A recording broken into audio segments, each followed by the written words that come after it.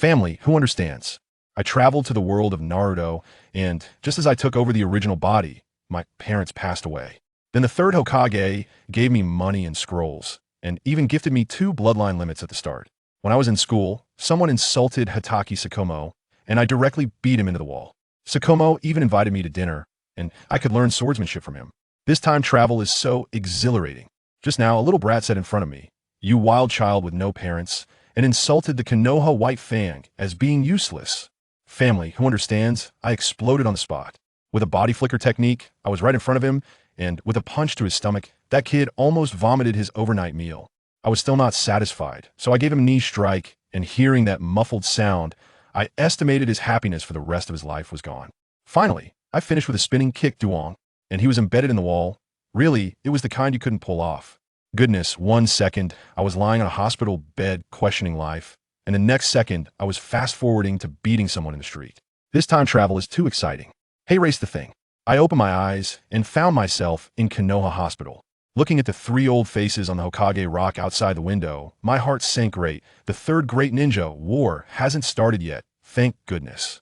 The original owner of this body was called Tenryu Shingetsu. Both parents were elite jonin and just died on a mission. Then this guy was so heartbroken that he directly hurt himself to death, and I took over. To be honest, my feelings are quite complicated. Traveling to my favorite Naruto world is awesome, but thinking about the later plots where gods fight and mortals suffer, like the 3rd and 4th Great Ninja Wars, Kaguya saving her mother, and old age spots raving. I, a non-dead civilian character, probably won't survive the opening theme song. While I was worried, the door opened, and the 3rd Hokage, Sir Toby Hiruzen, came in, hand behind his back.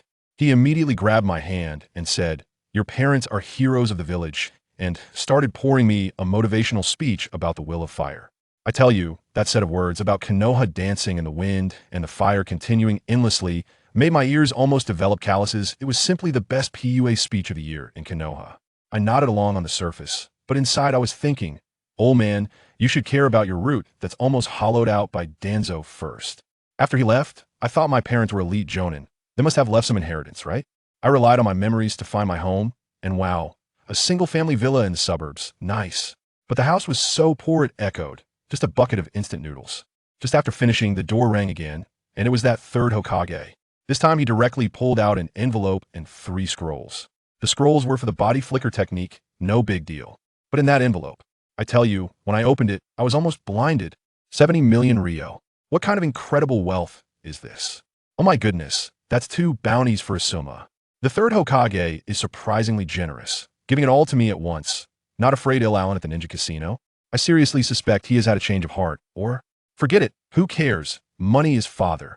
I carefully hid the money behind the bookshelf in the study, and as I reached back, I felt a large wooden box. My heart raced, and when I opened it, I collapsed on the ground. Family, it was a box full of ninja technique scrolls. I trembled as I picked one up. It said, Taijutsu Training Method. I picked up another, Blood Technique Training Method. I was completely stunned.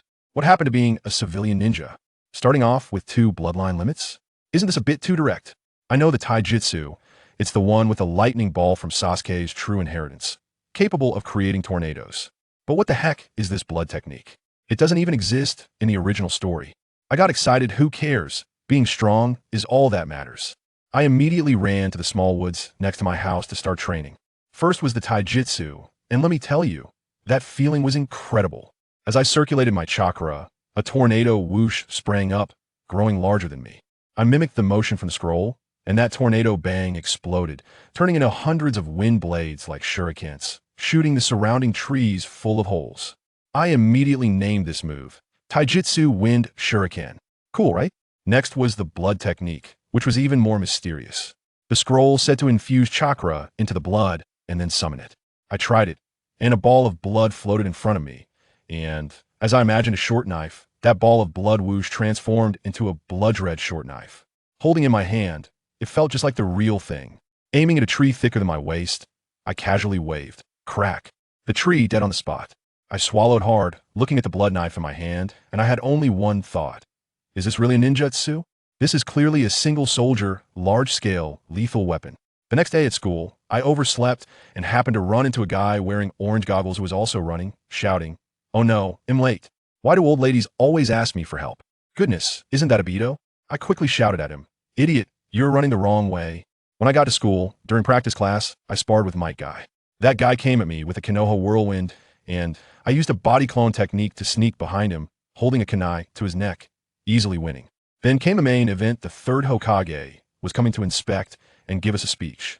I thought, instead of waiting for him to spy on my bloodline limit with that broken crystal ball, I might as well confess first. I found Sarutobi Hiruzen and directly laid it out. Hokage-sama, I've awakened a bloodline limit. The old man's jaw almost dropped. In front of him, I performed the wind shuriken and the blood knife cutting the tree. His expression was like Columbus discovering a new continent. So excited his beard was shaking. I made up a story saying it was because of my parents' death that I was stimulated, and he actually believed it. Then the old man got even more excited and said, since that's the case, head give me my father's treasured sword. He pulled out a sealing scroll, unsealed it, and inside was a ridiculously cool longsword. This sword is called Shiketsu Ikamanji. It was your father's old companion. Shingetsu, inherit your parents' will of fire. Here we go again. I took the sword and bowed to him. I knew the old man was probably calculating something in his mind, but it didn't matter mutual use, right? But what he didn't know was that after he left, my expression instantly turned cold, and I muttered, Danzo, you better not stretch your hand too far. Back at the training ground, the scene at the beginning happened. A kid named Nagato was jealous of Kakashi and started cursing Hatake Sakumo. Obito couldn't hold back and went to confront him, but that kid was filthy with his mouth, directly launching a verbal attack, saying Obito was a wild child with no parents. This directly hit my lungs. I stared at him and asked word by word, say that again. That kid was still quite arrogant. Say it, wild child. Just like that white fan, both are useless. You all know what happened next. I gave him a physical lesson from start to finish. When I got tired of beating him, I held him by the neck with one hand and told everyone Lord White Fang is a hero of Konoha. Remember, a ninja who can't complete a mission is useless, but a ninja who abandons their comrades is even worse than useless. After saying that, I threw that kid on the ground like trash and left with Kakashi, Rin, and Obito. At the school gate, guess who I saw? Hatake Sakumo, the white fan himself. That aura was incredible. He actually smiled and invited us to his house for dinner. In the evening at Kakashi's house, after dinner, I gathered my courage and said to Uncle Sakumo, Mr. Sakumo, I want to learn swordsmanship from you. He didn't agree immediately. Instead, he asked me with a serious face, Shinyu, which is more important, the mission or your comrades? Without thinking, I replied directly, as a ninja, the mission comes first. However, as a human, the lives of my comrades are more important than anything. Let me tell you, my words left Uncle White Fang speechless. The light in his eyes seemed to be ignited. He excitedly patted me on the shoulder and said, well said. Starting tomorrow, you will train with Kakashi. When I got home, I rummaged through that magical wooden box and pulled out 2 scrolls, Konoha style, blood transformation blade, and Konoha style, wind cutter. I first tried the first one, infusing blood release chakra into the Crimson Blood 1 character. My goodness, that blade instantly surged over a meter, gleaming with an eerie red light. I swung it horizontally at a row of trees in the distance, and that entire row of trees was neatly cut down. But this move consumed way too much chakra. I was almost left kneeling on the spot. The next day after school, I reported to Kakashi's house on time. Hatake Sakumo was already there waiting for us. Looking at me and Kakashi, the first thing he said was, starting today, the swordsmanship I will teach you is my original creation, you can call it.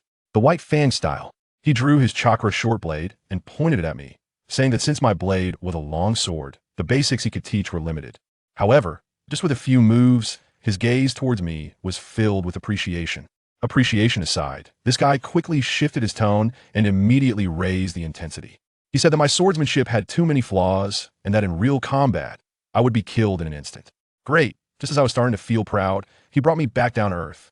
Then Hatake Sakumo, the father, spoke up, saying I should practice with Kakashi first, using ninjutsu, taijutsu, and jinjutsu at will with no restrictions. Kakashi and I immediately lit up. We definitely had to give it a try. We took our stances and formed opposing seals. The next second, that guy Kakashi charged at me like a little cannonball, swinging his chakra short blade straight for my face.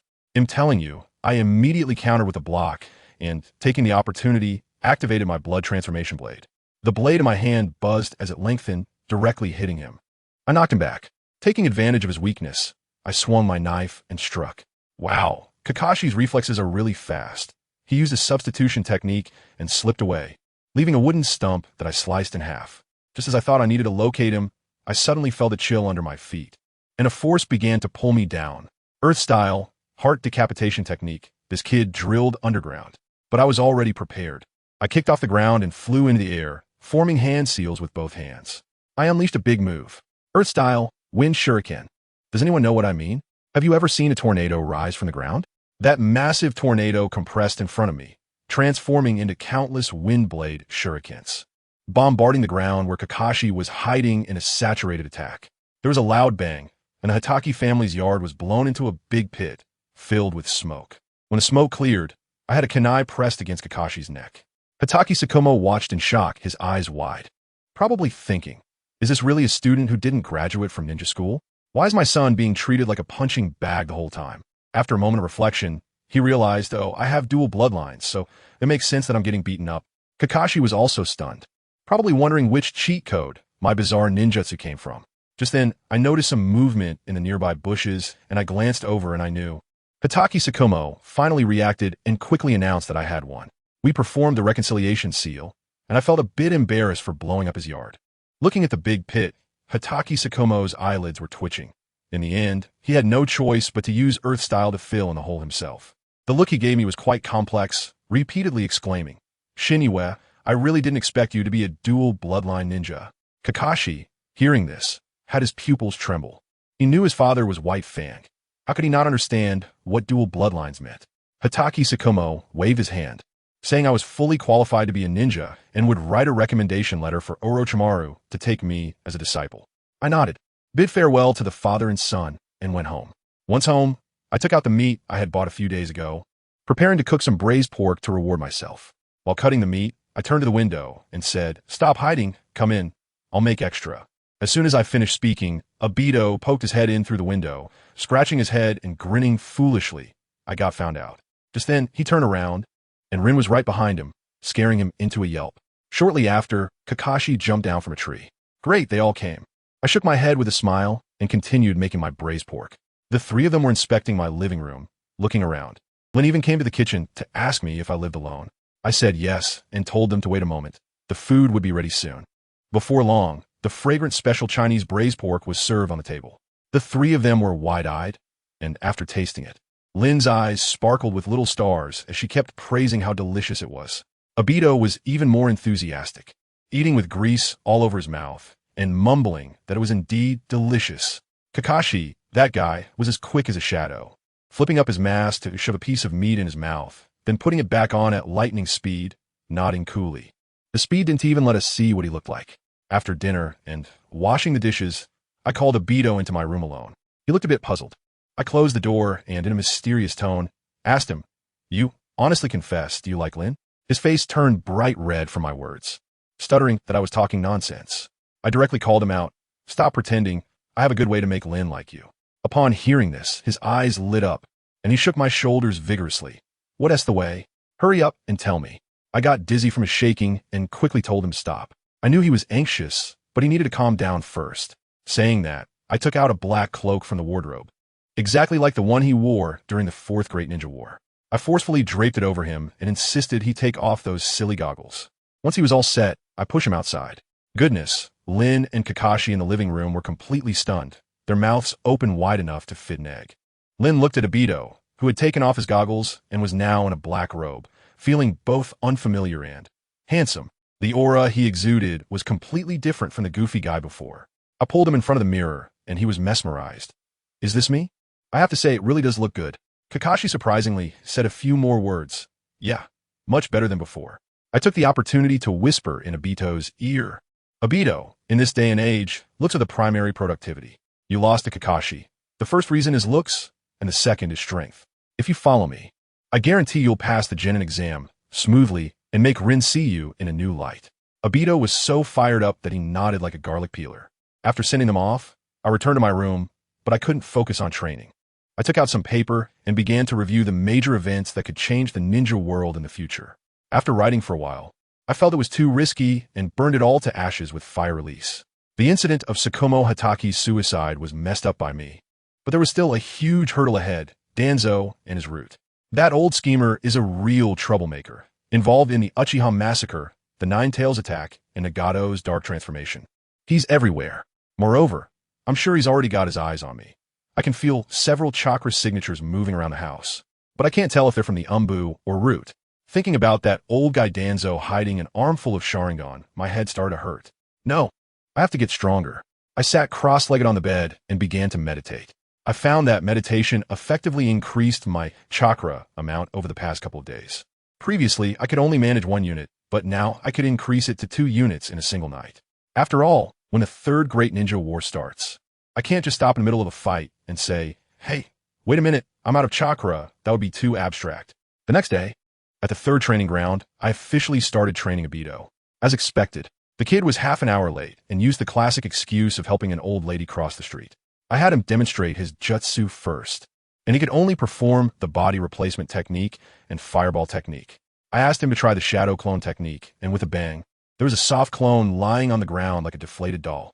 I twitched my mouth and, holding my forehead, said, with your skills, you still want to chase after Rin? Kakashi is already preparing to take the Chunin exam, and you can't even master a shadow clone. As soon as I said this, Obito's competitive spirit flared up, and he clenched his fists and shouted, I will definitely catch up to him. The provocation worked. I immediately put on a serious face. Having spirit alone is useless. Watch closely, this is what real body flicker technique looks like. I formed the same hand seals, and with a bang, 3 shadow clones appeared, instantly transforming into Obito's form, then into wooden stumps, and finally disappearing. Obito was left dumbfounded, his jaw nearly dropping. I shared the secret of gathering chakra with him and encouraged him to try again. This time, with a bang, a clone that looked just like him appeared. He was so excited that his face turned red. An hour later, he was already able to skillfully create 3 clones. I nodded in satisfaction. All right, let's leave ninjutsu for now. Next up is taijutsu. I took out a bell and hung it at my waist, challenging him to grab it. He yelled and charged at me, but his punch was soft and weak. I dodged and grabbed his wrist, executing an over-the-shoulder throw. As a result, with a bang, the Obito on the ground turned into smoke. He was a clone. As I turned around, Obito's real body launched a flying kick right at my face. I tilted my head to dodge it, and in the instant he landed, I used a body flicker technique to appear behind him, forming the tiger seal with my hands. Mumbling, you can't just leave your back exposed to the enemy, you idiot. Konoha's secret body technique, 1,000 years of pain. Before Obito could react, he felt a piercing pain in his backside, and his whole body shot out like a rocket, diving headfirst into the river. Just as I reached the riverbank, a massive fireball erupted from the water. I took a step back, only to be grabbed by an Obito clone that sprang out from the side. Obito's real body leaped out of the water, reaching out to grab the bell. I smiled faintly, allowing him to catch me. Just as he was about to succeed, I suddenly transformed into Rin before his eyes.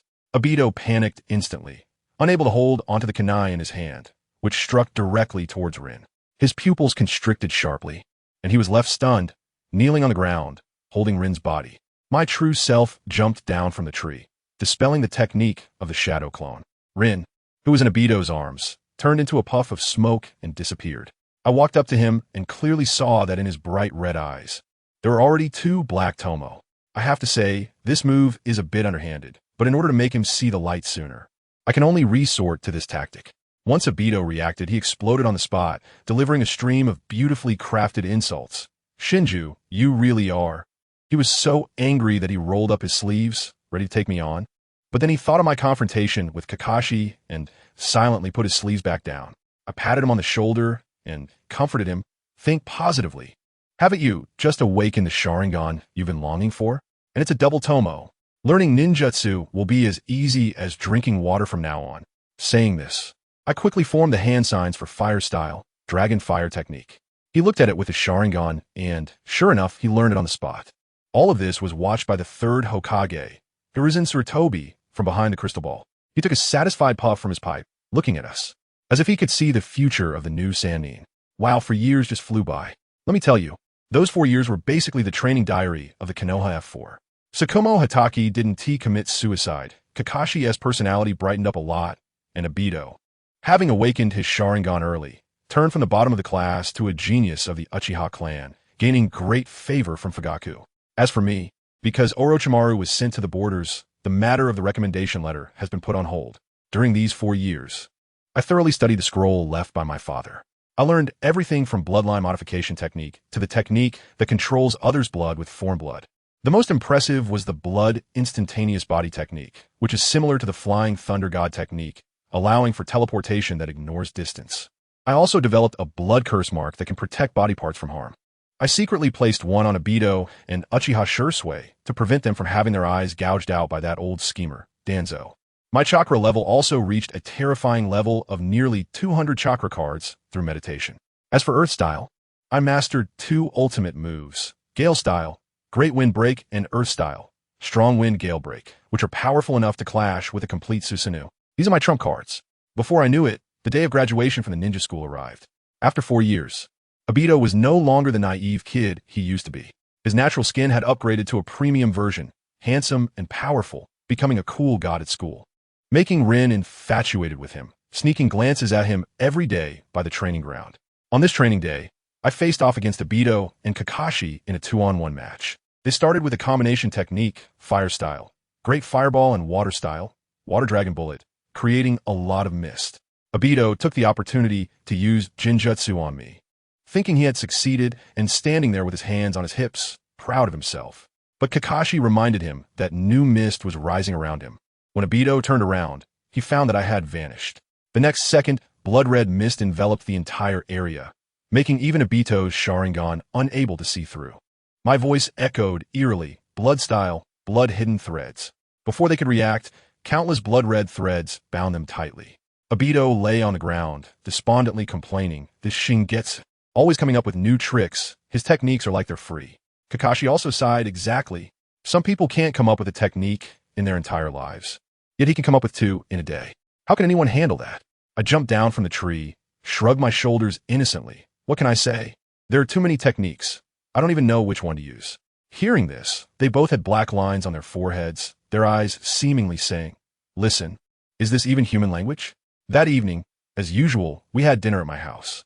After Rin and Kakashi left, Obito insisted on staying over, saying he wanted to live at my place. I looked at him in disbelief. You've been here for 6 days this week. He pouted anyway. I'm alone when I go home. Well, once he said that, my heart softened. That night, lying in bed, he suddenly said softly, Shingetsu, I miss my grandma. I immediately replied, if you want a grandpa, I can be your grandpa. He was so angry that he immediately wanted to fight me. The next day was the graduation exam. Obito and I had stayed up too late the night before, both of us drooling on the table while we slept. The teacher came in with a box of headbands, and Rin and Kakashi took turns waking us up. Rin was in gentle mode, softly calling Obito. Obito, wake. Wake up. Obito slept like a dead pig, completely unresponsive. I couldn't stand it anymore and said to Rin, you won't wake him like that. You have to do it this way. I delivered an elbow strike to Obito's back, and with a crisp sound, he grimaced and bounced up, feeling like his spine was about to break. Kakashi and I quickly turned our heads, our shoulders shaking like a sieve, struggling to hold back our laughter. The exam was very simple, just a body flicker technique. Rin and Obito passed easily, and Obito's 3 shadow clones were so high quality that even the teacher was impressed. When it was our turn, Kakashi and I naturally found it a piece of cake. After the exam, we all received our headbands and officially became Genin of Konoha. However, I didn't wear the headband on my head but tied it around my wrist instead. Tying it around my wrist felt pretty cool, but when I looked up, I saw my guy over there sighing dramatically, looking like a jilted lover. I couldn't stand it. After all, he was the future guy of Might, and he couldn't look like this now. So I went over, patted him on the shoulder, and served him a bowl of motivational soup. I said, bro, you are going to become the strongest taijutsu ninja, so what does one exam matter? As soon as Guy heard this, the fire in his eyes reignited, and he shouted about wanting to retake the exam. After dealing with Guy, the 4 of us returned to the classroom to wait for the class assignments. But I was stunned. The teacher called out the names one by one. Obito, Kakashi, Rin, all assigned, but I was left as an undecided candidate. Does anyone understand?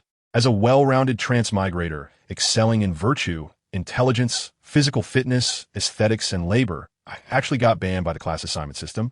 Just as I was pondering this, the door opened, and a blonde, handsome guy walked in. Let me tell you, that guy was like walking sunshine. His smile could melt anyone. When he spoke, his voice was both gentle and magnetic. Tianyu Shunyue, Uchiha Obito, Hatake Kakashi, Noura Rin, right? We nodded a few times, and he continued. My name is Minato Namikaze, and I am your Jonin leader. I felt a jolt in my heart. Wow. So, it turns out it's a special recruitment. In our class, we have gathered 4 people, directly led by the future 4th Hokage himself. This treatment is simply the best of the best. Teacher Minato took us to a rooftop and said, "Come on." The usual routine, self-introduction. He went first, saying he likes reading, hates war, and dreams of world peace. Very noble and upright. No wonder he will become Hokage in the future. Then it was Obito's turn. This kid jumped out like a monkey. "My name is Uchiha Obito. I like." As he spoke, his face suddenly turned red, and he stole a glance at Rin. That little look was simply unbearable. Then he quickly added, "I also like the food made by Rin. My dream is to become Hokage. What I hate the most is stupid Kakashi." Kakashi rolled his dead fish eyes. "Stupid Obito." I tell you, just these 5 words instantly ignited the powder keg. Obito was about to transform into a Super Saiyan right there, rolling up his sleeves ready to fight. Great, here we go again. Rin and I each took one and hurriedly pulled these 2 live wires apart. The scene looked like trying to separate 2 fighting roosters. Kakashi-sensei watched from the side with an expression that said this batch of students is really hard to manage. He cleared his throat and gestured for me to come over. I stood up, calm and composed. "My name is Tianyu Shanyue. I enjoy studying ninjutsu and cooking, and I absolutely detest the outdated rules of this ninja world. As for my dream, world peace, I suppose." When Teacher Minato heard this, he clearly paused for a moment, and his gaze towards me changed, filled with a surprise that seemed to say, "Wow, I've found a kindred spirit." Kakashi's introduction was much cooler. Hatake Kakashi. He enjoys practicing swordsmanship with my dad and sparring with Shanyue. He hates people who are late. After saying this, he shot a glance at Obito, a precise hit. TSK, TSK. Obito's face turned purple, and he couldn't speak for a long time. Finally, there was Rin, the little girl blushing, looking at Obito, saying, "My name is Noera Rin, I like," and then looked at Obito again. "My dream is," and looked at Obito once more. Goodness. She couldn't stop mentioning Obito. It was like she had crush written all over her face. Teacher Minato helplessly facepalmed. After the introductions, Teacher Minato announced that we would gather at the 3rd training ground at 8 in the morning to grab bells, and he specially reminded us, "Remember, don't eat breakfast, or you'll throw up." The next day, we all arrived, but Obito, as expected, was late. His excuse was the same old one about helping an old lady cross the street. Kakashi's eyes were about to roll into the back of his head. Teacher Minato took out 3 bells, and the rules were simple. Whoever grabs a bell wins, and the one who doesn't get one will be tied to a tree. As soon as Obito saw this scene, his eyes lit up. This was exactly the teamwork drills we practiced countless times.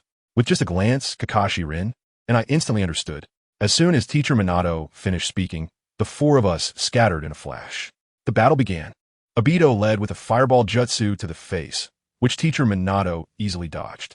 Immediately after, shurikens were shot at Obito, and I appeared in front of him, blocking them all with my crimson blood longsword, and then I slashed downwards. Teacher Minato dodged again, but suddenly found his feet empty. It was a trap set by Rin. At the moment the smoke exploded, I dashed forward and left my crimson blood mark on him. Got it. I instantly returned to Obito's side, who sensed Minato's position and unleashed another fireball. Teacher Minato had no choice but to use the Flying Thunder God technique to dodge. The opportunity had arrived. The moment he revealed himself, I activated my blood instantaneous technique, bringing Obito along to appear next to him. Simultaneously, Kakashi's Raikiri came from the other side. We attacked from 3 directions. The 3 of us grabbed the bells at the same time, and Obito even tossed his bell to Rin, who was far away. Teacher Minato immediately raised his hands in surrender, completely bewildered, probably thinking, "Are these kids monsters? This teamwork is just absurd." Team 7 all passed. Obito was starving, and Teacher Minato couldn't help but laugh and waved his hand. "Let us go. I'll treat you to barbecue." In the afternoon, we took a group photo, and Team Minato was officially established. Once we became Genin, life started to get boring, with nothing but D-rank missions every day, like finding cats and dogs, or cleaning up trash. Let me tell you, with the meager mission rewards, it wasn't even enough to fill the gaps in my teeth, considering I'm a hidden rich 2nd generation.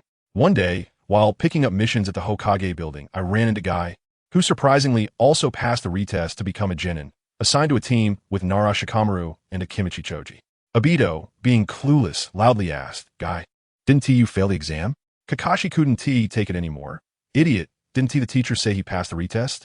Obito scratched his head, and after a few seconds, finally reacted, "Did you just call me an idiot again?" Kakashi looked innocent. "Did I? You must have misheard.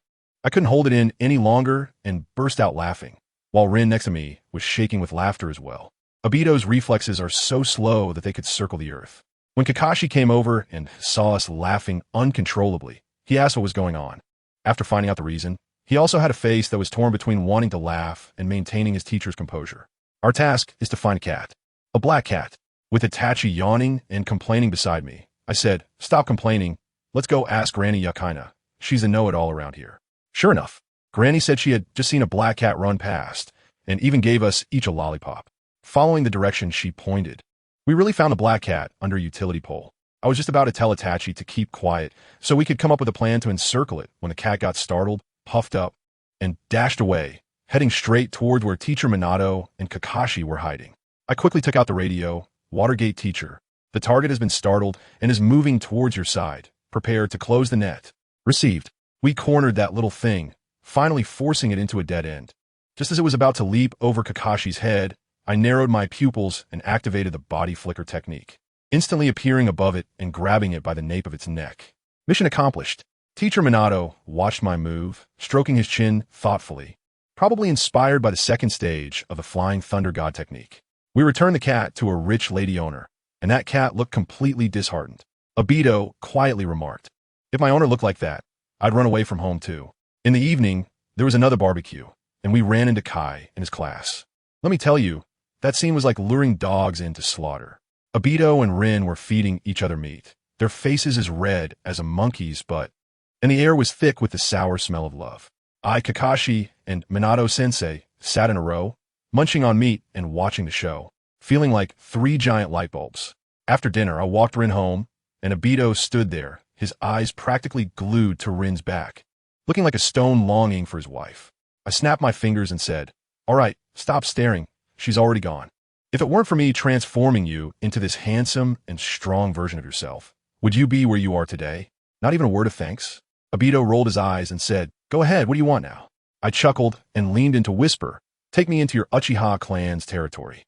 But to my surprise, Obito's face instantly turned serious. No way. The atmosphere in the clan has been very tense lately, with conflicts with the village higher-ups. Outsiders are strictly prohibited from entering. I was shocked.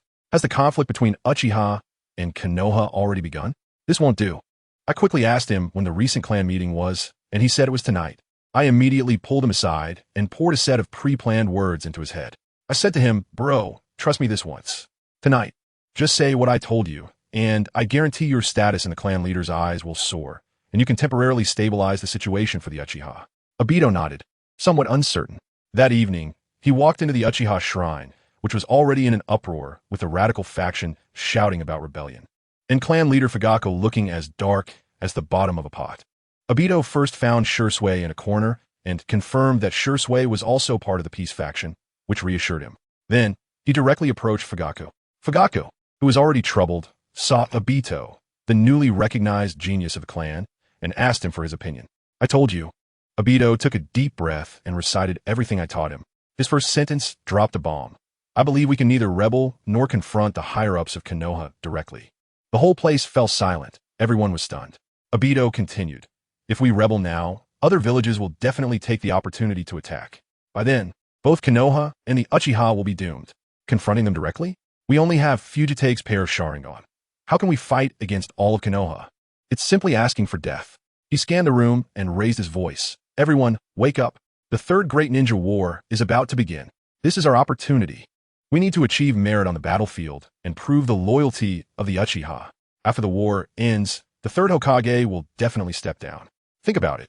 Who is most likely to become the fourth Hokage?" Some were unconvinced and asked why it should be Minato. Obito smiled. "That was the confidence I taught him. Tsunade-sama has hemophobia. Jiraiya-sama is not interested in this. Orochimaru. Do you think he looks like someone who can handle administrative affairs? Only Teacher Minato. Once Teacher Minato becomes Hokage, the higher-ups will undergo a major change. By then, with my relationship as his student, won't the Uchiha have a chance to rise?" After delivering this powerful speech, the entire Uchiha clan fell silent. Fugitake looked at Obito with eyes full of shock and approval. Finally, Obito looked at the radicals with dark expressions and delivered the final blow. "Of course. All of this is premised on some people putting away their dangerous thoughts. Don't ruin the future of the entire clan for your own selfish desires.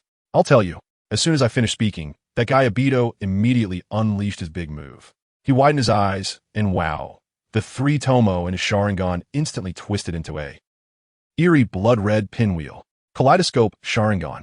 The whole venue exploded at that moment. Everyone was dumbfounded, mouths agape, as if they could fit an egg in. Those radicalists who had been shouting the loudest just moments ago turned pale, looking like they had seen a ghost. Of course, this thing was fake. It was actually a blood curse mark that Shingetsu had buried in Obito's eyes ahead of time. A large-scale illusion technique with a time delay. Similar to a youthful version of the infinite Tsukuyomi, specifically meant to scare these Uchiha. The clan leader, Fugaku, saw through it immediately, but he didn't expose it.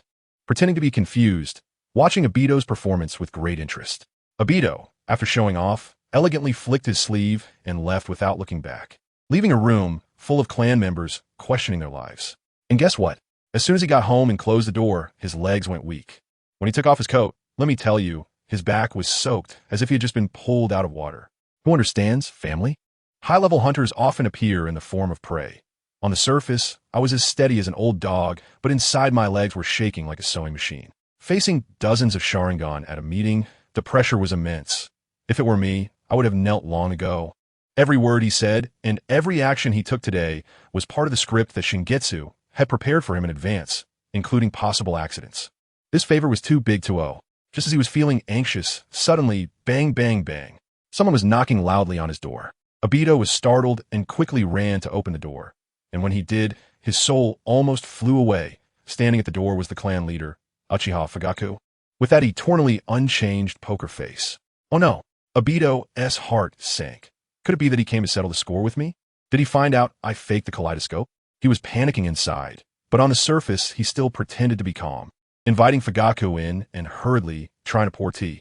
Fugaku waved his hand, signaling him not to fuss, and got straight to the point. Obito, about the clan meeting and your eyes. What is going on? Here it comes, the ultimate interrogation. Obito took a deep breath, recalling Shingetsu's advice. Don't panic. Stick to the script. He immediately changed to a mysterious expression and said lightly, what I said at the clan meeting was partly my speculation, but more to stabilize everyone. As for that illusion, it was just a means of self-protection, to warn those restless people that I am not to be trifled with. This technique has a time limit. At most 15 minutes. Fugaku nodded after hearing this. He had seen through everything long ago, but now his gaze toward Obito was increasingly appreciative. This kid, though young, had some guts, daring to show off in front of the whole clan, and still able to talk nonsense in front of me, the clan leader, without his face turning red or heart racing, was quite a talent. Of course, if he knew that the cold sweat on Obito's back had already soaked the sofa, he probably wouldn't think so. Fugaku stroked his chin, suddenly smiled, and patted Obito's shoulder. All right, no need to be so nervous. Since you haven't opened the kaleidoscope yet, I want to tell you about that big matter for now. I'll find you when you really open it. After saying that, he left Obito, who was left in a daze, and walked away leisurely. Once Fugaku was far gone, Obito collapsed on the sofa, feeling as if he had just walked a circle through the gates of hell. Meanwhile, the mastermind behind all this, Shingetsu, was leisurely lying on his bed, staring at the ceiling. That's right, everything Obito experienced was being broadcast live to him through that curse mark. Now that things on the Uchiha side were temporarily stable, it was time for him to focus on his own matters. He picked up a red mask that looked like a Rakshasa demon, which was his latest research toy. This thing was simply tailor-made for his blood release. Even if it was cut in half, it could automatically restore itself by absorbing his chakra, and wearing it could enhance his power, making it a little cheat. The only annoying thing was that the top-tier blood release scrolls left by his father were sealed, and he couldn't open them at all. If we're talking about who in Konoha is the sealing arts master, it must be the Nine-Tails Jinchuriki, Uzumaki Kushina, but she was currently being protected like a national treasure. Aside from the future 4th Hokage, Minato Namikaze, no one could get close. Shingetsu rubbed his forehead in frustration and looked at the pile of ninjutsu scrolls given to him by the 3rd Hokage. Because his talent was so extraordinary. With chakra attributes abundant, as if they were free, the old man treated him as a key training target and stuffed him with knowledge. But it was good. An idea flashed in his mind. Perfect. In the future, to save the Akatsuki organization, he would definitely have to fight that demigod Hanzo of the Salamander. At that time, signature skills like blood release and earth release couldn't be used. Otherwise, if his identity was exposed, That old schemer Danzo would definitely be the first to jump out and cause trouble. So he had to practice some common 5 elemental ninjutsu, and they also had to be destructive techniques. No sooner said than done. Shingetsu jumped up from the bed and started rummaging through the scrolls, picking out some fierce techniques: fire release, fire dragon flame bullet, water release, water dragon bullet, wind release, vacuum great sphere. After a set, the damage would be absolutely explosive. But what he feared the most was Hanzo's poisonous gas. One breath, and he'd have to meet the sage of 6 paths. What to do? He suddenly thought, could he use wind release to create a protective shield around himself? Or simply blow the poisonous gas back? Wait, isn't that Raikage from Kimogakure known for his lightning release armor? Since lightning release is possible, why can't my wind release work? As soon as this thought came out, he was shocked himself. Wind release was so violent. If he wasn't careful, he might hurt himself before even harming the enemy. But what if I first cover my body with a barely noticeable layer of blood release chakra, then overlay the wind release chakra on top? He immediately began experimenting. Blood release as the base, wind release as the overlay. Instantly, a layer of chakra armor was draped over him. He reached out and gently touched a nearby large tree. With a bang, a large hole in the shape of his handprint was directly carved into the trunk. Wow, it worked. He then created 2 shadow clones to hit himself with fire release and lightning release. And guess what? That wind release armor not only didn't break, but absorbed and fused the powers of fire and lightning. He threw this mixed energy out, and that tree instantly experienced the triple torture of burning, electrical charring, and cutting. Shingetsu's eyes lit up. Isn't this a single-player version of a combination ninjutsu? In the future, when fighting, if others attack me, it's equivalent to charging me up. However, he quickly calmed down. The core of this technique was to use blood release for protection. Otherwise, it would be harming the enemy 1,000 while self-harming 1,200. He tried it without blood release and was immediately injured all over by his own wind release chakra. But fortunately, his recovery ability was extraordinary. It seemed that to promote this technique, he had to find a way to make wind release itself gentler. A thought crossed his mind. What if I mix some water into the wind? The experimental result was perfect. The gentle water release neutralized the violent wind release, allowing him to cover another layer of aggressive wind release outside without harming himself. Double-layer armor, combining offense and defense. Just as he was satisfied with his successful experiment and ready to go home to sleep, he completely failed to notice that in the nearby bushes, a pale-skinned man was watching the entire performance with great interest through his golden snake eyes. The next day, while Shingetsu was still dreaming, he suddenly felt a chilling sensation on his chest, and in a daze, he reached out and touched something slippery. He abruptly opened his eyes, almost dying on the spot.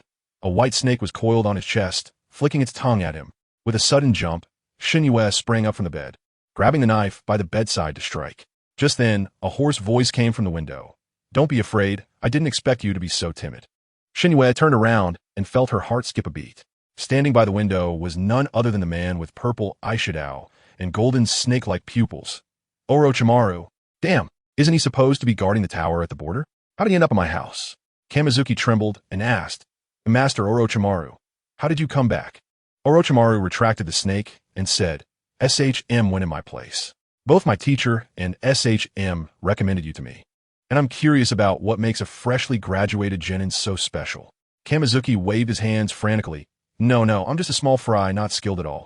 Just kidding, this is Uncle Snake. If he takes a liking to me, who knows, I might end up bound to an operating table for dissection research. Orochimaru narrowed his snake-like eyes, seeing right through Kamizuki's apprehension of him. He wasn't angry. Instead, he pointed to the knife in Kamizuki's hand. "Your abilities are quite impressive. Dual bloodline limits, and you can create your own jutsu. Come work for me. Start as my experimental assistant, and we can consider taking you as a disciple later." Hearing this, Kamizuki felt a bit relieved. Being Orochimaru's disciple seemed to have decent benefits. People like Akado, Kabuto, and Sasuke were doing quite well, albeit at the cost of being containers. However, the current Orochimaru wasn't that insane yet, and maybe he could still be salvaged. He decisively nodded. "I'm willing." Orochimaru smiled. "Very good. I'm quite interested in the wind release armor you developed yesterday. Teach me." Kamizuki had no choice but to demonstrate it on the spot. Orochimaru understood it right away, tried it himself, and instantly donned the wind release armor, his surprise unable to be hidden from his face. When he saw Kamizuki demonstrating how to absorb and merge other jutsu, his astonishment turned into shock. This kid is a monster. If this jutsu could be popularized, how much would the survival rate of Konoha ninjas increase? This is practically a walking insurance for war. Orochimaru looked at Kamizuki. His gaze completely changed, filled with appreciation and a kind of fervor, as if looking at rare experimental material. He stuck out his long tongue and licked his lips. Kamizuki-kun, I'm becoming more and more curious about you. Then, Orochimaru directly set the schedule for the next day. Tomorrow is a day off. Come to my lab and show me all the jutsu you can do. Don't worry, it will just be the two of us. After Orochimaru left, Kamizuki was completely unable to sleep, so he simply meditated and practiced all night. Early the next morning, Obito rushed in, excited to share the highlights of last night as clan meeting. However, Kamizuki yawned and waved his hand. All right, I was live streaming last night. I saw everything. Obito was dumbfounded. That cursed seal can share visuals? Why didn't you say so earlier? Before he finished speaking, there was another knock at the door. Kamizuki's eyes lit up. He pushed past Obito to open the door, and standing at the entrance was none other than Orochimaru. Obito looked even more confused and stuttered. And Master Orochimaru? How did his good brother end up with one of the legendary three? This script is all wrong. Kamizuki greeted Obito and followed Orochimaru out, leaving Obito alone in the wind, confused. As he stepped out of Kamizuki's house and looked up, he happened to see an old man with white hair on the roof of the opposite hot spring inn, secretly peering into the women's bath with binoculars. Without thinking, Obito shouted, "There's a pervert." On the other side, in Orochimaru's underground lab, Kamizuki began what could only be described as a frenzied demonstration of ninjutsu. Bloodline techniques, 43 types, body techniques, 26 types, plus various 5 nature transformations. Altogether, a whopping 108 types. Orochimaru's hand holding the notebook trembled, and he was completely stunned. Is this really a 10-year-old child? If you told me he was the reincarnation of the Sage of Six Paths, I'd believe it. Orochimaru was dumbfounded, feeling like he was opening a blind box and discovering a hidden rare item. He looked at Kamizuki, who was still standing despite the huge chakra consumption, with a gaze as complex as if he were looking at an extraterrestrial being. You really are a freak. Orochimaru let out a long sigh. All right, tell me, do you want to learn my ninjutsu first or swordsmanship? Kamizuki decisively chose swordsmanship, but before that, he asked a question. Master Orochimaru, can you tell me about Hanzo the Salamander? While Orochimaru was enlightening Kamizuki about half-god tales on the other side of the village, a certain white-haired sage was being chased down the street by a group of female ninjas in bathrobes, accompanied by a young Uchiha. Sisters, kill that peeping pervert. Obito cried out as he ran. Why am I being chased too? I'm not the one peeping. Jiraiya shouted in frustration as he turned back. If it weren't for your voice, would I have been discovered? Who told you to peep? That was for research. Can you call it peeping when it's an artist's work? The two of them were so out of breath they could barely run anymore and finally managed to shake off the group of female ninjas, collapsing on the ground, panting. Obito curiously asked, Big guy, who exactly are you? Jiraiya leaped onto the head of a summoning toad, striking a signature pose. Listen well, kid. I am the sage of Mount Mayaboku, known as Jiraiya, one of the legendary 3 of Konoha. Obito's jaw dropped to the ground, his face full of disbelief. You're kidding. The legendary Jiraiya. How could he be a super pervert peeping into the women's bath? Jiraiya almost fell off the toad's head, his head filled with black lines as he roared. I told you, it was for research. I tell you, when it comes to sourcing material, adults understand, but our pure-hearted young Obito doesn't get it. As soon as he heard this, the light in his eyes was brighter than my phone's flash, and he directly rushed over. Jiraiya-sama, sourcing material is so amazing. Then teach me ninjutsu. I also want to be strong like you. As he spoke, the kid suddenly became emo, his head drooping as he started to complain. Let me tell you, I'm having a hard time. Teacher Minato disappears every day, and that cold and aloof white-haired Kakashi won't play with me. That guy Kamizuki is even worse. He is directly clinging to Orochimaru Sensei's leg, and I'm all alone. Family, who understands? I'm like a left-behind child. After saying that, he suddenly looked up with his eyes full of determination. Jiraiya-sama, I want to become stronger. Take me with you, fly. Jiraiya was stunned. Your teacher is Minato? Yeah. Namake's Minato, my teacher. Wow. Hearing this, Jiraiya burst out laughing. Haha, that kid is my disciple. You're my grand disciple. Come on, we're family. No need for formalities. I'll teach you, I must teach you. Saying that, he took out a scroll filled with names. Come on, bite your finger, make a hand sign, write your full name, and from today on, You're a VIP member of Mount Mayaboku? Obito took a glance, and indeed saw Minato's name on it. Without saying a word, he bit his finger, and with a flourish, he signed his name. Jiraiya looked at it. Uchiha Obito? He sized him up and was a bit surprised. You're an Uchiha? Doesn't he seem like it? Those guys all act like Kakashi, looking down on others. Yes. My name is Uchiha Obito. Obito proudly pointed at himself. Jiraiya didn't say much more and rolled up the scroll. All right, the paperwork is done. I'll teach you summoning technique later. Why later? I have to go source material. Obito's face turned pale. No, Jiraiya-sama. You're going? Those female ninjas are still angry. If you go now, won't they beat you to a pulp?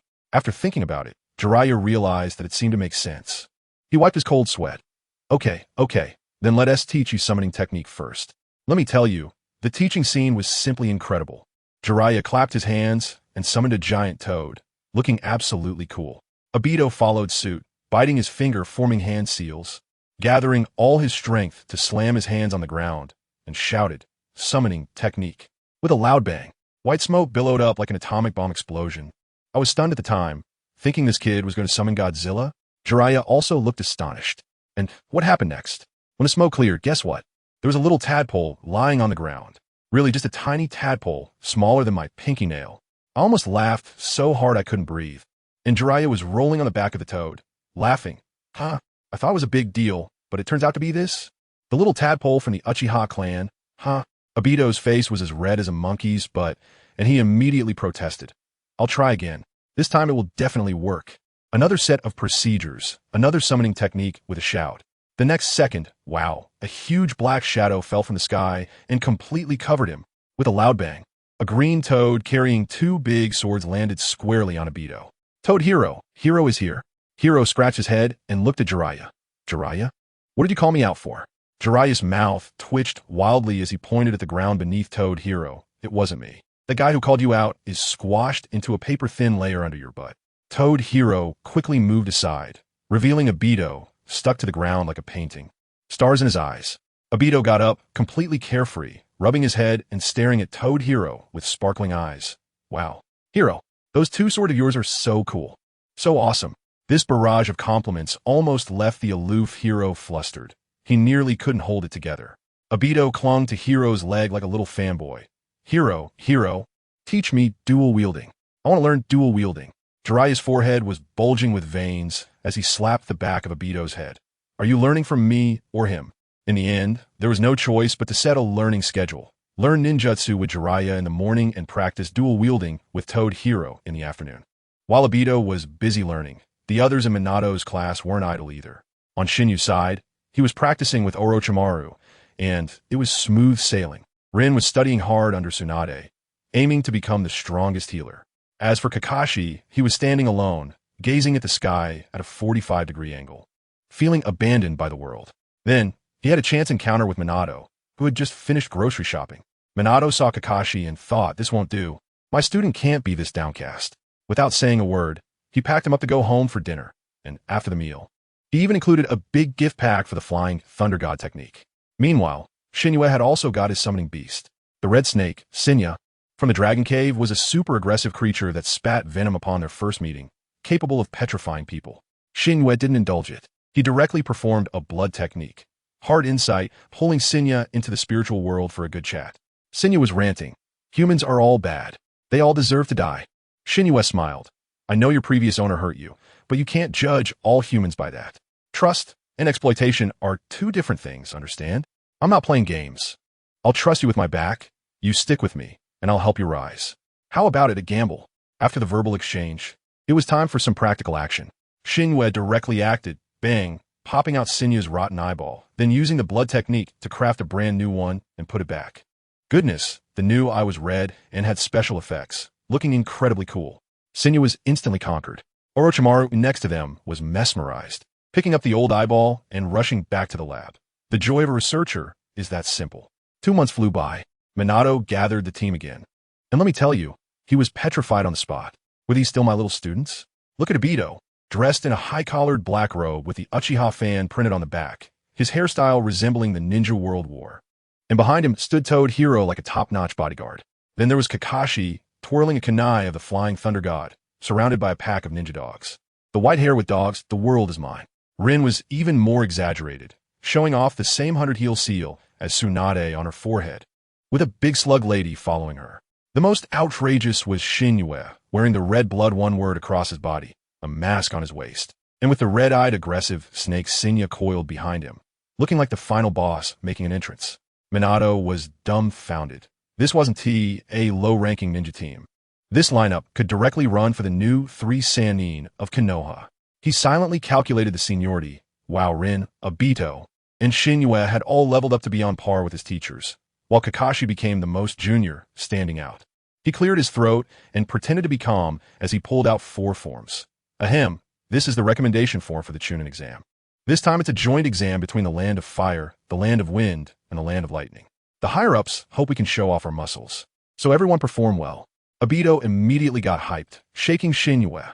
Chunin, joint exam. I'm going to be famous. Shinue poured cold water on him. There's still a written exam. Can your brain handle it? Obito instantly wilted. Shinue smirked and helped him out. No worries. Let Rin give you extra tutoring. I tell you, Rin's face turned as red as a ripe apple. After the commotion, Shinue pulled Kakashi away. Let's go to my house. I'll show you something good. At Shinyu's house, he first taught Kakashi meditation to solve his short chakra blue bar problem. Then, it was time for the main course. Thousand Birds technique, Thousand Birds sharp gun, and even the purple lightning that Kakashi developed later. Shinue demonstrated them all like they were wholesale. Kakashi was completely bewildered. Bro, didn't I invent Thousand Birds? How come you know it better than I do? But that wasn't all. Shinue also taught him the lightning release chakra armor, just as Kakashi learned it. Shinue unleashed a big one. He activated the lightning armor, then compressed a massive amount of lightning release chakra in his palm, shaping it into a spear and throwing it out with a whoosh. I tell you, a vacuum passage was directly blown through an entire forest. This technique is called lightning release, spear of thunder. Kakashi's jaw was still dropped when Shinue continued. He poured chakra into the lightning armor until boom, a lightning giant dozens of meters tall rose from the ground, with Shinue standing at the center. Wasn't this just the lightning release version of Susanoo? Shinue called this move lightning release, annihilation of thunder. Kakashi was completely stunned, staring at the lightning giant, with only one thought in his mind. Are you planning to use this to wipe out Konoha? At that moment, in the Hokage building, the third Hokage was watching the live broadcast through a crystal ball, and he sprayed his tea everywhere. He was just about to shout who activated Susanoo. We heard Shinue call that thing lightning release. The old man was instantly paralyzed, thinking, whose lightning release looks like this? No way. These 2 techniques must be immediately classified as S-rank forbidden techniques, or else Konoha will be torn down sooner or later. At the same time, in the darkest underground of Konoha, in the base called Root, that old guy Danzo was also getting restless. As soon as his subordinates reported, his eyes turned green. I tell you, he had been eyeing me for a long time, running to the third Hokage every day to demand people, throwing daily tantrums. Hiruzen, I want Shinue. Get lost. For Konoha, I'm a Hokage. You will regret this. Bang. He almost kicked the door down. Now, hearing that I had come up with new tricks again made him even more restless. He rushed to the Hokage's office excitedly, only to be bounced out again with a bang. So angry he was jumping outside. Hiruzen, you old stubborn man. Just wait and see. I must get this kid. I had no idea that old Dang was thinking about me. I was busy researching new techniques with Kakashi. Let me tell you, I combined the Earth style, Earth Dragon Bullet, and Earth style, Earth Stone Dragon techniques into one and directly created a chakra handgun. It's amazing. Just pull the trigger, and boom, an Earth Dragon Bullet shoots out with tremendous power. The only downside is the long wind-up, like releasing a big move, making it easy to find a flaw. But who am I? I immediately optimized it, using chakra to shape a gun out of thin air in my hand, with infinite bullets. Who understands the value of the sword of physics? Kakashi was beside me, with his eyes almost popping out, probably wondering what version of this he had never seen before. I was enjoying myself when suddenly I felt someone behind me. Without thinking, I pulled out my gun and fired a shot at the big tree behind me. Bang! The tree fell, and a masked black rat dropped down. That guy was so shocked, staring at the gun in my hand, probably wondering what kind of high-tech this was. I pointed the gun directly at his face and said, "Whose man are you? The Dark Department's mask doesn't look like this."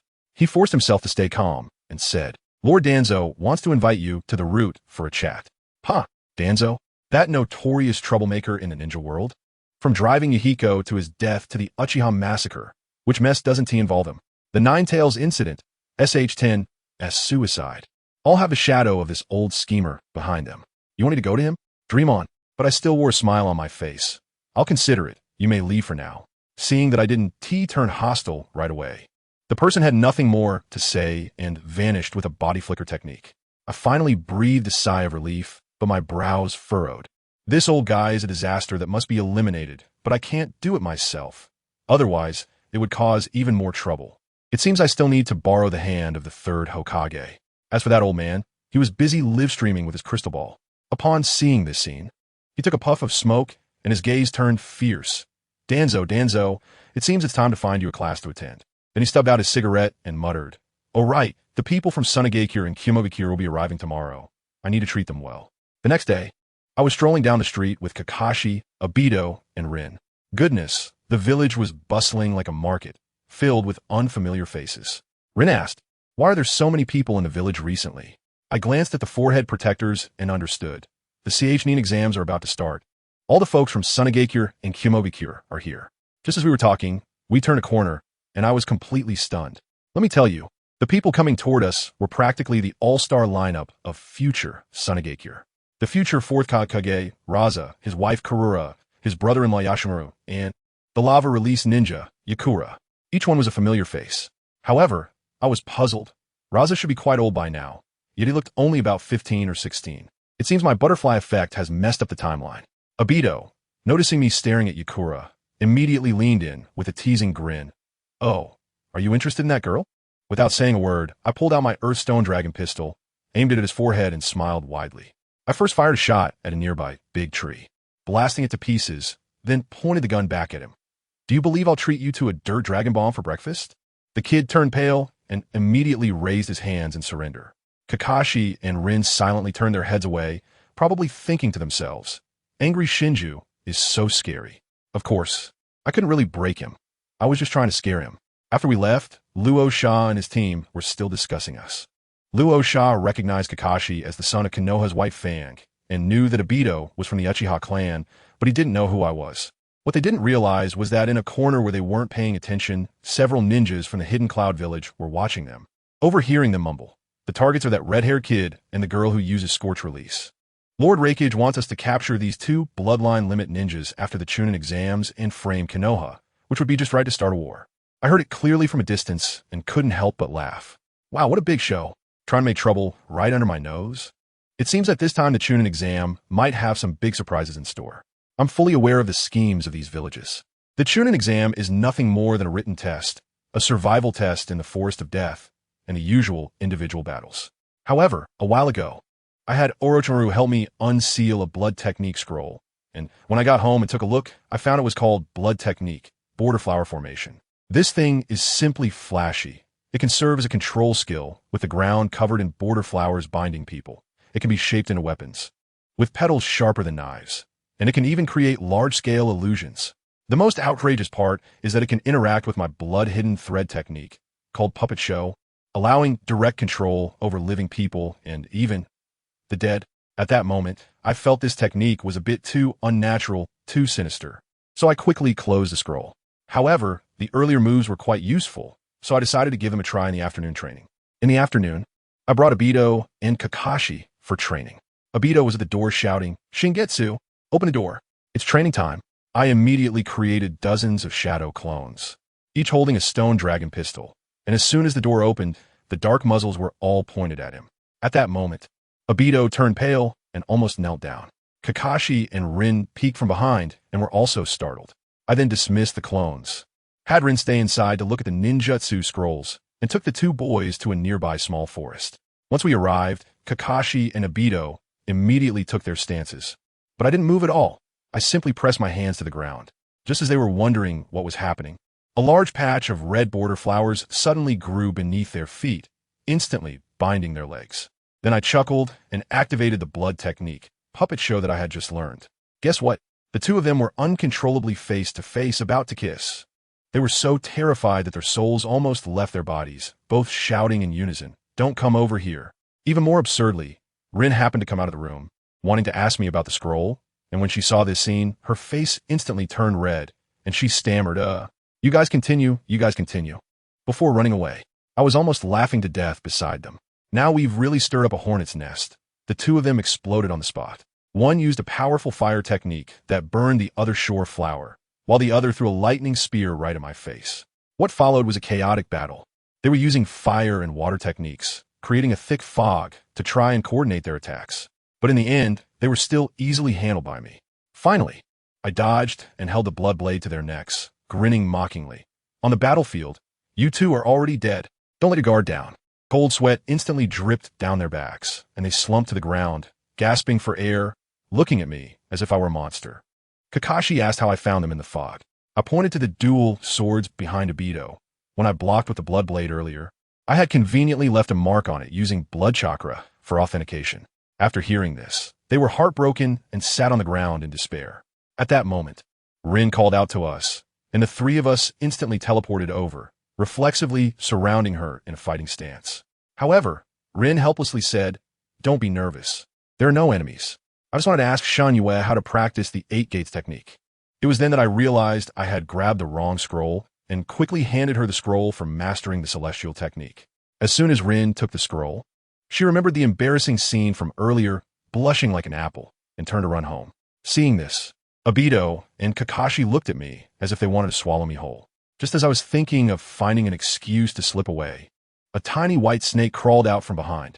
Goodness, this snake darted right in front of me, and I recognized it as Orochimaru's communication snake. My savior. I quickly pulled a small scroll from its mouth, which had the words underground base, "Come quickly," written on it in flamboyant characters. I was feeling really happy inside, and I chuckled at Obito and Kakashi. "Sorry, brothers, but Teacher Orochimaru has summoned me urgently, so I have to leave first. It might take a while. See you." After saying that, I used the body flicker technique and disappeared on the spot, leaving the two of them staring at each other. But I could easily guess that they were definitely plotting something against me, and by now, they were probably already at my house, preparing to ambush me. Let them wait. Oomph. On the other side, I hurried to Teacher Orochimaru's eerie underground laboratory. As soon as I walked in, I was stunned. Wow, there was a girl about my age there helping Teacher Orochimaru organize experimental materials. I took a closer look, and wasn't that our classmate Midokado Anko? The one who ended up with a fantastic figure when she grew up, but in Boruto, she turned into a round-faced bun? So, that means she's my junior now? I was lost in thought when Orochimaru's hoarse voice floated over. "Come and sit. Let me introduce you. This is Hondo, the junior sister from now on." I awkwardly touched my nose and sat down, but before I could even get comfortable, Teacher Orochimaru said again, "Hondo, you don't need to rush either. Take the exam with Kamizuki." At that moment, my mind went blank. An exam? What exam? When I was in school, the teacher's lectures sounded like chanting scriptures. I never missed a class, yet I didn't understand a single one. What a joke. Just as I was about to say that I didn't know, I looked up and met the gaze of Teacher Orochimaru, whose golden snake-like eyes sent a chill down my spine, instantly swallowing my words. Then he slapped a paper in front of me and ominously said, "If you don't finish, you can't go home. Or become my test subject. Who understands, family?" As soon as those words came out, the tiny spark of wanting to escape was extinguished in an instant, and cold sweat started pouring down. What could I do? I could only sit back down dejectedly, pick up my pen, and start working desperately. Teacher Orochimaru, like a proctor, fiddled with his various bottles and jars while watching me, and Hondo write furiously.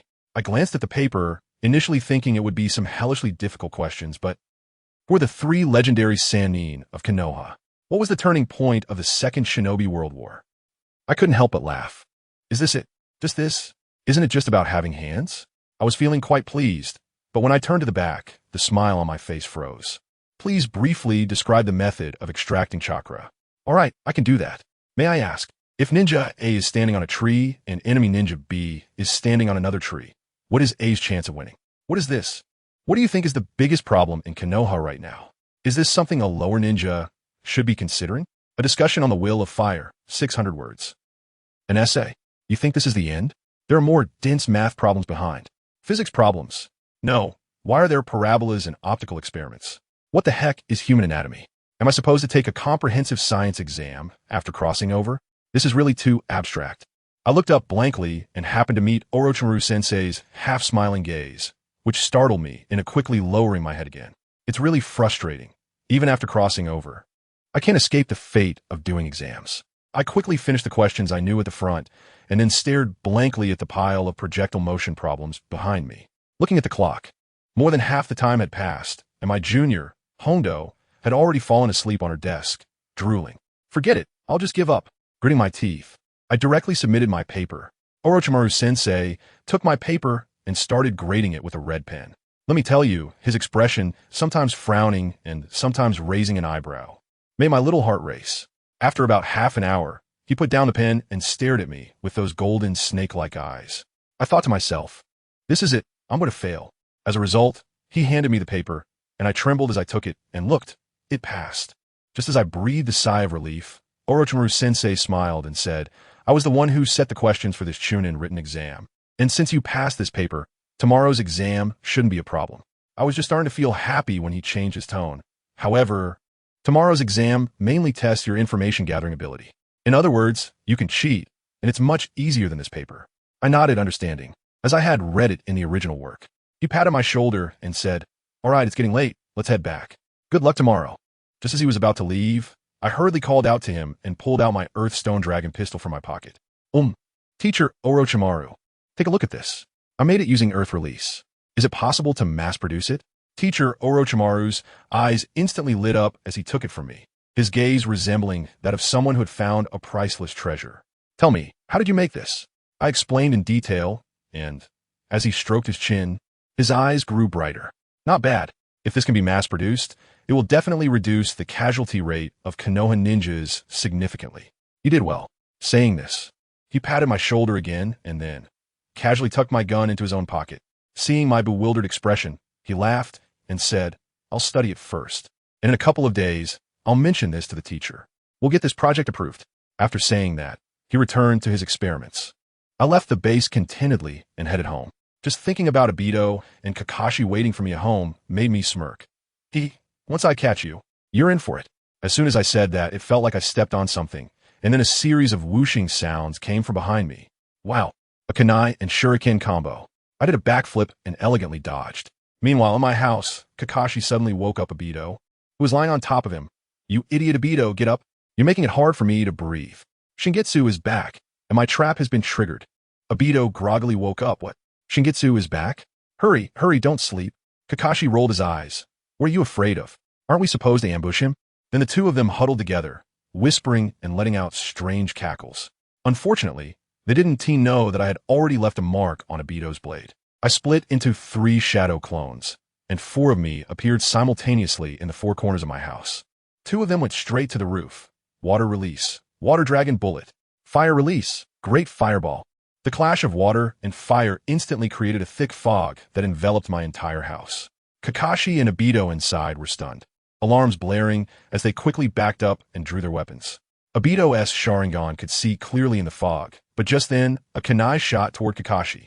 At the moment Kakashi blocked with his short sword, I activated the blood teleportation technique on the kunai. In a flash, the 2 of them were transported from inside the house to an open area outside, as if I'd let them fight in my house. Who is going to pay for the furniture if they break it? 1 shadow clone instantly appeared in front of Obito. Without thinking, Obito swung his dual blades, only to pass right through it. While he was momentarily stunned, the surroundings changed dramatically, filled with Higanbana. Genjutsu? Using Genjutsu in front of the Uchiha? Obito sneered, just as he was about to use his Sharingan to dispel it. He was horrified to find he couldn't. Then he realized he was wearing a wedding kimono. And in front of him stood Rin in a white bridal gown, gazing at him lovingly. Obito, it's time for us to go. Wow, this guy completely fell for it, grinning like a fool, fully immersed in a beautiful dream of marrying Rin. As for Kakashi, he watched Obito suddenly start to grin stupidly, his sword dropping to the ground. When he looked up, he met my gaze, and then he also fainted. I glanced at the content of his Jinja, and wow, this guy was lost in an endless collection of beautiful women, looking around nervously as if he was doing something wrong. I sighed and instructed my shadow clones to move these 2 back inside, placing Kakashi on the floor and then laying Obito on top of him. The position was quite good. I clapped my hands and, feeling satisfied, went back to my room to sleep, already imagining the fun for the next morning. Sure enough, early the next day, a loud howl woke me up. I quickly got dressed and rushed to the living room, only to see Obito. How should I put it? Even though he was wearing a mask, he had successfully stolen Kakashi's first kiss. The two of them were fine at first, but when they saw me come out, they instantly froze. Obito hurriedly got up from Kakashi, but the position ended up being even more ambiguous. I clear my throat. I know you're both eager, but hold on. Young people should exercise restraint. The Chunin exams are important.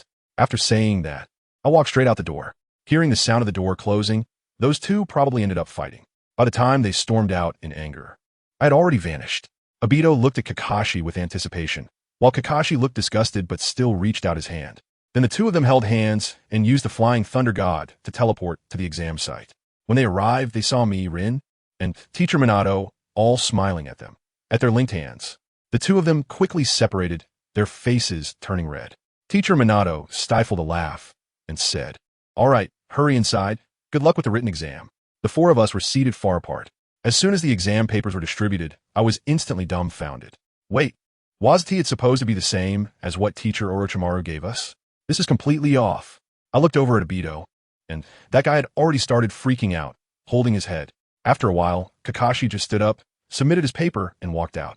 Obito looked incredulous. "You're already done?" Kakashi replied coolly, "Yes," and left. Obito cried out in despair, "Damn Kakashi. I'm finished." I twitched the corner of my mouth and took a closer look at the exam paper. Although it was different from Teacher Orochimaru's, it was still relatively simple. I quickly finished writing and happened to see Rin throwing a crumpled answer paper at Obito. I pretended not to see it, finished my paper, and left. As soon as I stepped out, I saw Kakashi waiting for me. We exchanged smiles and waited at the door for the two who hadn't come out yet. When Obito and Rin finally emerged, the written exam was over. Once the results were posted, Obito and Rin squeezed to the front. Rin's name was quite high up, and Obito shouted excitedly, "You passed." Then he looked for a long time before finally finding his name at the very bottom of the list, overwhelmed with excitement. This surprised me a bit. He actually didn't make it to the retake list. The proctor came over to announce, those who passed should go to the designated classroom immediately for the briefing of the second exam. When we arrived at the classroom, the proctor said, "The second exam is a team battle." As soon as Obito heard this, he exploded. "Hey, Kakashi, don't drag us down." Kakashi immediately shot back. "I return that statement to you." Just as it seemed they were about to fight again, Rin and I shouted in unison, "Can you two stop arguing?" 3 days later, to prevent Obito from being late again because of helping an old lady cross the street, I directly used the body flicker technique to bring him to the exam venue. Kakashi and Rin were already waiting. The ninja outside the venue informed us, "Your opponents are the team of 4 from Sunagakure: Rasha, Kururo, Yashimaru, and Yakura." The 4 from Sunagakure were expected. We entered the venue, and I quickly gathered everyone together. "Ahem, let's make a strategic plan first. I have some intel here." 3 pairs of eyes turned to me in unison. I lowered my voice and said, "Listen carefully, the Sunagakure team has 2 Kekkai Genkai. The captain, Rasha, uses magnet release. The girl with the weird hair color, named Yakura, has scorch release. The other 2 are siblings. The younger brother, Yakimaru, is a medical ninja. So, we need to split up and fight." I pointed at Kakashi. "Kakashi, you deal with Rasha. Your lightning release counters his magnet release." Kakashi nodded. I looked at Obito again. "Obito, you go deal with that medical ninja Yakishimaru. Don't underestimate him." Finally, I looked at Rin. "So, Rin, I'll leave Kurura to you. Can you handle it? If it's difficult." Rin interrupted me directly, her gaze incredibly firm. "Don't worry about me, Kamizuki. I tell you, her gaze, wow, instantly stunned me. She told me that she is also a disciple of Tsunade and just learned a new skill a few days ago, warning me not to underestimate her. All right, since we've come this far in the conversation, what else can I say?" I waved my hand decisively. "Okay, that guy named Kurura, I'll leave him to you." Then I turned to everyone with a serious expression. "Is the plan clear? Let me emphasize one more point. Keep some things hidden. Don't show all your cards right away. Leave yourself an ace. All right, we're almost there. Let us go." After saying that, we followed the Konoha ninja, leading the way and headed straight to the competition venue. Goodness, the 4 people on the opposite side, led by Raza, were already standing there, each with a face like someone owed them 8 million, their expressions extremely tense. The referee stood in the middle, waved his hand, and shouted, "Start." As soon as the words fell, Raza moved, raising both hands, and a giant cube made of sand and gold came crashing towards us. The 4 of us instantly scattered, and Kakashi went up alone. I tell you, he was so cool, pulling out his father's white Fong short blade, with a flash of lightning in his hand, Chidori's sharp spear. With a bang, He shattered that gold block. Then he turned around and threw a lightning spear back. Raza was so scared his face turned pale, quickly piling up a wall of sand and gold. But the problem was with the lightning magnet, his sand wall was crackling and almost fell apart. Although he barely blocked it, he was in a very awkward position. On the other side, the girl named Yukura, who was following Raza, was no pushover either. Seeing us scatter, she immediately formed several large fireballs and shot them towards me, Obito and Rin. My eyes narrowed as I drew my crimson blood sword, channeling my blood release chakra. With 2 swift slashes, I split the fireball in half. I shouted at Obito and Rin, "Stick to the plan. I've got this. You two hurry and go." Watching them run off, I turned my gaze back to Yakumo, about to politely ask for her guidance. But another fireball hit me in the face. I retaliated with another slash, cutting the fireball apart, feeling a bit annoyed. "Miss Yakumo, interrupting others while they're speaking is not a good habit." After saying that, I stabbed my sword into the ground. Instantly, the ground erupted with blood-red higanbana. The scene was breathtakingly beautiful. Seeing this, Yakumo felt uneasy and tried to burn the flowers with a fireball. I couldn't help but laugh. Where a fireball struck, the flowers not only remained unharmed but bloomed even more vigorously, growing faster. Family, who understands? Her fire release chakra was basically delivering nutrients to my higanbana. While she was puzzled, I suddenly flashed to her side and quietly told her this sad truth. "Miss Yakumo, these flowers are absorbing your chakra as nourishment." She was so scared that her hair stood on end, trying to stab me with a kunai, only to discover she couldn't move. Looking down, she found her feet entangled by the flowers. Meanwhile, several red threads connected me to her. She could barely get her words out. "You. Who exactly are you?" I didn't answer, just elegantly conjured up a flower of the other shore and handed it to her, smiling like a gentleman. "Miss Yetsong, don't rush. I will answer your question later. But for now, you need to take a nap." As soon as the flower reached her eyes, she immediately became incredibly drowsy. Her struggling consciousness vanished in an instant, and she fell asleep right away. I caught her steadily, gently placed her on the ground, and left a small red mark behind her ear. Done. Now it's time to see how the others fare. I found a good angle and first looked at Obito's side. He was already fighting with someone named Yashimaru. The guy on the opposite side wanted to play dirty, using chakra threads for a sneak attack. I couldn't help but laugh. Doing that in front of the Sharingan was like showing off in front of an expert. Obito saw right through it, did a backflip to dodge, and countered with a series of Phoenix Fire Jutsu that sent him into a panic. Yashimaru had just used water release to block Obito's fireball, and the scene was filled with steam, just as he was nervously defending himself. Obito's voice suddenly came from behind him. A ninja shouldn't leave their back exposed to the enemy. Just as Yashimaru was about to turn around, he felt a pain in his neck and passed out. Obito had knocked him out with a knife. He put the knife away and muttered, "Are the Sand Village ninjas this fragile?" Now looking at Rin's side, oh my god, she was fierce. She pulled out 2 talismans, one for wind and one for fire, threw them on the ground, and a fire tornado rushed towards Karura. Then, imitating Lady Tsunade, she performed a powerful stomp, creating a huge pit in the ground. On the opposite side, Karura was quick to react, dodging the attack and immediately setting up an explosive tag formation. However, Rin also dodged, and the explosion created a cloud of dust that obscured everything. When the smoke cleared, Rin's kunai was already positioned at Karura's neck. But she didn't strike. Instead, she helped her up and treated the small wounds caused by the flying rocks. Karura was confused and asked her why she was saving an enemy. I tell you, what Rin said next left both Obito and me speechless. She said, "To me, medical care knows no borders. There are no enemies or allies, only patients and doctors." Obito was moved to tears on the side, and I couldn't help but feel emotional too. This girl has such a grand vision. She will definitely become the top medical ninja in the ninja world in the future. Looking at it this way, only Kakashi's side was left. Obito and I shifted our gaze over, and the next second my expression changed. Damn, something happened with Kakashi. That guy Rasha is too crafty. He used the gold sand on the ground to teleport and trap Kakashi. Just when we thought Kakashi was done for, he erupted. A towering lightning giant rose from the ground, directly breaking through the seal of the sand gold. As soon as I saw it, I thought, oh no, this is a mess. The commotion is too big. I quickly shouted to Obito, "Hurry, call Rin, we must go.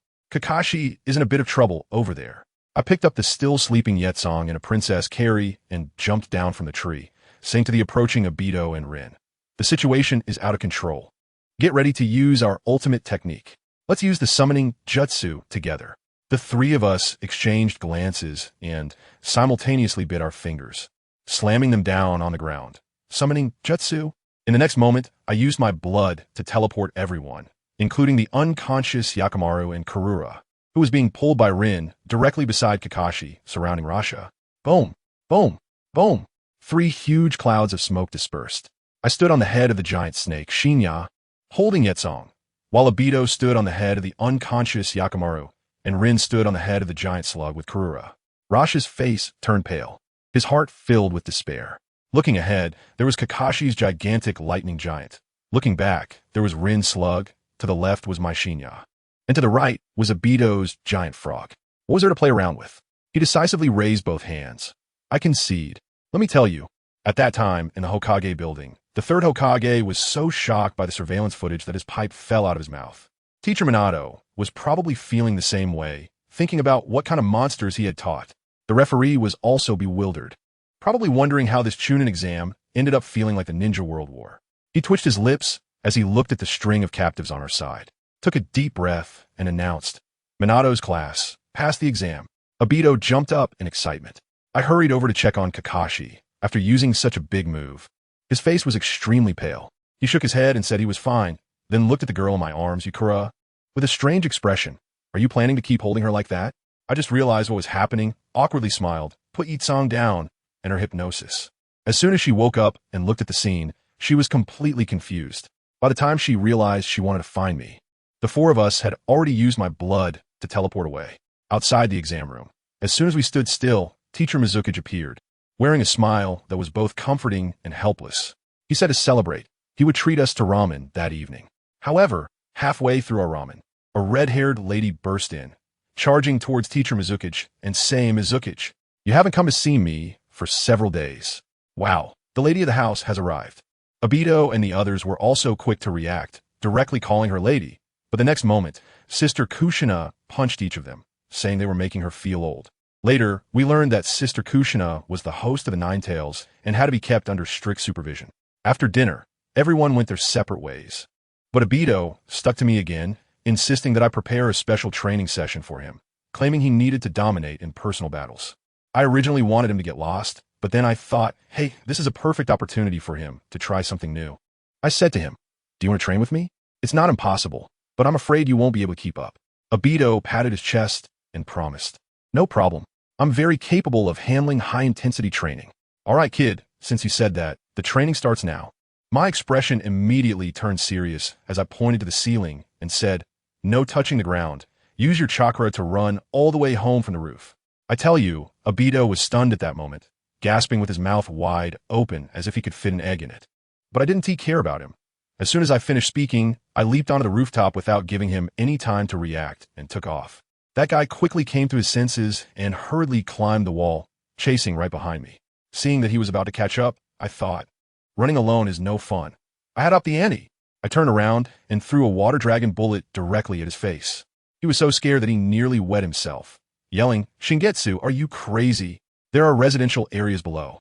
Of course, I knew that. I was controlling my strength, just trying to scare him. While he was shouting, he quickly formed hand seals, and with a fire-style, great fireball, he managed to counter my water dragon bullet. When water and fire clashed, it created a puff of steam. Just as he rushed out of the smoke, I waved my hand, and the tiles on the surrounding rooftops transformed into shurikens, raining down on him. He had no choice but to pull out 2 short swords to deflect them with clanging sounds. After finally escaping the residential area, that guy, feeling emboldened, pulled out a few shurikens and threw them at me, chanting, "Shuriken, shadow clone technique." Goodness, 4 or 5 shurikens instantly turned into dozens, like a hornet's nest. I wasn't flustered at all. I immediately used water style, water barrier for perfect defense. I just thought he was out tricks, standing on the tree to catch his breath, when suddenly a wave of heat hit me. I looked up and saw a giant dragon-shaped flame flying towards me, with that kid Obito following behind. Fire style, great dragon fire technique. I directly shouted, "What a good guy. Are you serious? You start with your ultimate move right away? How do I counter this? There's no other way. I can only brace myself and go for it." I drew my Chihayabaru sword, infused it with water release chakra, and shouted, "Water release, water dragon slash." A larger water dragon spiraled out from my sword, and crashed into his fire dragon. With a loud bang, the fire dragon was extinguished, and the residual force of my water dragon drenched Obito, leaving him looking like a drowned rat. This really pissed him off. Anyone who understands would know his eyes directly turned into three Tomo, and it was like he went berserk. He clapped his hands together and shouted out a technique I could never have dreamed of. Fire release. Great fire annihilation. Damn, that is not just a fireball. That SAC of flames. It came pouring down on us. I was stunned, thinking I was really in trouble this time. In a flash, I suddenly remembered that I didn't just have one bloodline limit. I also had the body flicker technique. I immediately shouted, "Body flicker technique, strong wind ripping."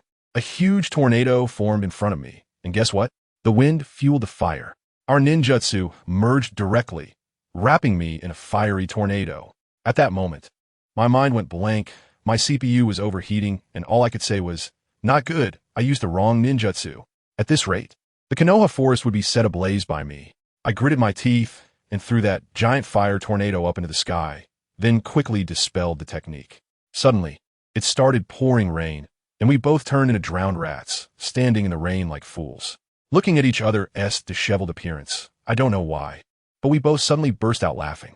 After we finished laughing, I shot him a glance. "What are you even practicing for? You almost set the Konoha forest on fire." ISNT the Chunin exam, supposed to be taken seriously? He then said he couldn't beat guy in taijutsu, and wanted me to help him practice. I was amused at that moment. I had him hooked. I said, "Sure, I'll teach you a technique I learned from a guy called self-restraint. Let us see who can run home first." He nodded heavily. Just as he was getting ready, I counted down and then yelled one, and took off running. He yelled angrily behind me, "Bastard Kamizuki, you're cheating." I shouted back while running, "All is fair in war, you know?" So we chased each other. I kept him on his toes, and every time he got close, I would speed up. By the time we reached my doorstep, he was exhausted, sitting on the ground like a dead dog, panting heavily. I went home and poured him a glass of water. Well, he seemed to have rested enough. I pulled him up and said, "Now 100 push-ups. If you can't finish, you'll have to run 3 laps around Konoha." His face turned pale, but he obediently started doing them. I joined him, and by the time we reached 50, he collapsed. I immediately brought out my trump card. Do you want Lin to be disappointed in you during the personal battle? Let me tell you, the effect was extraordinary. This kid sprang up like he was on steroids and huffed and puffed through the remaining 50. This move was all about charging forward for love. The power of love is terrifying. After we finished, we both collapsed on the ground, looking up at the moon. He started babbling about his dream of becoming Hokage, and I just rested my chin on my hands and listened quietly. To be honest, seeing his face still unscathed by life's hardships made me feel uneasy. I knew what would happen later, and as I looked at him, I vowed to myself, damn it, I have to turn these tragedies around. Absolutely. The next morning, I yanked him out of my bed. This kid had fallen asleep here after practicing yesterday, and I had to carry him back. I told him we were practicing illusions today, and he had to use one on me. He came at me with a Naruto technique, but what happened? No reaction. Just as I was about to mock him for that, my vision went dark. Oh no, I fell for it. What did I see? I saw Obito being crushed under a giant rock, giving the Sharingan as a gift to Kakashi. The scene shifted, and I saw Kakashi's Raikiri piercing Rin's chest. Then it shifted again, and I saw Teacher Minato and Sister Kushina being pierced through the body by the Nine-Tails claws. I was devastated at that moment. Who understands what my family went through? That feeling of helplessness. I clearly knew the plot, yet I couldn't change anything. I forgot that this was an illusion, angrily pounding my fists on the ground, tears streaming uncontrollably. Hasn't nothing changed?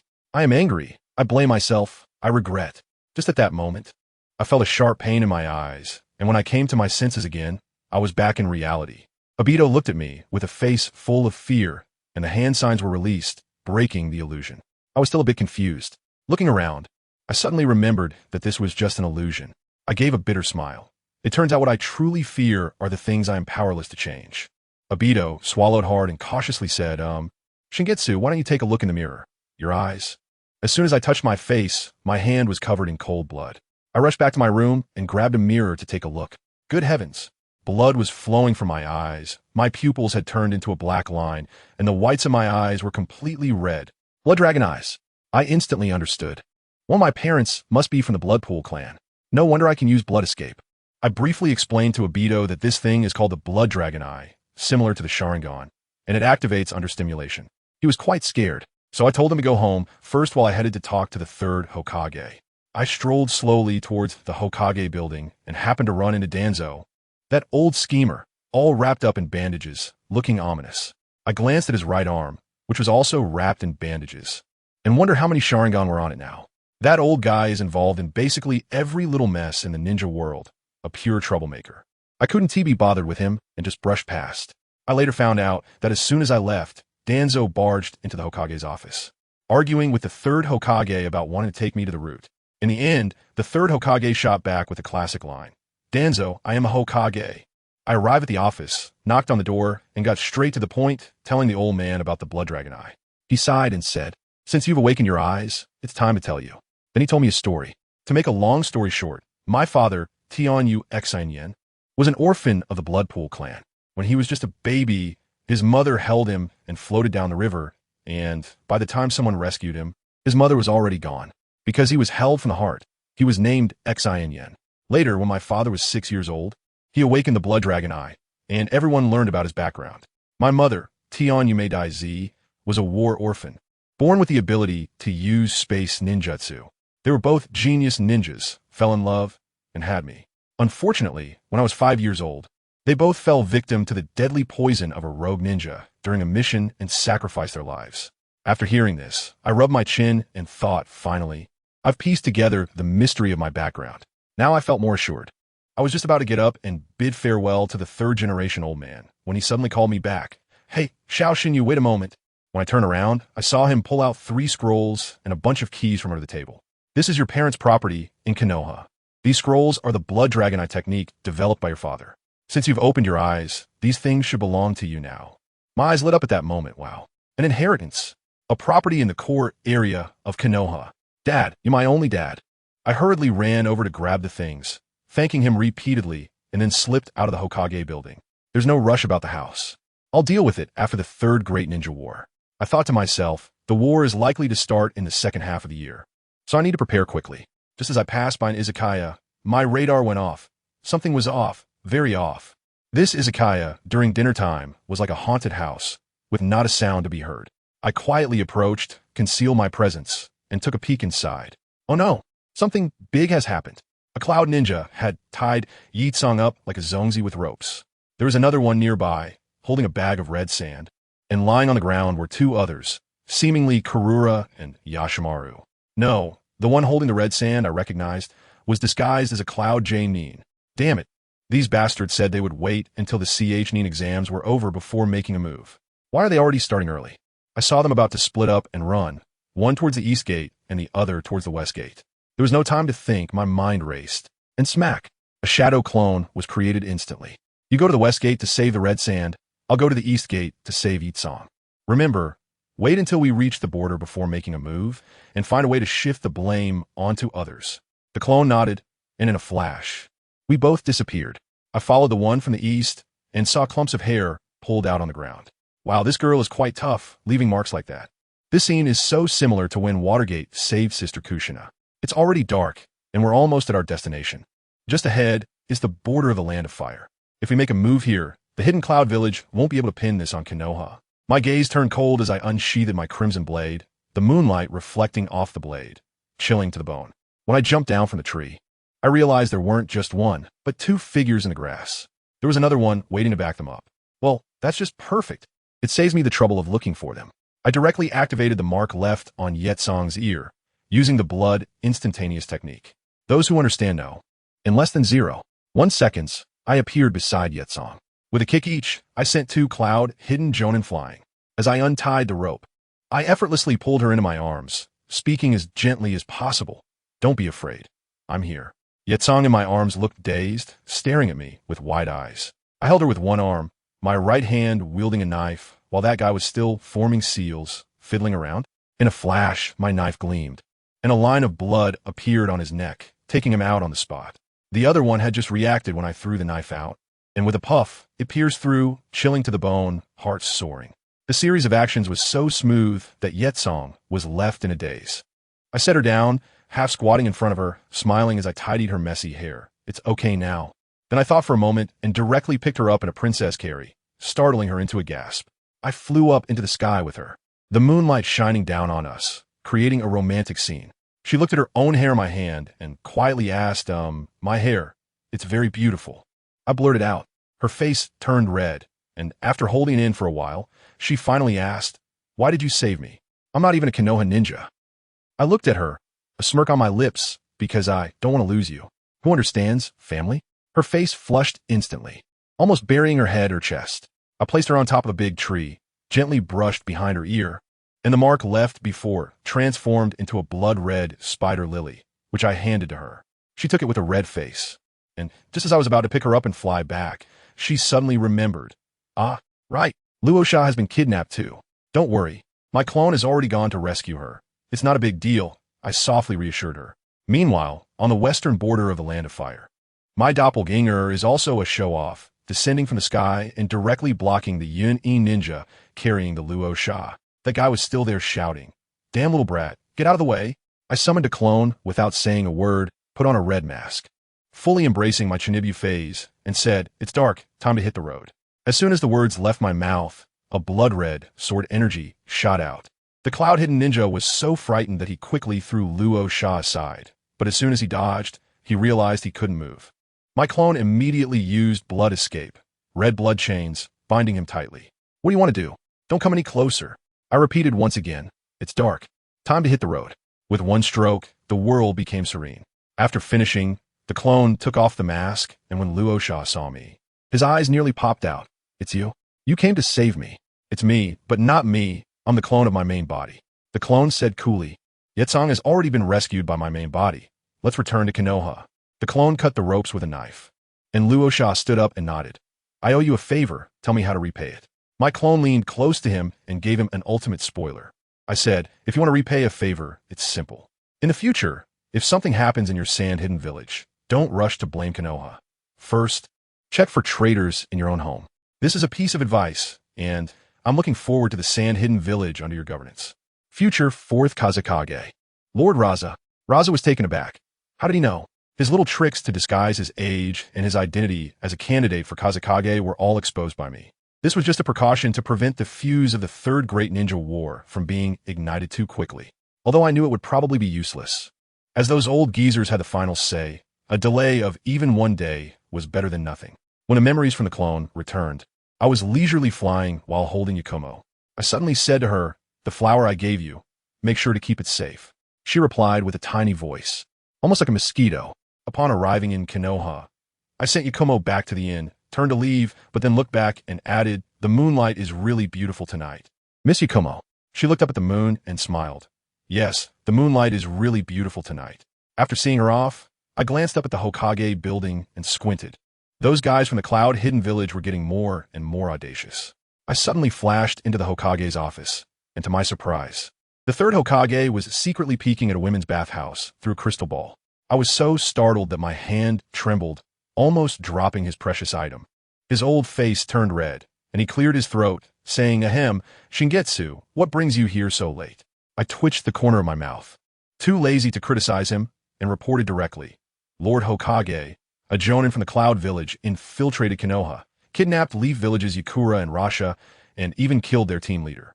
Sarutobi Hiruzen's face instantly darkened. Is this true? Absolutely true. I've already rescued them. It happened right at the border. I continued, the problem is with this. The Cloud Village will definitely try to turn the tables. How dare they? The old man slammed the table. In my territory, kidnapping allied ninja, and even killing someone, this is outrageous. Just as his words fell, the door was suddenly pushed open with a bang. Who is it? Danzo. This old man came in looking like he had radar, his face filled with anger as he said, Hiruzen, can we still tolerate this? In my opinion, we should go to war directly. I, along with the third generation, was confused. Are you living here, old man? The third generation cleared his throat. If we want to hold someone accountable, we need evidence. Don't worry, Lord Hokage. I pointed to my eyes, my Byakugan. I've recorded the whole thing. Daybreak, don't hesitate. Danzo is still stirring up trouble over there. Don't forget how our teacher died. I added another blow. I also heard their plan, that after the kidnapping succeeds, they would frame us, Konoha, and take the opportunity to start a war. What? The third Hokage and Danzo said in unison. Danzo exploded. Hiruzen, this is intolerable. Forget negotiations. Let's just go for it. Hokage-sama, This time I'm on Danzo-sama's side. I also expressed my stance. Sarutobi Hiruzen was still hesitating, so I directly gave him a suggestion, saying, let's hold back for now. And when those bastards from the Cloud Village turn the tables and question us, bam, we can throw the evidence in their faces. Let them choose either to cede land and pay reparations, or go to war. Think about it, with the Sannin and White Fang on our side. The Sand Village will definitely stand with us. There's no way we can lose. If they don't know how to appreciate our goodwill. I flashed a kind smile. Then let's do it. The third Hokage and Danzo looked at me, their gazes like those of an old fox.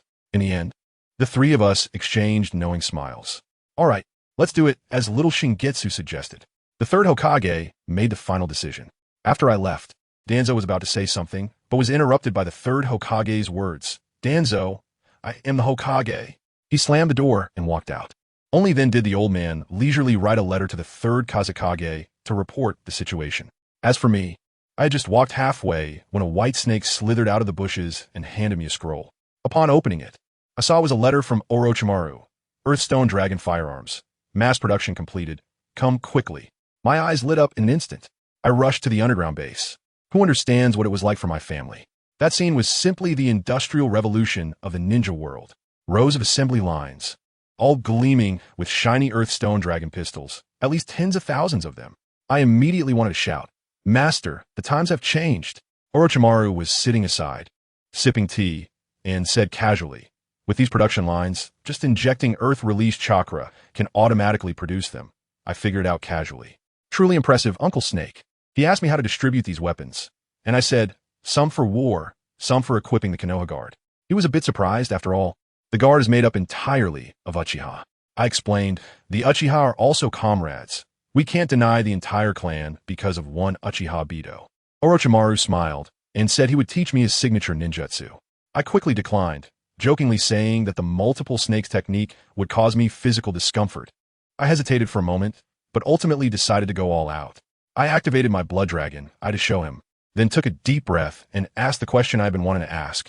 Orochimaru-sensei, are you currently conducting human experiments? He was taken aback for a moment, then looked at me with interest. Oh? How did you come to that conclusion? I shared all the clues I had discovered, and to my surprise, he applauded after hearing me out. That's right, I am indeed working on it, with the teacher's tacit approval. But teacher, you are too paranoid. I muster my courage to say, you don't have to walk this dark path alone. We can do it openly. We can apply with the third generation, set up a volunteer project, contribute to Konoha, and gain a good reputation. Isn't that better than sneaking around?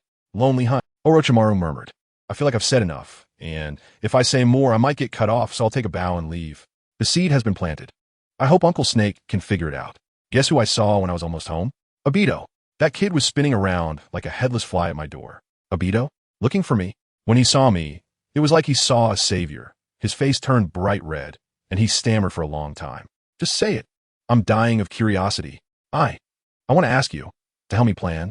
His voice was as quiet as a mosquito buzzing. Plan what? I leaned in closer. I want to confess to Rin.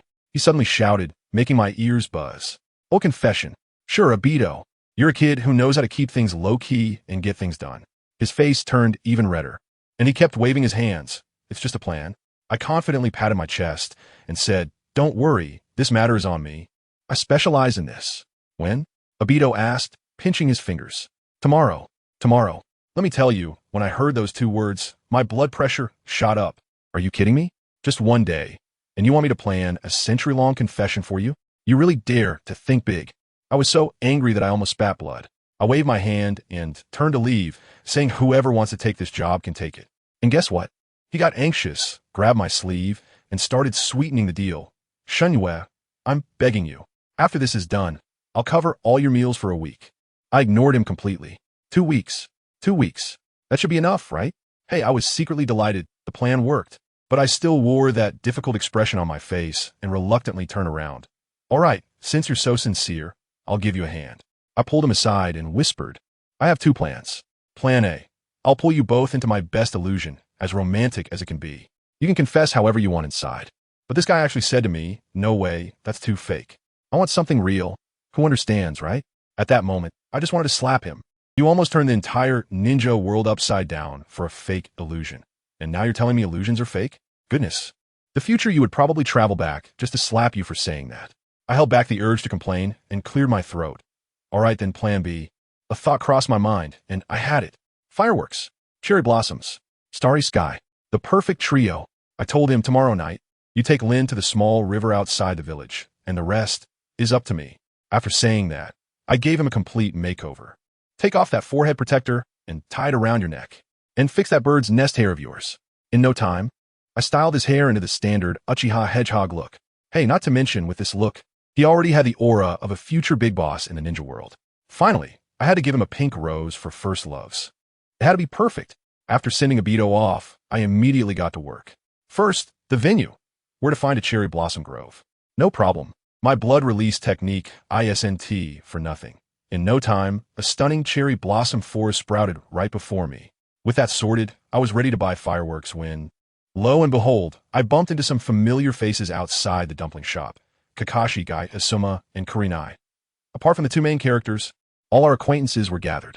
My mouth was quick, and before I knew it, I had blurted out the whole plan. What happened next? It blew up. Their eyes widened like saucers, and the gossip flames ignited. These guys were even more excited than I was and insisted on getting involved. Fine, more hands make light work. I immediately assigned roles. Kakashi, you're the photographer. The rest of you, be the atmosphere crew. Then I led this group straight to the fireworks store. The owner was still rambling on, and I waved my hand. I don't want this, or that. I'll take everything else. 300,000 Rio. And I didn't even blink. Moving stuff? Please, with Flying Thunder God, who needs to carry things by hand. Kakashi, teleport. Whoosh. All the fireworks were instantly sent to the top of Hokage Rock. With everything ready, I stuffed the pink rose into Obito's hands and patted his shoulder. Kid, this is all I can do to help you. Tomorrow, make it count. The next evening, Obito brought Lin to the spot. Let me tell you, the scene was incredible.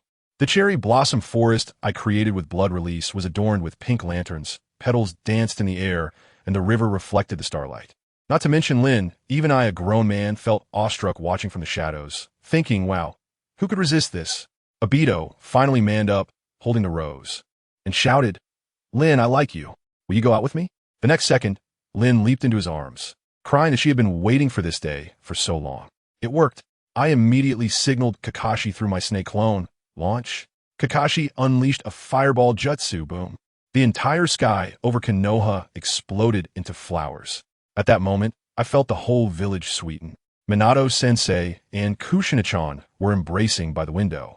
Tsunade-sama was peacefully asleep under Jiraiya-sama's watchful gaze, and even the third Hokage had a smile on his face. I looked into the distance, touched the flowers in my pocket, and felt quite emotional. Not long after, I couldn't take it anymore. Ever since Obito and Lin got together, those two have been showering us with dog food every day, making me and Kakashi sick of their lovey-dovey antics. Just when I was about to go crazy from boredom, Minato-sensei came in with good news. Konoha was going to hold the third Chunin exam internally, and it would be tomorrow. To prepare, we went straight to the third training ground for practice. First, it was Obito against Kakashi. The two exchanged blows. Their taijutsu was quite intense.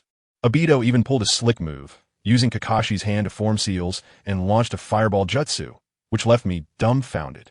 Unfortunately, experience prevailed in the end, and Kakashi tricked him with a clone, winning the match.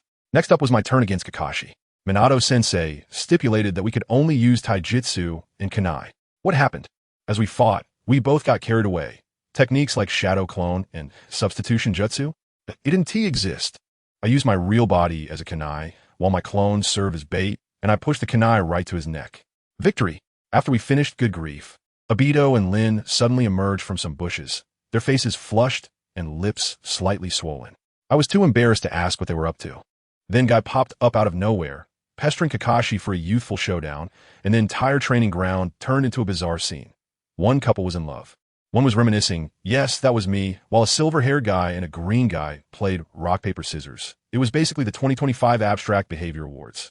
That night, feeling bored, I dug out the scroll my dad left behind, which read, Blood Release Secret Technique, Body Refinement.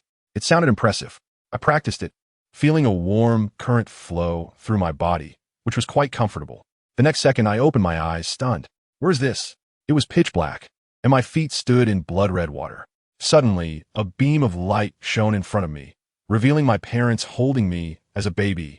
Just as I was in shock, a voice, indistinguishable in gender, echoed softly.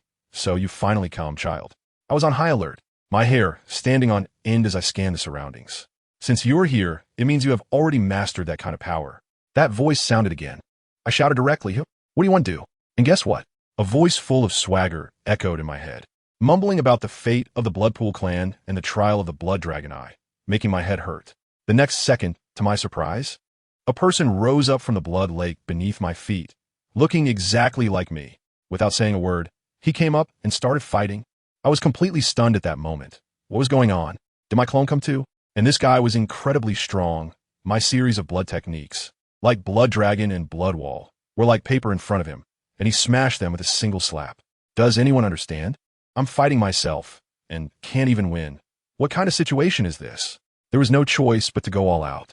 I clapped my hands together and used blood technique, Border Flower Ray combined with Blood Shadow Prison, binding him up like a big rice dumpling. Then, I bit my finger and pulled out my ultimate move, Blood Technique, Blood Wheel without moon. A gigantic blood-red moon rose behind me, and then, with a snap, it compressed into a small flying disc the size of my palm, which I threw at him. With a loud bang, the world became quiet. That voice came again, saying congratulations on passing the first stage of the trial.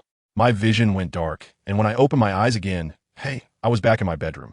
I lay on the floor, gasping for breath, my heart pounding. That moment was no joke. When I came to my senses, I realized that the chakra in my body seemed to have leveled up, completely merging with my blood. From now on, using blood release basically meant I had an infinite blue bar. I wouldn't have to worry about anemia anymore. Moreover, there was a special skill left by my father called Blood Clone, which could directly turn me into a puddle of blood, except for fire release. I was basically immune to physical attacks, like a liquid Terminator. Thinking about my dad made me angry. The third Hokage told me that my parents were elite Jonin, but they were poisoned to death. Are you kidding me? My dad, the ancestor of blood manipulation, couldn't he expel poison from his body? There is definitely something fishy going on here. I'm pondering over it. On the other side, in the Hokage building, the third Hokage is smoking his pipe and looking in the direction of my house, muttering to himself that my parents aren't truly dead, but are living in my spiritual world in the form of chakra. What a guy. Is he putting on a performance of everything everywhere all at once for me? There's also a piece of intel on his desk about the disappearance of the third Kazekage, and the third Great Ninja War is about to break out. As soon as I heard there was going to be a war, my mind immediately started racing. I opened a live stream in the curse seal I had given to Rasha earlier and peeked into the high-level meeting of the Sand Village. Sure enough, Rasha was just a mascot. The Elder Council was the real big boss, insisting on going to war. Well, the plot was about to unfold. Obito was going to turn dark, Rin was going to die, and Nagato was going to be fooled as well. No, I had to find a way to save them all. And then there was Danzo, that old schemer, always trying to pull me into the route. Sooner or later, I had to find an opportunity to deal with him. Thinking about it was one thing, but life had to go on. The next day, I, Kakashi, Obito, and Rin, all dressed in our Chunin vests and holding our certificates, happily took a graduation photo. Just after we finished, the third Hokage called us over, his face stern, saying, "Kids, stop smiling. War is coming. Prepare for the battlefield."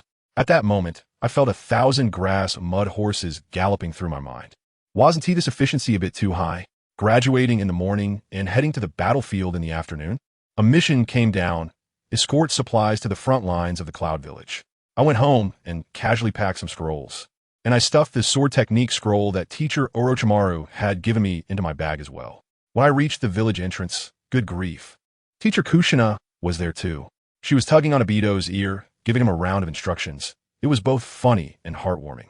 Then teacher Minato came over, saying there was an emergency at the front lines, and he would use Flying Thunder God to go ahead, leaving us to go on our own and choose a temporary captain.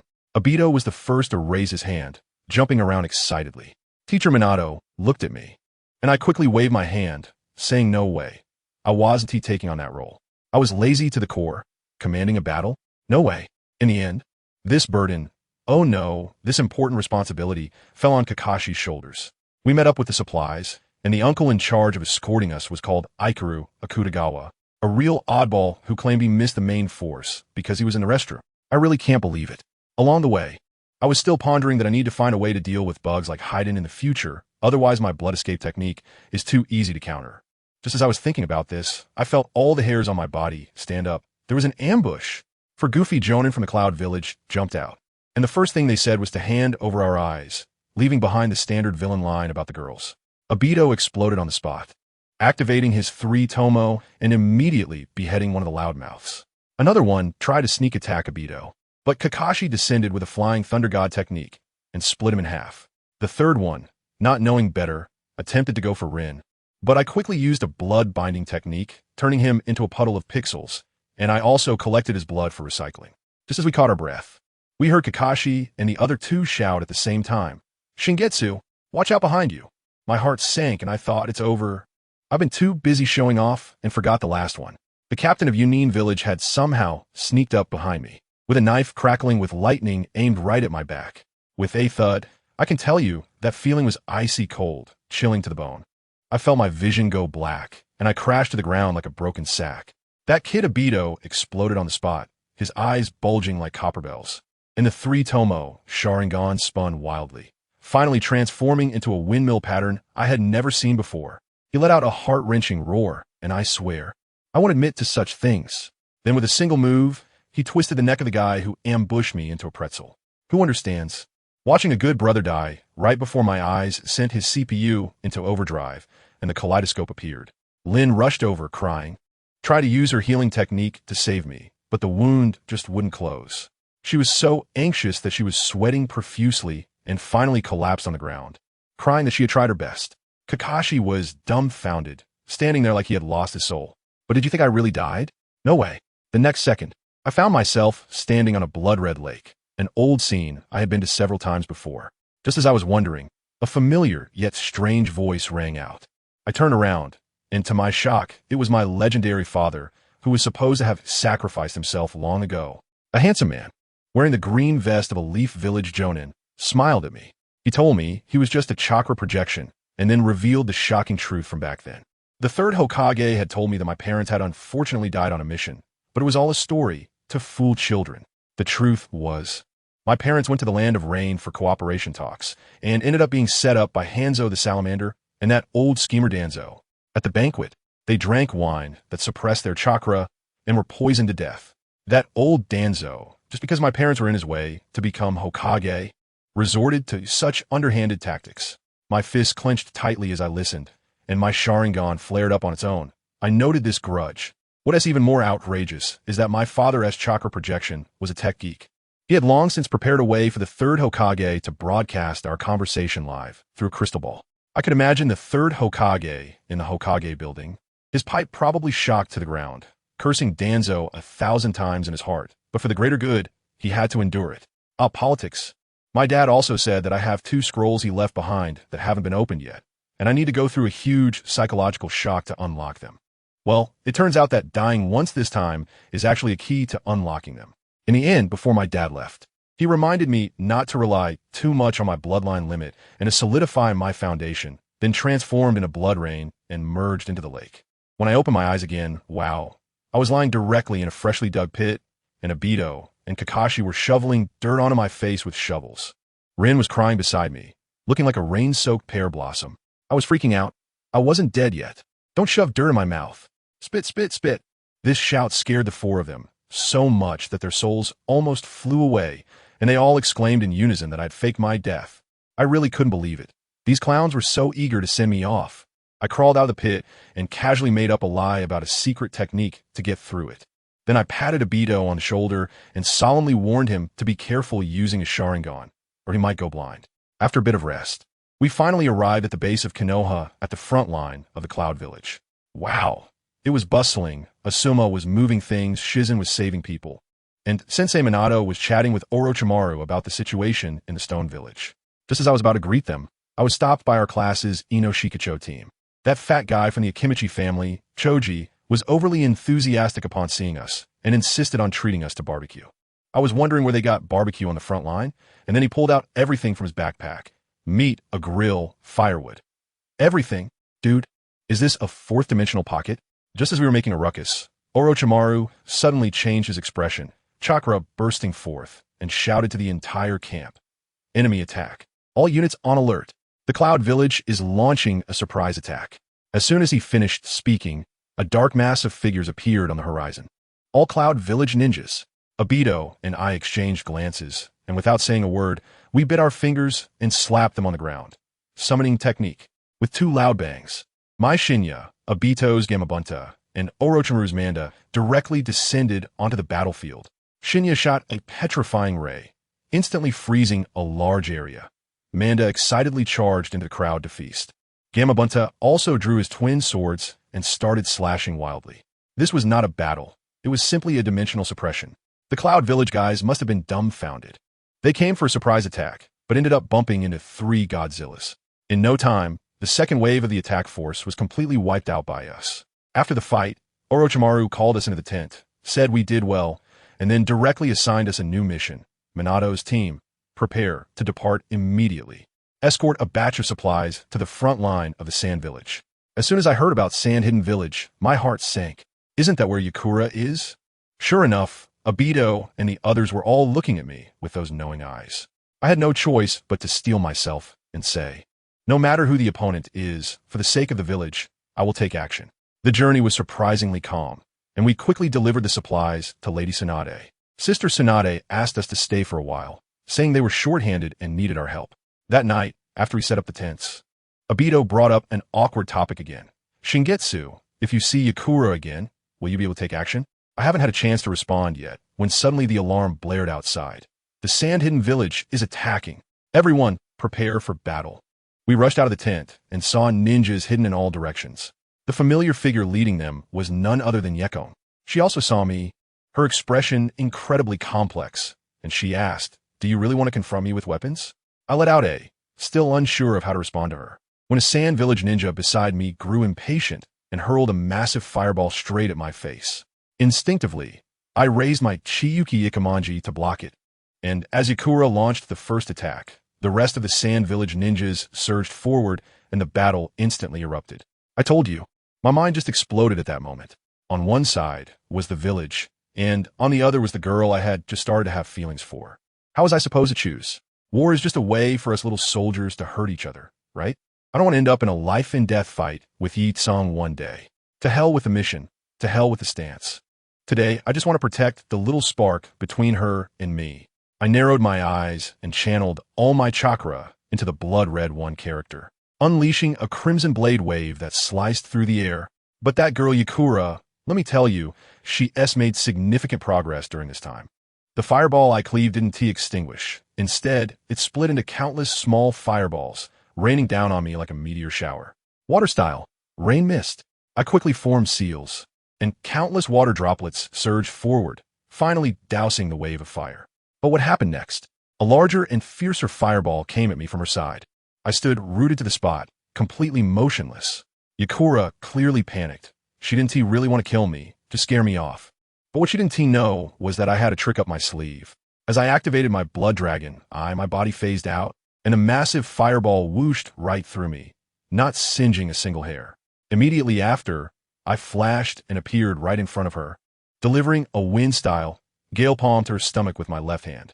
I controlled the force perfectly, sending her flying without inflicting serious injury, completely knocking her out of the fight. As she fell, the Sand Village ninjas instantly lost their backbone. Seeing they couldn't win, Yakura, clutching her stomach, shouted for a retreat and took her people away. Before leaving, that glance she shot back at me. Who among my family understands? The complexity in her eyes could easily fill an 800-word essay. I knew she understood. We had now formed a grudge against each other. Watching her disappear into the distance, I felt a mix of emotions and sighed. At that moment, I felt something inside me snap, and the color of the one character pupil in my blood dragon eye deepened. Wow, a fight could also yield me some gear, huh?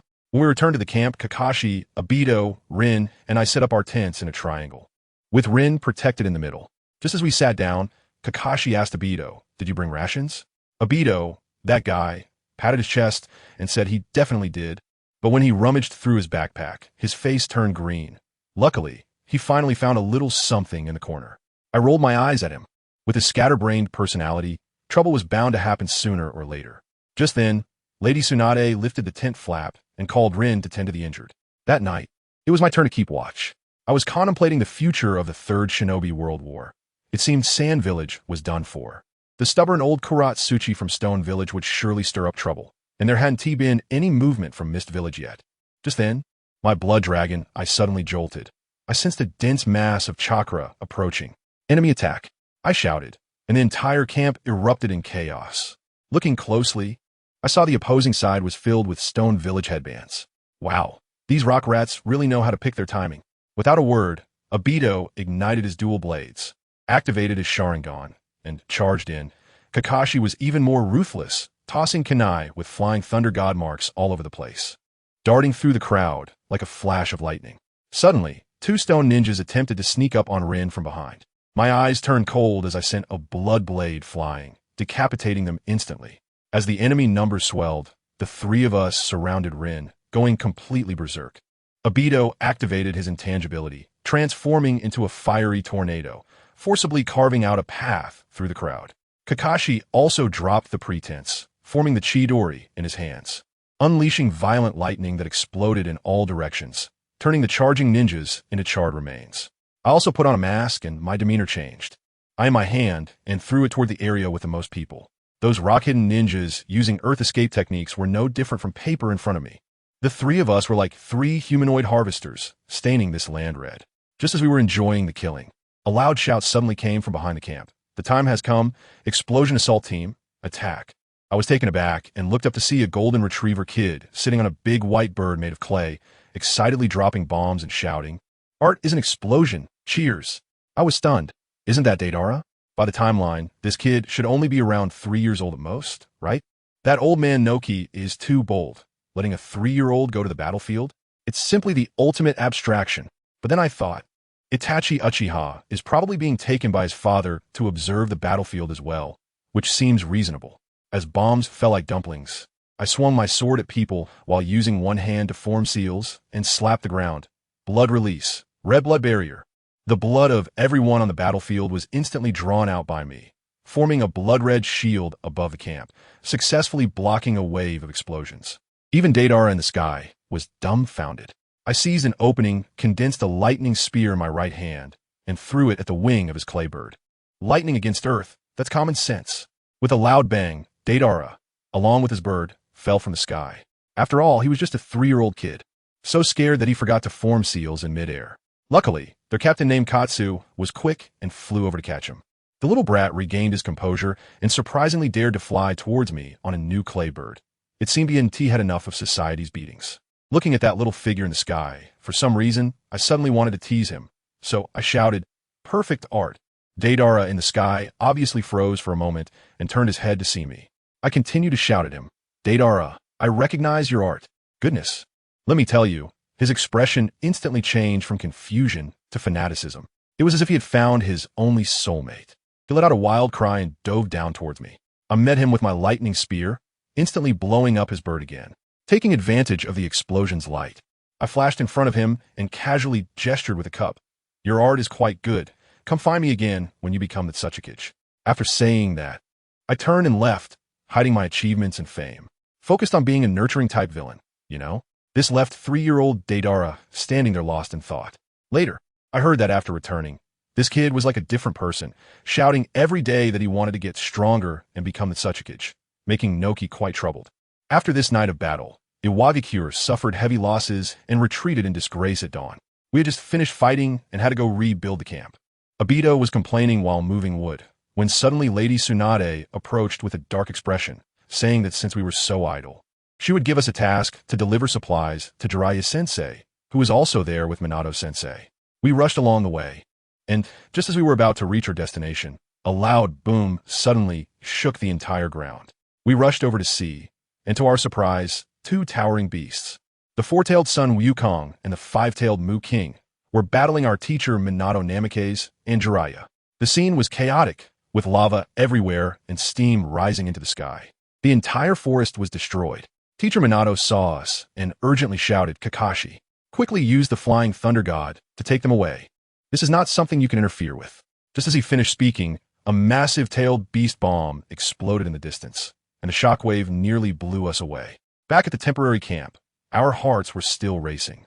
Teacher Jiraiya looked serious and said he didn't expect Inoki to send out both Jinchuriki. While others were filled with fear, I was different.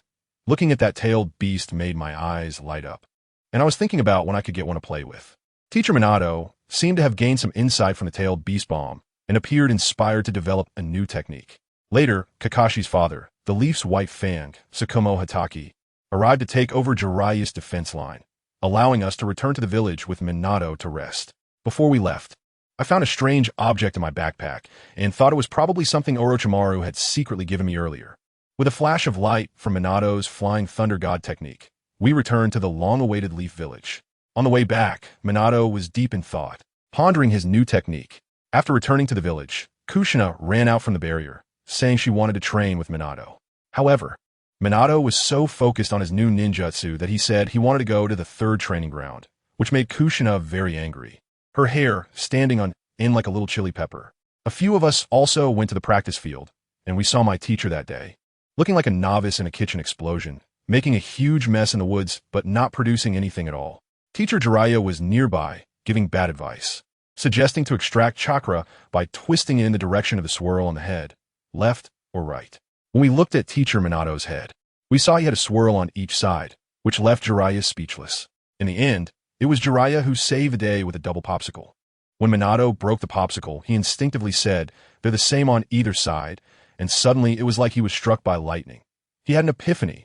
He threw the popsicle away, and with a buzz in his hand, he created a perfect chakra ball. He excitedly shouted, "This technique shall be named Light Wheel Popsicle-Inspired Spiral Jiraiya Double Style Ball." A few of us rolled our eyes at the side, thinking my teacher was really a genius at naming.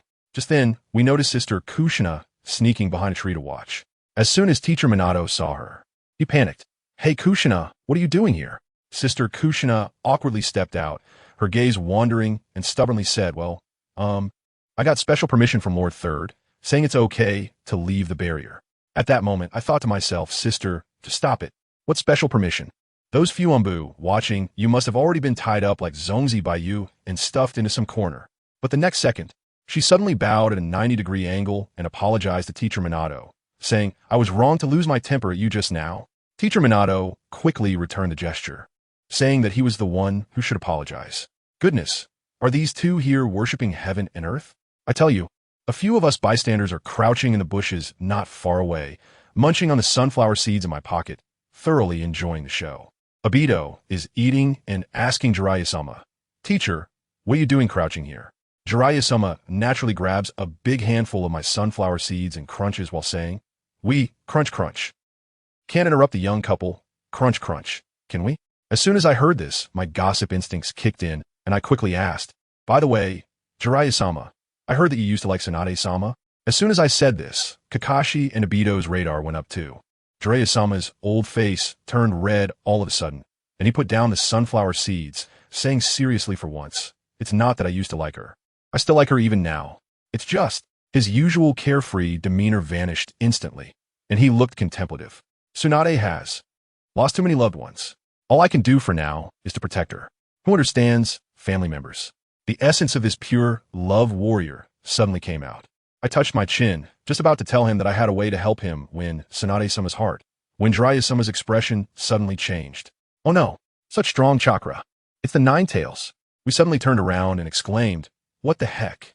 Just in those 2 minutes we were gossiping, Kushina had already started to transform into her tailed beast form. A glowing red tail sprouted out, and with a whip, she sent Teacher Minato flying. Later, I learned that Teacher Minato was just confessing his feelings at that moment, and, as he said, "Because I don't want to lose you." Kushina exploded. In her mind, that dead fox, the Nine Tails, was desperately paying her. "I told you long ago, everyone is using you, including this kid." But Kushina didn't believe it at all. Her heart was full of worry for Teacher Minato.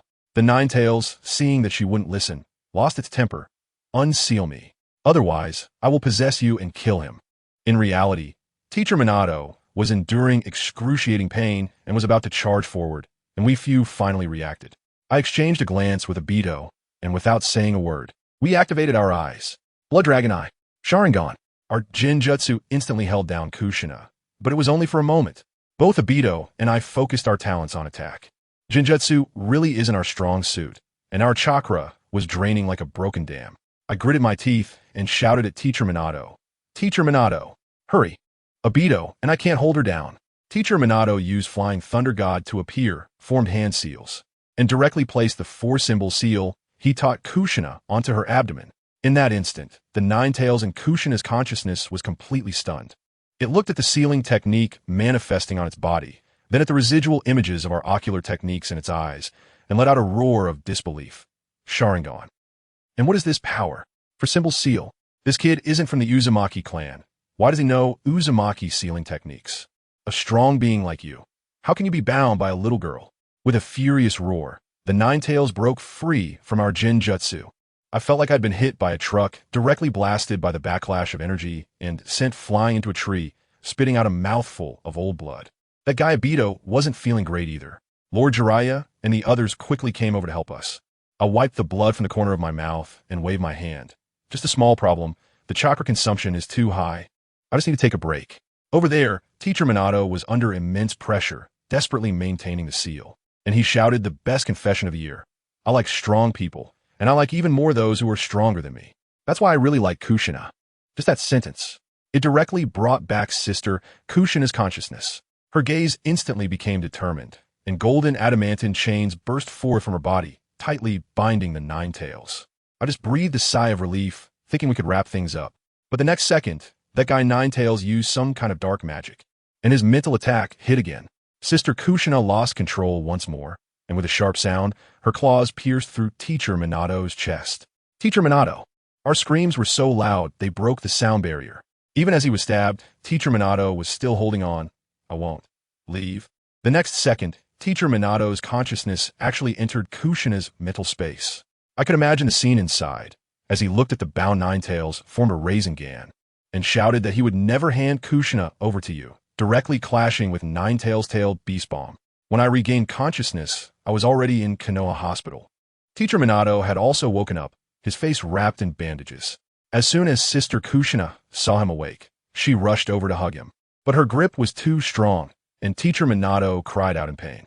A few of us were standing nearby, wearing that kind of anti-smile, you know. As a result, besides Rin, I, Obito, and Kakashi each ended up with a big red envelope filled with Tsunade's love on our heads. A few days later, with nothing to do, we were wandering around the village when, guess what? We ran into Sensei Minato and Sister Kushina on a date. We immediately hid around the corner and secretly followed them. Let me tell you, with Sister Kushina's sensory ability, how could she not know we were following her? But she just didn't say anything and pretended to chat with Sensei Minato. That technique, what was it called? Sensei Minato had a blank look on his face. Rasengan ice cream, spiraling wave Jiraiya double-style pill. I almost laughed out loud. Sister.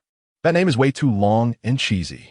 Sister Kushina directly criticized, what a cheesy name. Sensei Minato was still pondering with his chin in hand when Sister Kushina took him to a place, which was the top of a very long spiral staircase. She looked at Sensei Minato's thoughtful expression and suddenly laughed, softly saying, how about Rasengan? Rasengan! What a great name. Sensei Minato gently turned around, and at that moment, his head happened to be perfectly positioned in the reserve spot for the fourth Hokage on Hokage Rock in the distance. Wow. Official spoilers are the deadliest. This is practically a given. Watching this scene, I remembered the bad idea I gave to Jiraiya a few days ago. I told him, sir, your way of pursuing girls is outdated. It's 2025, you need to take it slow, and that nose ring really affects your looks, you should take it off. Also, Tsunade's ex-boyfriend aimed to become Hokage, so you should have some ambition too. But he stubbornly refused, saying being Hokage isn't free, and the nose ring is his fashion statement.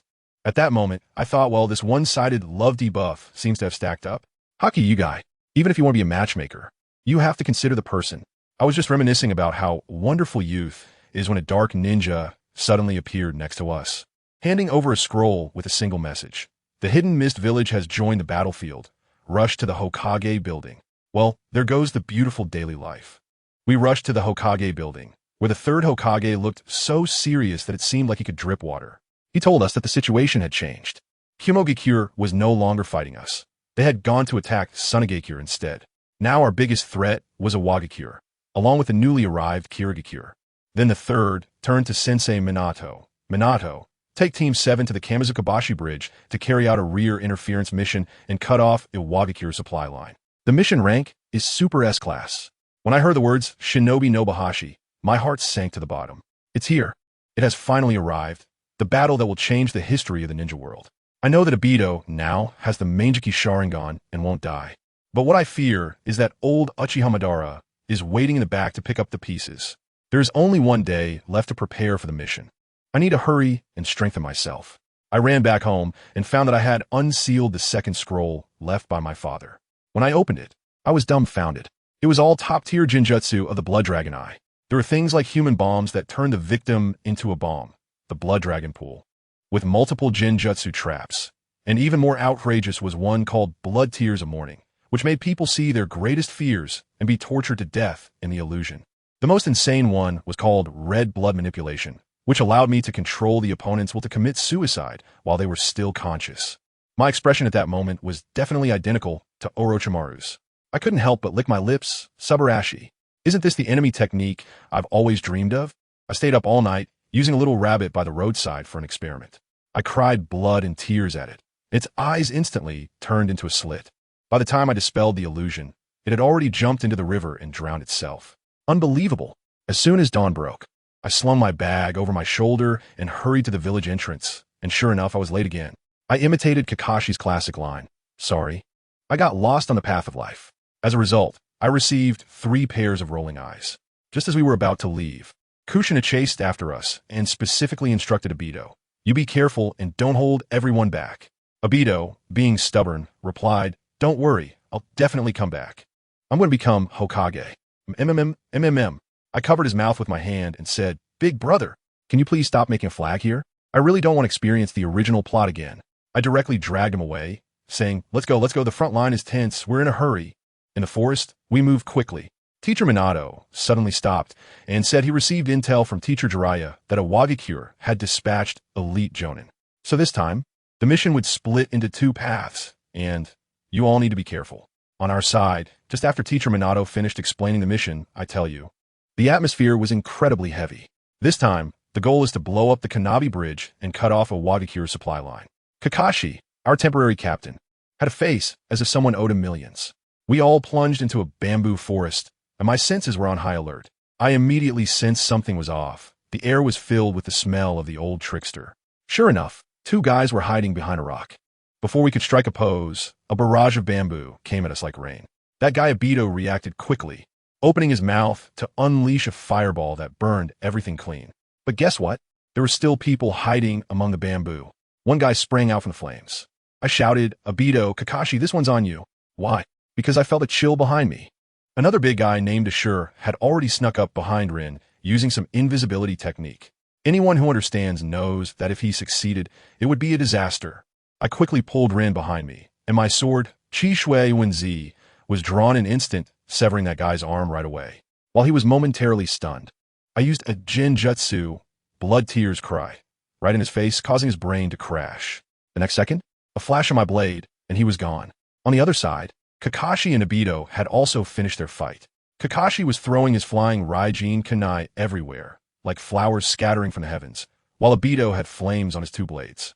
One of them teleported for a backstab, while the other came down with a strike. Their coordination was incredibly smooth.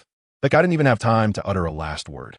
However, lurking in the distance was another guy named Samoji. When he saw how fierce we were, he got so scared that he wet himself, created a shadow clone, and led us toward cave. I felt like this plot was a bit familiar. Wasn't this the iconic scene from the original where Obito bit the dust? So you want to play tricks, huh? Fine. The 4 of us pretended to be trapped and followed him inside. Then, Samaji outside directly launched the earth-style rock collapse, causing the entire cave to cave in, trying to bury us alive. Could I let him succeed? No way. I quickly formed hand seals and slammed the ground, using the earth-style spiraling tornado. A giant tornado swept us all up and forcefully burst out from the pile of rocks. Then, I controlled the tornado and charged straight at Samaji, who was still laughing outside. When the wind stopped, my blade was already plunged into his heart. We had just collapsed on the ground to catch our breath when we felt a pair of eyes watching us in the dark, eerily. Later, we found out it was the ultimate old schemer, Black Zetsu. My interference had ruined his plan, so he had to go back and whine to his master. Underground, after hearing the report, that old man Obito got so angry that his beard bristled and immediately scolded Black Zetsu for being a useless teammate. He then ordered him to go to the Konoha prison to find another backup, named Uchiha Shina. He even specifically instructed that afterward, they must set a fire to make it look like an accident, playing it as dirty as possible. We just escaped from one danger and fell into another. After resting for only a few minutes, A large group of rock ninjas suddenly emerged from the woods in front of us, surrounding us. The one leading them was quite arrogant, saying that our courage was commendable, but today they would make sure we stay here forever. I couldn't help but laugh and said to them, "Brothers, it's time for a rampage." The next second, the battlefield turned into our personal showcase. Kakashi's flying thunder god was flashing everywhere, like he had instant teleportation enabled. With his short blade coated in lightning, he was racking up kills as easily as chopping vegetables. Obito activated his Manjiki Sharingan, turning intangible, completely immune to physical attacks, weaving through the crowd like a pure ghost assassin. Rin was also incredibly fierce. Don't let her being a medic fool you. One kick from her shattered the ground, and every enemy she launched into the air was knocked down with a single punch.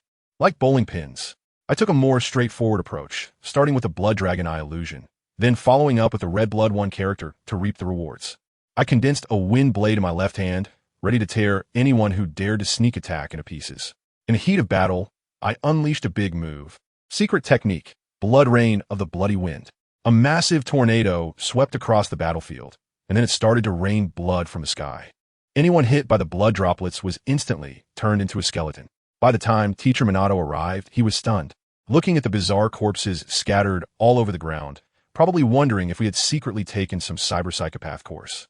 He told us to take a good rest and go blow up the bridge the next day. The next day, we easily dealt with the Shinobi Bridge, and the Third Great Ninja War pretty much ended that way. When we returned to the village, it was a triumphant homecoming, with villagers welcoming us on both sides. We officially had our own titles. I was the blood-drenched Red Ninja. Obito was the Shadow of Divine Might. Kakashi was the Fong of Lightning. And Rin was the Mighty Healer. The three of us guys even formed a combination name as the Three Heroes of Konoha, debuting right on the spot. During the award ceremony, I was feeling pretty good when suddenly I had a jolt and used my ocular technique to take a look over at Yukura. Let me tell you, I was completely blown away. Those elders from Sunagakure, in order to solidify Raza's position, had actually treated Yukura as a pawn, tricking her into going to Kirigakure for peace talks, while secretly colluding with the other side to kill her. I didn't even have time to greet Master Minato and directly used a body flicker technique to rush over. By the time I arrived at the entrance of the Hidden Mist Village, what I saw was a scene of a kunai embedded in Yukura's chest. I was a step too late.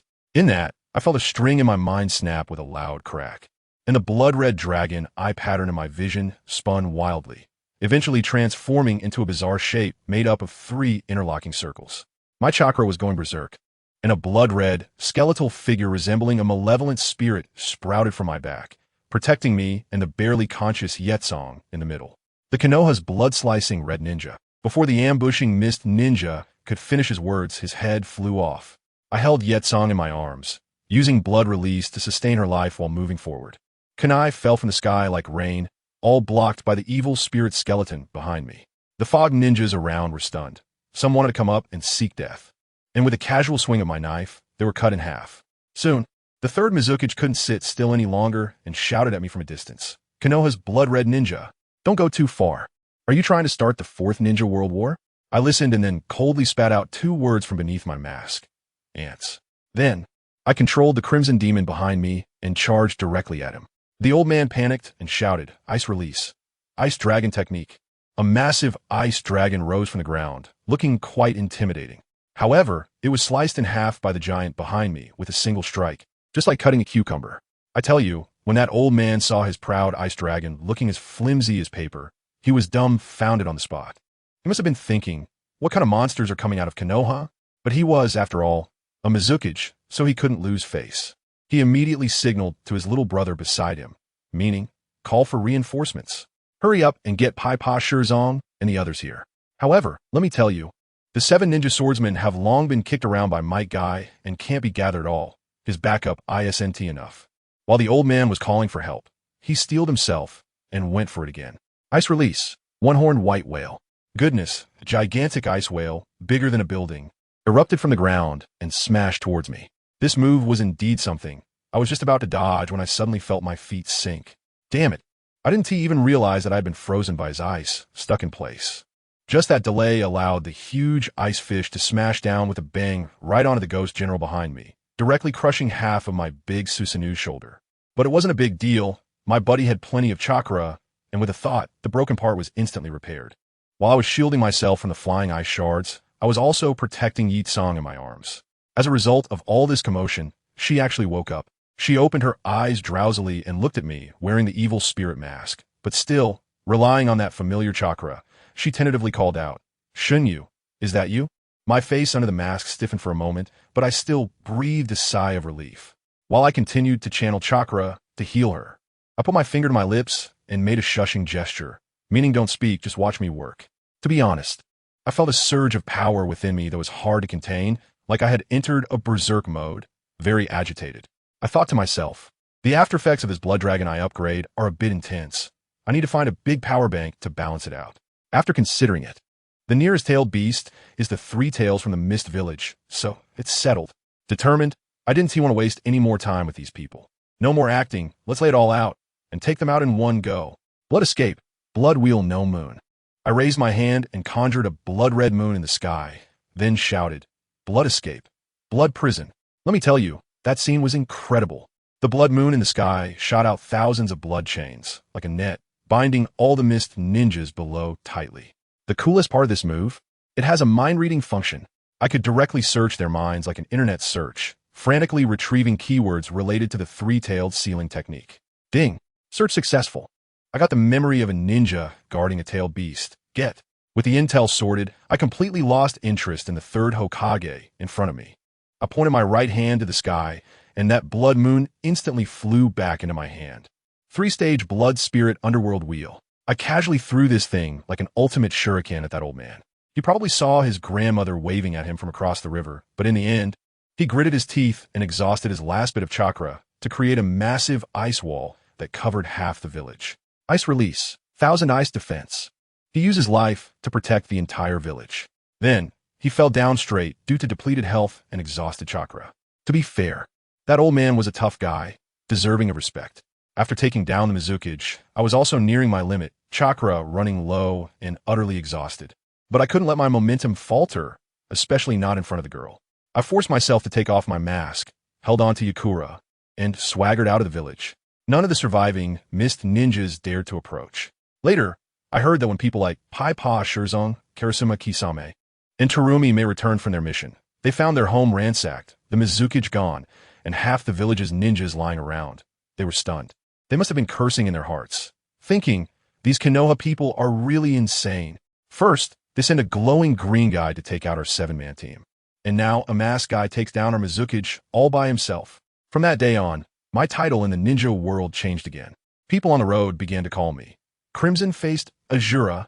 I held Yetsong and directly headed towards the place where the three tails were sealed. Following the memories I had just retrieved, since I had already dealt with the shadow, there was no need to hide anything. On the way, I asked Yetsong if she would return to the sand-hidden village that sold her. She shook her head and said she wouldn't go back. Of course not. Who would return to be a complete fool? That fire inside me flared up suddenly. Those old-timers in the sand-hidden village, just wait. I will make sure to settle this score with you clearly sooner or later. I suppressed my anger and asked her, do you want to come back to Konoha with me? You won't have to fight and kill anymore. Just live a stable life as an ordinary person. She nodded, and then, surprisingly, she rubbed against me like a little kitten. Let me tell you, as someone who has been single for 2 lifetimes, my body froze at that moment. Family, who can understand this? Who can handle this?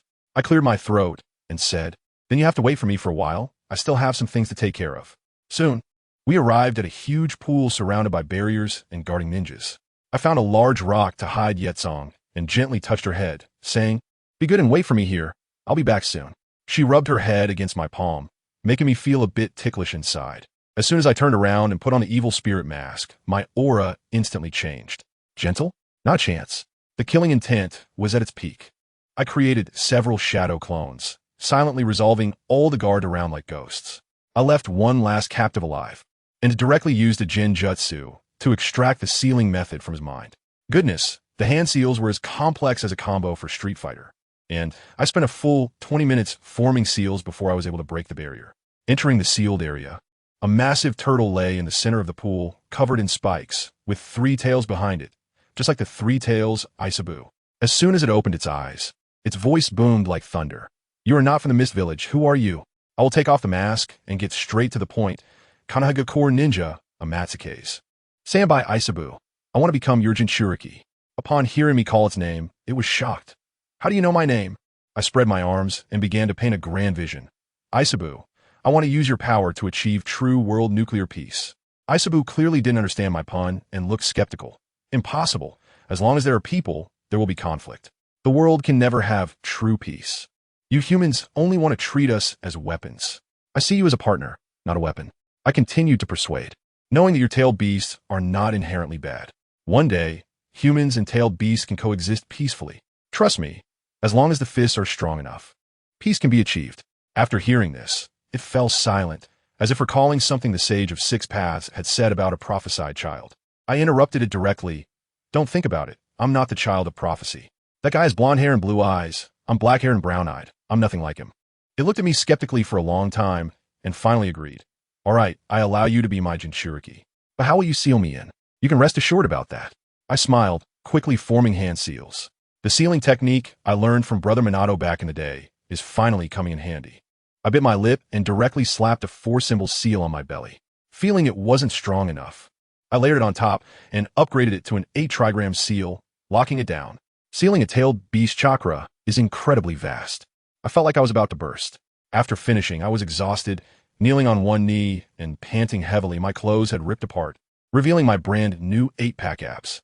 However, that violent aura inside me was finally suppressed, and my chakra was more abundant than ever. Shinsetsu, are you all right? I heard Isuka's voice in my head. I'm fine. Isuka, I replied gently. From now on, we are companions. Please take care of me. Please take care of me. I took a breath and went back to find Itsang. As soon as that girl saw me, with my bare shoulders and my body covered in strips of cloth, her face instantly turned as red as an apple, and she didn't know where to look. I felt my old face flush, and after clearing my throat, I said, all right, the matter is settled. Let's return to Konoha. With a body flicker technique, we directly returned from the land of water to my home in Konoha. I had just settled Yitsong when I hurried back to my room to change clothes. Meanwhile, Wuin village was in complete chaos. The old man Yuan, who was acting as the Mizukage, spat out a mouthful of old blood when he heard that the third Mizukage was gone. Then, his subordinates reported that the 3 tails had also been taken away by me. He felt dizzy and fainted from anger. I can only say that the psychological resilience of this generation of elderly people is not very good. They really need to work on emotional stability. I changed my clothes and came out to see Itsang staring blankly at a childhood photo of me with my parents. I sighed inwardly. We were both kids without parents, so this was a moment of empathy. I walked into the kitchen to prepare a meal for her. Just as I was tying on my apron to fry tempura in the Hokage building, the third Hokage was looking at my house through a crystal ball. He just sensed a massive tailed beast chakra appearing in Konoha, which nearly made him jump out of his chair. But when he checked the coordinates and saw it was my house, he calmly sat back down, pipe in mouth, wearing an expression of, oh, it's Kamizuki, then it's nothing to worry about. But just then, an Umbu appeared in front of him and urgently reported, Third Hokage, there's a fire in the Konoha prison, and the body of the notorious criminal Uchiha Shana has been burned. Families, do you really think he was burned to death just like that? How naive. This was all the scheme of that old trickster, Kurizetsu. Just an hour ago, Kurizetsu possessed White Zetsu, disguised as a Konoha ninja, and opened Uchiha Shana's prison cell. This old man was a staunch hawk of the Uchiha clan. When Madara defected back in the day, he had grand ambitions to follow him. Unfortunately, he waited foolishly at the east gate for half a day before hearing that Madara had left through the west gate. Coincidentally, he ran into the second Hokage, Senju Tobarama, who was busy with infrastructure at the time, and, without a second thought, he was captured and spent most of his life in prison. Now, Kurizetsu had pulled him out of jail, set fire to the prison to fabricate the illusion of his death, and then directly brought him before Uchiha Madara, who was hiding. When the old man saw his long-cherished Madara still alive, he was so excited that he cried and knelt down. Madara-sama, I finally meet you.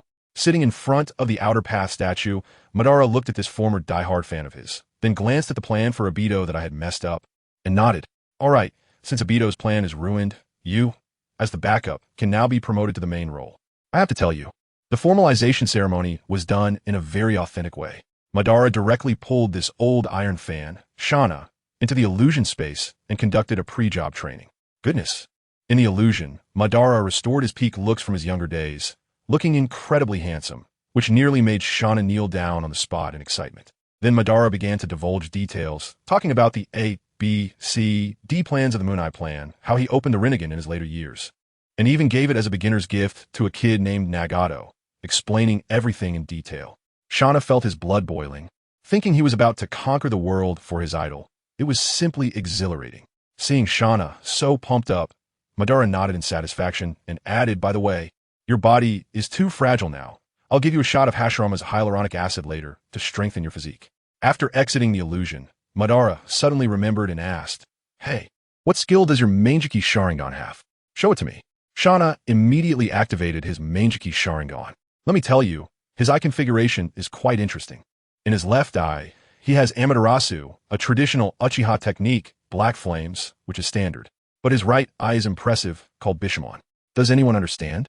This skill is basically a super power bank. It allows the user to instantly return to their peak physical condition.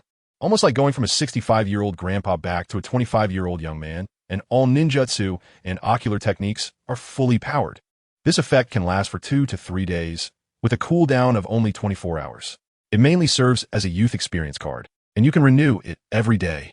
Madara saw this and thought, alright, this backup is worth it. He then entrusted one last thing. If you have any questions in the future, ask Kagaya. He is my spirit buddy and will guide you. After saying that, Madara abruptly disconnected the tube, linking him to the outer path statue, and died on the spot, leaving in a very decisive manner.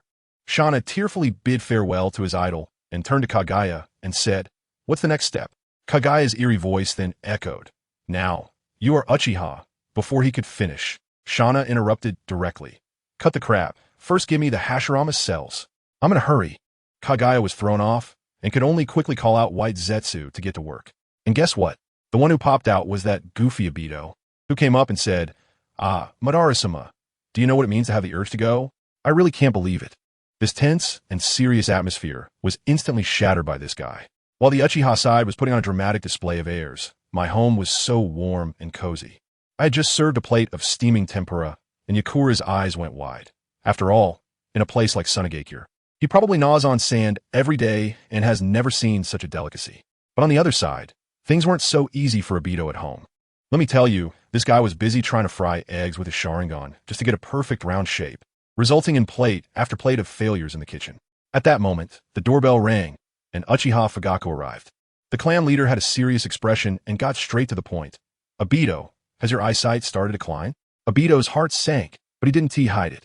Fugaku sighed and directly revealed a top-secret Uchiha family secret, the eternal Manjiki Sharingan. In simple terms, you need to transplant the Manjiki of a direct blood relative within 3 generations to gain permanent eyesight. Otherwise, get ready to go blind.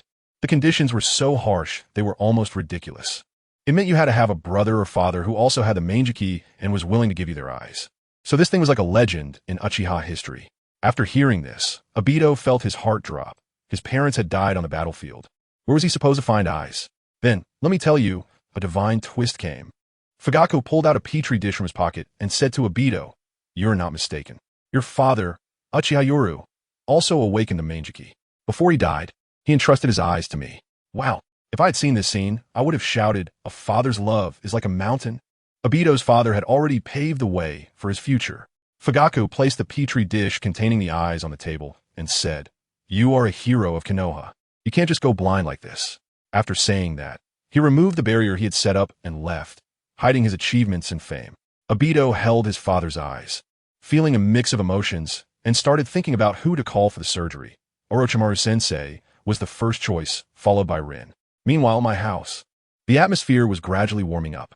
I was chatting with the Three Tails Isabu inside me, and it said it could create a mini clone to get some fresh air. The next second, with a pop, a palm-sized blue little turtle appeared on the table. One eye, spiky on the back, and a tail with 3 parts, simply adorable. Who understands? Family? A Q-version figure of a tailed beast. Who wouldn't be charmed? Yakura's heart melted at the sight. She rushed over to pet it and wanted to flip it over to see if it was male or female, which scared little Isabu into retreating into its shell. After dinner, Yakura insisted on washing the dishes. I couldn't refuse her, so I went to get her an apron. The kitchen was small, and as I tied the apron for her, we were very close together, both able to smell each other's scent, and the atmosphere suddenly became a bit ambiguous. Just then, at this crucial moment, there was a knock on the door. When I opened the door, lo and behold, it was Orochimaru-sensei. His golden snake-like eyes scanned back and forth between me and Yakura, with a smile that was so meaningful it made me feel a bit guilty. I quickly asked, "Teacher, why are you coming so late?" Orochimaru's expression instantly became serious. "The information you asked me to investigate has some leads." 2 days later, in the Rain Village, Hanzo of the Salamander will have negotiations with the Akatsuki organization. As soon as I heard this, my mind went blank. 2 days? Only 2 days left. Yahi's death, Nagato's dark transformation, all happened on that day. My parents' revenge is also tied to these two bastards. A flash of lightning illuminated my face with murderous intent. Orochimaru seemed to not notice, pulling out a sword from behind and handing it to me. "This Kusanagi sword is a gift for you, a small token from your teacher." I took up the sword, and the cold light seeping from the sheath instantly calmed me down. Just right, I would sharpen it tonight. I had already planned to sneak into the sand-hidden village tonight and take out the elders who had betrayed Yitsong back then. Orochimaru had set up a barrier and told me 2 things. First, he had discovered a child who perfectly merged with Hashirama's cells, who would be the future captain of Team Yamato. He asked if I could take him in, and after thinking for a moment, I directly suggested he send the child to the 3rd Hokage, where there were more resources and focused training. Orochimaru agreed. The second piece of news was even more explosive. I found the Dragon Cave. "In 6 months, I will take you to train in sage arts and travel the world." I was shocked at the time. Isn't this just the script of Jiraiya training Naruto? Except mine is the elite enhanced version. Of course, I agreed wholeheartedly. In the end, Orochimaru still sensed the chakra of the 3 tails within me, so I had to briefly mention the chaos I caused in the Mist Village, taking down the 3rd Mizukage and stealing the 3 tails.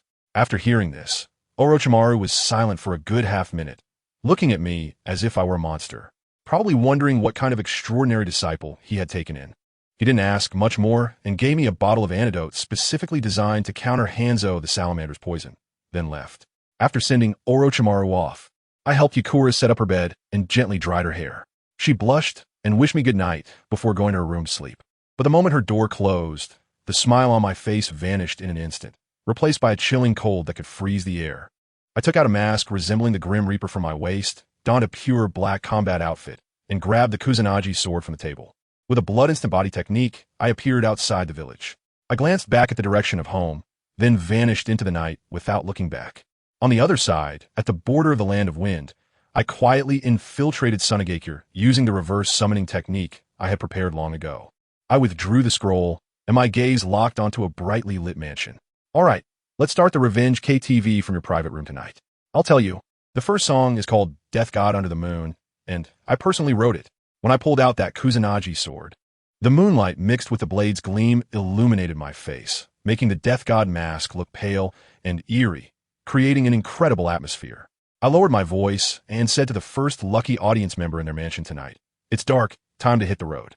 In the next second, I squeezed a hard, stiff Higginbana flower in my right hand, and with a whoosh, it flew like a dart, hitting the glass of their 2nd floor with precision. Immediately after, I vanished and appeared on the balcony. Wow, this guy from Sandhidden was drinking like crazy. As soon as he looked up and saw me, he sobered up instantly, his eyes wide like saucers, and his mouth agape as if he could fit an egg in it. Want to scream? Too late. A flash of white light, and with a pop, his head rolled to the ground like a soccer ball, blood splattering on the ceiling like an artistic creation. A woman came out from inside upon hearing the noise, just about to let out a dolphin-like scream, but I cast an illusion on her, and she froze immediately.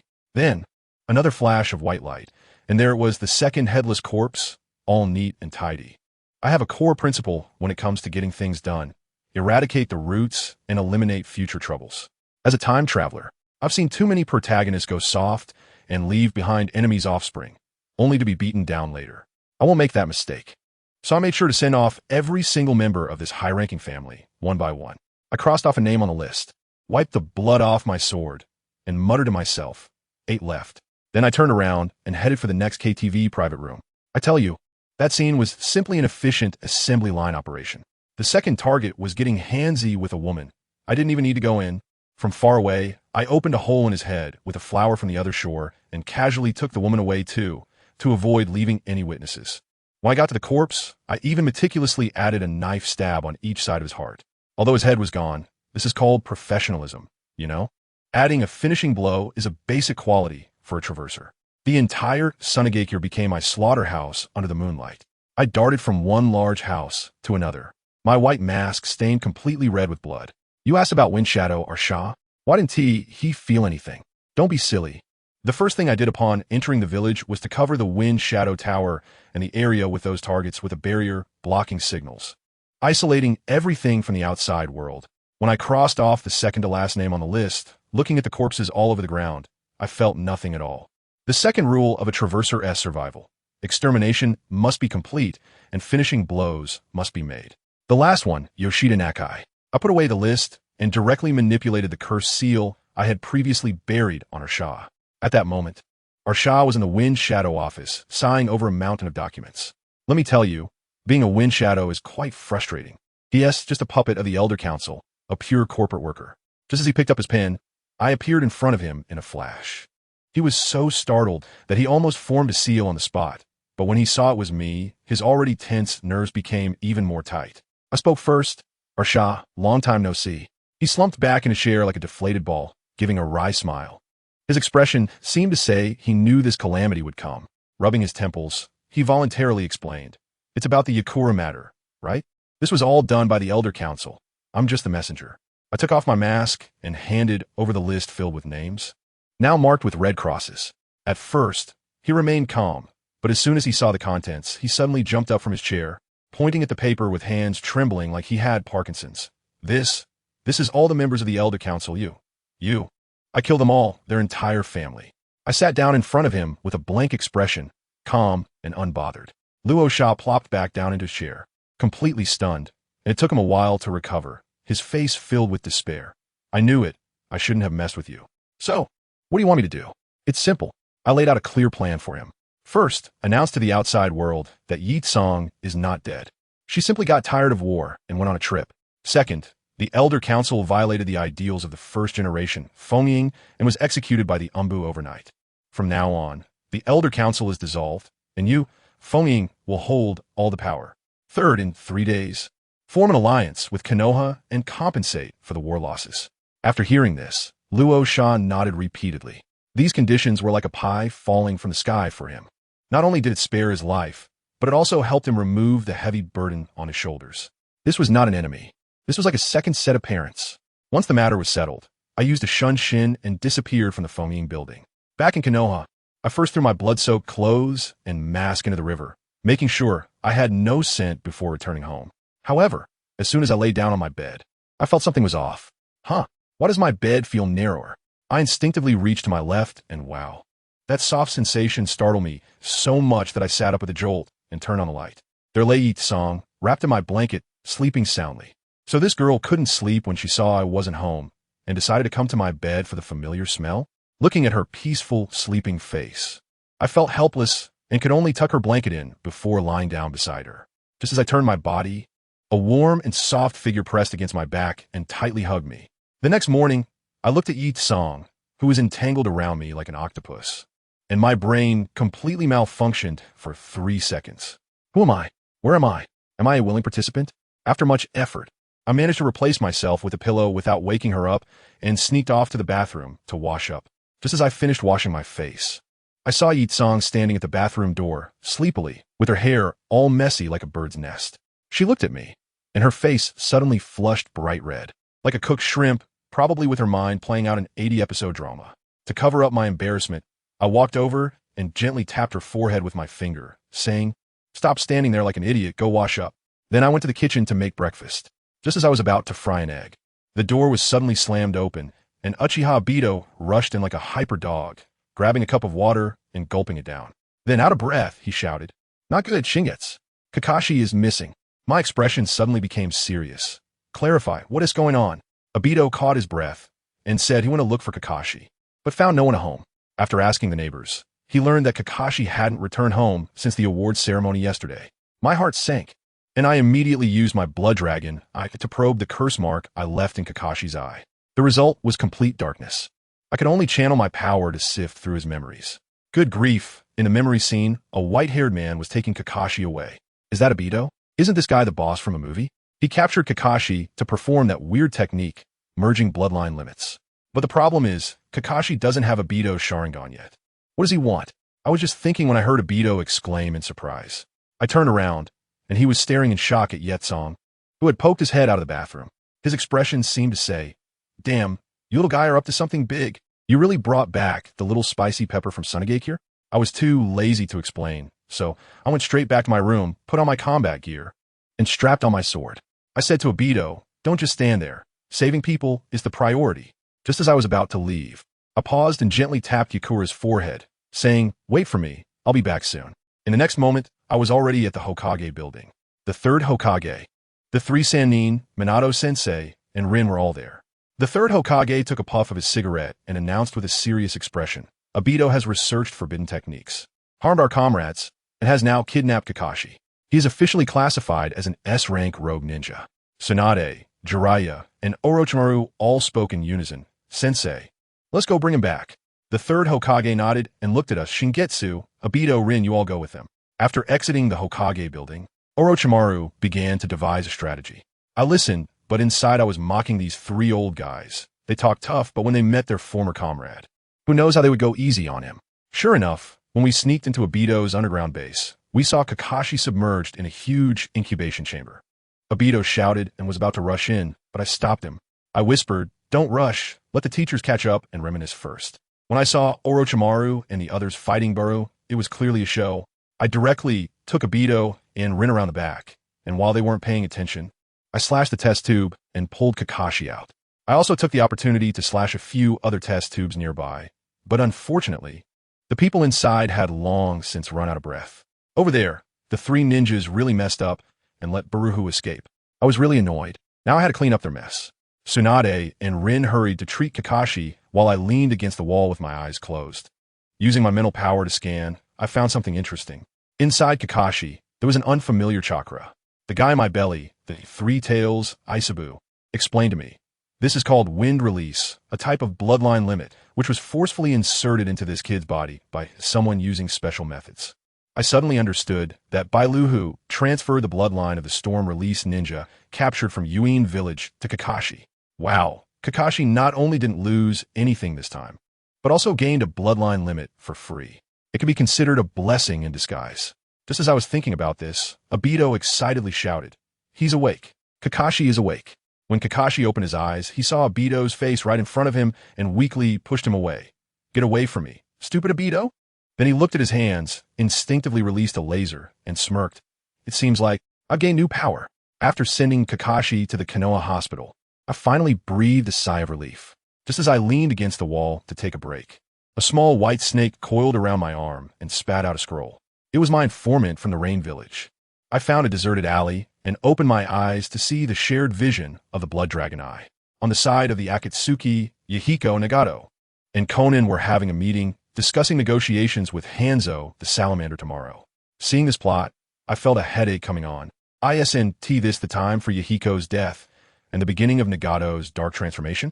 Danzo and Hanzo are teaming up to set a trap, and Obito is stabbing from behind, one link after another. No, I have to take care of this. I thought I must act separately. I will send a clone to protect the Akatsuki members left behind, while I, the real me, must personally meet that demigod, Hanzo the salamander. Old grievances and new enmities. It's time to settle them. However, before I take action, I need to go to the hospital to see Kakashi. As soon as I pushed open the hospital room door, I was taken aback by the scene in front of me. Kakashi was lying on the bed with a face full of despair, while Obito was sitting beside him peeling an apple, so clumsy that he even activated his Sharingan. Rin was smiling and adjusting Kakashi's foredrip. As soon as I walked in, the three of them looked at me in unison as if it had been prearranged.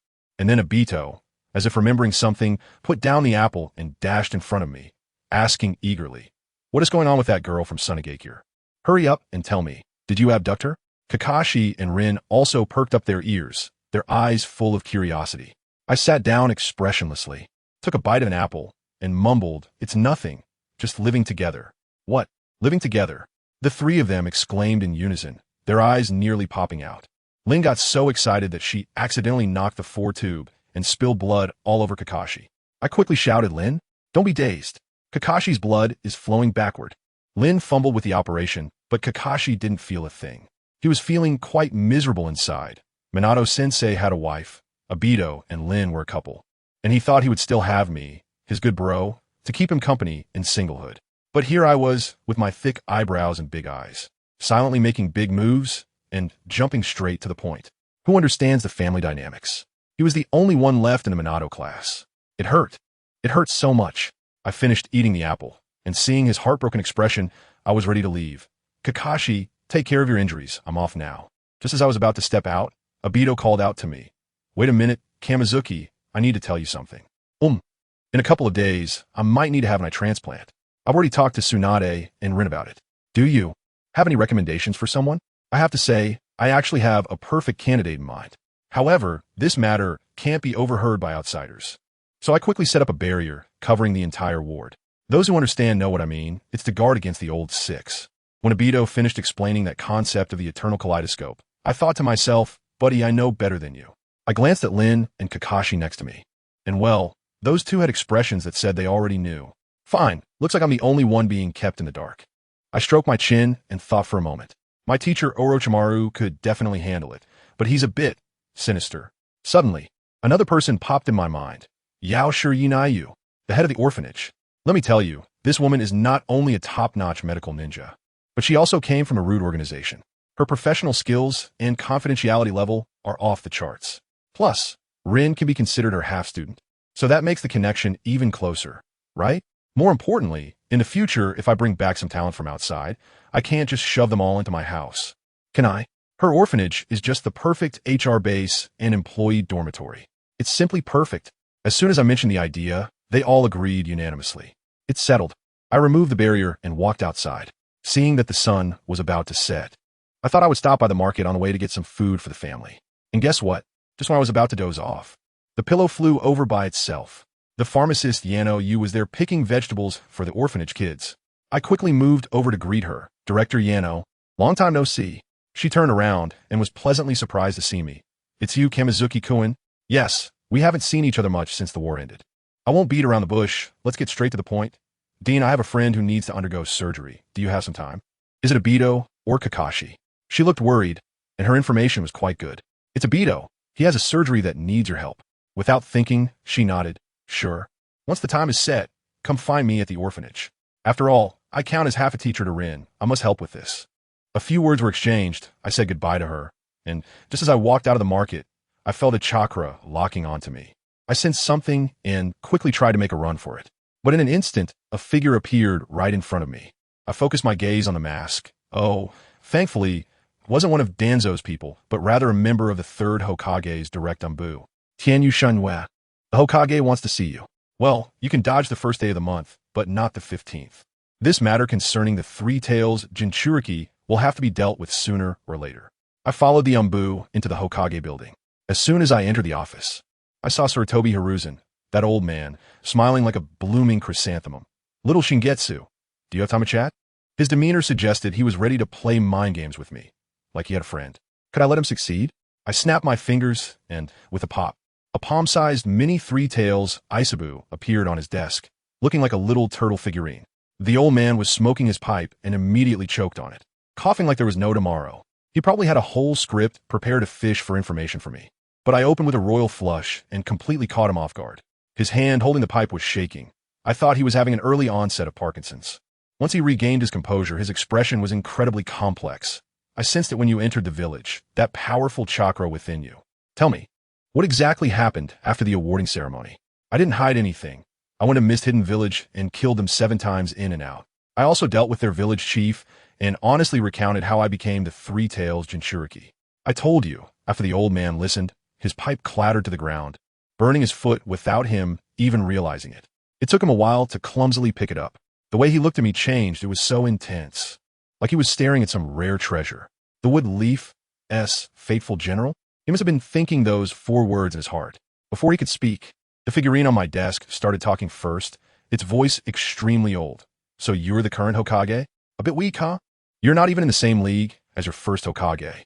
Puff! Hiruzen Sarutobi just sprayed out the smoke he had inhaled. Of course. Why would he need to say that?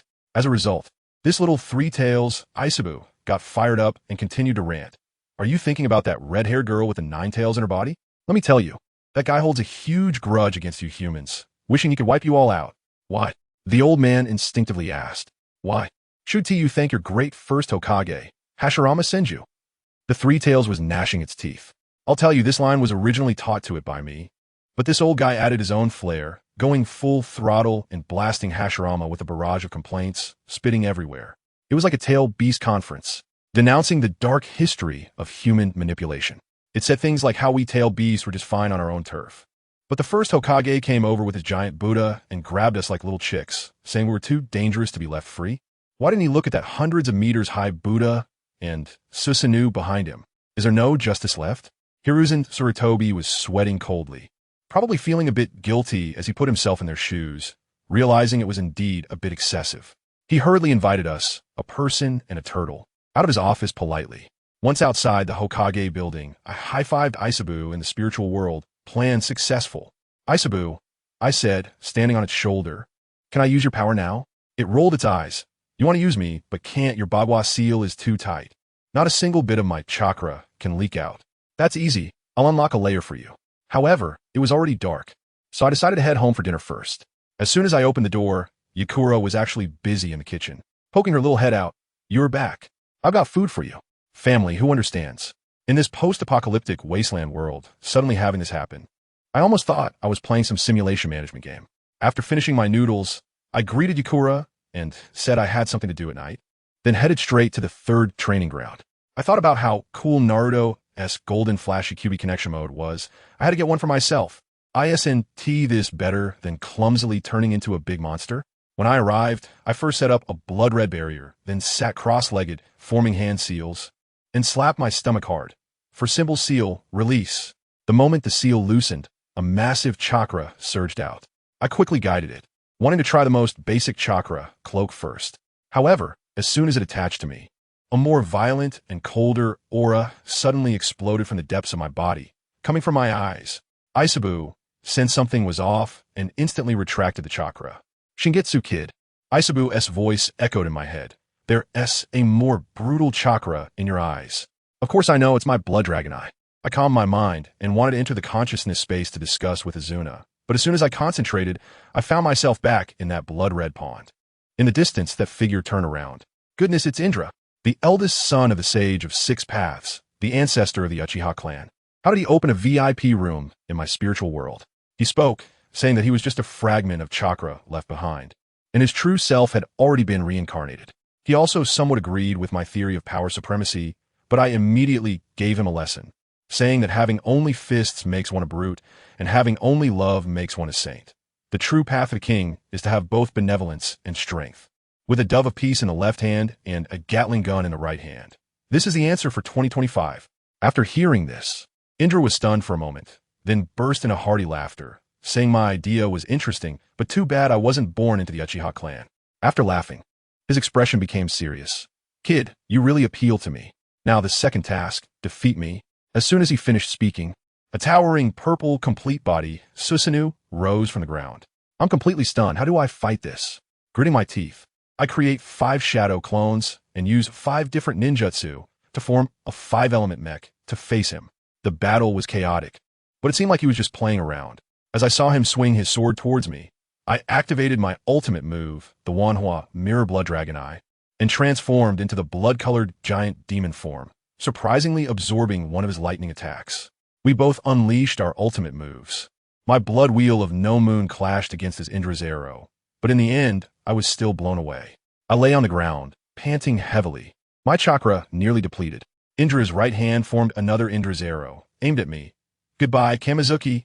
Damn, are you serious? Just when I thought I was about to be done for, I heard Aisabu's voice explode in my head. Shingetsu kid, switch. Boom. A violent red chakra instantly enveloped me, and 3 tails whipped behind me. Tail Beast Transformation State 2 activated, but my mind was completely clear. I opened my mouth and fired a Tail Beast Ball. Indra easily dodged it, then in a flash, appeared in front of me, pointing a finger at my forehead. Congratulations, you've passed the trial. After saying that, with a flick to my head, I was ejected from the consciousness space. When I opened my eyes again, I was already in the third training ground, and it looked like it had been plowed by a missile. Clothes? Gone, burned away. The seal on my stomach was also gone. After all this time, this ancestor wasn't really trying to KO me. He was acting as my sparring partner, helping me break through my bottleneck, while also mastering the power of the tailed beast. I feel utterly exhausted, but my chakra is full. I used a blood instantaneous technique to return home and collapsed onto the bed, only to find something extra in my arms. Huh, what is this? I tell you, this thing feels so soft and nice to hold. At that moment, my mind went blank, and I instinctively hugged this bundle in my arms even tighter, then passed out in a second. On one hand, I slept soundly, but on the other hand, Yitsong in my arms was blushing so much she looked like she could bleed. Anyone who understands. She originally just wanted to rest in my room for a bit before leaving, but before she knew it, she also fell asleep. When she woke up again, she found herself completely locked in my embrace like a pillow. In that scene, she got so shy that she fainted again right in my arms. Isn't it funny? Clearly, she's older than me, yet when it comes to feelings, she's as innocent as a blank sheet of paper. This time, I took the initiative. The next morning, when I opened my eyes, there she was again, nestled in my arms. I fell into deep thought. Am I some kind of human-shaped Yitsong locator? How come every time I come home, I can accurately capture a wild Yitsong? I skillfully pulled myself out and stuffed that unfortunate pillow back. The whole process smooth as silk. I went downstairs, toasted 2 slices of bread, heated a cup of milk, and casually picked up the book I bought a couple of days ago to read. The book is called The Path of Perseverance, the debut work of teacher Jiraiya. I must say, it's really well written, but sales are dismal. While reading, I pondered whether I should grow my hair long. It seems like all the handsome guys have flowing long hair, and my short hair just doesn't cut it. I just took a sip of water when I saw Yetsong wearing my pajamas, holding a pillow, and sleepily stumbling out of the room. I smiled at her and said, "You're awake? Come eat, and later I'll take you to the Hokage building to get your residence certificate." She softly replied with an and sat down obediently to eat. After we finished eating, I took her out, and I remembered that the 3rd Hokage had previously given me a set of keys to the property left by my parents. It seemed like it was time to move. When we arrived at the Hokage building, I knocked on the door, and I heard Sir Toby Hiruzen's old, raspy voice say, "Come in." I pushed the door open, and the old man was buried under a mountain of documents. Well, he saw Yetsong behind me. He was taken aback for a moment, then immediately put on a kind and friendly expression, smooth as silk. "This must be little Yetsong. Shinua has already told me about you." He skillfully pulled out a document and had Yetsong sign her name. With a few quick strokes, her identification was processed. "All right, little Yetsong, from now on, you're a resident of Konoha, guaranteed by Shinua." We walked out of the Hokage building side by side. And I told you that this old man is not simple at all. As soon as we left, he immediately took out his precious crystal ball.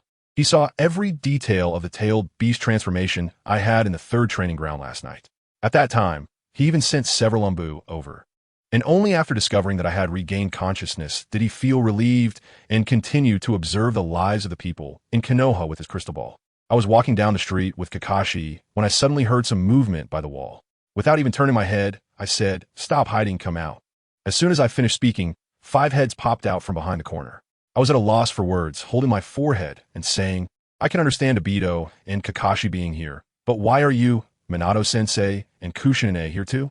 Minato and Kushina looked incredibly awkward, both coughing at the same time with their eyes darting around. Obito and Rin, on the other hand, were overly excited, while Kakashi maintained his usual deadpan expression, as if the whole world owed him money. Minato-sensei quickly tried to smooth things over. Shingetsu, we're here to tell you that a new ramen shop has opened in the village, and their skills are exceptional. We want to take you to try it." As soon as I heard it, I was excited about the ramen. The hand-pulled noodle master is here. I had to go, but when I got there, wow, the line was incredibly long. Yitsong and I could only accept our fate and wait in line, while she and Lin were chatting away, leaving me and Obito standing aside. Just as I was feeling bored, a white-haired figure approached. I looked closely and realized it was Jiraiya-sensei. Minato was also surprised. "Jiraiya-sensei?" Jiraiya mysteriously pulled Minato aside into a small alley and proudly showed off a Rasengan. "Look, I've completely mastered the Rasengan you've been working so hard on. Impressive, right?" Minato was excited. "That's amazing. No wonder you're the teacher." Then he bowed to Jiraiya and said, "I have something urgent to attend to, so I'll be leaving now." With that, he turned and ran off, leaving Jiraiya alone in the alley, feeling disheveled, and the Rasengan in his hand had fizzled out. At that moment, I felt a chill on my arm, and when I looked down, there was a small white snake flicking its tongue, holding a scroll in its mouth. My heart skipped a beat, and I quickly unrolled the scroll. Through my blood dragon eye, I saw that Hanzo the salamander and Yahiko were already negotiating. Didn't they say it would start tomorrow? I was furious. With no time to think, I used a blood insta-body technique to return home, put on my combat gear, strapped on my father's sword, and donned my mask. Hanzo the Salamander, I'm coming for your life. A reverse medium, directly arrived at the Hidden Rain village. As soon as I landed, I saw a kunai at Nagato's feet, while Hanzo the Salamander was forcing him to kill Yahiko in exchange for Konan's life. I was about to grind my teeth to pieces, and the blood-release chakra instantly condensed into a flower of the other shore. Just as Yahiko was about to crash into the kunai in Nagato's hand, there was a crisp sound, and my flower of the other shore directly knocked the kunai away. Everyone, Hanzo, Nagato, Yahiko, Konan, was dumbfounded, looking in the same direction. Hanzo shouted sternly, "Who is it? Come out!" In the next moment, I was already standing beside Nagato, kicking the kunai away and picking up the flower of the other shore from the ground. "I'm not your enemy," I said, glancing back at the still-dazed Yahiko and Nagato. "That woman is your companion, right? Just wait a moment." I turned around to look at Konan, who was being held hostage by Hanzo, and threw the flower in my hand at him. He tilted his head to dodge, and in that instant, I was already in front of him, grabbing Konan by the collar and pulling her back. Hanzo smirked, and the next second, countless explosive tags covered Konan's body. I remained expressionless, tore off all the explosive tags, and threw them far away, causing a loud explosion. Then, I formed a hand seal with one hand and slammed my palm against Konan's back, using wind release, gale palm. It sent her straight back to Yahiko and the others. Countless kunai flew towards me, but I didn't even flinch. A whirlwind instantly surrounded me, deflecting all the attacks. At that moment, not only the ninjas from the Rain Village, but even Yahiko and the others were stunned. Hanzo was not surprised by the power of the technique, but recognized it. He suddenly remembered that he had once used the poison of a salamander to kill a woman and her husband who had a similar bloodline limit. He immediately felt something was off and shouted loudly, "Who exactly are you?" I slowly took off the mask on my face, and when that face appeared before Hanzo, his eyes were filled with shock and confusion. I told him word by word, "My name is Tianyu Shanyue, Konoha Elite Jonin Tianyu Senyan, son of Tianyu Maidizi, the Blood-Red Ninja of Konoha." Hanzo then suddenly realized that the infamous Blood-Red Ninja from the Third Great Ninja War was me. No, I should now be called the Red-Faced Ajura, the monster who single-handedly stormed into the Mist Village, stole the Three Tails, and killed the third Mizukage. Although he had heard of my name, he never expected to encounter me here. He proudly raised his head. "I've heard of you, the Red-Faced Ajura of Konoha. To dare to challenge me, you have great courage. But even if you killed that useless third Mizukage, do you think you can kill me, who is known as a demigod? Even your Konoha's three ninjas are my defeated foes. What can you, a mere brat, do?" As soon as he finished speaking, he summoned a gigantic salamander, standing on its head and looking down at me. Well, it turns out Old Six is here. Tuan Zong, who was hiding in the distance, broke into a cold sweat upon hearing this. He realized that I knew that my parents' murderer was Hanzo, and there was a high probability I also knew he was involved. Now, I already had the strength to kill shadow-level powerhouses. If I had my sights set on him, he was doomed. For the safety of Konoha, he had to eliminate me, this unstable factor. He immediately ordered the Root members beside him, transform into Rain Village ninjas, and kill this brat. Meanwhile, my shadow clone was following Jutsu and his team. He saw that Jutsu's team intercepted intel from Konoha's Umbu about eliminating the Akatsuki organization. And just as they were preparing to go back to rescue someone, they were blocked by two strangely dressed individuals.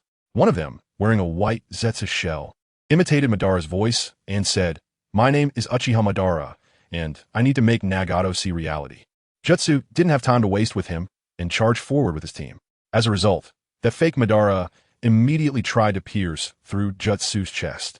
My clone appeared just in time with a clang, blocking the attack. "Be careful." My clone pushed Jutsu aside and swiftly took out a sneaky, white Zetsu. "Don't get distracted.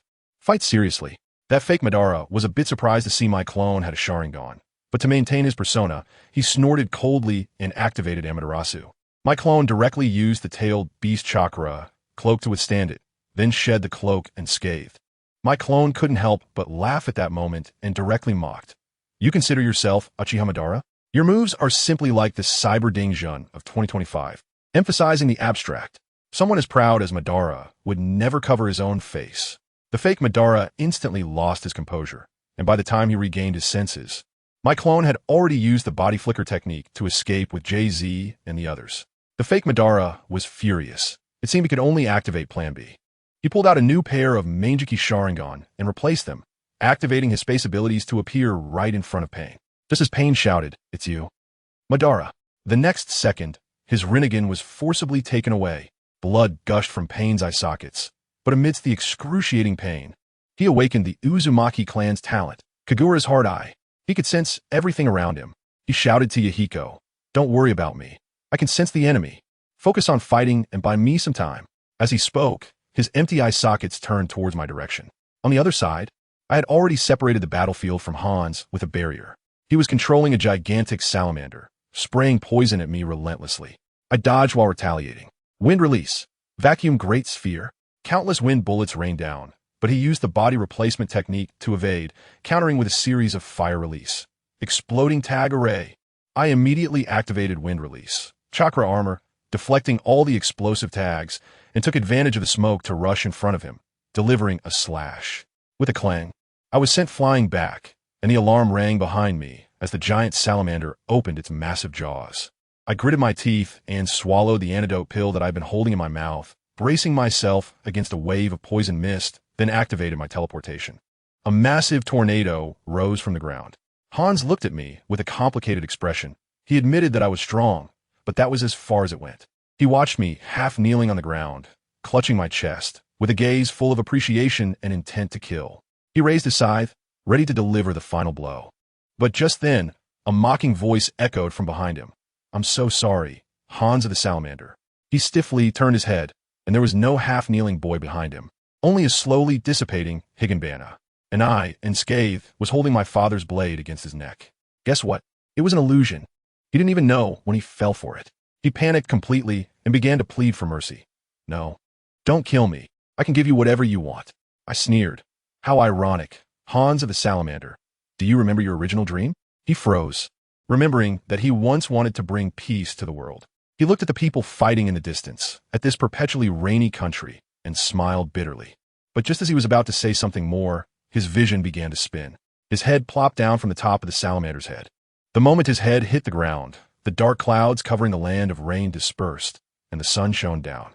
Everyone stopped fighting and looked at the boy standing atop Hans's head, bathed in sunlight and rainbows. The ninjas of Amage knew they had lost. They knelt on the ground, wanted to end their own lives, but were stopped by members of the Akatsuki organization as everyone murmured, "The rain has cleared." I looked at the huge pepperfish beneath my feet. This thing is too toxic, and keeping it around is a disaster.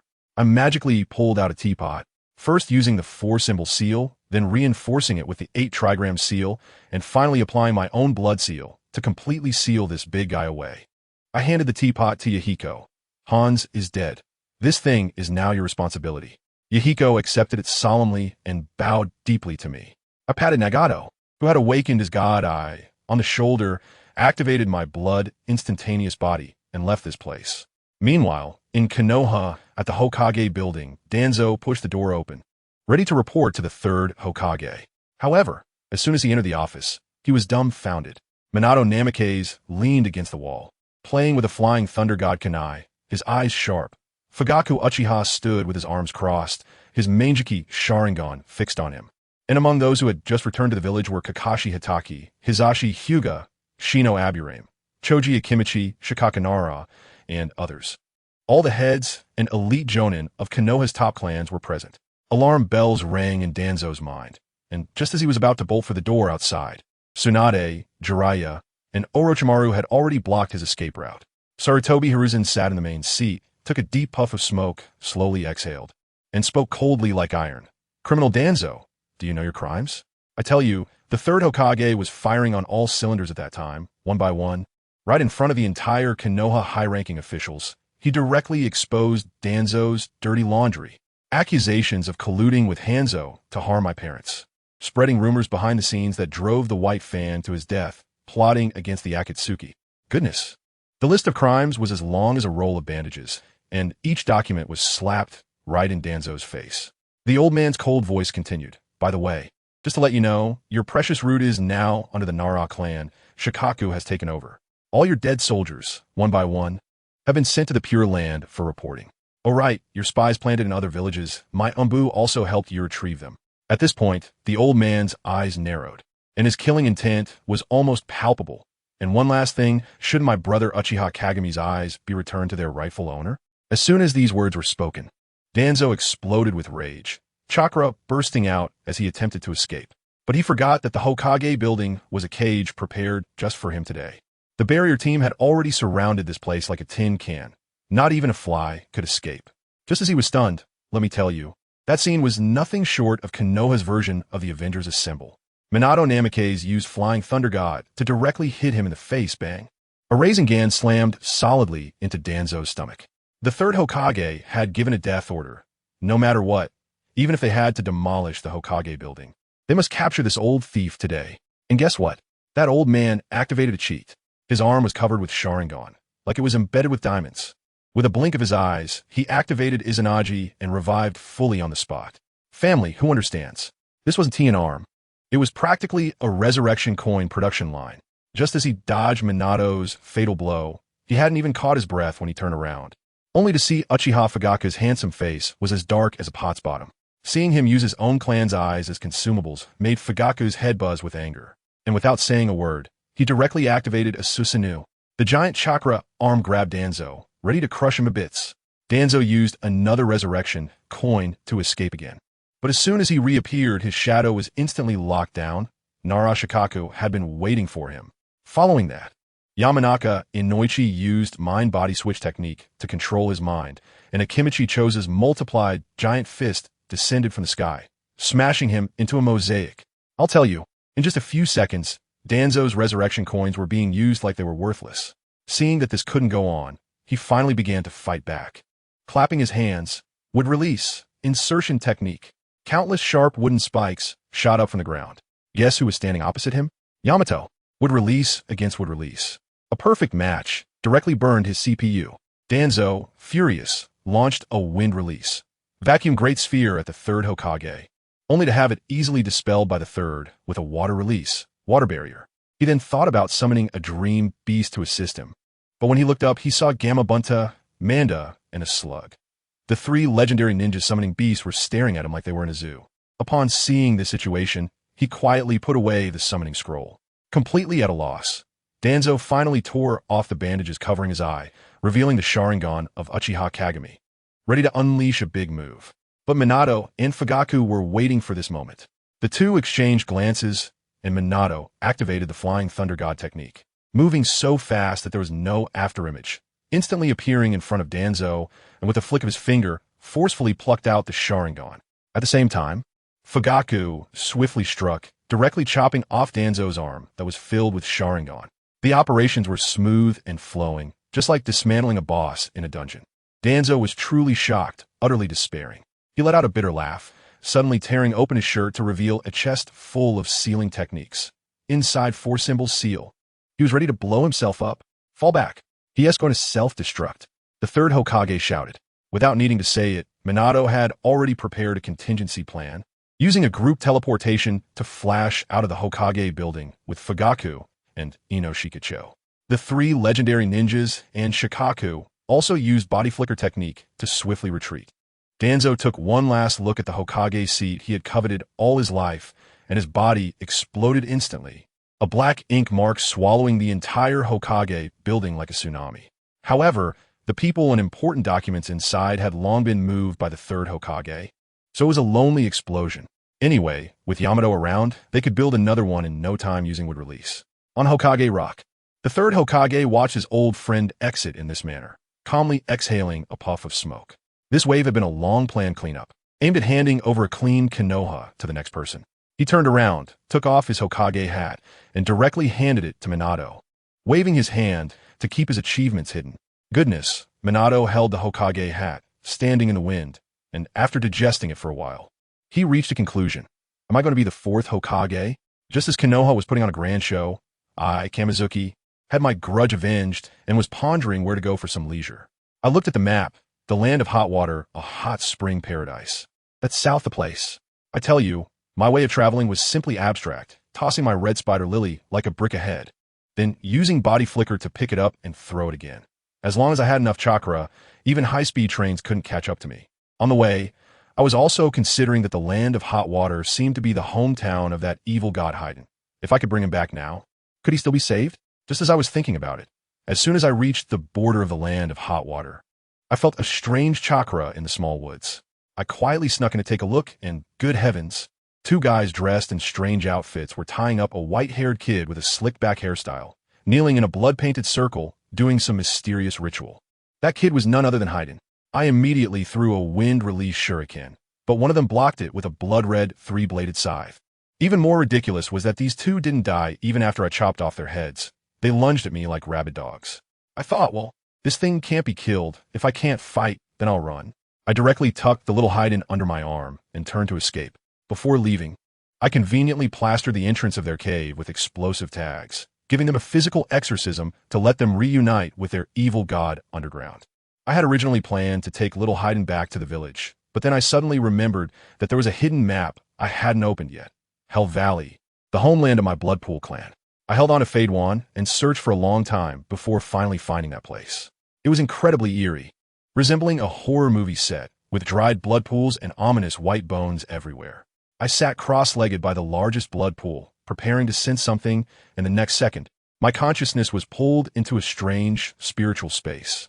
When I opened my eyes, I was surrounded by the ancestral ghosts of the Bloodpool clan. They said they wanted to bless me, but in reality, they were putting me through an ultimate trial. Let me tell you, it felt like being dragged into an endless loop of a tragic game, where I was forced to experience the lifetimes of hundreds of them. From birth to the Uchiha clan's extermination, all in brutal detail. Over and over again, that endless anger, sadness, and despair nearly shattered my mind. Outside, the sleeping Fade Wan was awakened, watching helplessly as blood-red phantoms emerged from the pool and enter my body. But who understands the pain? Family? The end of suffering is opportunity. Once I managed to endure this hellish dungeon, my eyes evolved. My original kaleidoscope Sharingan, with 3 circles, began to spin, split, and recombine, eventually transforming into a diamond-shaped pattern surrounded by 3 black dots. Second upgrade, Kaleidoscope. I can feel that now I can activate Blood Escape with just a glance. No hand seals needed at all, and there are no side effects. I looked at the astonished remnants of my ancestors in front of me, grinned, and smiled. Thank you, my friends, for the boost. As my mind stirred, a 2-phase blood moon was activated, and 2 massive blood moons rose in the realm of consciousness. The explosive power instantly purified the remnants of these ancient ancestors. I really have to thank you all for allowing me to truly gain strength now. I send you off to rest in peace. As the illusion dissipated, I slowly opened my eyes and could clearly feel that all the blood pools in the Hell Valley had now become a part of my body, under my control. But I didn't rush to act because there was still an old man floating in front of me, the remnant of my cheap ancestor, babbling on endlessly. Let me tell you, at that moment, I pretended to still be trapped in the illusion, not even moving my eyelids. He had no idea that his precious clan members had already been wiped out by me, leaving not a drop of chakra behind. I had directly expelled them from my consciousness space, flipping the table, so to speak. Once I dispersed this old man's remnant, I snapped my fingers and pulled the giant 3 tails out of the illusion as well. When he woke up and saw me, he remained quite calm and said, "Looking at you, is the matter settled? That kid outside is almost dying of anxiety. Aren't you going to check?" Good grief, it was only then that I remembered. Haiden was still hanging outside. As soon as I returned to reality, everyone was stunned. Fade Wan, my newly recruited little brother, had his head separated from his body and was lying on the ground shouting at me. Big brother, you're finally awake. Please help me. I can't put my head back on. Family, who understands this?" The impact of this scene was too strong. I helplessly reached out my hand and used chakra threads to stitch him up on the spot. After dealing with him, I turned around to look at the empty blood pool and drained the remaining power. However, I was thinking that in the future, that little girl Chio would also need to come here. She's considered a distant relative of mine, and I can't let her leave empty-handed. So, I shaped a flower from the other shore, infused it with a bit of chakra, and sealed it at the bottom of the pool. When she arrives, the seal will automatically release, guiding her to come to Konoha to find me. This move is all about keeping the benefits within the family. Then I patted Fade Wan. "Little Fade Wan, do you want to come back to Konoha village with me?" He was so excited.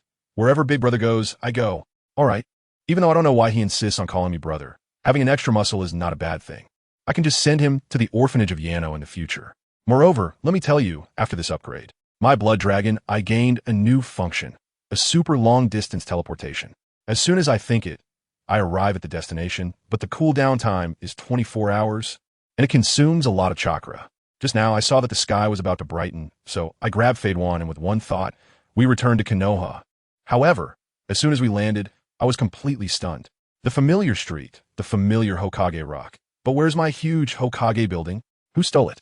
I was so anxious at that moment that I yanked a notice off the wall. After reading it, my eyes nearly popped out. It was written in black and white.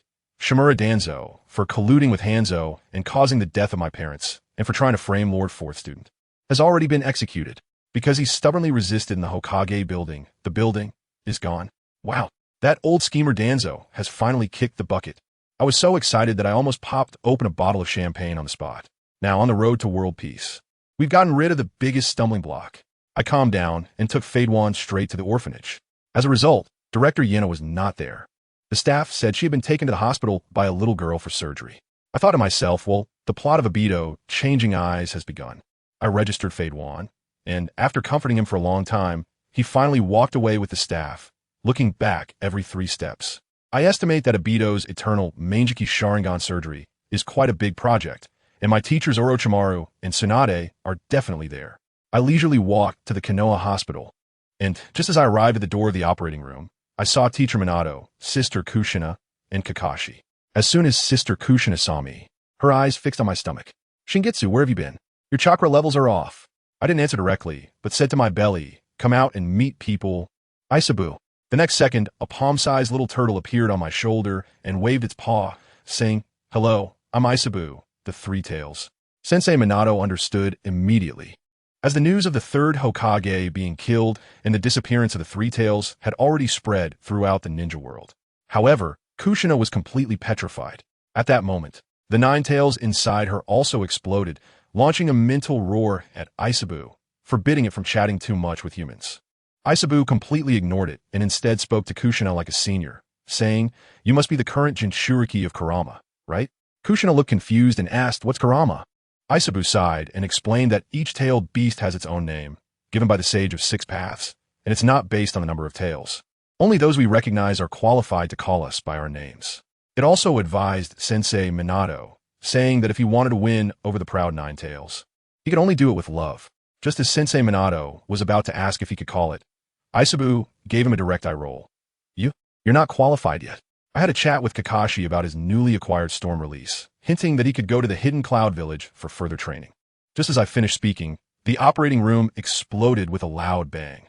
Kisame reacted quickly, and a tailed beast chakra shield protected us all. As the dust settled, we saw a blue-green Susanoo half-figure standing amidst the ruins, with Rin, Orochimaru, and the others protected in the center. Right in the middle, Obito dramatically tore off the bandage covering his eye, making a grand entrance with peak edginess. I told you, when the hospital director saw this scene, he rolled his eyes and had a heart attack. I was so mad that I rushed over and gave Obito a smack on the head. You idiot, acting all high and mighty, almost brought down the hospital. Hurry up and apologize. Seeing the trouble he caused, Obito obediently bowed and apologized. We had just left when I spotted a familiar white hair on the roof of the women's bathhouse in the distance. I exchanged a glance with Obito and shouted at the top of my lungs, catch the pervert. Jiraiya-sensei immediately fell from the roof. Before long, Orochimaru-sensei showed up, dragging a bruised Jiraiya to us, and informed Obito and me that our training in Senjutsu at Rigakure and my Bokuzen would start a month earlier. Every day was filled with explosive information. When I got home in the evening, Yakura had already bought the groceries and was eager to cook, pushing me back to my room to rest. Watching her busy figure in the kitchen warmed my heart. After dinner, I told her about moving and the situation with Hayden. That guy was probably at the orphanage right now, performing his spin-around trick to give director Yano some extra work. I also mentioned to Yakura that I would be going out with Orochimaru-sensei for training in a month, which might take 1 or 2 years. She didn't ask any more questions and just said she would take care of the house. The atmosphere was quite warm, but after dinner, when she went to take a shower, I finished washing the dishes and was about to read for a while when I heard her voice from the bathroom. Shinazuki-kun. I forgot to bring my clothes. Could you help me bring them in? I told you, that voice was soft and had a hint of laughter. And I just froze. How could I handle this? I'm still a kid. I quickly grabbed the most conservative pajamas from her room, put them at the bathroom door, and yelled, I left the clothes at the door. You can get them yourself. Teacher Orochimaru needs me for something urgent. I have to go. Then I bolted out of there at lightning speed. Please, at that moment, Teacher Orochimaru's summoning snake happened to come to relay a message. This is not just some excuse I made up. I rushed into Orochimaru's underground base, and he pointed to a pile of red snakes, introducing them as having been cultivated from the genes of a dead eyeball from Shinya, all possessing petrification abilities. He also handed me a string of 3-colored dumplings sent by Red Bean. While chewing on the dumpling, I asked him, Orochimaru-sensei, you didn't just call me here to see these little snakes, did you? Of course not, he replied. Let me tell you, the real business is just about to begin. Orochimaru's expression instantly switched from that of a research fanatic to a life mentor mode, looking very serious. He told me that a month later, he would take me on a 3-year global graduation trip in the ninja world, focusing on a type of growth through companionship. During these 3 years, he would pack all his best techniques, including the sage techniques from the Dragon Cave, and give them to me, allowing me to fully control the power of the tailed beast within me. Wow, I nodded vigorously. Isn't this the legendary top-notch personal training course? After 3 years, I would definitely soar. However, I was a bit worried. What if the Nine Tails decided to cause trouble while I was away for 3 years? Wouldn't Konoha be in danger? But then I thought, what am I afraid of? I could always return any time. It wouldn't be a big deal. Orochimaru added that there were 2 others departing around the same time as me. One was Uncle White Fang, taking Kakashi to the Hidden Cloud Village for further training. The other was Jiraiya, who would be taking Naruto out for some special lessons. However, our routes were different. We would each go our own way. I thought to myself, all right, the main character group is starting to level up. Now, that's the vibe.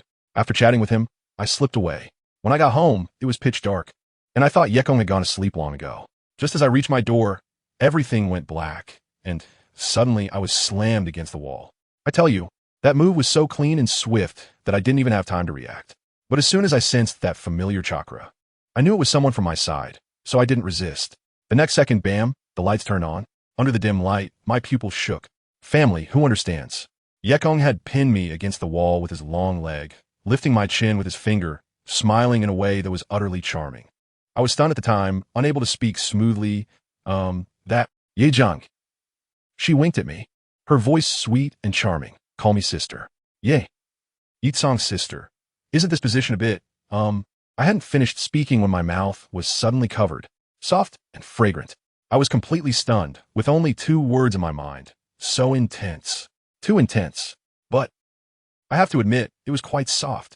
Then, in the next moment, Yitsong let out an ah and jumped back, her face completely red. She explained to me that she originally intended to tease me, but slipped and ended up kissing me. That's when I realized that she was now slightly taller than me. And with that leap, it was perfectly timed. Watching her shyly run back to her room, I stood there dumbfounded, still feeling the sensation on my lips. After several seconds, a rush of heat surged from my soles to the top of my head. My CPU overheated, and I blacked out, collapsing straight onto the bed. What a pathetic state to be in. The next morning, I was awakened by loud banging on the door. Shunyue, open the door, open the door. With that loud voice, I knew without thinking that it was Dato. I opened the door with my messy hair, and Yitsong was also woken up, standing next to me. As soon as the door opened, there was that big face of Dato right at the entrance, along with Teacher Minato, Kakashi, and Lin. This scene instantly woke me up, and I straightened my expression. What's going on? Is there a new mission? Teacher Minato nodded, his expression serious. Yes. It's an urgent mission to go to the land of Wind S. Lulon to protect Queen Sarah there. Lulon? As soon as I heard this name, my DNA reacted. The movie The Lost Tower. I'm familiar with this plot. I can see a younger version of Naruto. Great. I quickly asked, Teacher Minato, is it just our team? Teacher Minato thought for a moment and said, there will also be Dingzhua and Zhihui. I nodded and turned to go back to my room to change into my combat outfit. But then Teacher Minato stopped me. No need to change. This time we have a standard uniform. We shouldn't delay. Let's hurry out. Obito directly tossed me a set of clothes. After I got dressed, I turned to see Yakura looking worried, and I smiled, extending 2 fingers to gently poke her forehead. Don't worry, I'll be back as soon as the mission is over. Then I followed the main group out. As soon as I stepped outside, I felt something was off. Kakashi and the others were looking at me with strange expressions. That kind of mischievous smile we all understood. My face turned red, and I stiffened my neck and said, what kind of look is that? I'm completely innocent with her. They were probably thinking, all right, so that's how it's going to be, completely innocent and yet producing 5 kids. We all understand. Seeing the situation, I thought, forget it. No need to explain. It would just make things worse. It was Teacher Minato who stepped in to defuse the situation. All right. let's get to the point. This mission is a secret operation. Everyone put on your masks to avoid revealing your identities. He handed over several masks. I shook the crimson demon mask in my hand and asked, Teacher, can I wear my own? Teacher Minato shook his head. No. Your mask is too famous in the ninja world. It's too recognizable. All right then. I thought for a moment and came up with a plan. I manipulated the mask in my hand and transformed it into that classic orange spiral mask that only reveals one eye. I handed the mask to Obito. Here, Akatsuki. This one suits you. Obito didn't think much of it, took it, and put it on, mumbling that the mask felt somewhat familiar. Kakashi picked a cat mask similar to the Umbu's, and Rin chose a regular one. Teacher Minato and I wore the same camouflage masks, just like in the movie. We hadn't gone far when we met up with Akimichi Choza and Yamanaka Ino. These two guys, one uniquely fat and the other with an unmistakable aura of insect breeding, really didn't have much difference whether they wore masks or not. With everyone gathered, as we traveled, Teacher Minato briefed us on the mission. Listen carefully. This time our target is to protect Queen Sarah of Lulon. According to intelligence, 6 years ago, a ninja named 100 Legs traveled from the future to the present. Travel from the future? Obito and the others almost dropped their jaws, looking incredulous. Teacher Minato said solemnly, that's what the intel says. Our mission, besides protecting the queen, is to thwart 100 Legs conspiracy. Remember, this is a secret mission. Only heaven, earth, you and I know. I interrupted while wearing a mask and said, Teacher Mizuki's. That guy called Baizu definitely won't use his real name, right? What's he called now? Teacher Mizuki's replied. Intelligence shows that he is using the alias in Lushan and is now a minister of Lulon, having gained the queen's trust. I nodded just like in the story, steadying myself. At that moment, Kakashi suddenly spoke up. Shingetsu, I told my dad, and he's also planning to take me to the Hidden Cloud Village for training. So I'll be leaving the team in a while. I nodded, feeling relieved that everyone was upgrading. My 3 years of special training, starting a month from now, would seamlessly connect with this. Everyone was getting stronger, and only Lin silently clenched her fists, her eyes filled with determination not to fall behind. The usually silent oil woman, Jihui, suddenly said to Teacher Watergate, Watergate, I heard Lord Third say that you will soon succeed as the 4th Hokage. Congratulations. As soon as she said this, Obito and Kakashi were both shocked. Obito's fists creaked from being clenched, his eyes filled with the flames of determination, thinking that if Teacher Watergate was about to become Hokage, he had to work harder too. Kakashi, on the other hand, was contemplating that when he returned from training, he would be able to serve directly under the Hokage as part of the Umbu.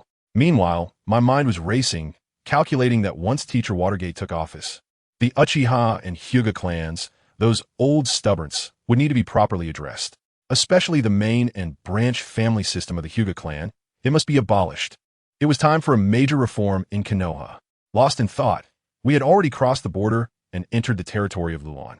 Looking at the towering and magnificent buildings in the distance, I felt a bit awed. Teacher Watergate pointed over there and said, That is Lulon, our destination. As soon as we arrived at the entrance of Lulon, I heard the sounds of fighting coming from the top of the castle. Teacher Watergate immediately ordered, Shunyu, you and Obito go scout the rooftop first. The rest of us will sneak in and protect Sarah from the shadows. I exchanged a glance with Obito, and he immediately used his Kimyui to teleport up. I was even bolder. I threw a flower of the other shore onto the rooftop and flashed up after it. As soon as I reached the rooftop, wow, 3 puppets were chasing a golden-haired kid all over the place. I recognized him at a glance. That's Naruto. But something's off about his appearance. Why does he have long hair, and where's his signature facial whiskers? There wasn't time to think much, as Obito had already made his move, launching a fire-style, Phoenix Fire technique. I wasn't idle either and followed up with a wind-style, Wind Shuriken. Those puppets were flying fast, and Obito was getting a bit anxious. He jumped over to chase them, dual blades engulfed in fire chakra, and with a fire tornado slash. He split one puppet in half. Just as he was about to show off, Naruto on the opposite side excitedly shouted, Brother Obito, what are you doing here? Be careful. I yelled, instantly flashing behind Naruto, and with my Chikyu's blade, I chopped down a puppet trying to sneak attack. As a result, when Naruto saw me, he was even happier and shouted, Brother Kamizuki, you're here too. But why do you look so short now? I looked down at myself, then at Naruto, who was a bit taller than me, and a surge of anger suddenly welled up. Why is this kid so annoying? I jumped up and punched him on the head. If you can't keep your mouth shut, then just shut up, okay? Naruto hugged his head, tears in his eyes, mumbling softly, so Brother Kamizuki liked to hit people on the head when he was a kid. I was just about to give him a few more words of reprimand when alarms started ringing in my mind. The other two puppets had already launched lasers at us. Just as Obito was about to activate Kamui, a golden figure suddenly flashed in front of us. In the next second, everything spun around, and we were taken to an underground space by the flying thunder god technique. Naruto hadn't reacted yet, but as soon as he saw the newcomer, he immediately shouted excitedly, "Dad!" I saw the expressions on Dingzhua and Uncle Jirhui's faces. It was like the elderly on the subway looking at their phones. JPG, their eyes scanning back and forth between Teacher Minato and Naruto. The meaning was crystal clear. You two are simply cut from the same mold. Teacher Minato awkwardly coughed twice. Ahem, what did you just call me? Naruto then realized and hurriedly explained. I am Uzumaki Naruto, your future son. Only then did Teacher Minato breathe a sigh of relief. So it's from the future. That's good. He immediately became serious, telling Naruto not to reveal too much to avoid altering history, and then asked him to explain what was going on. Naruto briefly recounted the events of the future, saying their team, including Future Me, went to capture the 100 feet, but ended up being pulled into a time-space rift when the seal was broken by the 100 feet. And only he and Captain Yamato, who wanted to save him, managed to come back. After listening, Teacher Minato quickly redeployed. All right, I understand. Naruto, you and Kakashi, go protect Queen Sarah. The rest of us will secretly investigate the whereabouts of the 100 feet. After separating, Kakashi excitedly approached Naruto. Hey, Naruto, since you came from the future, quickly tell me, did I become Hokage? Naruto glanced at me, and I nodded at him. It's fine, go ahead. Once this is over, Teacher Minato will use a jutsu to make us forget everything that happened here. Only then did Naruto feel bold enough to say, Brother Kakashi, in the future, you are already a Hokage candidate, a hot contender for the next 6 Hokage. 6 Hokage? I was taken aback. Isn't it the 5th Hokage? Naruto explained that because Teacher Minato had to go out for some reason, Jiraiya temporarily took over as Hokage for a while. So Jiraiya counts as the 5th Hokage. As soon as I heard this, the big stone in my heart instantly fell, which means Teacher Minato and Aunt Kushina are both doing well in the future. While we were chatting, we suddenly heard cheers from outside, shouting something like "Long live the Queen." We exchanged glances and frowned at the same time. I activated my Blood Dragon Eye, Kakashi activated his Sharingan, and Naruto closed his eyes to sense. The next second, we said in unison, "These crowds are all puppets." I added, "They all have chakra lines connecting to the same place." As soon as I finished speaking, a scream was heard from the rooftop, and Queen Sarah of Lulan fell directly from the high tower. Naruto reacted the fastest, throwing out a flying thunder god kunai, activating it instantly, and safely caught Sarah in a princess carry. Meanwhile, in a dark underground room, a fat man chuckled sinisterly. Oh, did they evade my puppet army? This is interesting. Over here, as soon as Naruto saved her, before he could say anything, he received 2 slaps from Sarah. You rude person. Sarah broke free, looking vigilant. Naruto was stunned. Why did you hit me? I just saved you. This queen, acting like a naive girl, only then realized and awkwardly thanked him. I arrived with Obito, first identifying ourselves. Naruto rubbed his face and asked her why she fell, and she said it seemed like someone had pushed her from behind. I will get straight to the point. Someone wants to kill you, right?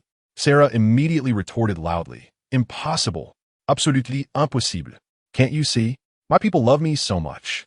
At this moment, Teacher Shuei and the others also arrived. He quickly sorted out the situation and told Sarah that the minister named in Lushan was the mastermind behind the plot to kill her. As a result, the queen went crazy, frantically defending in Lushan, saying he was an outstanding man who inherited her mother's legacy and would never do such a thing. I really can't stand it anymore. Does anyone understand? Family? It's pointless to reason with someone who is so confused. I just went up and slapped her hard, knocking her down to the ground. Everyone was stunned. I looked coldly at Sarah on the ground and said, Since you protect him so much, there's nothing more to say. You don't deserve to hear reason.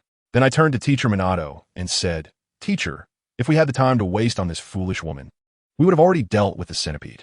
Sarah was stunned by the slap and wanted to say something, but I interrupted her directly. If you want to go to your death and insist on confirming with that in Lushan, I won't stop you. After that slap, she finally quieted down, stood up, and dared not shout anymore, just silently following behind Naruto. I felt a bit more at ease. To deal with such people, one must use physical therapy. I exchanged a glance with my teacher at the watergate, then conjured a flower of the other shore in my hand and threw it directly at a tall building in the distance. As soon as the flower hit its mark, I held down Naruto and Sarah's shoulders and instantly transported the three of us over. We pushed open the door to a room and found a group of people gathered inside, conspiring about something. As soon as they saw us, especially when they saw Sarah, they were all shocked. A woman named Yako stepped forward and said she would take us to see the truth. We followed her to the celebration site, and Sarah innocently said, "It's a grand parade." This was initiated by Lushan to encourage me. A man named Sala next to her directly retorted, "Puppet Queen, everyone is laughing at you behind your back." I let out a cold laugh and said, "That's right, you are now a puppet controlled by Lushan." Teacher Shuemin just found out that these people's families were all taken away one morning under the Queen's orders. I directly threw the document that Teacher Watergate had just sent me in her face. "Stop lying. I never gave such an order." Sarah, unconvinced, snatched the document, and when she saw Teacher Watergate's clear handwriting on it, she was stunned. Through our investigation, we discovered that the men of this country were taken away on a certain day, forced to build weapons for war. Yako beside her nodded and said, "It's true, and we are here to find Lord Sarah and give her an explanation. Could you all please stop lying? These orders are not given by me. And didn't you see that so many people are welcoming me?" "What people? I can clearly feel that your so-called people have no blood in their bodies." Shinyu had mastered blood ninjutsu to perfection. How could he not sense that this group of people were puppets? He had known from a moment he arrived in this city. Naruto also nodded, sensing that these people had no vitality at all. After all, the Uzumaki clan sensory abilities were extremely strong. Moreover, Naruto's mother, Kushina Uzumaki, was also from the Uzumaki clan. How could she not have powerful sensory abilities? Shinyu seemed to see the disbelief in Sarah's eyes. He drew the Kusanagi sword from his waist and, through chakra control, sent the sword flying. He slashed down towards the heads of the so-called people, and as a result, the so-called people fell to the ground. Shinyu signaled Naruto to bring one of the people over, and then they saw that this so-called person was actually just a puppet. "See? They are puppets. They're all just puppets." After Naruto said this, he placed his right hand on the puppet's belly, and in an instant, chakra traveled through the chakra strings, extending to a pipe. That was the source of chakra. Naruto stood up and said calmly, "That is the power of the dragon vein that flows with the energy source of the ancient Lulan kingdom." Sarah was a bit surprised, but she still explained to the others. She really couldn't believe that her so-called people were just a series of puppets. Then her gaze turned to the top of the tallest building, where a puppet that looked exactly like her stood on the tower, waving to the so-called people. She was in disbelief and quickly ran towards the group of puppets, heading in the direction of the so-called Sarah. Naruto and Shinyu exchanged glances. They did not choose to chase after her, because just now, both of them had left flying Thunder God seals and blood marks, allowing them to teleport to Sarah's side at any time. As Shinyu was preparing to leave, he glanced at the Sarah puppet on the tower, and then teleported to Sarah's side. The dragon vein that must be protected. Now, Sarah was sitting on a step, hugging her legs, next to a mural of her mother. "You were also singing this song when I first met you." Naruto stood on a step, looking down at Sarah, and said gently. Shinyu leaned against the wall nearby, playing with the flower in his hand, listening to their conversation. "That was the song my mother sang to me when she was alive, a suggestion from Lushan, my mother, to use the power of the dragon vein for the citizens. Combining the power of the dragon vein that my mother controlled with the technology brought by Lushan, Lulan quickly became a country with thousands of skyscrapers. However, my mother died before her ambitions were fulfilled. After her death, only Lushan was there to accompany me. There was no one else." At this moment, Shinyu, who had been silent, finally spoke. "Like you, I lost my parents at a young age. My parents were framed and died in a foreign land when I was 5. But on my path to growth, I met many companions, Kakashi, Obito, Rin, Teacher Watergate, Urochimaru, and many others I can trust. They are all my precious treasures, so I need to protect them with all my might. This is my determination." The way of the ninja. Shinyu let go of the flower he had been playing with. Then he continued, "Your mother must have left you the same precious treasures." Chapter 102. The 4 Pillars of Konoha Assemble. Shinyu utilized Naruto's verbal prowess from the original work. After all, Naruto had not lost his parents. Jiraiya was still alive. So these words were still necessary. As someone who also lost their parents, Shinyu crossed his arms and looked at the mural in front of him, saying, "Then, think again about what your mother cherished. You should know what you need to do now. Go do what you have to do. Never give up easily." Shinyu flashed a big smile and made a gesture like Might Guy, then gave a thumbs up. After hearing Shinyu's words, Sarah was instantly inspired and said, "You're right. I need to get my spirits up and do what needs to be done." Our top priority now is to determine the true situation of this country. Each of us queens possesses the power to sense the dragon vein. Let's find out where the source of those pipes is. Shinyu and the others found Sarah and the others hiding in the distance, and after they gathered, they immediately headed towards a huge exhaust vent. Sarah sensed that it was likely the source of the dragon vein's power. Naruto spoke to the others who wanted to follow. You all wait here. We will find your father and brother and bring them back. Then the group climbed down the ladder at the entrance of the vent. Shinyu led the way, and when he saw the iron net in front of him, he formed hand seals with both hands. His right hand condensed a blood blade, directly splitting the iron net in two, and the three jumped one after another. He had just received news from Minato that they were about to arrive here. Looking at the scene in front of him, which resembled an assembly line factory, Shinyu couldn't help but click his tongue. Then he looked down and saw one male laborer after another. They had iron shackles bound to their feet, and Shinyu deeply hated those shackles. He said to Naruto beside him, I'll go save those laborers. You take Sarah to that array that cuts off the dragon vein. Naruto nodded, then threw a kunai with the flying thunder god technique towards the direction of the array, taking Sarah away from there, while Shinyu looked at the scene before him. The laborers with shackles, struggling to work, clenched their fists. As a youth who had received a good education, he loathed such oppressive behavior. Shinyu directly leaped in front of those laborers, noticing the decrease in chakra from the dragon vein around them. He knew Naruto and the others had succeeded. Shinyu attached 5 natures of chakra to his right arm, forming a massive arm, and smashed it down onto the machine that produced the assembly line puppets. The machine was smashed to pieces, and the workers who had been pushing the assembly line puppets looked at the destroyer of their plight. Shinyu snapped his fingers, and the shackles of those laborers were broken. He stood atop the shattered assembly puppet, shouting to the workers below, from today onwards, you are free. No longer will you have to sacrifice yourselves for anyone. You can go home. The workers went from confusion at first to disbelief, then to surprise, and finally began to respect the 14-year-old boy before them. They bowed deeply to the boy and left one after another, not forgetting to thank the divine moon as they departed. At that moment, Shinyu couldn't help but recall a great existence from his past life, and unconsciously uttered the words that resonated deeply with him. This country needs workers to build it. You, the people, are the ones who create miracles. Only by shattering the cage, called oppression, can people stand up. However, what he didn't know was that those young people in the back of the line, around 18 or 19 years old, were all invigorated by his words. In the future, after the fall of the Lulan kingdom, they would carry his thoughts and spread them throughout the shinobi world. But at this moment, a corpulent minister stood on the platform of the factory, watching the workers rush away. He felt an intense anger rise within him and shouted, Sarah, what have you done? Why are you helping these outsiders to ruin my plans? Sarah firmly replied, we have already rescued those who have suffered under forced labor. Lushan, your conspiracy has failed.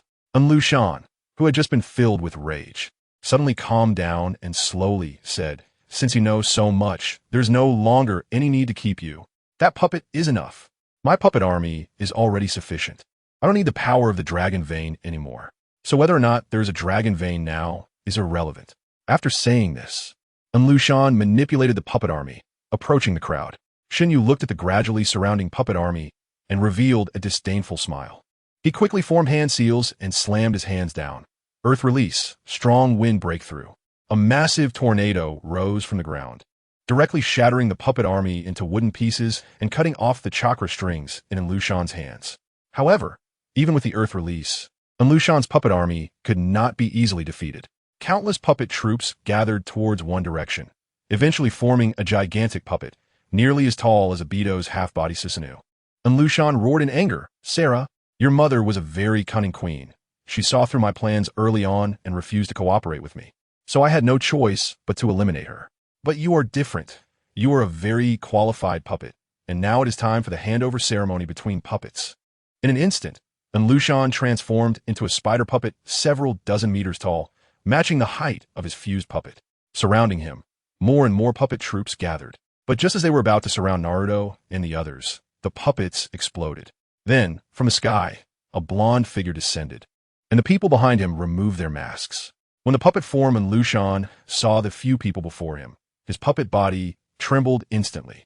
He had recognized that familiar black-haired boy.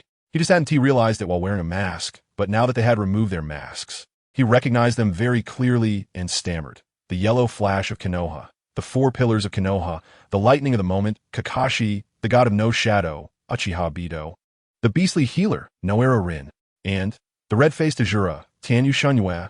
Chapter 103, A Cough, Nine Tails. The 100 Feet had time-traveled from 20 years in the future to 6 years ago, and it had existed until now. And the Third Shinobi World War had not passed long ago. The names of the Yellow Flash of Konoha and the Four Pillars of Konoha had reached his ears. Even though he had great confidence in his puppets, after the Third Shinobi World War ended, he gradually began to fear these Konoha ninjas. The Yellow Flash, Minato Namikaze, single-handedly slaughtered 50 Iwagakure ninjas. The Four Pillars of Konoha made a name for themselves across various battlefields, ultimately destroying the Kamen Bridge and ending the Third Shinobi World War. Among them, the red-faced Ajura, Tanyu Shunyue, was the enemy he feared the most, as Shunyue was the one who, after Uchimadara, once again bore the name of Ajura. He had stormed into Kirigakure alone to save a woman, slaying the third Mizukage and taking the Three Tails, becoming the current host of the Three Tails. He then went to Amagakure and killed the demigod Hans of the Salamander. Two Kaga-level powerhouses fell at the hands of the same person. If this person had been older, others might have accepted it. However, achieving this at nearly just 14 years old filled them with terror. No, this was a being that made the entire shinobi world tremble. Now, at just 14, he could single-handedly kill two Kaga-level powerhouses. What would happen when he grew up? The 100 Feet did not believe he could be stronger than Hans or the third Mizukage, even though he had great confidence in his puppets. However, standing before the Four Pillars of Konoha and the Yellow Flash, he felt uneasy inside. Nevertheless, he stubbornly said, "Even the Four Pillars of Konoha or the Yellow Flash will fall before my ultimate puppet weapon." Upon hearing this, Shunyu and the others burst into laughter. Obito holding his stomach and laughing until tears came out, but the next second, his expression turned serious again. Ultimate puppet weapon? In my eyes, they're just a bunch of broken wood. After saying this, Obito's blue-green Susanoo appeared, standing at eye level with the spider puppet before him.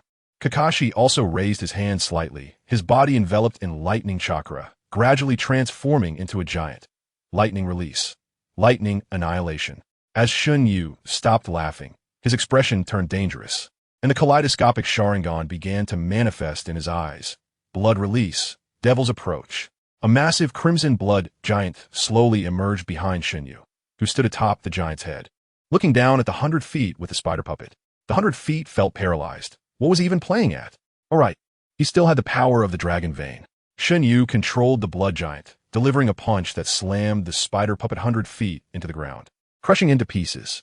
The spider puppet 100 Feet then used the chakra of the dragon vein to reassemble itself, only for Kakashi to pierce it with a lightning spear, causing it to fall again. When the spider puppet 100 Feet reformed once more, Obito struck it apart with a divine might shuriken. The 100 Feet was truly furious now. Were they treating him like a dog? It seemed he was not even human anymore. Forget it, no need to dwell on that. Do they really think I'm easy to bully, you Konoha? With another bang, Shunyu's fist struck the spider puppet 100 Feet again, shattering it once more. Then, in the next second, the puppet army that had already been blown to pieces was now enveloped in a layer of dragon vein chakra, flying towards the spider puppet 100 Feet. Gradually, the spider puppet 100 Feet began to grow larger, eventually becoming a humanoid puppet even bigger than a half-body Susanoo. Lightning annihilation. And the blood giant. Behold my brand new perfect form. The 100 Feet roared loudly. Is that so? A cough. Nine Tails. After Naruto said these words, golden chakra began to float around his body, gradually enveloping him in a golden chakra cloak. The people beside him were left dumbfounded, especially Shingetsu, who was so shocked that his jaw dropped, not even realizing that his blood-colored giant had dissipated. What? Huh? Is this right? How can he use Kurama's power so skillfully now? And isn't this the Kurama connection mode? Shingetsu quickly snapped back to reality, looking at Naruto, who was ready to gather chakra and unleash a tailed beast bomb. Shingetsu hurriedly called out, "Hey, Naruto, don't release the tailed beast bomb here. Otherwise, if it goes off, this Lolan will be gone. We were just trying to scare him. What's wrong with you, kid?" After hearing this, Naruto quickly dissipated the tailed beast chakra cloak around him. He had just seen his older brothers use their powerful techniques, and he instinctively wanted to unleash his own, not expecting to interrupt the spell. He also realized something was off. If he unleashed a tailed beast bomb, the entire Lolan would be destroyed. At that moment, Baizu noticed that Sarah was already isolated and shot out chakra threads from his hands, binding Sarah. He controlled her with the chakra threads. making her choke herself while facing the shocked Leaf Ninjas, saying, "Leaf Ninjas, hurry up and give up resistance. Otherwise, I'll control Sarah to kill her." Sarah, choking herself, thought of many things at that moment. She remembered the song her mother sang before she passed away, the dragon vein that must be protected, the white blade piercing. Gazing at the sky, the light inherited from the spiral, cut off the dragon's head and entered the inner court, sitting facing the rising sun. At that moment, Naruto and Minato nodded at each other and simultaneously threw flying thunder god kunai at the top of the giant puppet Baizu. The giant puppet had just burst through the underground space and directly reached the surface of Lowland.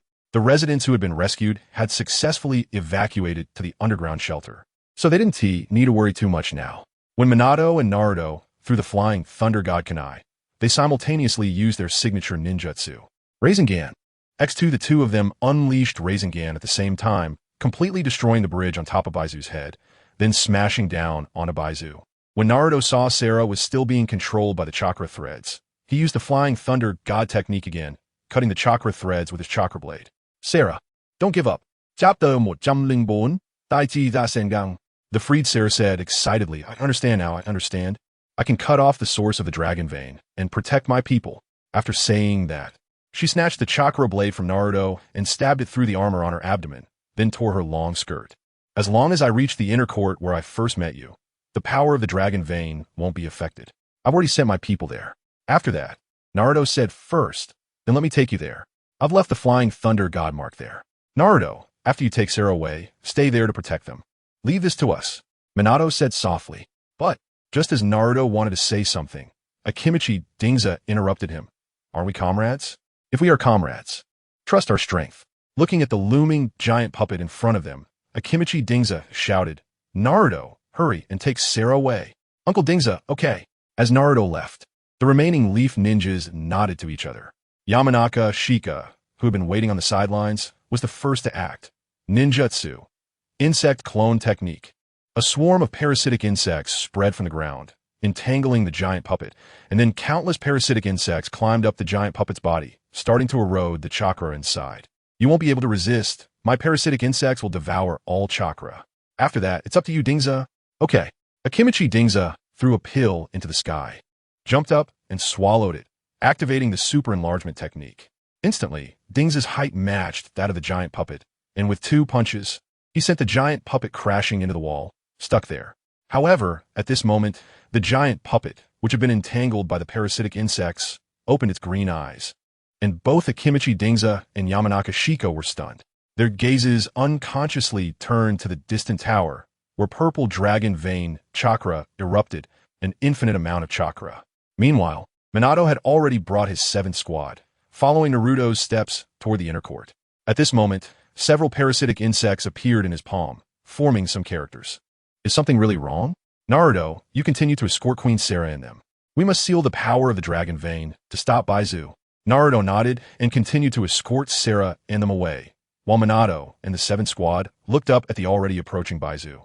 Minato was the first to act, throwing several shurikens into the sky, then quickly forming hand seals. Shuriken, shadow clone technique. Instantly, the few shurikens multiplied into a dense rain-like attack, flying toward the giant puppet Baizu. Shingetsu and the others didn't have time to be shocked. Shingetsu quickly formed hand seals. Wind release. Great wind blade. Instantly, a massive typhoon transformed into numerous wind blades, which split into even smaller wind blades, flying directly toward the giant puppet Baizu. Whoosh, whoosh, whoosh. One after another, long-range attacks flew toward the giant puppet Baizu, which was stripped of a layer of skin. On the giant puppet, a mechanical heart was beating, and Minato immediately analyzed. That should be its weak point. Let's concentrate our attacks there. However, at this moment, the purple chakra of the dragon vein began to attach to the giant puppet again, restoring it to its original state, healing the damage it had just sustained. Meanwhile, inside the giant spiral tower, Sarah was struggling to push the mechanism in front of the door, panting, "No, this mechanism might be broken due to the battle. We're trapped here." Seeing the giant puppet closing in from a distance, Naruto gritted his teeth and said, "Sarah, I'll hold that guy off. You guys hurry up and get inside." After saying that, Naruto gathered a Rasengan in his right hand, with some tailed beast chakra attached, resembling a small-tailed beast bomb, and launched it at the giant puppet. After destroying half of the giant puppet's head, It once again restored itself through the Dragon Vein Chakra. Meanwhile, Sarah had already used the chakra blade infused with Dragon Vein Chakra as a key to open the door to the inner court. After escorting her people inside, she began to prepare to seal the Dragon Vein Chakra. On the other side, Naruto was struggling to fight the giant puppet in front of him, while the 7th Squad and Minato on the spiral staircase could no longer sit still. After Shunyue and the others received permission from Minato, they quickly arrived in front of Naruto. Obito looked at the already launched Dragon Vein Fire and quickly activated Kamui, shouting, "Kamui!" The Dragon Vein Fire was sucked into the Kamui space by Obito. Shunyue jumped down from the spiral staircase, shouting, "Naruto, I'm here to help you." Blood Wheel No Moon. A giant blood-red full moon transformed into a massive blood-red wheel appeared in Shunyue's hand and smashed directly towards the giant puppet. However, the giant puppet opened its mouth and sucked the blood-red wheel inside. "This chakra will be my nourishment." Shunyue was somewhat astonished. He quickly dispelled the jutsu, not wanting to consume too much of his own chakra, so he did not activate the second stage mode. Beside them, Minato quickly took everyone and teleported to the nearby high platform, then said to Naruto beside him, "Naruto, you can use Rasengan, right?" Naruto gathered his chakra in his hand again to form a Rasengan, while Minato also used Rasengan and said to Naruto, "Chakra of the same nature will attract each other, and when they get close, they will resonate. When their chakras fuse together, we can unleash the strongest Rasengan." The two Rasengans fused together, intertwining around them and forming a massive storm that enveloped both of them. Naruto looked at the Rasengan in front of him in astonishment and said, "What is this?" Minato excitedly replied, "This move is the strongest Taiji Rasengan." Chapter 105, Mission Accomplished. Naruto looked at the powerful Taiji Rasengan in his hand, and the Nine Tails inside him said, "Naruto, I can feel that this Rasengan has immense power. Now, I will lend you my strength. Go defeat it." "Okay, Nine Tails." Naruto coughed. The originally cyan green Taiji Rasengan gradually took on a hint of yellow. He held a half yellow, half cyan green Taiji Rasengan, preparing to attack the giant puppet in front of him. However, the giant puppet, after absorbing the Dragon Vein Chakra, unleashed its ultimate technique. "Damn Leaf Ninja. Damn Sarah, you will not stop me." A purple beam of light gradually condensed in the mouth of the giant puppet. Super Dragon Vein Fire. The purple beam flew towards Naruto. In front of Naruto, Shunyue arrived, and the Manjiki Sharingan in his eyes spun rapidly. "It seems I can only use this technique," Shunyue murmured, his expression becoming resolute, shouting to Naruto behind him, "Naruto, don't get distracted. Keep gathering the Taiji Rasengan. Leave this to me." Shunyue formed hand seals again, looking at the approaching purple beam. After completing the last seal, he shouted, "Blood Release, Blood Dragon Pulse." This technique was one he comprehended after absorbing the power of the blood pool. Before using it, he needed to place his hands together in front of his chest. Gathering all his blood release chakra, he could fully unleash it, and a massive red beam shot out rapidly from Shunyue's palm. Beside the red beam, for blood dragons coiled, opening their mouths and also spewing out crimson rays. In an instant, the giant red beam and the giant purple beam collided, resulting in a stalemate. Shunyue gritted his teeth. To maintain this mode, his blood release chakra was almost depleted, but at that moment, a familiar voice reached his ears. "Shunyue kid, I'm here to help you." Isabu's voice echoed in Shunyue's ears, and he felt his body filled with a continuous stream of tailed beast chakra. A smile crept back onto his face, and he instantly increased the power. Second stage, 3 blood burst charge. The crimson beam mixed with the blue chakra of the 3 tails, and the 2 chakras intertwined and fused in the air, gradually turning into a deep red. Unlike the initial bright red, the current red beam had deepened in color. In fact, from any perspective, this time Shunyue was victorious, because this time he stood on the right side. Slowly, the giant puppet's purple beam was pushed back, and then the deep red beam struck the giant puppet's body. In an instant, flames erupted, and Lushan wanted to quickly recover his giant puppet using the Dragon Vein Chakra, but he could no longer use the Dragon Vein Chakra. Meanwhile, on the high platform sealing the Dragon Vein, Sarah was holding a crystal high platform, slowly sealing the Dragon Vein Chakra. Obito and the others saw this scene and quickly landed around Sarah, forming hand seals, then slapped the ground. For purple flames formation, this technique was taught to them by Shunyue before they set out. It required 4 people to activate simultaneously. As for Obito, Rin, and Kakashi, originally only 3 people. The third person was quietly raised by Obito's shadow clone in the corner. As soon as someone touches the 4 purple flames formation, they would be engulfed in flames and burned alive, and the weaknesses of this barrier technique were also quite obvious. That is, as long as one corner is broken, the barrier will collapse. However, they also thought of this and added an extra layer of barrier around their bodies. Meanwhile, Sarah was rapidly sealing the dragon vein. And after about 2 minutes, the dragon vein was finally sealed. Obito and the others also dispelled the barrier, watching Shunyue and Lushan's giant puppet still battling. They wanted to help, but were afraid of being accidentally harmed. When they saw Shunyue shatter in Lushan's giant puppet, they did not let their guard down. But seeing Lushan unable to use his regeneration technique to recover, they finally breathed a sigh of relief. On Shunyue's side, after seeing Lushan defeated, he shouted to Naruto behind him, "Naruto, go now! Yoshi, Golden Taiji Rasengan." Naruto jumped high into the air, and the Taiji Rasengan in his hand erupted with golden radiance. Enveloping his entire body, Naruto, holding the Taiji Rasengan, charged directly towards the giant puppet. Damn little brat. Lushan still wanted to resist, extending a giant puppet hand to block the attack, but it was shattered by the Taiji Rasengan. However, Lushan was like an unkillable cockroach. Even though his giant puppet body had been destroyed, he still wanted to resist, using his remaining flesh to jump into the dragon vein. Not good. He wants to contaminate the dragon vein and make it go out of control, Minato exclaimed in shock. But he ultimately couldn't stop Lushan from jumping into the dragon vein. Instantly, the originally light purple dragon vein chakra gradually turned blood red. Moreover, the high platform beneath everyone's feet began to collapse. Minato said, "Not good. The dragon vein is already out of control. We must quickly seal the dragon vein." Meanwhile, Obito had already used Kimui to transfer the remaining members of Team 7 and Sarah to the sealing platform of the dragon vein. Minato took out his flying Thunder God Kunai and directly threw it onto the sealing platform of the dragon vein, then arrived on the platform. He set up a sealing technique on the flying Thunder God Kunai and inserted it into the mechanism, sealing the dragon vein. Then, the originally blood-red dragon vein chakra was enveloped by a greenish-blue chakra, but the high platform under Minato's feet could not withstand the pressure and collapsed. In the moment just after the high platform collapsed, Minato Namikaze quickly sealed the dragon vein. Just as he was about to fall, a voice suddenly echoed from afar. "Would release. Great tree technique." A massive wooden structure caught Minato's falling figure and brought him back. After wiping the sweat from his forehead, Yamato let out a long sigh of relief. "I finally made it." A greenish barrier covered the entire dragon vein, and the ancient country of Lulan returned to its original state.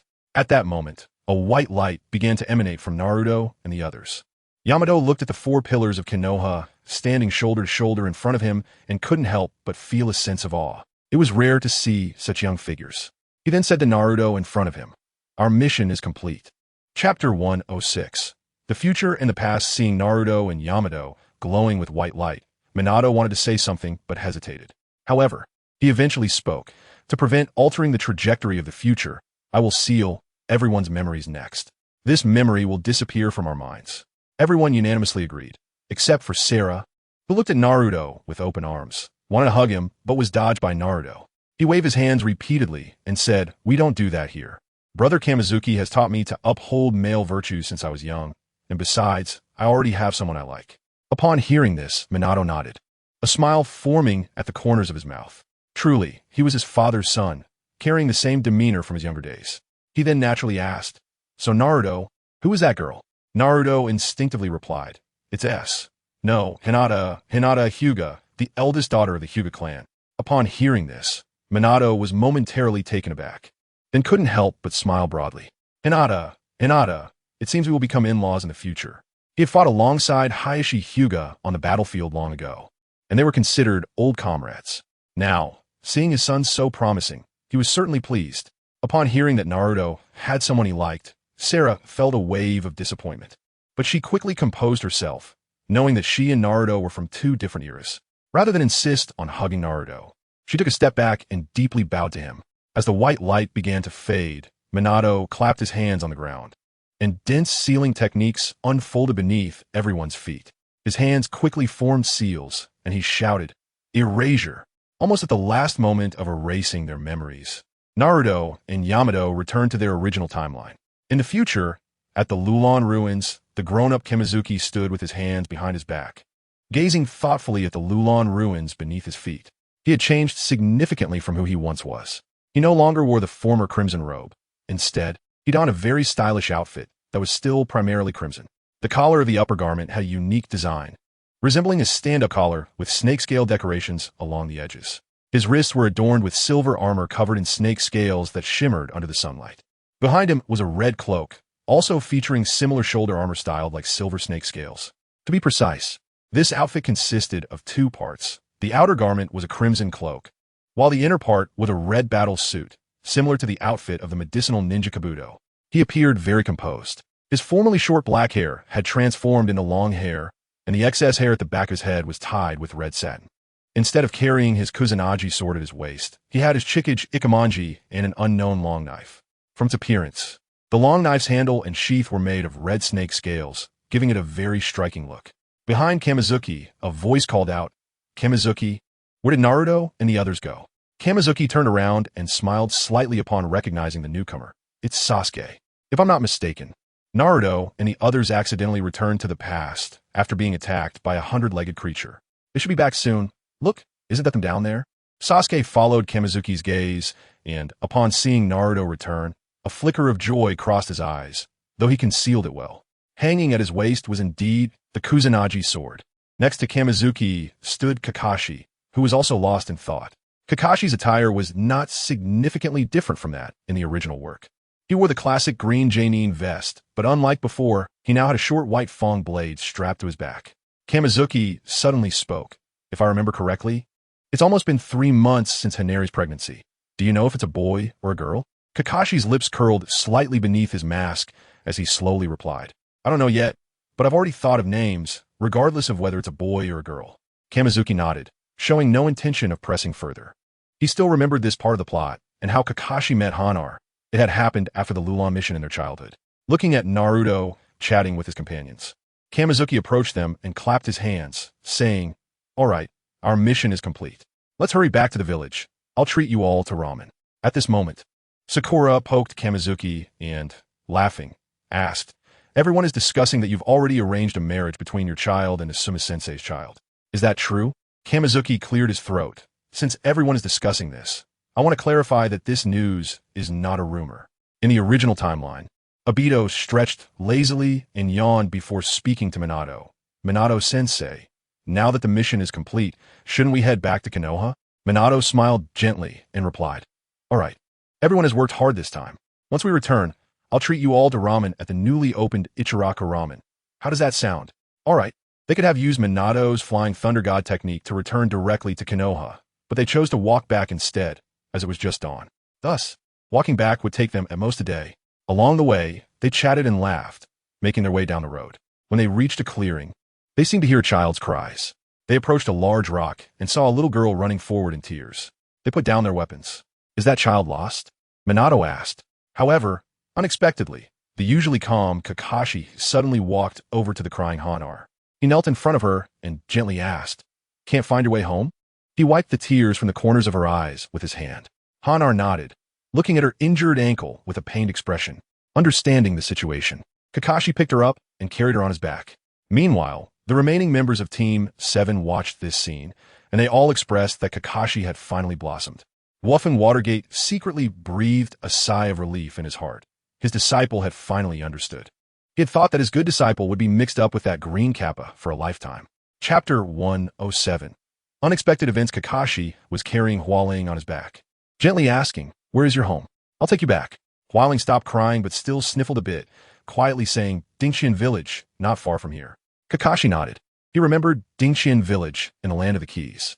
Meanwhile, in a corner where he couldn't be seen, the other members of Watergate's team were hiding behind a tree. Observing the two, Kakashi continuously comforted Hualing, pointing to the clouds in the sky and saying, "If you ever feel lonely, you can look at the clouds. They can change into whatever shape you want." It seemed that one of those clouds resembled Obito, the idiot, hiding behind the tree and secretly listening to their conversation. Obito felt furious after hearing Kakashi's words and wanted to jump out and beat Kakashi up. However, considering that the current situation involved Kakashi's important life matters, he restrained himself from acting out. They followed the two all the way to the border of Dingxian village, but as soon as they arrived at the village's edge, the scene before them turned serious. The village was ablaze, clearly having been set on fire, and many ninjas were battling within the flaming village. The opponents of those ninjas were a group of mountain bandits who were not wearing headbands. It was obvious that a group of mountain bandits had come to Dingxian village to seize control. But why did these mountain bandits also possess ninjutsu? Shenyu didn't have time to think too much. After exchanging glances with the others, he performed a body flicker technique and appeared in front of one of the bandits, directly using Jinjutsu to steal the bandits' memories. In an instant, a flood of memories surged into his mind. These bandits were not just bandits. On the contrary, they were a group of ninjas from an unknown small ninja village. They had come here solely to compete for territory with Dingxian village. However, to avoid exposing their identities, they chose to disguise themselves as bandits. They first planted a spy inside the village and, when necessary, set the entire village ablaze. Then their main force would come to ambush Dingxian village. Knowing everything, Shinyu used his large-scale Jinjutsu to inform the others. After learning the truth, Kakashi set Huailing down from his back. He then picked her up again and jumped to place her safely on a nearby tree branch, saying in a steady voice, "Wait for me here. I'll be back soon." After saying this, he quickly left using the Flying Thunder God technique. On the other side, Watergate's team and the ninjas of Dingxian village reached a consensus to jointly combat the unknown ninjas from the ninja village. These opponents were really no match. What a joke. Did they expect to kill anyone? The yellow flash of Konoha? One person taking down 50 Iwagakure Jonin? Or the blood-red Shura of Konoha? Or the four pillars of Konoha? If any of them got even slightly injured, that would be a sign of their inadequacy. When Kakashi rushed to the battlefield and saw a ninja preparing to ambush Obito, he quickly formed hand seals and shouted, "Wind release, flowing light, 1,000 birds." His original Chidori attack was enhanced by the wind release, transforming it into a long-range attack technique, which he had just learned recently. Combining his Chidori with wind release for a direct launch, the flowing light, 1,000 birds pierced through the ninja's chest. For Watergate's team, these ninjas were indeed too weak, almost as easy to crush as an ant. Sometimes, they didn't even need ninjutsu. Swordsmanship or blade techniques were enough to take them down one by one. With the efforts of Watergate's team and the ninjas of Dingxian village, they finally managed to eliminate all the ninjas. The leader of Dingxian village looked at the still-burning village, feeling as if his heart was being cut by a knife. He had watched this village grow, so it was impossible not to feel heartbroken. However, in this battle, they had suffered heavy casualties.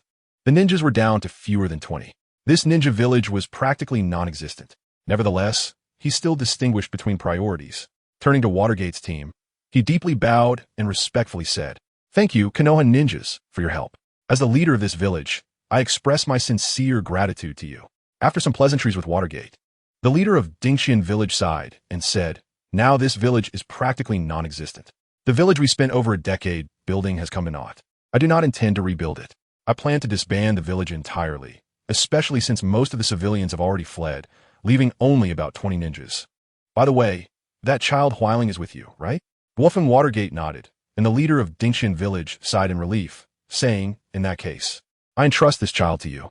She was not born in this village. She is an orphan. After I found her, I focused on nurturing her. She has considerable skill in gathering intelligence, and I hope she can help you. Please take her in. I beg you." After saying this, the leader of Dingxian village performed another standard 90-degree bow. Wolfen Watergate continuously helped the leader up and replied, "All right, we will take this child back to Konoha. I wish you good luck." After a final farewell, they parted ways. However, before they separated, the leader requested Watergate to let him see Huailing one last time. Watergate signaled Kakashi to bring Huailing out, and Kakashi nodded, taking Huailing's small hand and leading her out from the small grove. Looking at the leader in front of her, Huailing felt a strong urge to cry. Kakashi had already told her on the way that the village was no longer there. Then she rushed into Kakashi's arms under the shocked gaze of the leader. The leader sighed slightly, clasping his hands behind his back as he gazed into the distance.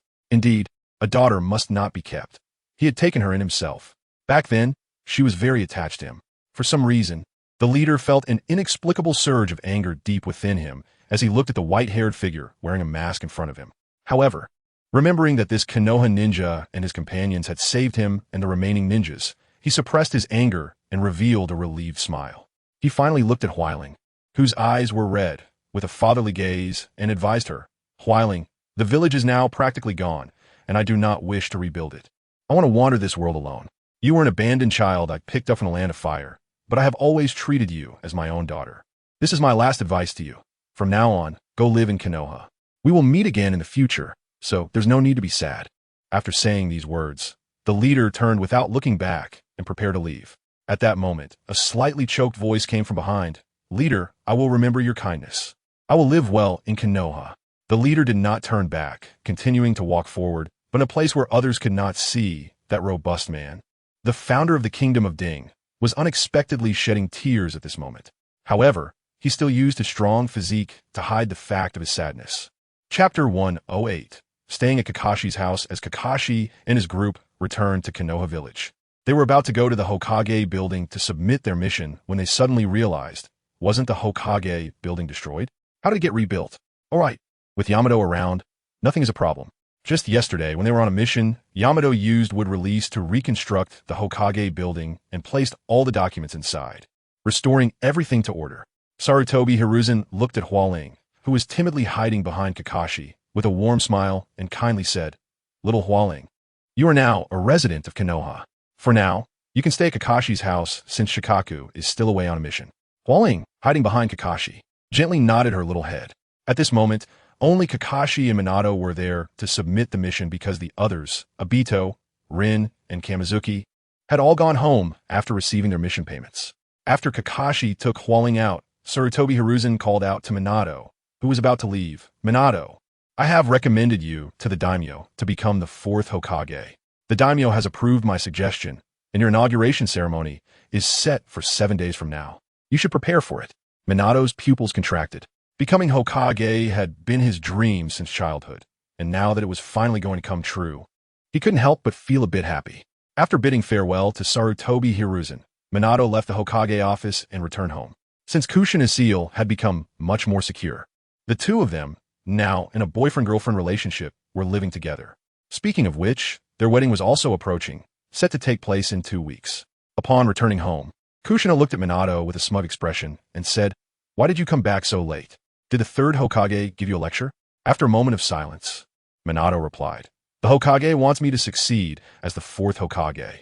Kushina clearly hadn't reacted yet, waving her hand dismissively and saying, "In fact, being Hokage isn't that big of a deal." "What did you just say?" Kushina, who had been indifferent, quickly reacted upon hearing this. Minato was going to succeed as the 4th Hokage. After realizing this, Kushina was also very happy and directly threw herself into Minato's arms. "Congratulations." On the other side, at Kakashi's house, "I'm back," Kakashi called out symbolically as he entered, but received no response. It seemed his father was out on a mission and hadn't returned yet. Kakashi stepped aside to let Hualing enter his home and gently said, "You can sit on the sofa for a bit. I'll go make dinner." However, just as Kakashi entered the kitchen, he heard a series of urgent knocks on the door. Coming. He didn't even need to listen to know that the urgent knocking was definitely from that idiot Obito. When he opened the door, he was shocked by the sight outside. Kamizuki was holding one hand of Yejong and shaking the ingredients in her other hand, saying, "Today is Hualing's first day in Konoha. Let's have hot pot. I've already prepared the ingredients and informed teacher Minato. They should be here soon." Rin shook the bag of food in her hand. "I just made dumplings with my mom at home. Let's all eat together." Obito pulled out a pile of ingredients from behind and said boldly, "I just went to the market with Rin and bought a lot of seafood. I'll help out too." Kamizuki and Kakashi quickly waved their hands and said in unison, "No way. I refuse." X2 Obito's cooking skills were notoriously bad, aside from frying eggs and making instant noodles. He couldn't cook anything else. As for how they knew, they had been together since they were 5, nearly 10 years. So they certainly knew what kind of person Obito was. Obito pouted in dissatisfaction and muttered softly, "I cook really well." "How can you say that? You wanted to learn how to make braised pork from me and almost blew up the entire kitchen. You really dare to say that?" The braised pork turned into burnt pork. Kamizuki had a face full of black lines. A few years ago, Obito had learned to make braised pork from him, and the result had gone from red to black, and he stubbornly adhered to the principle of not wasting food. He endured the bitter taste of the braised pork made by Obito and forced himself to eat it. It was so bad it almost made him wear a pain mask. Since then, Kamizuki had never let Obito near the kitchen again, but what he brought with him was still acceptable. Fish, shrimp, and even crabs. Nice. They could probably make some crab roe fish balls. After taking the ingredients, Kamizuki, and Kakashi went into the kitchen and started preparing, first cutting the fish into fine shreds, adding some crab roe, MSG, minced ginger, starch, an appropriate amount of water, boiling at high temperature, kneading the filling into fish balls, and then boiling them. While they were busy in the kitchen, the girls in the living room were chatting enthusiastically. Yezhong, the oldest among them, generously introduced herself to Hualing. "Hello, I'm Yezhong. Kamizuki's." At this point, she suddenly hesitated. What was her relationship with Kamizuki? Siblings? Lovers? Roommates? After thinking for a while, she confidently explained, "I'm Kamizuki's sister. More than friends, but less than lovers." The three girls quickly became familiar and started chatting excitedly. Sitting on the sofa, Obito felt somewhat out of place. He wanted to help in the kitchen, but he couldn't really contribute anything. And since he wasn't a girl, he couldn't join in their conversation. Forget it. He might as well go practice his swordsmanship. Obito went to the backyard of Kakashi's house. The dual blade style taught to him by Gamabunta was something he still couldn't fully grasp. Gamabunta had said that when he reached Mount Mayaboku to learn sage techniques, he would also teach him the true essence of the dual blade style. Obito closed his eyes, and when he opened them again, he swiftly drew the two swords from his waist and began to swing them rapidly. Gradually, as he continued to swing, the dual swords began to emanate a green chakra. Snow Moonflower Slash.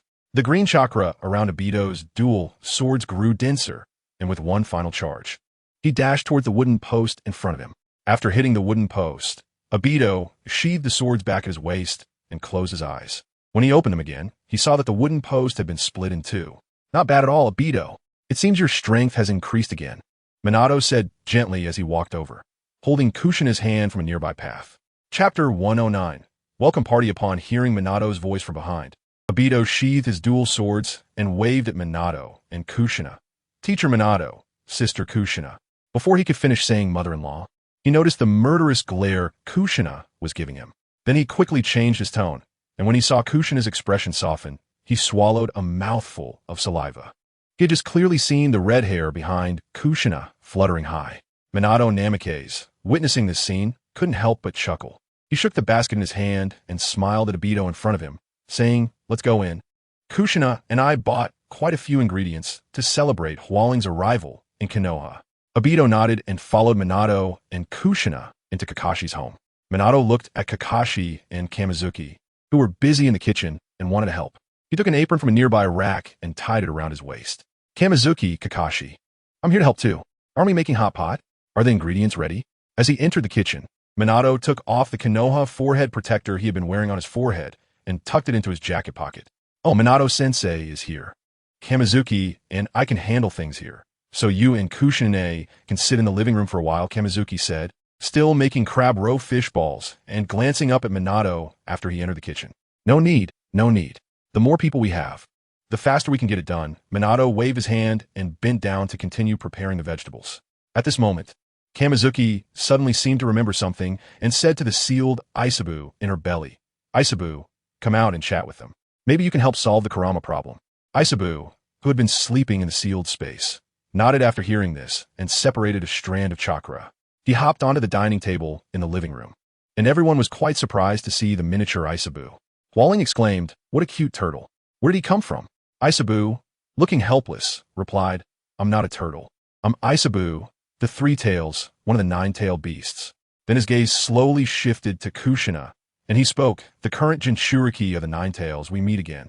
It seems you have become quite skilled at sealing Kurama."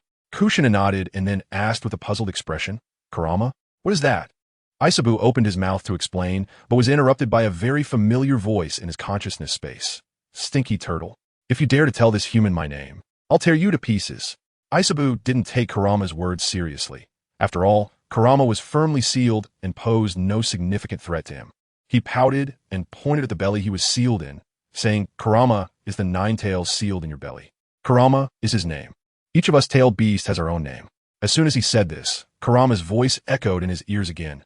"Damn stinky turtle. I told you not to tell these humans my name. Don't you know I hate humans the most?"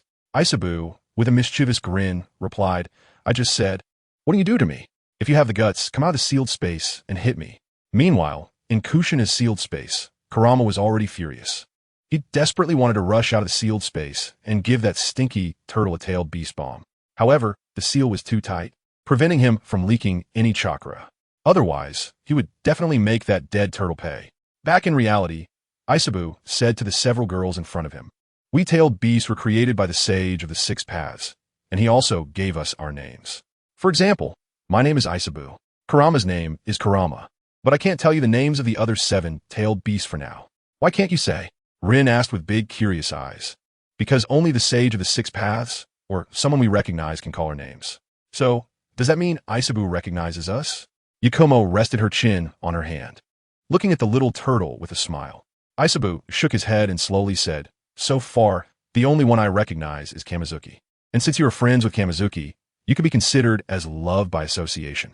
Yakumo nodded, and at that moment, Obito couldn't hold back any longer and spoke up. "I'm curious, how were you distributed to each ninja village by the first Hokage, Senja Hashirama?" Upon hearing Obito's question, Isabu's expression darkened, but since Obito asked, he felt obliged to answer. He slowly said, "I know you, Uchiha Obito. You want to know how we were evenly distributed to each ninja village by that guy, Senju Hashirama, right? Well, let me tell you.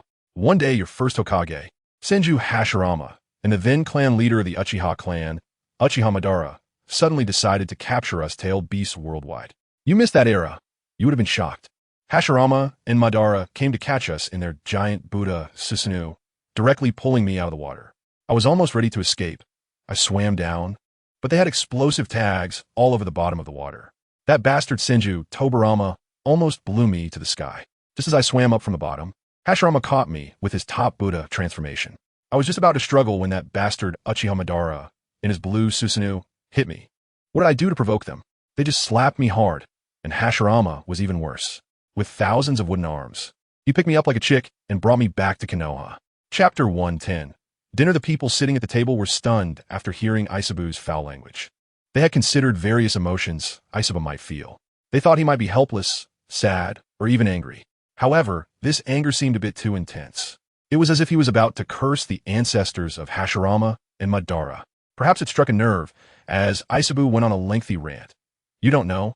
That Tobarama looked all decent, and said he wouldn't catch tailed beasts, but when it came time to catch them, he was no different for his brother Hashirama and that bastard Madara. They bombarded me with explosive tags like they were crazy. When I was brought back to Konoha by Hashirama, I was stunned to see the other tailed beasts around me. They were all captured by those bastards." After hearing these words, Kurama, who was sealed inside Kushina, recalled that past he didn't want to remember, and it truly saddened him. Especially since he had finally found a resting place where he could quietly enjoy himself for a while. Uchiha Madara seemed to have gone crazy, directly finding him and using the Sharingan Jinjutsu to control him, summoning a Susanoo with 9 tails. He directly attacked Konoha, and then that bastard Hashirama Senju used a giant wooden hand to pin him down while saying, "9 tails, your power is too great. I will seal you." Who's stronger than who, really? You got me pinned to the ground with one hand, and that hand has 9,999 others. Ah, what a heart-wrenching time. Outside, Isabu seemed to sense the pain of the 9 tails sealed within Kushina and directly said to the 9 tails, "Kai bye. I'll talk to your Jinchuriki in a bit and loosen your seal a little. You can come out and have a drink with me. I got a lot of good stuff." After saying that, Isabu jumped off the dinner table and under the puzzled gazes of everyone, walked into the kitchen. When he came out again, he was holding a bottle of cooking wine. He then said to the confused Kushina, the current Jinchuriki of the 9 tails, "I remember your name is Kushina, right? You should loosen the seal a bit so that Kai Bai's chakra can come out. I want to drink with him." Upon hearing this, Kushina became very wary and shook her head vigorously. No. What if he breaks through my body and directly breaks the seal?" Isabu's mouth twitched. He had seen with his own eyes the 9 tails sealed within Kushina, bound by adamantine chains and held by the 8 trigram seal. Just letting out a little chakra wouldn't do any harm. Isabu waved his hand and said, "You don't need to worry about that. We have you, who are skilled in sealing techniques, and that kid Minato, as well as Shingetsu and Obito, who can use Jinjutsu to control Kai Bai. I guarantee with my beast form that if anything goes wrong, I, the 3 tails Isabu, will take full responsibility." After Isabu's continuous persuasion, Kushina finally loosened the seal for a while, allowing a bit of the 9 tails chakra to come out. Feeling the seal on him loosen slightly, Kai Bai originally wanted to take the opportunity to cause some trouble, but then he thought about the 4 people inside who could control him. In the end, he obediently released his chakra, and what appeared before everyone was a fluffy, small, and very cute Kai Bai. Aisabu sighed, looking nostalgic. It really has been a long time since I've seen you like this, Kai-bai. Hey, don't be impulsive, don't be impulsive. The first thing that the just-released Kai-bai did was grab one of Aisabu's tails and bite down. Ouch. Kibi, why are you biting my tail? Put it down. Put it down. I warn you, put down. All right. You want to put down, huh? Aisabu also gritted his teeth and looked at the 9 tails floating behind Kai-bai. Then he bit down too. Instantly, the whole living room was in chaos with the 2-tailed beasts causing a ruckus. I say, you two, stop it. Kushina directly used force to separate the 2-tailed beasts with her hands. This finally prevented the dispute between the 2-tailed beasts. Both of them were not feeling well. With Aisabu having Kai-bai's tail fur in his mouth, and Kai-bai's mouth was prickly because Aisabu's tail was covered in spikes. Neither of them would back down, and they turned their heads away from each other. The hot pot is here. Everyone hurry up and eat while it's hot.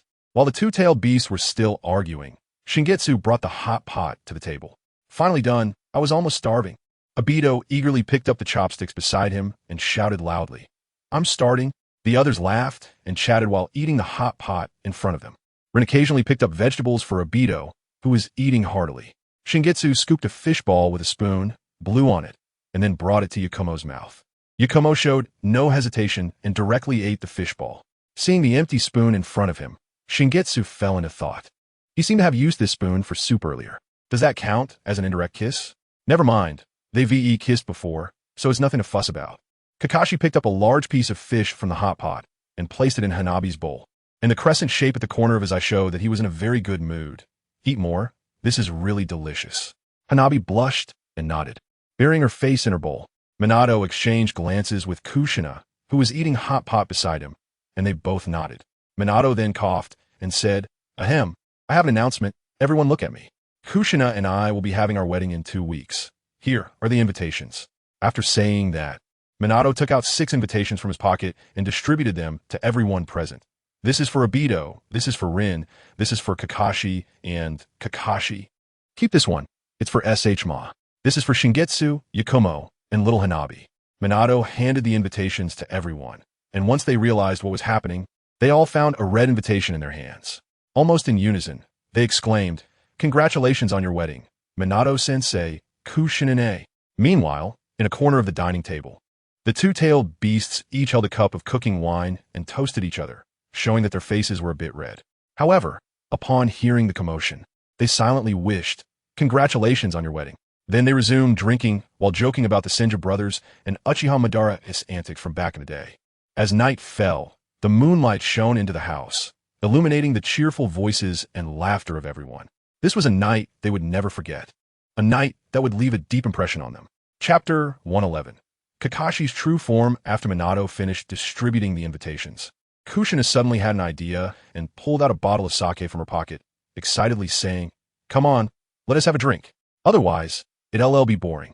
Minato was taken aback by this and quickly stopped Kushina. Kushina, calm down. These are still kids. They aren't adults yet. I can drink with you. Is that okay? Kushina wasn't unreasonable, considering that everyone present was still a child. She shifted her gaze to the 2-tailed beasts who were boasting and drinking cooking wine on the side. Her big eyes rolled around. And then she approached the 2-tailed beasts, saying, You two should stop drinking your cooking wine. Let me pour you some sake. It's much better than cooking wine.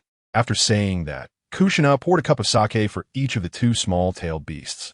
Kai-bai and Aisabu sniffed the sake in their cups, then tentatively stuck out their tongues to taste it. Their eyes lit up. Delicious. The 2-tailed beasts then began to drink heartily. Seeing this, Kushina poured sake into her and Minato's cups. At this moment, Shingetsu suddenly had a good idea, smirking, and then suggested, How about Minato-sensei and Kushina drink a cup together? Upon hearing this, everyone else chimed in with agreement. Yeah, a cup together. Who's in favor? Obito shouted excitedly. Meh. Lin was the first to raise her small hand, indicating her strong agreement. Itsang's eyes also sparkled as he raised his hand high. Kakashi sighed, but also raised his hand, showing that he was eager to see as well. Sitting next to Kakashi, Hualing also quietly raised her hand, her little face hidden behind Kakashi. Shinue and Obito exchanged glances and raised both of their hands. After seeing this scene, Minato and Kushina were slightly taken aback, but they didn't feel shy at all. After all, they had done even more intimate things than this. It was just a toast. Minato and Kushina looked at each other. seemingly encouraging one another, and then they both raised their cups. Kushina placed her cup near Minato's mouth, while Minato did the same with Kushina's cup. Then they both drank in one go and put down their cups simultaneously. Good. Shunyue and Obito were the first to applaud, their faces full of excitement. As this scene was quite rare, the other girls also joined in the applause. Kakashi put down his drink. Although he didn't clap, the corners of his mouth couldn't help but rise. At that moment, everyone exchanged glances and looked at Kakashi with mischievous smiles, making him feel a bit tense. Suddenly, he noticed Obito's figure blocking his view, saying he would take off his mask. Kakashi immediately activated the Flying Thunder God technique, appearing outside the house, and then used it again to sit on top of Obito, pinning him down. However, as soon as he lifted his head, a flower from the other shore came flying towards his mask. Kakashi slightly turned to avoid the attack. Just as he relaxed his guard, Kushina used the adamantine chains to bind Kakashi. He wanted to use the Flying Thunder God technique to escape, but he couldn't break free. Then he saw Minato activate the Flying Thunder God technique and appear in front of him, ready to take off his mask. Kakashi quickly shook his head to avoid it, performing a flip to stand up and moving to an empty room where no one was around. The closest person was Hualing. He thought she wouldn't join in their mischief. But to his surprise, Hualing reached for his mask. She pulled it off, revealing Kakashi's shocked face, clearly not expecting Hualing to do this. However, he could have escaped using the Flying Thunder God, as Kushina had already retracted the chains, but he couldn't dodge Hualing's small hand.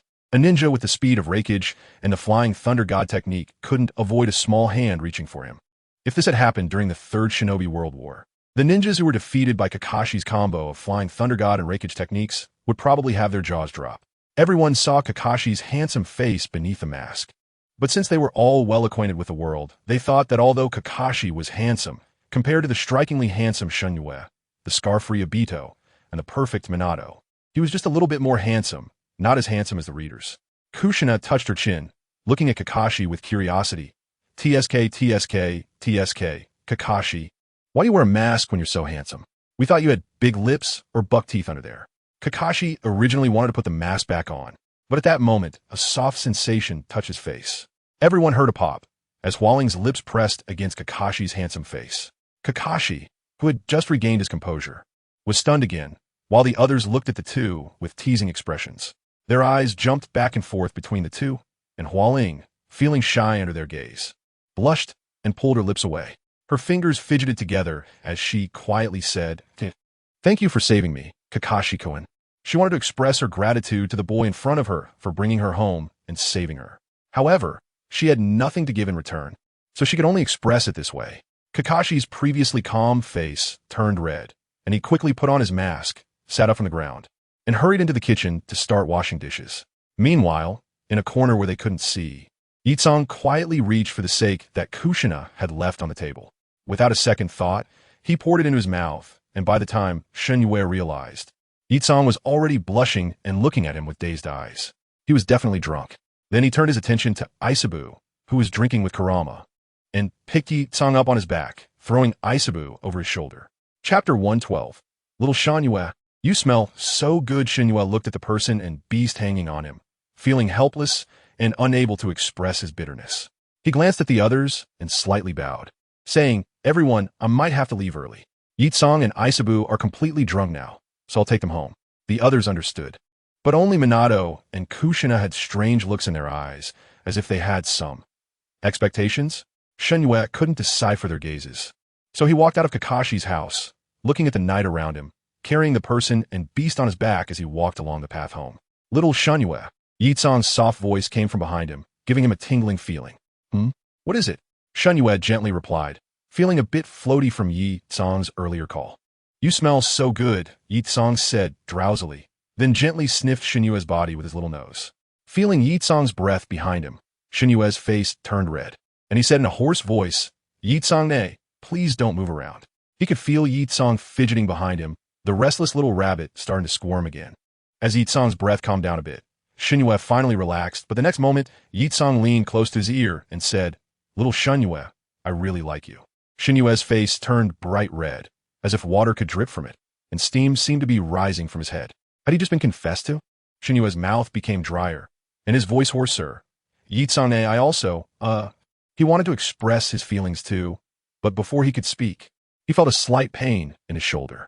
Turning his head, he saw Yi-Tsong biting his neck and taking a strong breath. Shen Yue had changed into a new outfit for the gathering today, which happened to have no collar, giving Yi-Tsong an opportunity to leave a mark. Shen Yue felt a little ticklish inside, but he still refrained from doing anything too outrageous. He could distinguish the occasion. Watching the small three-tailed beast turn into chakra and return to his belly, Shen Yue breathed a sigh of relief, knowing that the weight would be a bit less. However, Yi-Tsong behind him really wasn't too heavy. She was an elite from Sunagakure, after all, and daily training was a must. Just look at her well-proportioned figure, thin where she should be thin and not lacking in meat where she should have some. So her weight was not too much at all. After coming to Konoha, her weight didn't increase, probably because she was maintaining her daily exercise routine. However, behind a tree where Shen Yue couldn't see, heads began to poke out one by one. Minato Namikaze was at the top, followed by Kushina. Then came Obito, and after him, Rin, with Kakashi and Hanar below. They had been following Shen Yue since she left the house. Watching Shen Yue slowly walk home with Yakura on her back, everyone couldn't help but smile like proud ants when they saw Shen Yue blushing shyly. Their smiles became even brighter as they had never seen such a side of Shen Yue before. Shen Yue was always decisive and ruthless against enemies, never showing mercy, but only with friends did she become gentle and kind. Yet, they had never seen her so shy. It seemed that only Yakura could make her heart race and cheeks flush. When they heard Yakura confessing, Kushina became so excited that she jumped up, shaking Minato's shoulder and whispering, "Minato, did you see that? They confessed. They confessed." Minato, being shaken so vigorously that he had trouble breathing, quickly gestured for Kushina to stop. "Kushina, hold on, I'm a bit dizzy. I know you're excited, but calm down for a moment." After finally getting Kushina to stop, the next moment, they saw Yakura planting strawberries on Shen Yue's neck. Kushina was even more thrilled than before, shaking Minato's shoulder again. "They are so sweet. It's so ship-worthy." Minato couldn't hold it in any longer and directly grabbed Kushina's hands, pushing her against a tree, then used the Flying Thunder God technique to teleport away. The remaining few, seeing that Kushina and Minato had left, also lost interest in watching. Kakashi activated the Flying Thunder God technique and took Hanar home to wash the dishes. Obito used Kimui to take Rin away, conveniently sending her home. Meanwhile, sensing that everyone had left, Shen Yue finally breathed a sigh of relief. They were finally gone. However, this was followed by a wave of awkwardness. They had seen everything that happened just now, but it wasn't a big deal as they wouldn't see what happened next. Shen Yue gently placed Yakura, who was on her back, on the ground, then picked her up in a princess carry. She needed a change of position. As he smelled the faint scent of alcohol coming from the girl, Shen Yue felt a bit flustered but managed to suppress his urges. But at that moment, Yakura suddenly wrapped her arms around his neck, and before he could react, she pulled him down. Shen Yue ended up half kneeling on the ground, and he found himself kissing Yakura. He couldn't hold back any longer. He thought, "I can't be human anymore." Then he used the blood instantaneous body technique to teleport back home, placing Yakura on the bed. He wanted to leave to take a shower first. However, the next second, Yakura, who had been wrapped around his neck, suddenly rolled over and pinned Shen Yue beneath her. Her gaze hazy as she looked down at him. Her voice was incredibly seductive. "Little Shen Yue, you can't think of running away today." Shen Yue froze completely. If it weren't for the blush on Yakura's face, he would have thought she was just pretending to be drunk. Since everyone knows no one likes to see this, let's skip it. The next morning, the first to wake up was Yakura, her hair draped over her shoulders. Her eyes a bit hazy. Where was she now? Then her gaze turned to Shen Yue, who was still asleep in bed. Had she really shared a bed with him? As she focused, she noticed the white skin of Shen Yue's neck covered in strawberries, and his clothes were somewhat disheveled. Several buttons had popped off. She sat up groggily and looked in the mirror, realizing her own neck was also covered in strawberries. Suddenly, everything came rushing back to her. What had she done? She became fully awake. It could be said that the two of them had done everything except what they shouldn't have done. Chapter 113. Taking a break while Yakura was lost in thought in front of the mirror, Shen Yue hugged her from behind, resting his face on her shoulder and inhaling her body fragrance. In a magnetic voice, he said, "Yakura, you were really something last night." He recalled everything that happened. Yakura had pinned him to the bed and kissed him fiercely. She had started to undress him then, and that's when the buttons on his clothes popped off, followed by her planting strawberries on his neck. Yakura, remembering last night, blushed and shot a fierce glare at Shen Yue, scolding, "How can you say that? Look, this is also your doing." As she spoke, she revealed her own fair neck, which also bore a series of red marks.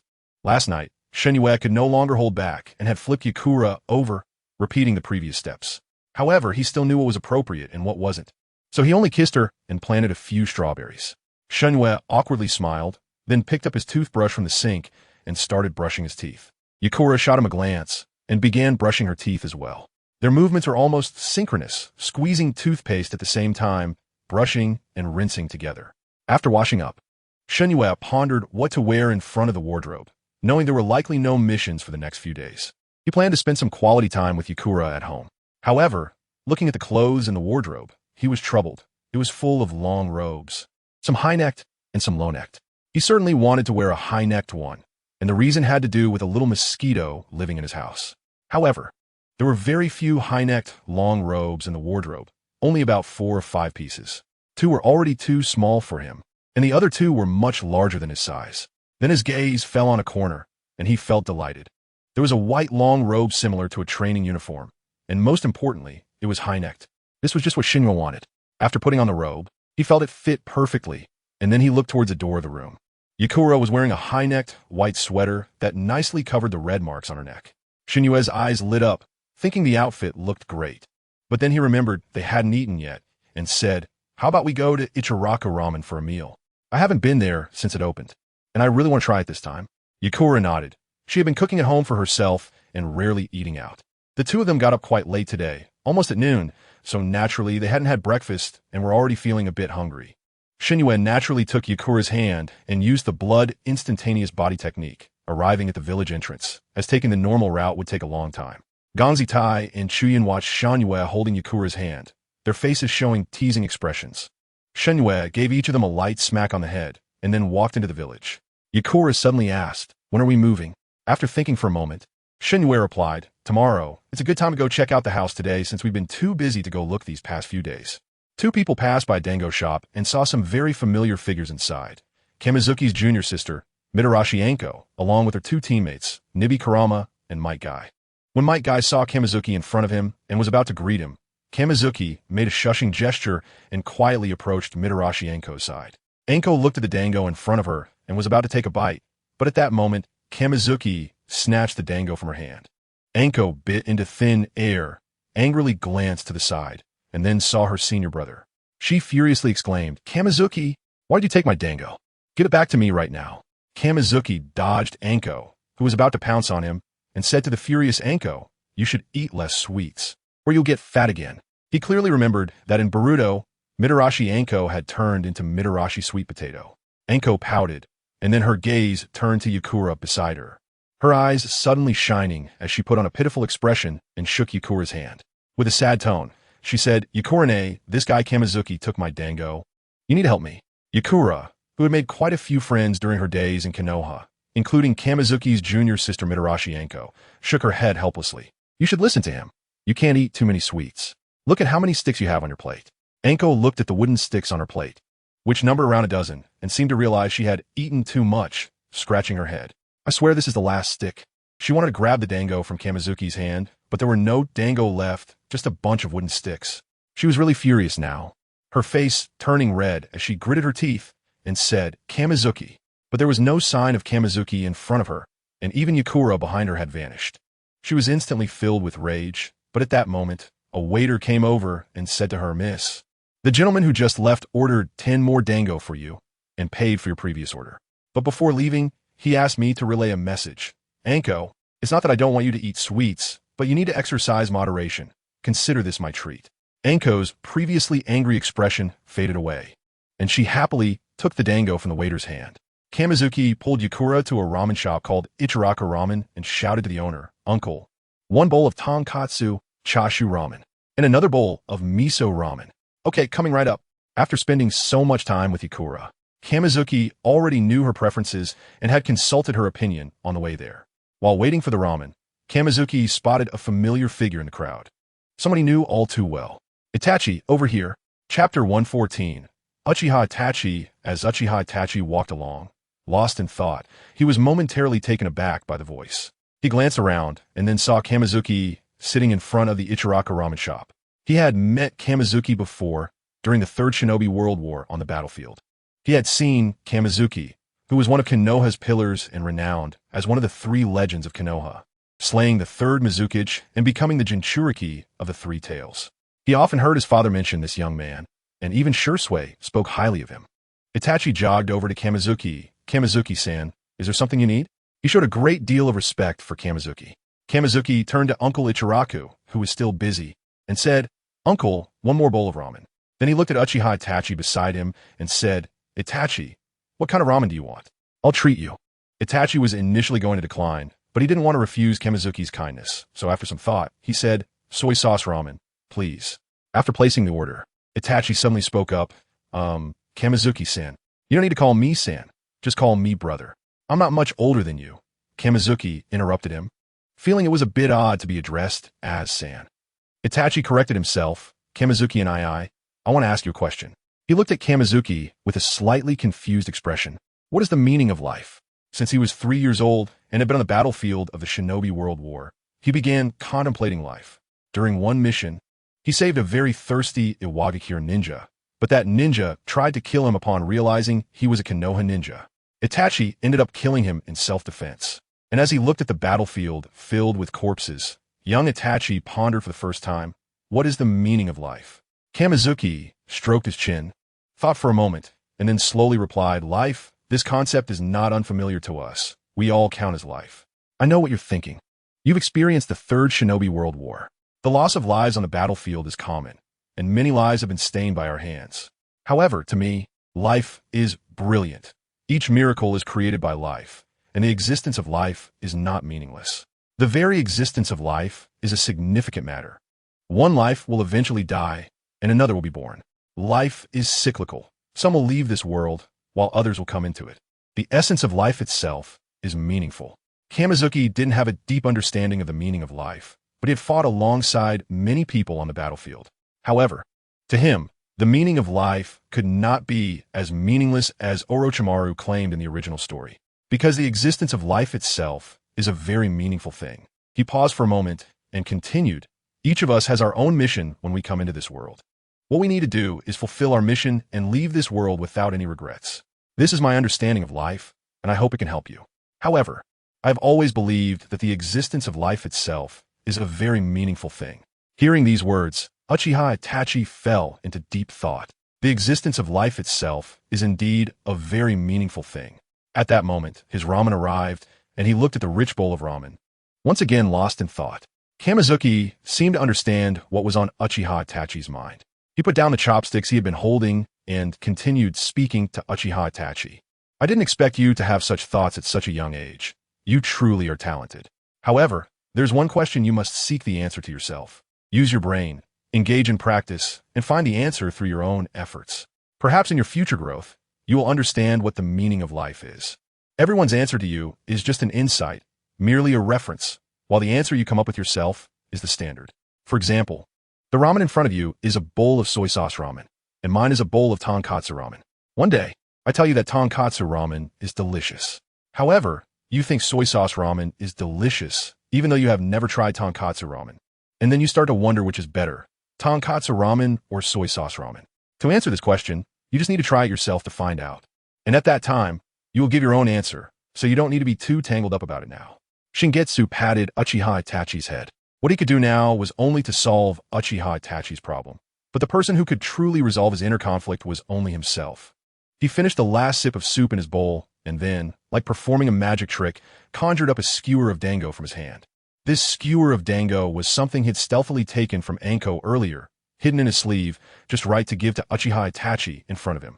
Watching Uchiha Itachi finish his ramen, Shingetsu slightly curled his lips and handed him the skewer of dango, slowly saying, "You're still a child, after all. Here, this is for you. You also love sweets, right? Sometimes you need to relax a bit." Uchiha Itachi initially wanted to refuse, but looking at the skewer of dango in Shingetsu's hand, he found it hard to say no. After seeking Shingetsu's consent, he finally picked up a skewer of dango and began to eat, a happy smile appearing on his face. Yes, he was just a 3 or 4-year-old child after all. Shingetsu sat up, took Yakura's hand, and then said to Uchiha Itachi, "Then we'll be leaving now. I've already paid for the noodles. Enjoy your meal, Uncle Irika. We're off." Uncle Irika responded upon hearing this. "Come by often." Uchiha Itachi wiped his mouth, jumped down from his stool, and headed to the third training ground where he had agreed to train with Shursui. He looked at Shingetsu walking on the road and couldn't help but sigh in his heart. Indeed, an outstanding person. Practice brings true knowledge. I will find the meaning of life. After saying that, he left in the opposite direction, and behind him, where he couldn't see, Shingetsu's lips revealed a slight smile. This should have resolved some of his doubts, right? Chapter 115. New home after leaving Ichiraku Ramen. The two walked hand in hand aimlessly around the village. Shingetsu always felt like he had forgotten something, until he heard the sound of keys in his pocket. He suddenly realized, slapping his forehead and saying, I almost forgot. We still need to check out the new house. Yakura also suddenly remembered. They had almost forgotten to check out the new house because of Uchiha Itachi's appearance. Shingetsu rubbed his chin and pulled out the keychain from his pants pocket, which had a small wooden tag attached that detailed the location of the new house. Shingetsu looked around, inspecting the address written on the tag. Then while searching, he held Yakura's hand and walked towards the new house. However, when they arrived at the location of the new house, Shingetsu was somewhat dumbfounded. It was a standalone villa. This location was somewhat toward the center of Konoha. If you walked left, you would reach the Akimichi clan's territory, and in the upper right corner was the home of Minato Namikaze. Directly in front was the Hokage building, and as soon as you stepped out, you could see Hokage Rock. Moreover, this villa seemed to have 2 floors, and he was completely stunned. So his parents had a house in such a central area. Why did they choose to live a bit farther from Konoha? It must be the preference of wealthy people for seclusion. Yakura, seeing this scene, was also dumbfounded. Wait, with such a big house, why would you still live outside the village? Shingetsu felt a bit embarrassed being looked at like that, scratching his nose. Just as he was about to take a step forward, a figure suddenly appeared in front of him. Looking at the masked Umbu in front of him, Shingetsu was puzzled. And just as he was about to speak, the Umbu said first, Shingetsu-kun, you are here to confirm the property left to you by your father and mother, right? I'll take you inside. We've always had someone from the Umbu come clean it. Shingetsu nodded and asked, what should I call you? It's a bit inconvenient to always call you Umbu. The Umbu member was silent for a moment and said, my codename in the Umbu is Jean. You can just call me by my codename. All right. Shingetsu nodded and followed Jean into the property left to him by his parents. As soon as he entered, Shingetsu was extremely shocked. The house in front of him didn't look like it had been unoccupied for many years. It was very clean and tidy, with no dust at all. The floor was so shiny it could reflect a person's face. Jean said, since Mr. Shinyen passed away, Lord Third has sent us here to clean. By the way, there's south another place that needs your confirmation. After saying this, Jean led them into an underground space, and Shingetsu looked around, seemingly curious. When they reached the underground space, he was shocked again. The underground space was very spacious, looking like an underground laboratory. However, this laboratory was not dim, but rather very bright, and there were some very precise instruments around, along with many cabinets storing scrolls. Jean slowly began to explain. Before Mr. Shinyen passed away, he was friends with Lord Orochimaru and was very skilled in research, mainly focusing on ninjutsu. This underground space was built to fulfill Mr. Shinyen's request. Initially, our research department repeatedly invited Mr. Shinyen to serve as the deputy director of the research department, but he declined each time. Now that you are Lord Orochimaru's disciple, you must have some skills related to research, so this place is also reserved for you. Then Jean began to introduce. Most of the scrolls stored over there are related to the development of ninjutsu, and the petri dishes on that cabinet mostly contain the bodily tissues of rare animals. As Jean introduced, Shingetsu became more and more astonished. He had originally thought his father was just an elite jonin, but turned out he was also knowledgeable in research. Then his gaze shifted to the large LCD screen not far away, lost in thought. How did they even get something like this? However, it seemed not surprising for the research department to have these things. After all, Lord Orochimaru's underground laboratory also had LCD screens, so it wasn't strange. Jean continued. The underground laboratory is cleaned and maintained daily by professionals. Nothing will be damaged.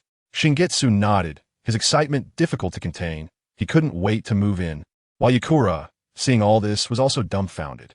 However, she first went up to the surface to check out one room after another, looking very satisfied. This place really was a great location. Then her gaze fell on the large kitchen nearby, her eyes suddenly lighting up, and she walked into the kitchen, staring at the empty refrigerator in silence. Shingetsu was now full of excitement, and after Jean finished introducing everything, he hurriedly found Yakura and directly took her hand. A blood instant body technique brought him back to his original home. The matter of moving didn't require too much effort from them. As there wasn't much to take, just clothes, some scrolls, and a few miscellaneous items. Sealing everything with a sealing scroll would suffice. Shen-Yue fell silent as he looked at the cluttered items before him. Then his gaze turned to the side, where Yetsong was pulling out a bag of vegetables from the fridge. Yetsong scratched her head, looking at the small mountain of items. She didn't remember gathering so many things. Shen-Yue took out the pots and pans that were among the clutter, which they already had in their new home. He then pulled out the sealing scroll, performed a few hand seals, and the pile of miscellaneous items was covered in sealing techniques before being absorbed into the scroll. Shen-Yue wiped his forehead. He felt a bit uneasy looking at that mountain of items. As he was about to leave, his gaze fell on his room. It seemed he had forgotten something.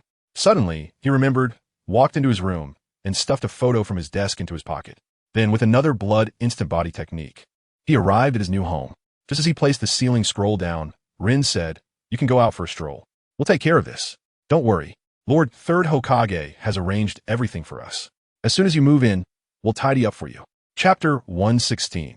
The future plans of Konoha, Shen-Yue, and Yetsong, just home, were stunned by the scene before them.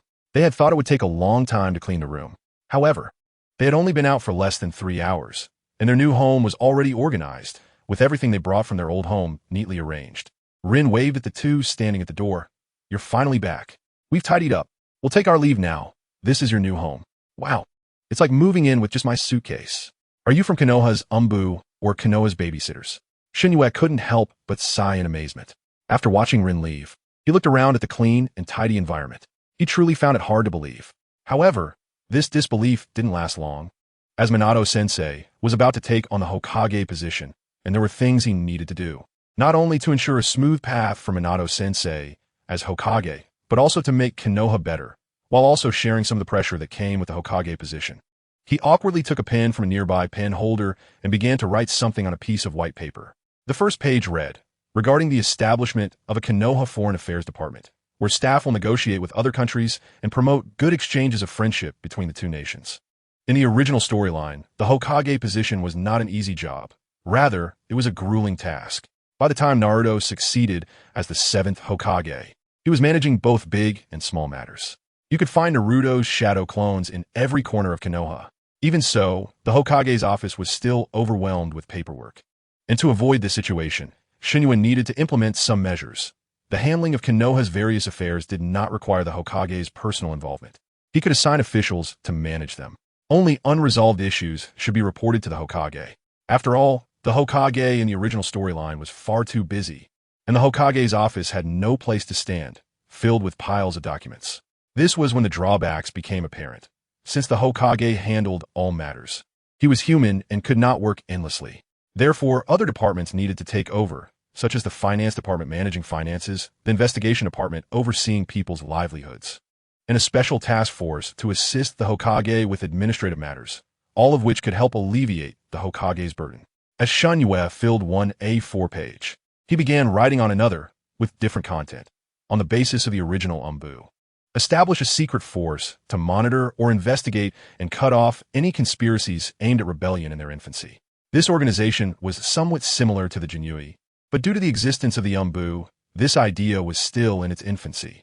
This military unit would mainly address the bad practices of various clans. And with the consent of the clan head, the organization could resort to extreme measures. For example, the elders of the Hyuga clan had always adhered to their own outdated customs regarding the main and branch families, which needed to be abolished eventually. However, as the head of the clan, Hyuga Hizashi could not openly refute the elders, as they had the power to replace him. Hence, a special secret organization would play a role, acting first and reporting later, authorized by the Hokage, with the main measure to solve the problem being to eliminate the one who raised the issue. Shen-Yue named this organization the Shadow Guards within the Umbu, a secret organization directly subordinate to the Hokage, one of the Umbu. The duty of the Shadow Guards was to become the Hokage's new black glove, replacing the original root organization's tasks. With Danzo dead, some of his subordinates who had been cursed by his tongue curse seal survived after the seal was lifted, while others perished alongside him. There must be black gloves, but they could be replaced. After filling another A4 page, Shen-Yue continued to write, establish a Konoha newspaper, Konoha TV station, and all civil organizations to facilitate the lives of Konoha's people.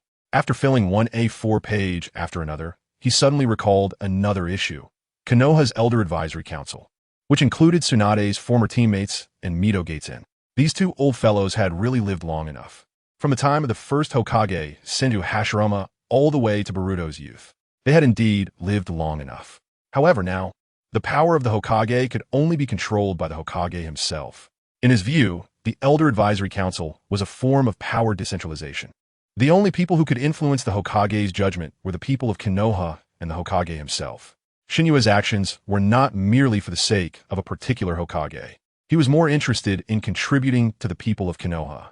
He wanted to ensure that the citizens of Konoha could live better lives, that the Hokage as the leader could bear less burden, and that the entire Konoha could flourish. At this moment, he suddenly thought of something else and continued to write, educate the public about the concept of Jinchuriki and tailed beasts, and hold an annual Jinchuriki exchange meeting with major ninja villages.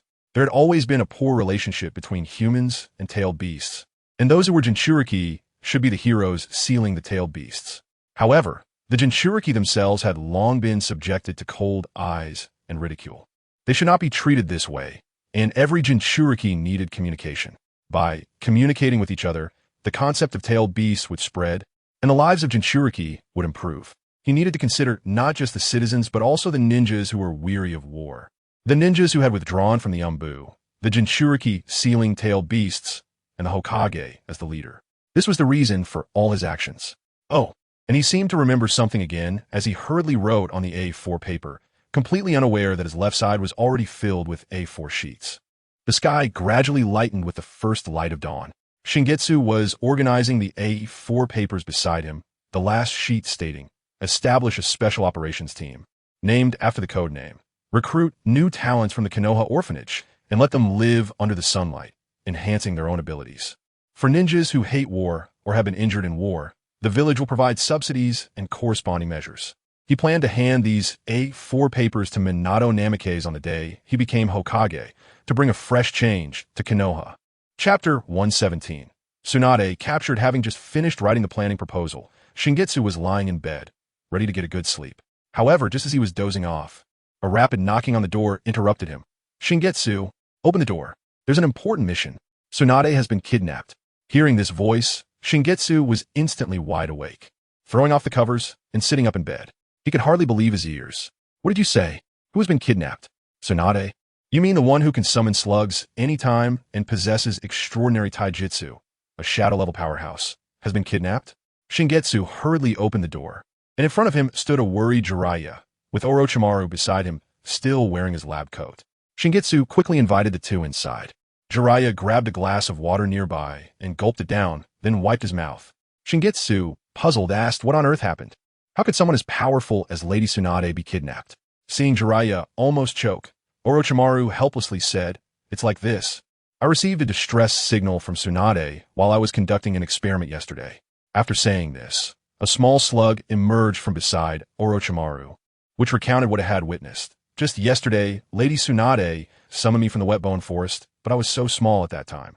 I could sense that her chakra seemed to be sealed. After summoning me, I clearly saw that she couldn't exert any strength at all, and her usual superhuman strength was completely gone. Lady Tsunade told me she was being pursued by a mysterious masked man and a puppet master. The puppet master was very skilled in using poison, and it was a type of poison that Lady Tsunade had never seen before, so she couldn't break it, and her chakra felt as if it was sealed by something. After saying all this, Lady Tsunade instructed me to use reverse summoning to return, as she wanted to gather more information herself. After hearing all of this, Shingetsu suddenly sat up straight from the sofa. The masked man, the one who claimed to be Uchiha Madara in place of Obito. He remembered that this guy had previously stolen Nagato's Rinnegan and possessed abilities similar to intangibility. He also had Amaterasu, and as for other intelligence, he didn't know yet. Alright, he seemed to have also implanted Hashirama's cells. Mastering would release abilities. Tsunade had been kidnapped by this guy, who possessed a very powerful Manjiki Sharingan, had also implanted Hashirama's cells, and even had a Rinnegan. And there was also a puppet master skilled in poison. It sounded a bit like that scorpion guy, didn't he it? For some reason, he had left any marks on Tsunade that could be used to gather intelligence or activate the blood instantaneous body technique. He then asked the slug in front of him, "Slug, where exactly did Lady Tsunade get attacked?" The slug pondered for a moment and replied, "Since the end of the Third Shinobi World War, Lady Tsunade has been traveling in the shinobi world. I remember her first stop was the small country between the land of rivers, the land of fire, and the land of wind. After learning this, Shingetsu turned to Jiraiya beside him and asked, Jiraiya-sensei, the third Hokage knows about this, right? What's his plan? Jiraiya thought for a moment and said, the old man said for me, Orochimaru, Minato, and your team to go rescue Tsunade, and Minato's inauguration ceremony will be postponed. As soon as he finished saying this, Shingetsu had already gotten dressed and tied back his slightly longer hair. No time to lose, let us head out quickly. Jiraiya and Orochimaru nodded, and the group used a body flicker technique to arrive at the Hokage building, where Sarutobi Hiruzen looked serious. Minato Namikaze, Obito, Kakashi, and Rin were also present. On the table in front of Sarutobi, the slug was standing. Sarutobi took a puff from his pipe and said in a deep voice, Tsunade has been kidnapped and is currently in the land of rivers. You must execute the mission to rescue her immediately. Slug, please lead the way. Then Sarutobi looked at Minato's team, Jiraiya, and Orochimaru. We currently do not know much about the enemy's intelligence. Only that one of the enemies is skilled in poison and is a puppet master. Shingetsu slowly spoke up. That masked man, I have fought him before in Amage Cure. When I went to rescue the critically endangered Akatsuki, I had a confrontation with that masked man.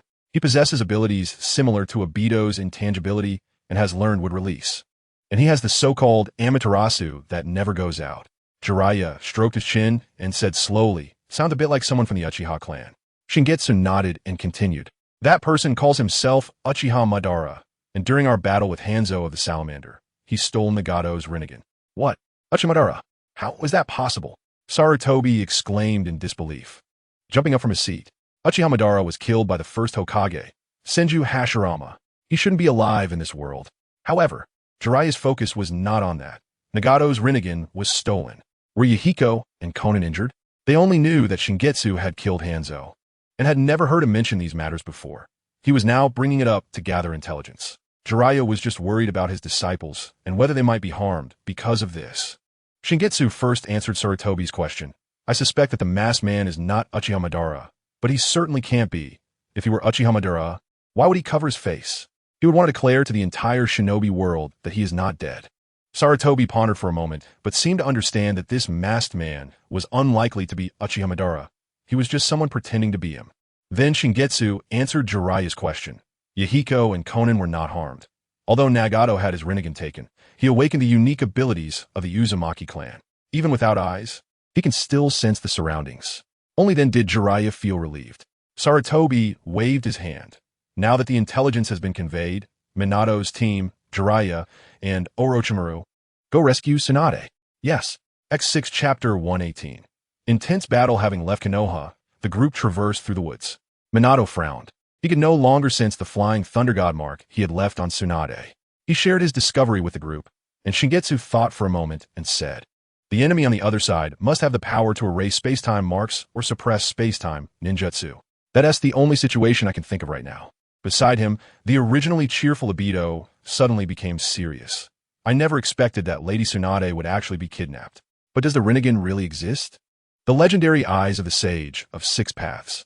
After hearing this, Jiraiya nodded. The Rinnegan does exist. During the Second Shinobi World War, I, Tsunade, and Orochimaru fought against Hanzo of the Salamander in the Rain Village. At that time, I took in 3 disciples, one of whom, named Nagato, possessed the Rinnegan. Now, according to Shingetsu, his Rinnegan has been taken away. We have very little information about the Rinnegan, so how to face the enemy is a significant issue. On the other side, in the land of rivers, Uchiha Shana, wearing a white mask, looked at Tsunade, who was sealed in a barrier and bound by iron chains, with an expressionless gaze. At that moment, Zetsu emerged from the ground. Madara, Konoha has already taken action. They sent the 4 Hokage pillars and the yellow flash of Konoha, along with the remaining 2 of the legendary 3. At this time, Uchiha Shana felt a bit inflated. He had already taken the Rinnegan and could now control its abilities. He also created the 6 paths of pain. Seeing the 6 figures walking out of the cave behind him, all of them pierced with black rods, Uchiha Shana nodded slightly. He now possessed 3 pairs of Manjiki Sharingan, along with the Rinnegan.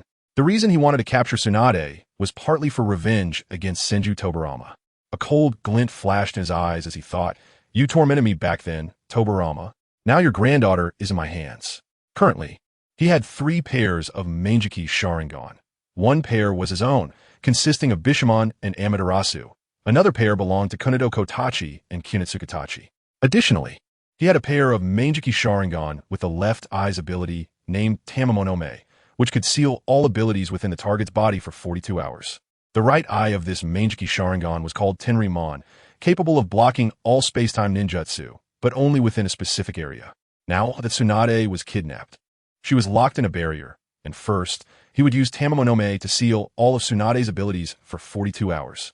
Then, he would use Tenrimon to apply a barrier that would block all space-time ninjutsu in the area where Tsunade was held. However, his biggest trump cards were still Kunodo Kotachi and Kinetsukatachi, which had abilities similar to phasing and could alter reality. At present, his left eye socket contained Kunodo Kotachi, while his right eye socket held the Rinnegan, allowing him to manipulate the 6 paths of pain while simultaneously activating abilities similar to phasing. Not far from the barrier, a person hiding inside a puppet approached and slowly spoke. Madara, I have done as you requested and agreed to join your organization. What should we do next? Uchiha Shana pondered for a moment and said slowly, Konoha has already sent ninjas to rescue her. Scorpion, you should stay put for now and join me in dealing with them shortly. In fact, his capture of Tsunade was not just for revenge against Senju Tobarama. He wanted to learn the location of the Wet Bone Forest from her. He intended to go to the Wet Bone Forest to learn sage techniques. As for why he didn't choose my Bokuzen or Richido, my Bokuzen would definitely reject him, and he couldn't find Richido easily. Moreover, Orochimaru was currently at Konoha's scientific research base, making it nearly impossible to obtain information about Richido from there. So, after considering it, he had no choice but to target Tsunade, who was currently out and about. He didn't know if Fukasaku would reject him, but the confidence brought by the Rinnegan and 3 pairs of Manjiki Sharingan made him overly arrogant.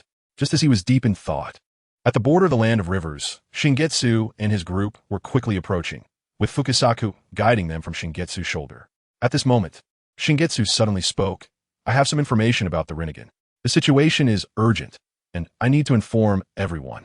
This time, we are very likely to encounter that mysterious masked man, along with 6 others who also possess the Rinnegan. Each of those 6 has different abilities. Some can summon bizarre, summoning beasts. Others can summon Yama to operate. Some can extract people's souls, while others can summon weapons, like missiles. However, the most critical one is the leader. He can use repulsion to push everything around away, as well as use gravity to pull everything towards him. Everyone must be cautious when we go. Otherwise, we will all perish there. Everyone nodded, and no one questioned Shingetsu about where he got this information. Everyone had their own secrets, and they wouldn't pry. Moreover, the information provided them with significant help, so there was no need to question it further. When the group arrived at the location that Fukasaku mentioned, they saw a massive barrier. Just as they were about to approach, Scorpion stepped out from the side, followed by the Animal Path and the Hungry Ghost Path. He disdainfully said, you can go no further. Stop right there. Wave Wind Minato took the lead in commanding. Obito, you, Rin, Kakashi, and Orochimaru-sensei handle this first. If anything happens, notify me immediately. After saying this, Wave Wind Minato performed a Flying Thunder God technique and appeared next to the Azura Path, delivering a Rasengan directly to the Azura Path's head.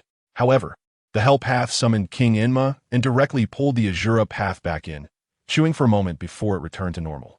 The Human Path approached as well, tried to extract Wave Wind Minato's soul, but he dodged using the Flying Thunder God technique. Continuing forward, Shingetsu and Jiraiya arrived at the front of the barrier, looking at Uchiha Shana. Before Shingetsu could speak, Jiraiya charged forward. You, what have you done to Tsunade? His right hand formed a Rasengan and rushed towards Uchiha Shana. Fool! Uchiha Shana directly pierced through Jiraiya's attack. Seizing the opportunity, Shingetsu drew the Chikyu Ikemanji with his right hand and threw it towards Uchiha Shana. As expected, it was also pierced, but he did not notice that there was a blood mark on the Chikyu Ikemanji. Shingetsu immediately activated the Blood Instant Body technique and appeared above Uchiha Shana, channeling the Blood Wheel No Moon and directly covering it over Uchiha Shana's head. Blood Instant Body, second stage. Meanwhile, on the other side, Scorpion, along with the Animal Path and the Hungry Ghost Path, faced Obito, Kakashi, Rin, and Orochimaru. The Animal Path was the first to attack. Summoning technique. Chameleon. He clapped his hands on the ground, and a summoning technique appeared. After a puff of smoke, the vigilant group protected Rin at the center, and Obito began to perform the summoning technique. However, although the summoning technique appeared on the ground. The toads from my Bokuzen did not show up, leaving Obito momentarily stunned, as he had not expected this situation. However, he did not feel worried, as he no longer needed the power of the toads. He could rely on himself now. At that moment, he suddenly felt something wrap around his waist. Instinctively, he swung his blade down, but he did not manage to cut through the chameleon's tongue. In a moment of desperation, he activated Kimui, first phasing himself. Then he broke the chameleon's tongue, and at the moment he jumped down, a giant Archaeopteryx flew towards him. Obito was a bit confused and was about to run when he suddenly realized he had Susanoo. He stood still, pretending to be a master, until the Archaeopteryx crashed into him. Obito opened his eyes, and a semi-ethereal Susanoo appeared around him, blocking the impact of the Archaeopteryx. He didn't want to rely too much on Susanoo. Earlier, Shinju had told him not to overly depend on Susanoo's power. Sometimes, he needed to rely on his own strength. Just like now, he only activated the semi-ethereal Susanoo and did not unleash its full form. Otherwise, these guys would be no match for him. However, just as he dispelled Susanoo, the beast path had already quietly snuck behind Rin, directly controlling the chameleon under her feet. It grabbed Rin, but at that moment, Orochimaru quickly formed hand seals, Shuriken Shadow, clone technique. In an instant, a swarm of shurikens flew towards the chameleon, perfectly avoiding Rin and directly pushing back the beast path and the chameleon. At this moment, Kakashi immediately reacted, throwing a flying thunder god shuriken and swiftly forming hand seals. Wind release, gale palm, like the sound of thousands of birds. The lightning release gale palm flew towards the beast path in front of him, but the beast path also quickly formed hand seals and slapped the ground. Summoning technique. Panda. A giant stone panda fell from the sky, blocking Kakashi's gale palm. However, at that moment, a flying thunder god shuriken appeared behind him. Kakashi activated the flying thunder god technique, appearing behind the beast path, holding the Chidori, and directly pierced through the beast path's back. Everyone breathed a sigh of relief. But Orochimaru wasn't so lucky. He was dealing with the red sand scorpion in front of him. Orochimaru formed hand seals, serpent's formation. Instantly, several giant snakes emerged from the ground, one of which bound the red sand scorpion, while the others formed a tornado to launch an attack. However, Orochimaru remained vigilant. When the serpent's formation dissipated, he was suddenly stunned. The originally ugly scarlet flow jewel exploded, revealing a handsome red-haired boy. Is this your true form? The youngest genius puppet master of Sunagakure, the red sand scorpion. The red-haired red sand scorpion proudly lifted his head, pulling out a scroll from behind him, which had one character written on it, 3. From that scroll, he summoned the third Kazekage's puppet. Seeing this, Orochimaru was greatly surprised. The third Kazekage's puppet. I see. So it seems you killed the third Kazekage, red sand scorpion. The red sand scorpion snorted. So what if I did? I would like to test the abilities of Orochimaru, one of the legendary 3 ninjas of Konoha. Meanwhile, Minato was darting between the realms of Human Path, Hell Path, and Azura Path, utilizing his combat experience and testing the waters. With his exceptionally high battle IQ, he realized that the 3 guys in front of him could survive even after being defeated, but only if they passed through the King of Hell summoned from the Hell Path first. Minato narrowed his eyes. I see. Then, let's eliminate them all. When he said this, the Azura Path was the first to fire at Minato, but he saw a yellow flash dodge past. Minato used the Flying Thunder God technique to break through the Azura Path's 5 consecutive attacks and appeared behind the Azura Path. However, at that moment, a sharp claw appeared behind the Azura Path, glinting with cold light. Minato sensed danger and quickly dodged with another Flying Thunder God technique. But he didn't notice that the Human Path had appeared behind him, placing its palm on Minato's head, attempting to extract his soul. However, Minato evaded with another Flying Thunder God technique, and coming towards him was the King of Hell, extending its long tongue to engulf him. This left him with no chance to counterattack. But then he suddenly remembered something, a smirk forming on his lips. Looks like I can only use my spiraling heaven's sharpest slash. He used the mini Flying Thunder God Kunai, scattered on the ground to dart around the Azura Path, Human Path, and Hell Path, drawing their attention back and forth, finally appearing at a corner where a Flying Thunder God Kunai flashed. Then he condensed a Rasengan, which grew larger in his hand, eventually transforming into a massive Rasengan aimed at the 3 paths. The 3 were directly swept away by the Rasengan, which ravaged the ground, leaving a massive pit. Minato finally stopped, looking at the three guys who had been reduced to rubble, wiped his nose, and then noticed Kakashi, who was currently engaged with the Hungry Ghost Path, and instantly used the Flying Thunder God technique to teleport over to support him. In front of the giant barrier, Uchiha felt the connection between the Beast Path, Azura Path, Hell Path, and Human Path severed, and was somewhat incredulous, but after thinking about it, it made sense. After all, each of these individuals, when taken alone, was not inferior to a Kage. Then his gaze shifted to Shinju and Jiraiya in front of him. His expression turned dangerous, and when he reached out his hand again, a massive black sphere slowly rose. His authoritative voice declared, "Stay here. Konoha's ninjas.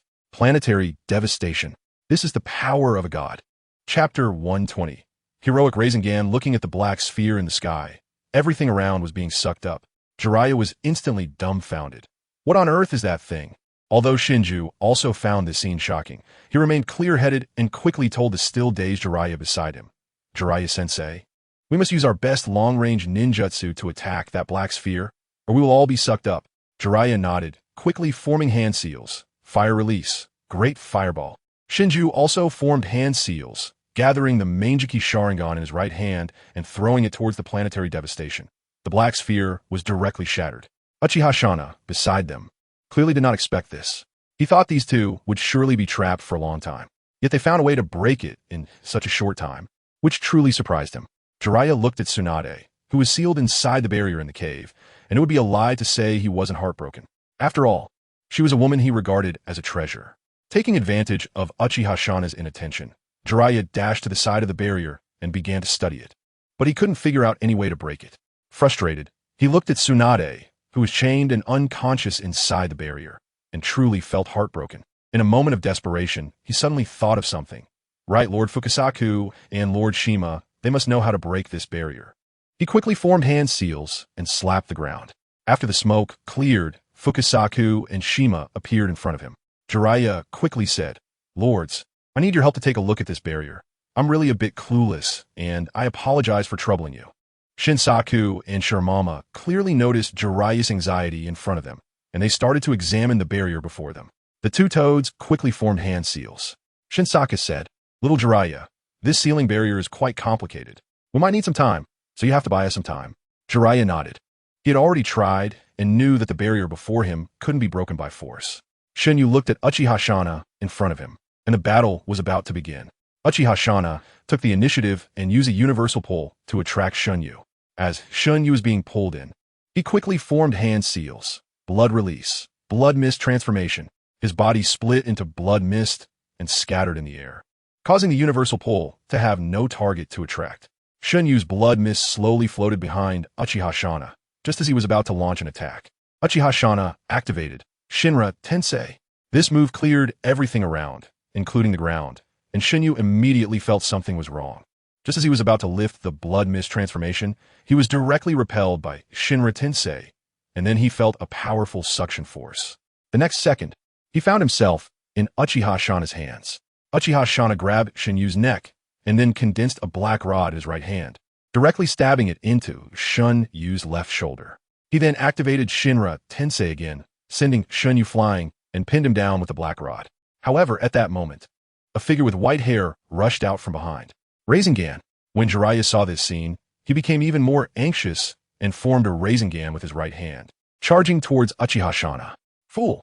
After saying this, Uchiha used Shinra Tensei to repel Jiraiya. However, the Jiraiya that had just been pushed away turned into a puff of smoke. He muttered to himself, "Shadow clone?" Then his gaze suddenly shifted to Shunyu, who was pinned to the ground, and sure enough, Shunyu's figure also disappeared. Then he suddenly realized that he was very far from the barrier. When he looked back towards the barrier, he saw Shinsaku and Shirmama had already unsealed it. Meanwhile, the real Jiraiya and Shunyu were destroying the chains binding Tsunade. Uchiha realized he had been played, and in a fit of rage, he conjured a huge branch in his hand and threw it towards Tsunade. Would release, cutting technique. Seeing this scene, Jiraiya, who was supposed to untie Tsunade, quickly rushed in front of her. At this moment, Tsunade had already awakened. She saw the huge branch coming toward her and Jiraiya standing in front of her. PFF. The massive branch pierced through Jiraiya's right shoulder, and blood dripped from the wound created by the branch. Jiraiya turned his head back with great effort, trying to be strong, But he still looked back at Tsunade behind him and forced a smile, saying, "I won't let you get hurt." The sound of blood dripping on the ground was clear, and Jiraiya's determined face was imprinted in Tsunade's mind. Feeling the excessive blood loss, Jiraiya gathered a Rasengan in his left hand, completely ignoring the fact that his right shoulder had been pierced.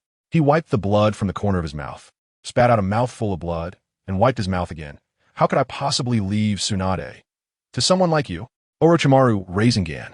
The Rasengan in Jiraiya's left hand grew larger, and he used a body flicker technique to appear in front of Uchiha Shana. He first kicked Uchiha Shana in the face, and then slammed the Orochimaru Rasengan onto him. After the residual force of the Rasengan passed, Jiraiya, unable to hold on any longer, covered his right shoulder and gasped for breath. Finally, dead? Uchiha Shana's voice slowly came from behind Jiraiya. Jiraiya's pupils contracted sharply. No way. Behind him, Uchiha Shana's figure slowly materialized, but half of his white mask was shattered. "I was almost killed by you. What a pity." After saying this, Uchiha Shana was about to stab the black rod into Jiraiya's heart. However, at that moment, a black flash appeared and took the severely injured Jiraiya away. Shinyu looked at the nearly unconscious Jiraiya in front of him and softly said, "Leave the rest to me, teacher Jiraiya." Shinyu laid the severely injured Jiraiya down and said to Tsunade beside him, "Lady Tsunade, please treat teacher Jiraiya first. The rest is up to me." Shinyu took off the Konoha headband originally tied to his wrist, slowly tied it around his forehead, and drew the Kusanagi sword from his waist. Holding it in front of him, the Manjiki Sharingan slowly appeared in his eyes. "Let me have a good fight with you." Chapter 121. Research Material Plus 1. The reason Uchiha Shana, who was just hit by Jiraiya's Orochimaru Rasengan, was able to recover was that he had swapped out his eyes the moment he saw Jiraiya condensing the Rasengan in his left hand. He could swap his eyes with his will without needing to dig down with his hands. He replaced them with Koku Ritsuzen and then escaped, but even so, his mask was still shattered halfway, which he hadn't expected. He looked at Shunyu, whose Manjiki Sharingan was slowly appearing, and was momentarily stunned. "Sharingan? No, it's the Blood Dragon Eye." At the moment the Manjiki Sharingan appeared, he could clearly see a black one-character pupil gradually transforming. Uchiha Shana raised his right hand. "One of the Bloodpool clan members?" No wonder. Shunyu took the initiative to launch an attack. 5 Release Ninjutsu.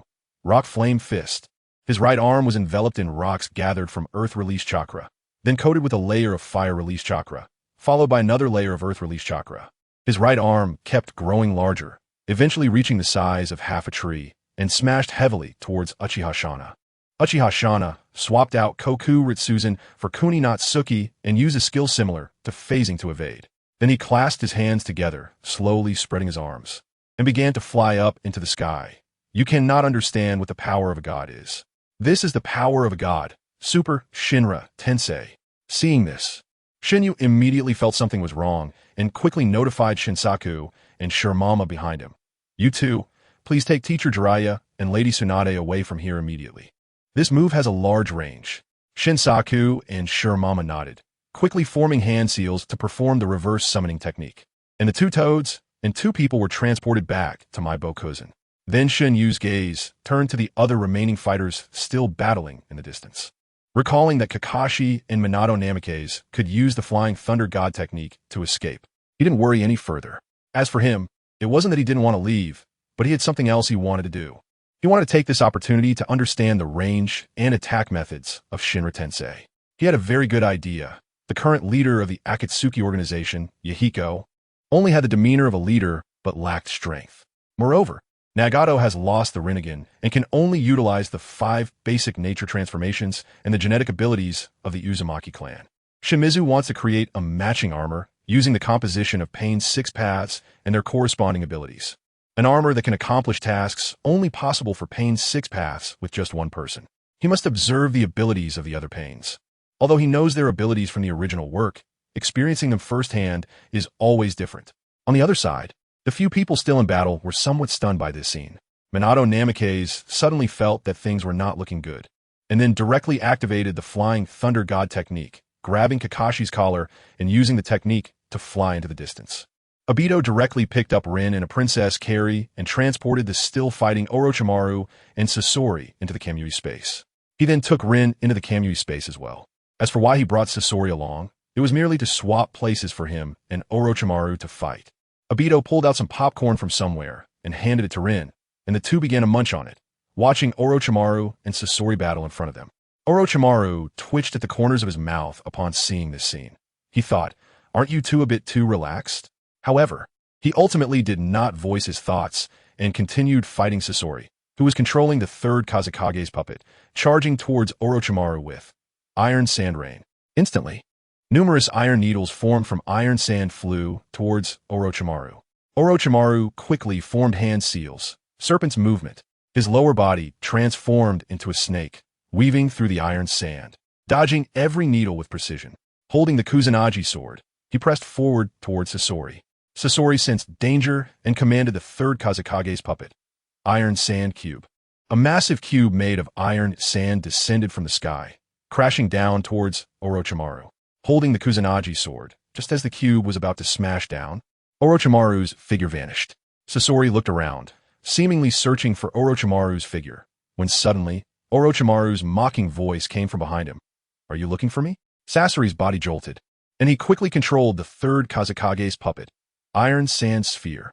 In an instant, streams of iron sand gathered in the sky, forming steel needles that shot directly towards Orochimaru. Orochimaru quickly retreated and swiftly formed hand seals, unleashing a powerful hurricane. Wind release. Wind Dragon Tornado.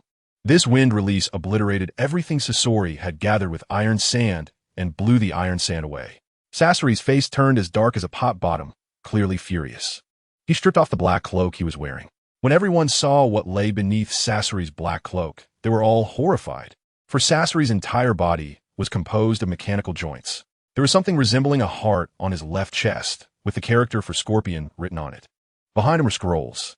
This scene left Orochimaru, Obito, and Rin all in shock.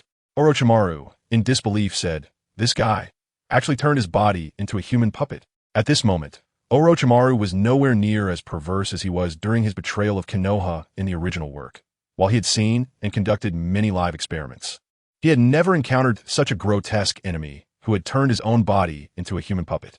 However, his shock was brief. He quickly assessed Sasori's body, which was entirely made up of puppet joints. However, the heart-like thing on his left chest was very conspicuous. It was clear that this was a weak point. But Orochimaru did not want to kill Sasori just yet. He was curious about how Sasori had transformed himself into this state. His desire for research ignited, and he used his long tongue to clean his face, then let out a strange laugh. I am becoming more and more interested in you, Sasori. Now that you have become like this, you can't even be called human anymore. Although he had done fewer human experiments recently, if Sasori was no longer human, then why couldn't he conduct non-human experiments? Moreover, he was quite eager to study it, and his intuition told him that this guy might play a significant role for Shinmizu. Chapter 122. Jiraiya's great success. Meanwhile, at Mount Myaboku, Tsunade looked at Jiraiya, who was impaled through the right shoulder by a massive piece of wood. Her hands performing the healing technique, tears streaming from her eyes. Her hands, as she performed the technique, trembled. Gradually, Jiraiya's figure began to overlap with the two figures in her memory. Her younger brother, Shinsuke, and her lover, Dan, both died on the battlefield, and as a medical ninja, she had been of no help. The two people she loved the most had left her. It was at that moment that she developed a fear of blood and began to dread it. Watching the blood dripping from Jiraiya's wound, Tsunade's vision blurred with tears, and she choked out, "Jiraiya, why? Are you being a hero? In the end, you're just getting hurt all over. You must live, you absolutely cannot die." As Jiraiya's consciousness faded due to significant blood loss, he gradually became disoriented, but he still heard Tsunade's words.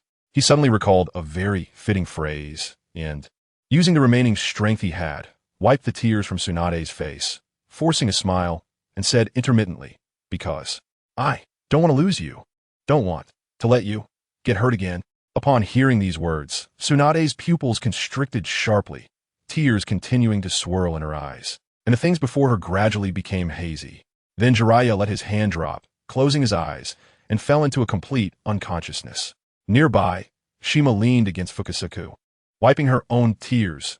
"Little Jiraiya, this kid is really moving." Fukasaku rolled his eyes and comforted the still-crying Tsunade. "Little Tsunade, little Jiraiya is not dead yet. This is Mount Myaboku, one of the 3 great lands filled with natural energy. Little Jiraiya won't die here." Kid's mom, come help pull this wooden spike out of little Jiraiya's right shoulder. He then gestured to Shima with his eyes, signaling to the stunned Tsunade, and waved his hand. Little Tsunade, you come help too. Tsunade nodded and came over to help. The two toads and a person worked together to pull the wooden spike out of Jiraiya's shoulder. Fukasaku looked at Jiraiya's wound with a serious expression and said, little Jiraiya is injured quite heavily. Such a large piece of wood went straight through his shoulder. At this moment, Tsunade wiped away her tears and, for some reason, when she looked at Jiraiya, whose right shoulder was smeared with blood, she no longer felt afraid. It seemed that her fear of blood had vanished. Could it be that this is the legendary fighting poison with poison? However, there was no time for her to think too much about it, so she continued to perform the healing technique to begin treatment.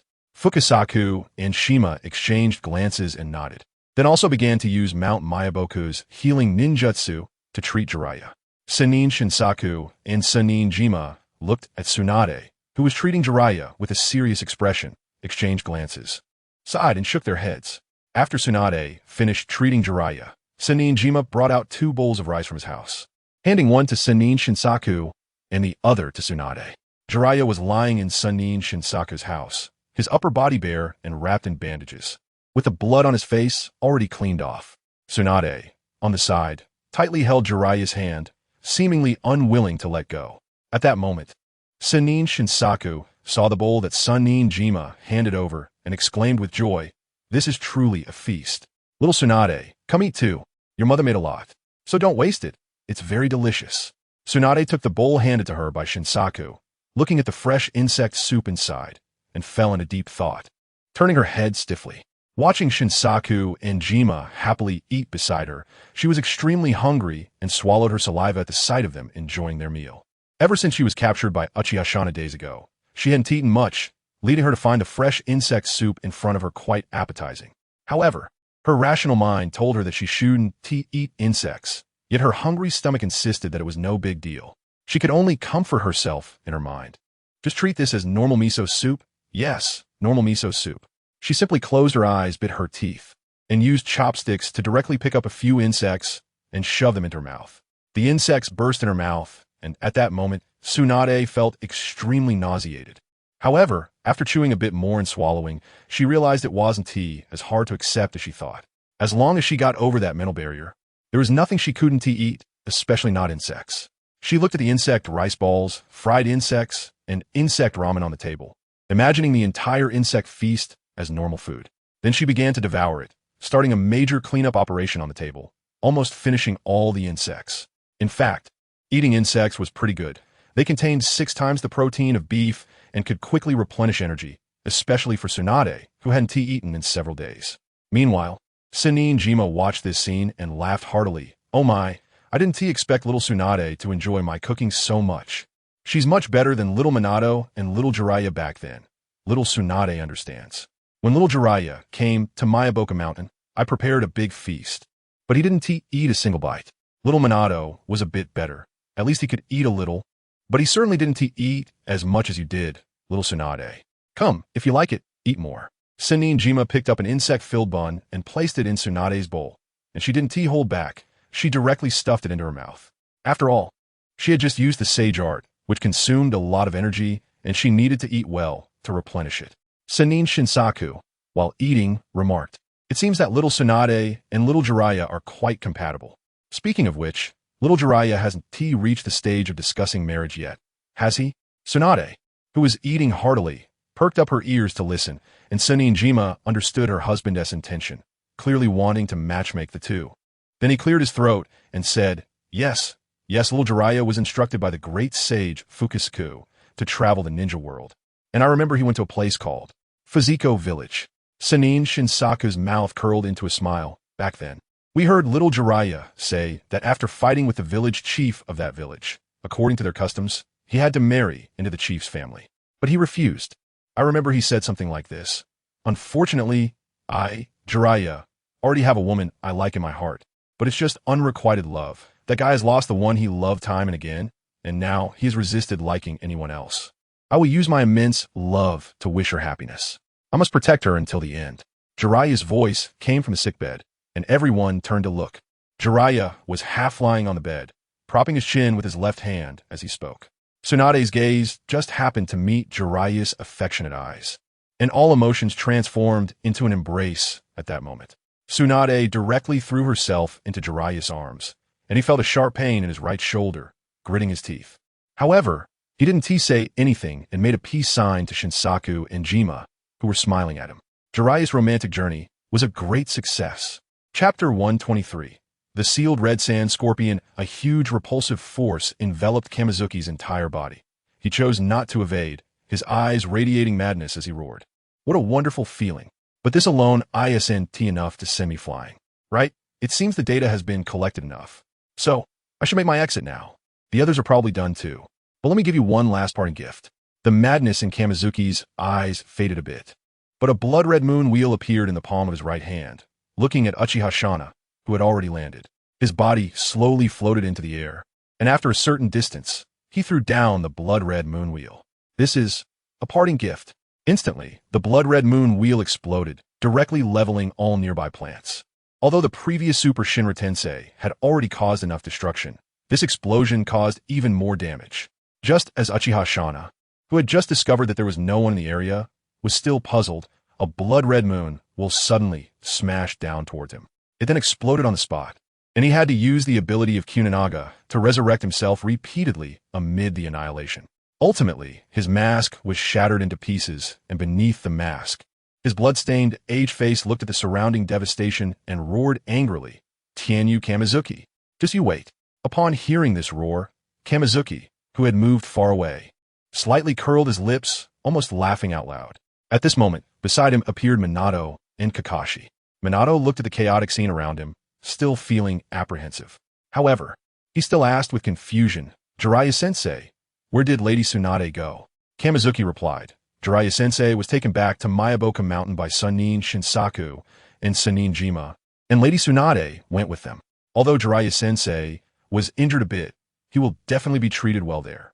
At this moment, the space beside them twisted, and three figures walked out: Orochimaru, Obito, and Rin.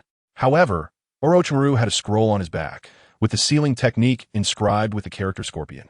The events traced back to half an hour ago. The red sand scorpion, revealing his regeneration core, pulled out his scroll from behind and directly activated it. Puppet technique. 100 machine manipulation. He was incredibly furious. In the previous battle, he was completely outmatched by Orochimaru, leaving him with no opportunity to fight back. This led him to directly activate his ultimate technique without using the other two scrolls. Looking at the sky filled with countless red-clad puppets, Obito and Rin dropped the sunflower seeds in their hands, staring dumbfounded at this scene. Obito was ready to strike, with sky blue chakra enveloping him. In the face of this situation, Orochimaru remained calm, as he had seen that these puppets were just for show. The quality was hardly commendable, somewhat similar to Chiyo's 10 puppet technique used during the Second Shinobi World War. However, it was merely quantity over quality. When a single puppet attacked Orochimaru, he simply used the Kusanagi sword, taking down one puppet with each strike. Even so, the puppets from the 100-puppet show could still revert to their original forms, or rather, replenish the positions of the puppets that had been destroyed. Orochimaru looked at the very obvious regeneration core on the scorpion of the red sand in front of him and murmured, "That must be his weak point. His entire body has been turned into a puppet. That's where his consciousness exists, his true essence."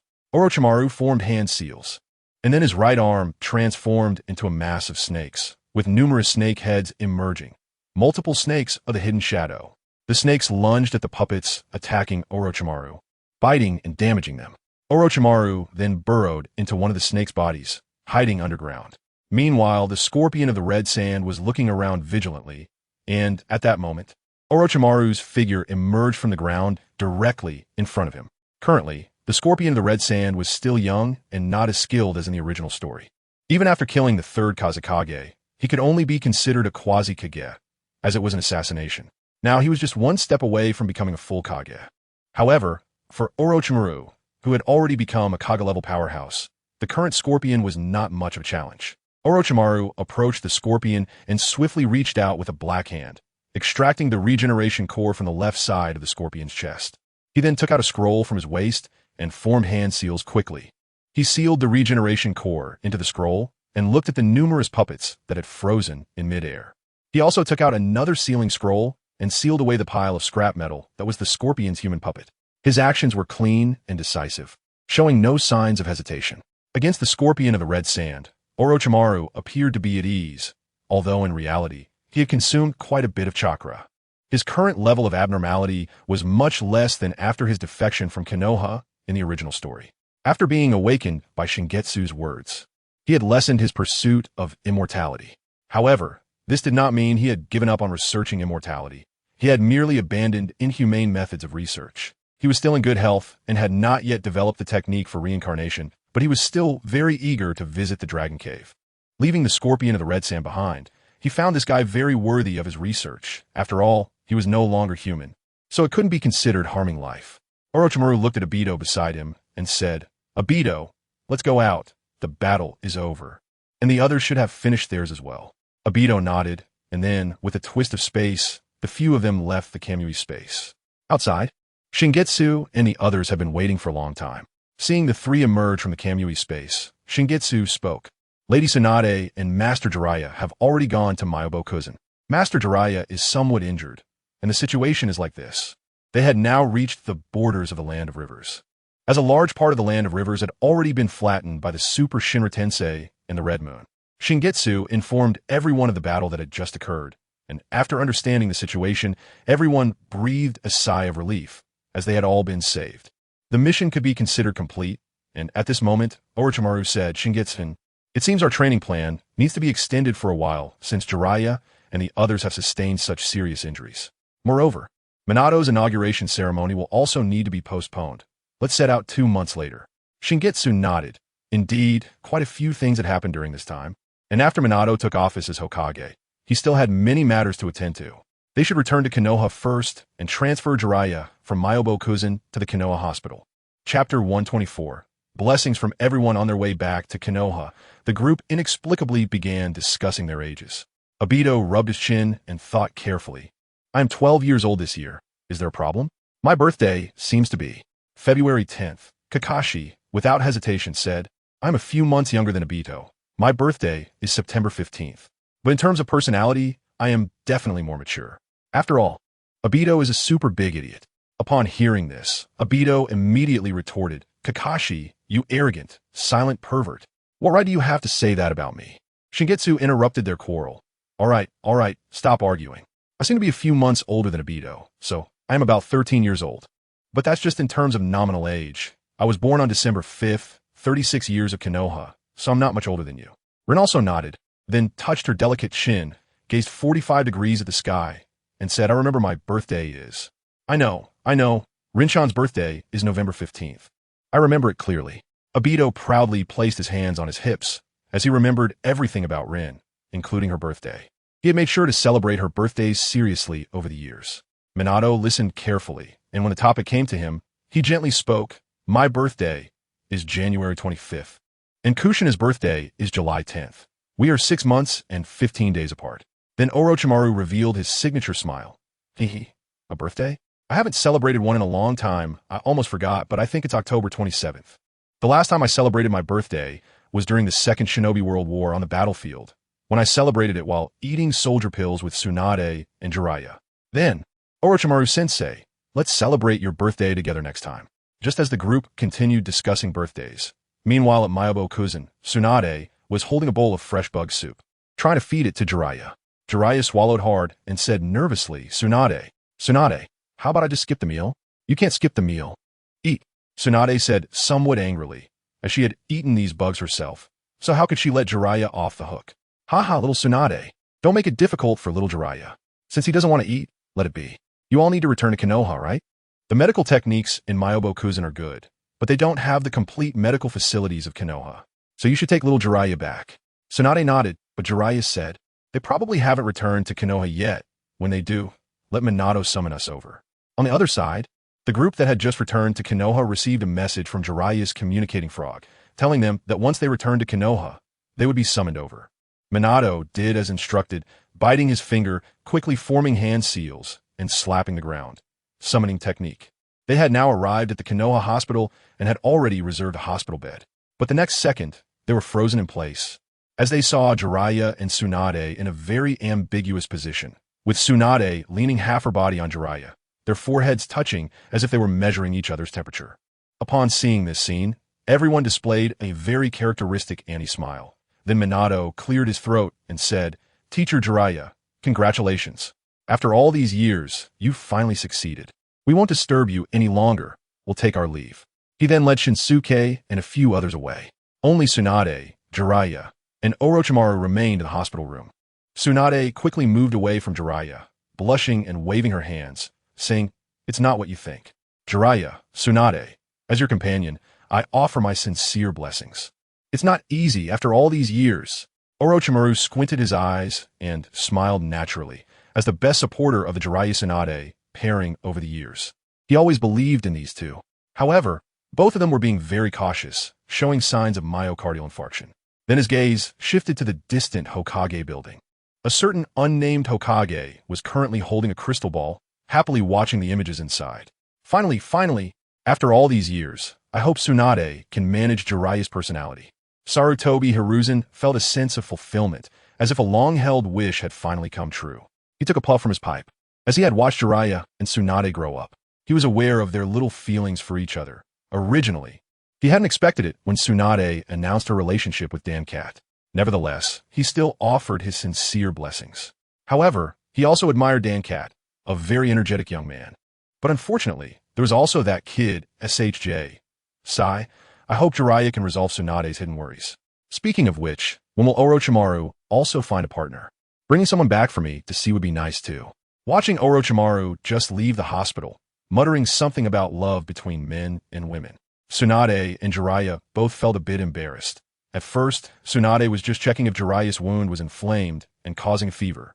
However, just as she was checking, she was summoned back to Konoha Hospital using the summoning technique. This truly created an unexpected scene. After returning home, Minato excitedly shook Kushina's shoulder and said, Kushina, let me tell you, Teacher Jiraiya and Lady Tsunade. Really, they were almost kissing. On the other side, at Shinsuke's home, Shinsuke calmly took a sip of water. But inside, he was anything but calm, as evidenced by his trembling hands. Finally, now Jiraiya and Tsunade are just a little over 25 years old, which is just the right time. When he sat in front of the screen watching the two, he felt a deep sense of regret. Now it seems he has finally put his mind at ease. Speaking of which, what should their child be named? Jiraiya Tsunade? Senju Tsunade? He shook his head. The two had just started. How could they already be thinking about having children? They should at least get married first. Should they wait until they get married before moving on? On the other side, just after leaving Konoha Hospital and returning to his underground laboratory, Orochimaru licked his lips and said, "What would it feel like to become a woman?" Chapter 125, Minato's Inauguration, Eve. Since the mission to rescue Tsunade ended, they had settled down and no longer undertook any missions, staying at home. Shinsuke was also at home writing plans for the future of Konoha, as Konoha had just experienced war and was in a state of rebuilding. Although Konoha benefited as the victorious nation during the Third Shinobi World War, there were still internal issues.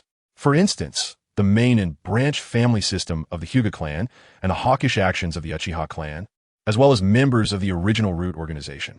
Those people were causing trouble, all loyal fans of Danzo, almost ready to commit seppuku to follow him in death. There were also some who were well disguised, secretly lurking, hoping to one day restore the glory of the Root organization. These were very problematic. Additionally, regarding diplomatic policies, a few days ago, he used his summoning snake to observe some movements in the Mist Village. The fourth Mizukage, Yagura, after a period of implanting the six tails, used a method of transplantation that didn't require sacrificing lives to give the six tails to a child who had just been born for less than 3 months. He remembered that the child's name seemed to be Yukataka. After Yagura separated from the identity of the six tails Jinchuriki, he continued to serve as the fourth Mizukage. He has now begun to widely utilize the talents in their village, such as Mei Terumi, Kisame Hashigaki, and a 3-year-old prodigy from the Ninja Academy, whose names seemed to be Hozuki Mangetsu. Now, Yagura has completely ended the blood mist policy, and kids in the ninja school no longer graduate through killing each other. Instead, they have started to imitate Konoha, testing some basic ninjutsu. Otherwise, it would lead to a massive loss of talent from the Mist Village. It seems that Yagura is indeed a diligent and good Mizukage, and after Shinsuke took the 3 tails, Yagura did not hold Shinsuke accountable. Instead, He continued to maintain an alliance with Konoha and expressed deep apologies for a series of erroneous judgments made by the third Mizukichi. Konoha and Suna also expressed apologies and even proposed that the three countries could open trade routes and talent exchanges. Regarding this, the current third Hokage, Sarutobi Hiruzen, expressed a reserved attitude, while the fourth Kazekage, Raza, remained watchful. So, the current development of the Mist Village is quite good. And just yesterday, the third Hokage, Sarutobi Hiruzen, recommended Minato Namikaze to become the fourth Hokage of Konoha to the daimyo of the Land of Fire. Moreover, the inauguration ceremony would take place tomorrow, and Shinsuke had already submitted the drafts he had previously written to Minato. After reading them, Minato greatly appreciated them and adopted all the suggestions, planning to implement them immediately upon becoming the fourth Hokage. Everything is progressing in a positive direction. On this day, Shinsuke was still writing the draft in front of him, the dim yellow lamp illuminating his face. He had hardly slept these days, with his total sleep time barely exceeding 5 hours, most of the time spent writing drafts. Yakura saw this scene and felt very distressed. She walked over and rested her little head on Shinsuke's shoulder, watching his neat handwriting leap across the clean white paper. Shinsuke happened to be writing an article titled on the proposal for the production of Pain's Six Paths armor. Ever since he collected data on Shinra Tensei that day, an idea suddenly surged in his mind. He wanted to merge all of Pain's 6 paths into one armor. By switching the armor's form, he could transform himself into one of the 6 paths of Pain, somewhat similar to the Deva path. He was doing this mainly for Yahiko, because although Yahiko was the leader of the Akatsuki organization, he didn't have strong abilities, and the salamander couldn't be utilized by him. After Hanzo's death, the salamander, who had remained loyal all along, was sealed by Shinsuke and was difficult to release, and even if it was released, it couldn't be controlled. So he thought of the 6 paths of Pain from the original work, as well as the Wandering Pain from the mobile game. And it seemed he could use this as a key to create a Wandering Pain armor, greatly enhancing the strength of the leader Yahiko. Moreover, Nagato's eyes were also a problem. He couldn't let him keep his eyes closed like that. He seemed to remember that in the original work, the darkened Obito had collected a whole wall of Sharingan, although most of them were produced during the night of the massacre. It was definitely impossible to let such a massacre happen now, but he still believed that the person who called himself Uchiha Madara must have quite a few Sharingan. Furthermore, Nagato was originally from the Uzumaki clan, so his chakra reserves were naturally absurdly high, so there was no need to worry about being drained of chakra. Therefore, there was nothing to fear. They could just launch a surprise attack on the base of the person who called himself Uchiha Madara. Yakura looked at Shingetsu, who was staring silently at the blank piece of paper in front of her, feeling a bit distressed. She rubbed Shingetsu's shoulder to help her relax. Shingetsu pressed down on Yakura's small hand, then turned around, rubbed her brow, and hugged Yakura, speaking in a muffled voice. Tomorrow is Teacher Minato's inauguration ceremony, so let's rest early today. Yakura nodded and then softly asked, "Is the script finished? You should sleep soon. Don't overwork yourself." Shingetsu nodded. Then a smile curved at the corners of her mouth, and with a flip, she directly pinned Yakura onto the bed. Yakura gasped, her face turning red, and half-heartedly said, Tomorrow is the inauguration ceremony. Maybe we should stop for today." Yakura wanted to struggle a bit, but her hands were directly pinned by Shingetsu to the headboard, and then she kissed her. However, 3 minutes later, Yakura pushed Shingetsu away, and while Shingetsu was still puzzled, Yakura burrowed into Shingetsu's arms, turned off the lights, and covered herself with a blanket, all in one swift motion.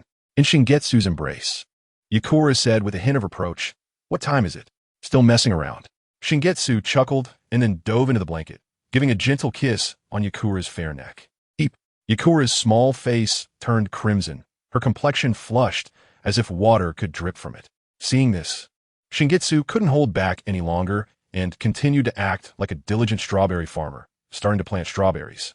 Then, slowly moving upwards, she aimed for Yakura's soft lips and kissed her, causing Yakura's brain to short-circuit, halting all thinking. This kiss lasted for 10 minutes. Chapter 126. The fourth Hokage and the Shadow Guard. The next day, all the villagers gathered in front of the Hokage building. As the rising sun illuminated the Hokage rock, where the Hokages of past generations were carved, Shingetsu, Obito, Rin, and Kakashi stood beside the rooftop of the Hokage building, all wearing the same cloak with the fire symbol. Kushina was no exception, looking particularly excited. They stood at the top of the stairs as if waiting for someone. Tsunade supported Jiraiya, who had just recovered a bit, while Orochimaru helped Jiraiya to the rooftop of the Hokage building. Slowly, a group of people walked out from the top of the stairs, starting from the first to the last. The third Hokage, Sarutobi Hiruzen. The current head of the Sarutobi clan, Sarutobi Kinoru, Hyuga Hizashi, Hyuga Hayashi, Aburame Shibi, Hakimichi Saint, Uchiha Fugaku, Narashiku, Yamanaka Inoichi, and Hatake Sakumo. The last to walk out was Minato Namikaze, dressed in the Hokage robe, the sunlight shining on his golden hair, while Sarutobi Hiruzen stood in front of the clan heads. Following him were the advisors of Konoha, Mito Kamen, and Uzumaki Koharu.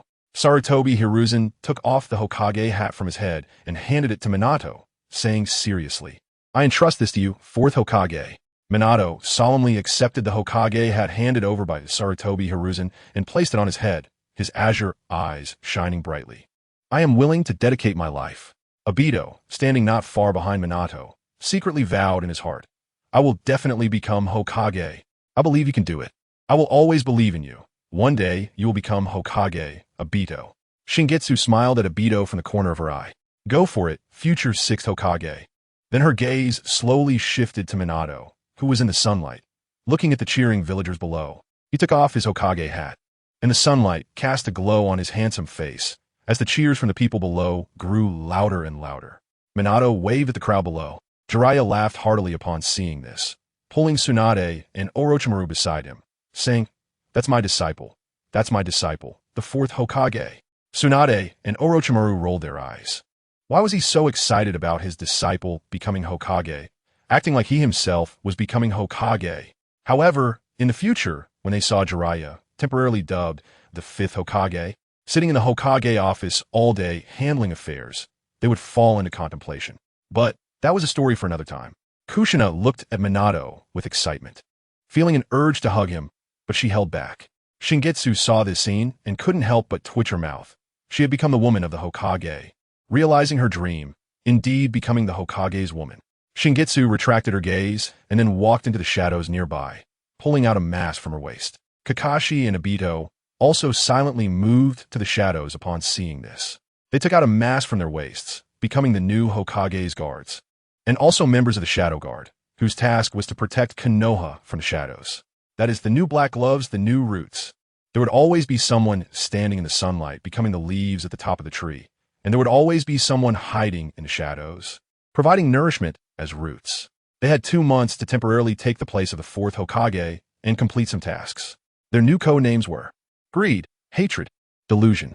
The new roots hiding in the shadows would supply nourishment to the leaves at the top of the tree, cut off the rotten roots, and eliminate the pests that devour the roots. They would operate in anonymity, executing some unsavory tasks, but there were only 2 months left, as they would have to leave Konoha in 2 months. Therefore, the Shadow Guard was not just them. Shingetsu was the captain, Obito and Kakashi were vice captains, and Uchiha Shursui was the temporary captain. Next, Uchiha Shursui would temporarily become the acting captain, becoming a member of the Special Operations Group of the Shadow Guard. Meanwhile, many familiar faces joined the Shadow Guard, including Yuzuki Yugao and Tsukikage Kaze, with Tsukikage Kaze being the healthier version. There were also Mitarashi, Anko, Yamanaka, Aoi, and a series of combat-ready members, and they had their eyes on several promising candidates for the future. Haiden, Kabuto, Uchiha Itachi, these were all very good candidates. As the new roots hidden in the shadows, they must bear the true responsibility of complete obedience to the Hokage. If anyone dared to defy, they would be killed on the spot. If, during special missions, someone attempted to monopolize a special bloodline limit, they would be killed on the spot, regardless of the consequences. This was the new organization, the new roots that accumulated nourishment, and also a department directly under the Hokage, of course, now referring to the fourth Hokage. There could only be one true power holder, and that was the Hokage. As for the Elder Advisory Council, this afternoon, the Special Operations Team would carry out their first operation, demanding that the Konoha Elder Advisory Council, Uzumaki Koharu, and Mito Kamen step down. The third Hokage, Hiruzen Sarutobi, is required to retire and not interfere in politics, living peacefully at home as a retired elder, and must not get involved in the affairs of Konoha. The second task is to promote the concept of Jinchuriki to all villagers, and a speech will be held tomorrow afternoon by Isabu's host. The villagers must be informed. The third task is to infiltrate the Hyuga clan, eliminate the clan elders, and abolish the main and branch family system of the Hyuga clan. The caged bird seal must be abolished, leaving only one, unifying the main family and branch families, with the Hyuga clan leader, Hyuga Hisashi, and Hyuga Hayashi managing together. Actions will commence from the evening of the day after tomorrow. There can be no mistakes, no loose ends. All supporters of the Hyuga elders must be killed, and the Byakugan bloodline limit must not be monopolized. Those who attempt to monopolize it will be killed on the spot, regardless of life or death. The fourth task is to eliminate the hawkish representatives of the Uchiha clan and eradicate the rebels, leaving no loose ends and no traces. These operations will be led by Kamizuki, and in the end, all bloodline limits, such as Byakugan and Sharingan, will be handed over to the clan leader Hyuga Hisashi and Uchiha Fugaku. No one is allowed to take them for themselves. The operation will last for 2 months. If there are any mistakes, those responsible will be killed on the spot, regardless of life or death. And only when there are no problems in the village can the Shadow Guard temporarily leave. Furthermore, all operations have special privileges, with the right to act first and report later, as authorized by the Hokage. Violators will be killed, regardless of life or death. Chapter 127. Requesting the third Hokage to step down for others. In the afternoon of the ceremony for Minato's appointment, Kamizuki, Kakashi, and Obito each donned their unique masks and swiftly made their way to the Hokage's office.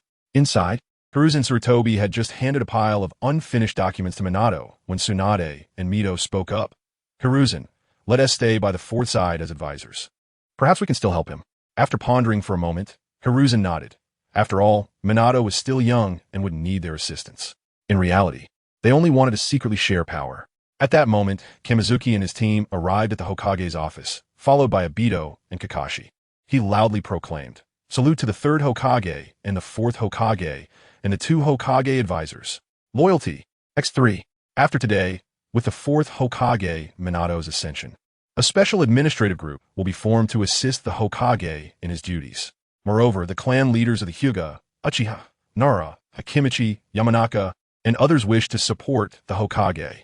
We request that the third Hokage and the other 2 advisors retire and refrain from interfering in politics from now on." Mito and Tsunade were furious, with Mito slamming the table and angrily questioning Minato. "What do you mean by this, fourth?" Minato revealed a strange smile. His usual gentle demeanor vanished, and he slowly replied, "What I mean is, I asked the third Hokage and all advisors to step down and let others take over." Suddenly, hurried footsteps echoed from the stairs.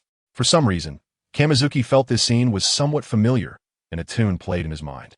Oh, he remembered. It was the tune from the Young Generals.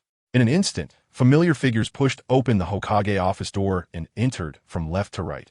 Hyuga Hisashi, Narashika, Akimichi Choza, and others. Uchiha Fugaku commanded, "Salute to the Hokage. Loyalty, XN. We request the third Hokage to step down for others. We request the 2 advisors to step down."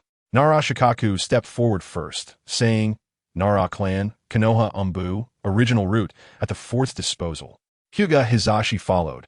Hyuga clan, reconnaissance department, at the fourth's disposal. Yamanaka in Noichi added. Yamanaka clan, intelligence department, at the fourth's disposal. Akimichi Choza stated. Akimichi clan, food safety department, logistics supply food department, at the fourth's disposal. Uchiha Fugaku declared. Uchiha clan, Konoha security team, at the fourth's disposal.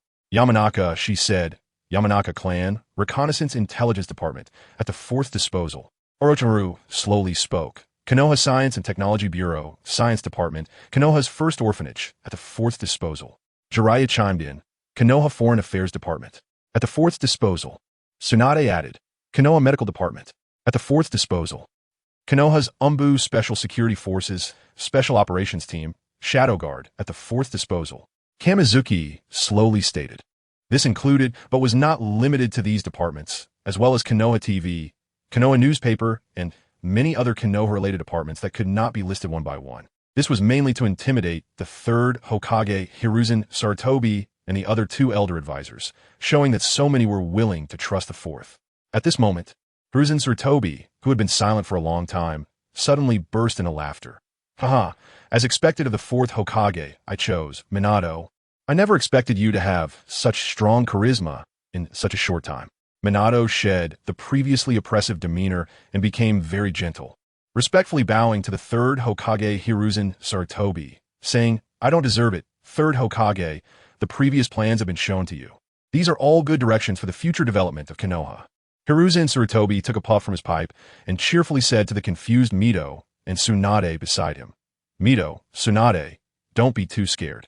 This is just a play we're putting on, but it can't really be considered a play. These scenes will play out in the future. And now Konoha is in motion, so we old folks don't need to interfere. Danzo is dead, and we are old. We are no longer suitable for participating in these things. The future should be handed over to the young. So stepping down and letting others take over is real. We really need to retire and enjoy our old age. Hiruzen patted the shoulders of the two, and after finishing, Tsunade wanted to say something, but Hiruzen interrupted. All right, since that's the case, we old folks don't need to interfere anymore. We are merely relics of the old era.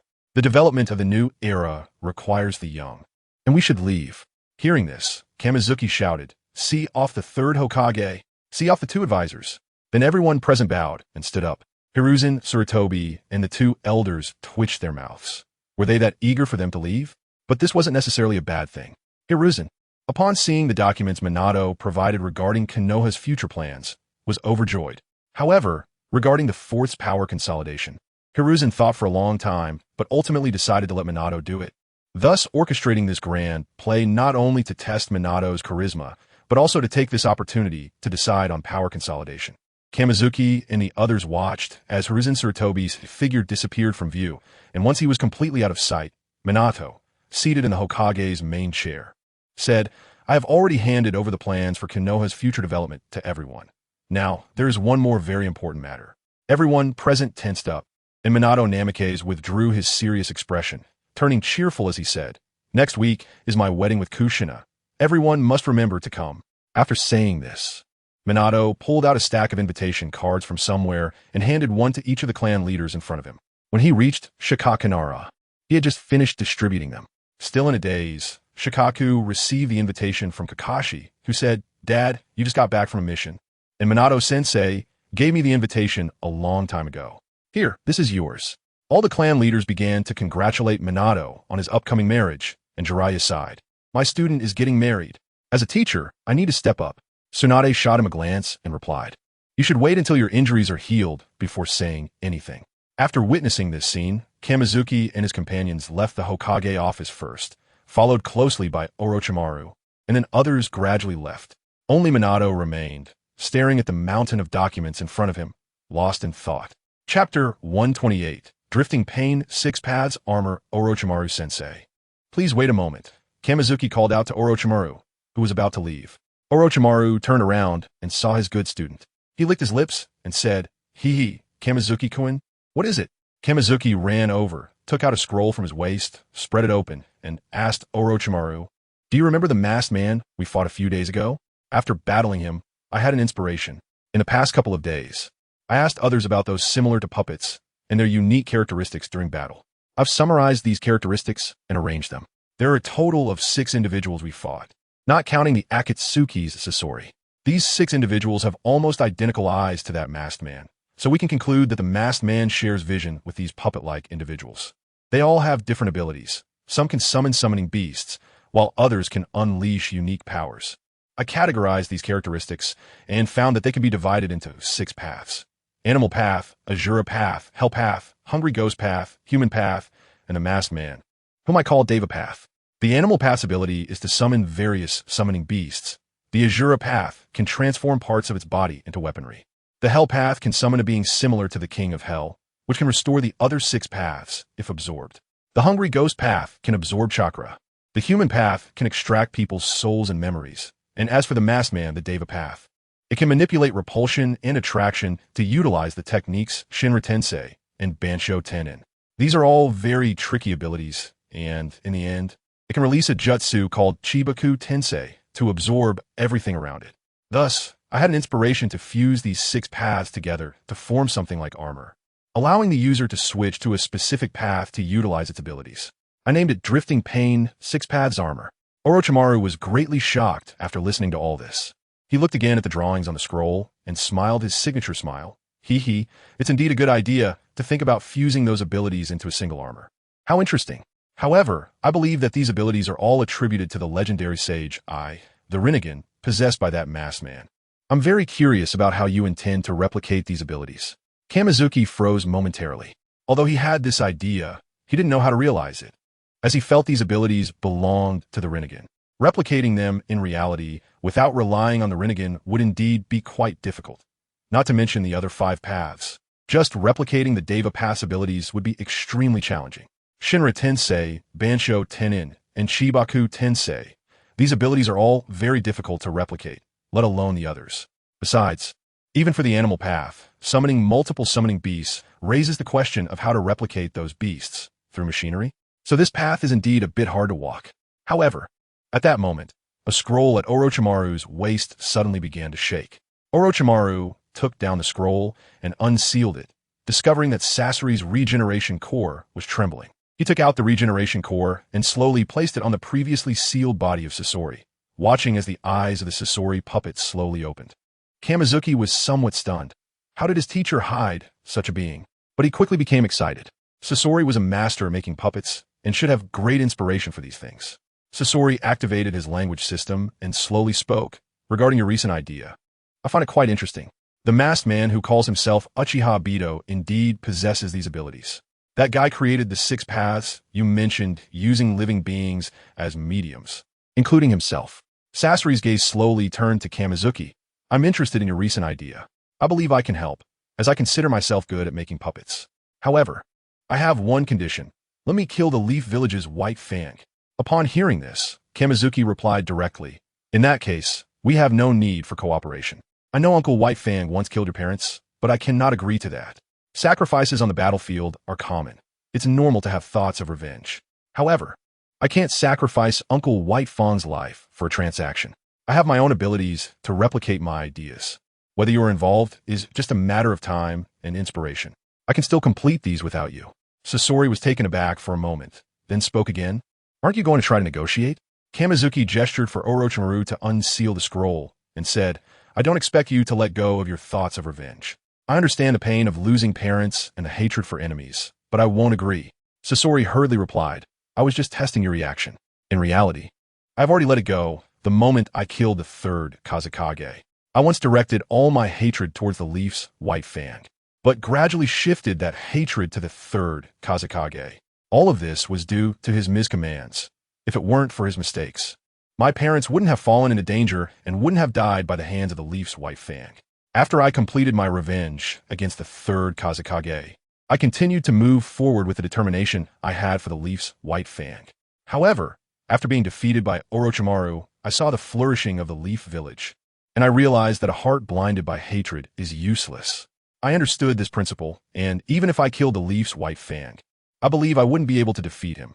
His strength is greater than Orochimaru's. I can't even defeat Orochimaru, let alone that Konoha White Fang. Moreover, Scorpion's gaze gradually shifted to Konoha White Fang, who was rubbing Kakashi's head. I also don't want there to be a second me in this world. Meanwhile, Orochimaru, who had been silent, said, in fact, reviving your parents is not impossible, but the premise is that you have to help us create this armor. After hearing this, Scorpion's pupils constricted, and he shook Orochimaru's shoulder, saying, Really? Can you really revive my parents? Orochimaru replied, The premise is that you must help us create this armor. Scorpion nodded.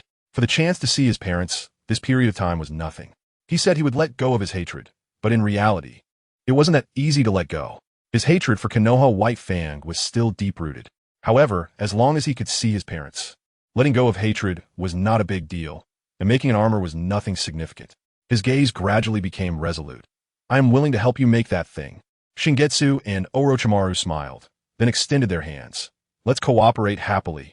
Chapter 129. Orochimaru's new plan after returning home. Shingetsu noticed that Yakura was not in the house. So he took Orochimaru and Scorpion to the basement of his home. Upon seeing the vast underground laboratory, Scorpion was momentarily stunned, while Orochimaru appeared unfazed. He had come here often to conduct experiments when working with Shingetsu's father, so he was quite familiar with the place. Shingetsu spread a blueprint from the shelf on the table and said to the two, regarding the drifting pain armor, My idea is to first create something similar to a transformation device. Shingetsu pointed to a position on the blueprint, which depicted something resembling a watch. But this watch had 6 characters. No, to be precise, 7 characters. The characters Tian, Shio, Yu, Chong, Rin, he formed a circle, with a huge character Luin written in the center. Shingetsu said, "What we're going to make is a chakra armor, constructed mechanically, which can be activated by injecting chakra. This watch-like device can be understood as something that can switch between the 6 paths at any time. Do you have any good ideas?" Orochimaru stroked his chin and said, "Chakra armor? Such things seem to only exist in the land of iron and the land of snow. I think I encountered this while in the land of iron, but it may not be exactly what you think." Shingetsu took another scroll from the shelf, which depicted the main structure of the drifting pain armor, and pointed to the image. It's roughly like this. The user can control the forms of the 6 paths by switching the transformation device. For example, if I press the button for the animal path, I will gain the ability of the animal path to summon summoning beasts. If I press the button for the Azura path, 4 mechanical arms will extend from the back of the armor to fire cannons, each representing a different ability. Scorpion said, "Then what is the role of the character Luin in the middle?" Shingetsu explained, "I haven't thought of this ability yet, but I believe we can summon the other 6 paths clones by releasing some of the user's chakra. Then the other 6 paths can engage in team battles. For example, I could use the Deva path to unleash the Shinra Tensei to trap the enemy, then summon a beast with the animal path for an attack. The human path could extract souls, while the hell path and the hungry ghost path remain on standby. Finally, the Deva path delivers a finishing blow to the enemies trapped by the Shinra Tensei.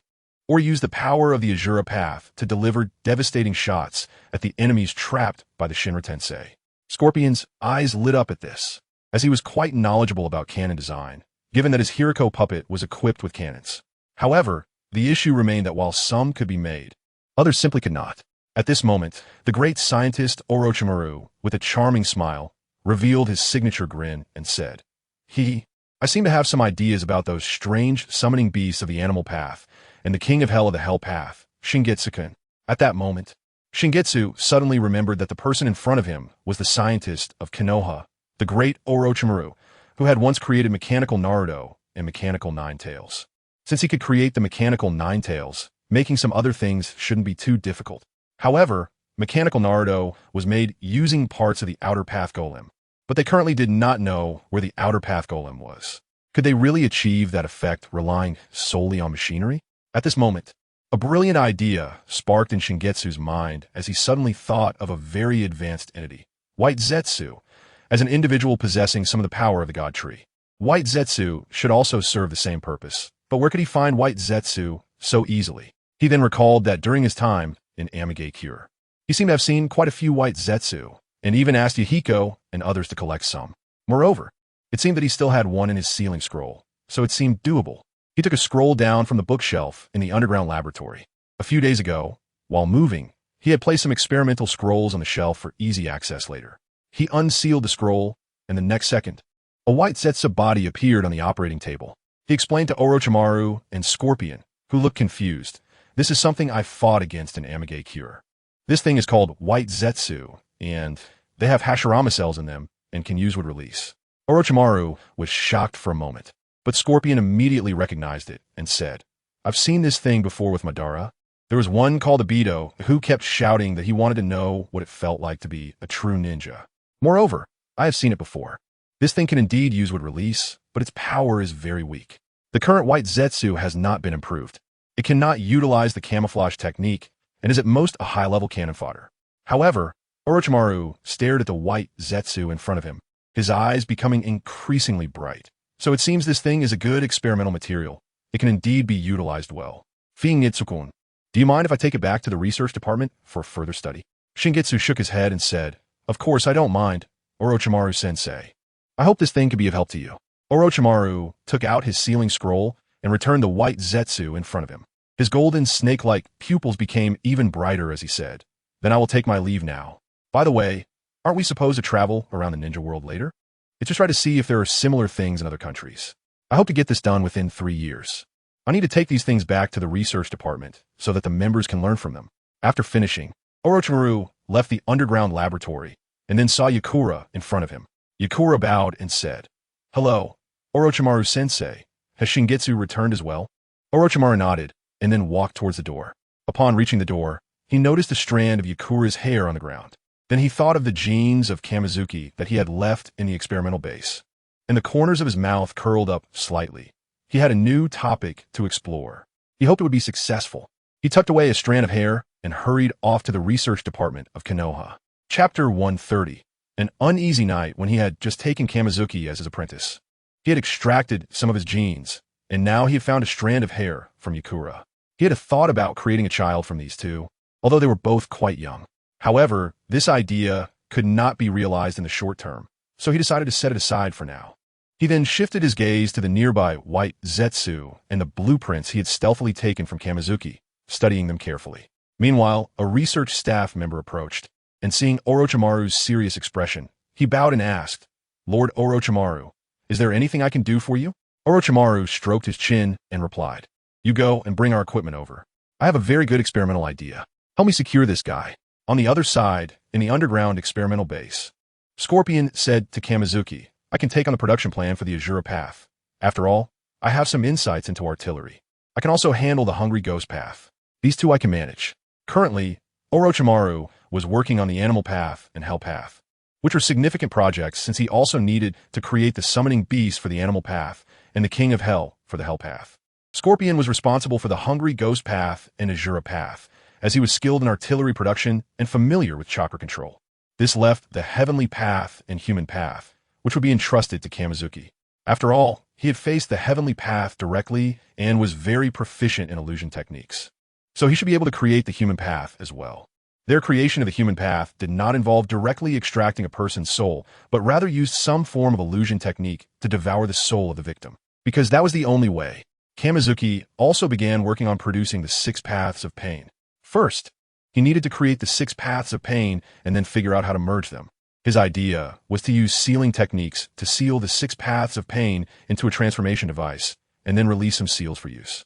Finally, he would unlock all the seals to summon the entire 6 paths of pain and operate them, which would require a certain level of puppet mastery. Thus, Scorpion's role became evident. Kamizuki found quite a few materials in the underground experimental base that he could use, but there were still some chakra metals. Chakra metal was extremely rare, but his sword, Chiketsu Ikamanji, was made from chakra metal. Currently, his materials could only support the creation of 1 human path and not much more. It seemed he would have to ask Lord Minato for some funding in a few days. Around 11 o'clock at night, Scorpion, still busy, suddenly said, "Kamizuki, you should go to sleep. I'll take care of things here. Don't worry, I won't run away, and didn't you already set up a barrier nearby?" Kamizuki scratched his head awkwardly, realizing it was true. After all, Chiyo Scorpion was still a captive, so he had to keep an eye on him. Scorpion added, "Right now, this body of mine is just a puppet. I won't feel tired, so just leave this to me." Meanwhile, in the research department, Orochimaru rubbed his dark circles and continued to focus on his experiment. Shaking his head, he resumed his work.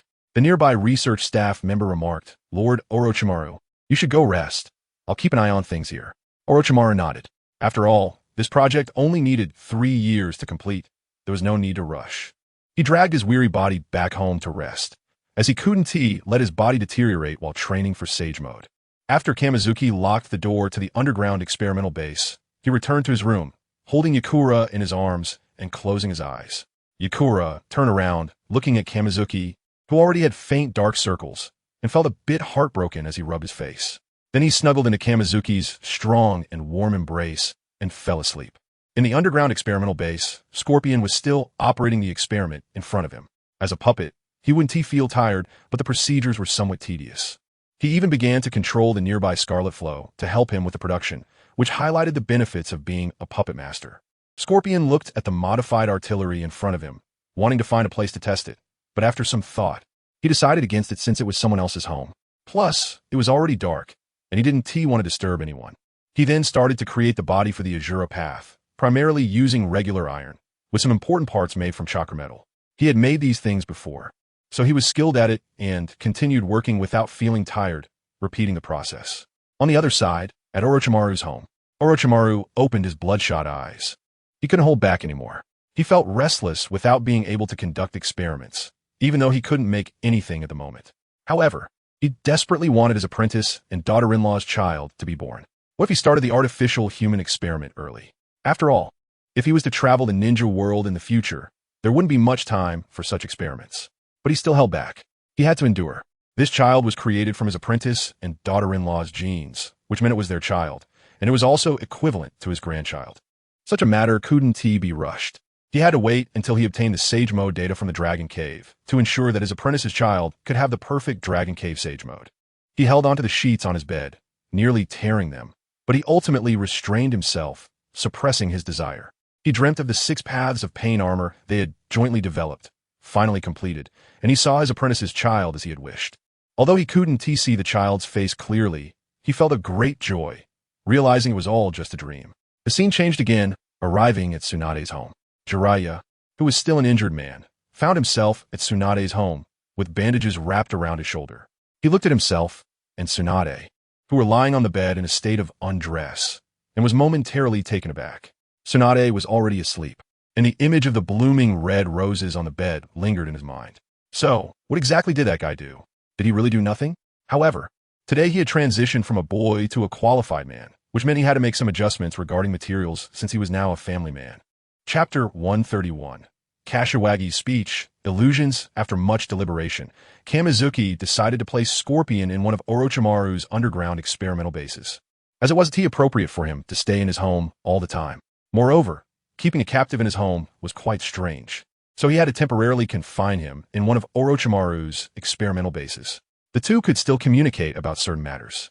After Shinyu got up, he suddenly remembered that this afternoon was when Aisabu would give a speech to promote the concept of Jinchuriki to the villagers of Konoha. Speaking of which, the posters from the publicity department should be ready, right? When Minato just took office as the 4th Hokage, Shinyu had already nearly established a new political system, with a special administrative group helping the Hokage manage affairs. The Hokage now works until 8 p.m. every day and starts at 8 a.m., with a 2-hour lunch break and weekends, along with statutory holidays. All of this had already been arranged long ago. Early in the morning, he received the speech posters sent by the publicity department. Lord Shinyu, this is the poster for the afternoon speech. Please take a look. The Hokage has already seen it and thinks it's very good. Shinyu looked at the content on the poster and felt it was quite nice. The poster depicted a miniature version of Aisabu, who was wearing a monocle. Behind him stood a shadow resembling the Sage of 6 Paths, an idea that Shinyu proposed to implement. It also had large characters written on it. Aisabu Lecture, Jinchuriki, Hero of Konoha. Next to Aisabu stood a chibi version of Kushina, and to the right was a chibi version of the Nine Tails. But the main focus remained on Aisabu and the Sage of 6 Paths behind him. Shinyu nodded, handed the poster to the member of the publicity department in front of him, and said, "It's well drawn. Be sure to distribute these posters before the speech starts this afternoon, and let us keep the location in the square as before."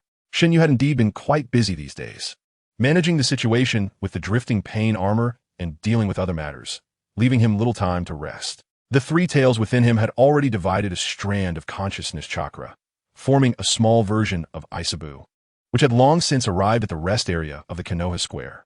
Shinyu had to attend this speech. After all, he was the Jinchuriki of the 3 tails and had to speak. Time quickly passed to the afternoon, and the Konoha Square was filled with villagers, watching the small figure standing on the table. They couldn't help but whisper, "Is that really a tailed beast? Shouldn't a tailed beast shake its tail and shake the earth?" I don't know, but this lecture has been personally certified by the Hokage. How could there be a mistake? Let us listen carefully. While there were voices of agreement, there were also dissenting opinions. What good can a tailed beast bring? Many villages use them as weapons in battle. And how many people did we lose?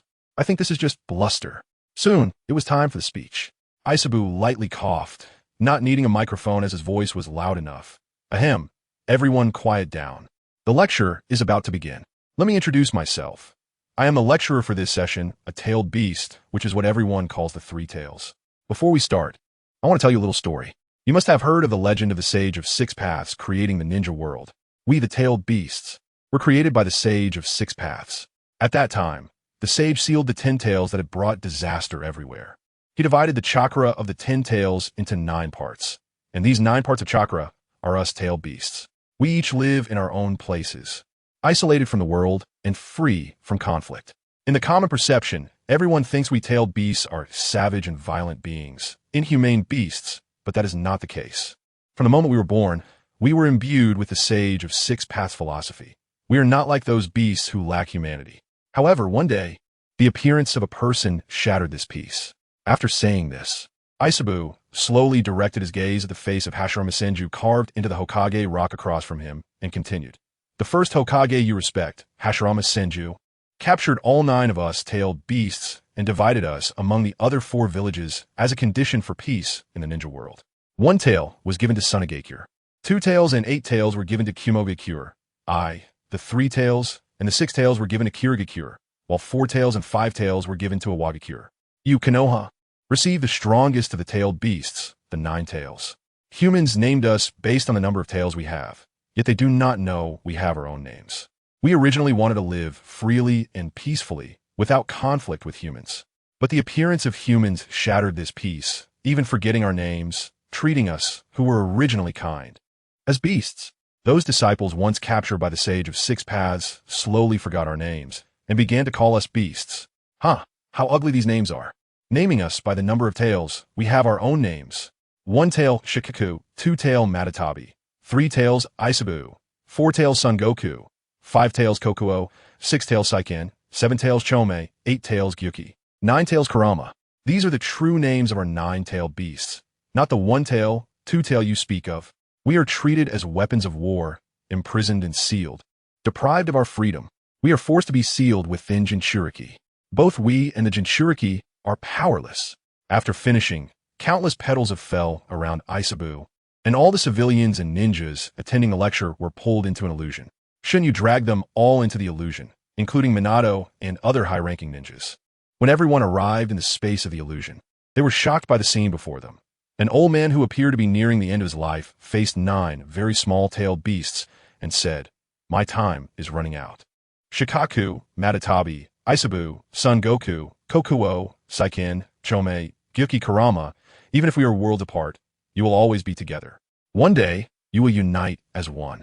Retain your own names and live in this world in a completely different way. They did not hear what he said later about the Sage of 6 Paths. It was more accurate to say they did not want them to know.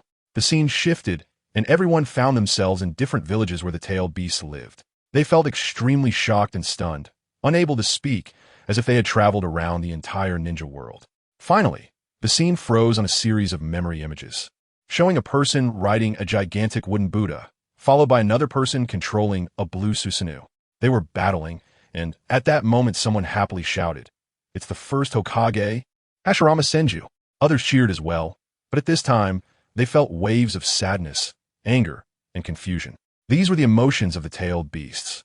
Their grievances surged into their minds, and they too suffered pain. In the end, they even personally experienced the tragedies of the Jinchuriki. A person was secretly hiding in a corner, crying, hating themselves for being a Jinchuriki. They were brought into Kushina as perspective. Because of their identity as a Jinchuriki, they could only be confined to a small place, unable to move freely, and constantly being monitored. This feeling was truly suffocating and despairing, because this was the illusion of the blood dragon eye, immersive and allowing them to personally feel the sadness and pain of the tailed beasts and Jinchuriki. Those who do not understand pain cannot comprehend it. Chapter 132. Jinchuriki are the heroes. When the emotions of sadness and sorrow suddenly surged into the hearts of all the villagers, they deeply felt the pain and despair. Loneliness filled their hearts, and freedom seemed like a bird flying in the sky, always out of reach. They experienced the lives of the Jinchuriki, which included all the high-ranking officials of Konoha, as well as the former Hokage, Sarutobi Hiruzen, and the 4th Hokage, Minato Namikaze. After going through all this, when Minato opened his eyes again, tears were still swirling in his eyes. He understood the loneliness of his beloved, which had reached such a point. However, fortunately, he was still there, and Kushina could now control the power of the 9 tails. No, it shouldn't be called the 9 tails anymore. It should be called Kurama. Sarutobi Hiruzen felt the whispers of hatred from the tailed beasts around him, with no one daring to approach him. Even he, who had experienced great storms, felt this pain. When he opened his eyes again, he found himself in Konoha Square, trembling as he picked up a pipe beside him, blew out a smoke ring, and looked at the Hokage rock statue of Tobirama Senju, letting out a long sigh. Tobirama Sensei, the Jinchuriki are the real heroes.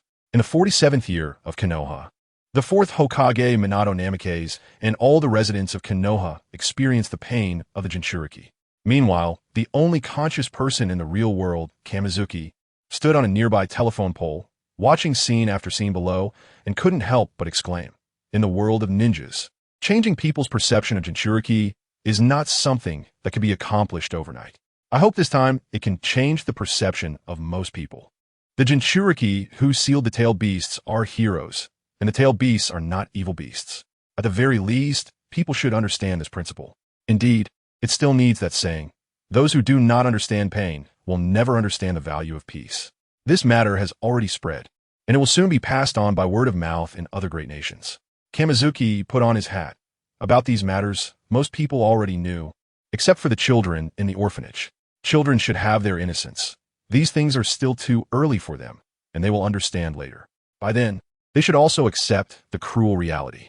Looking down at the common people who were gradually waking up, he dispelled the illusion, and the petals that floated down from the sky gradually transformed into streams of chakra absorbed into his body.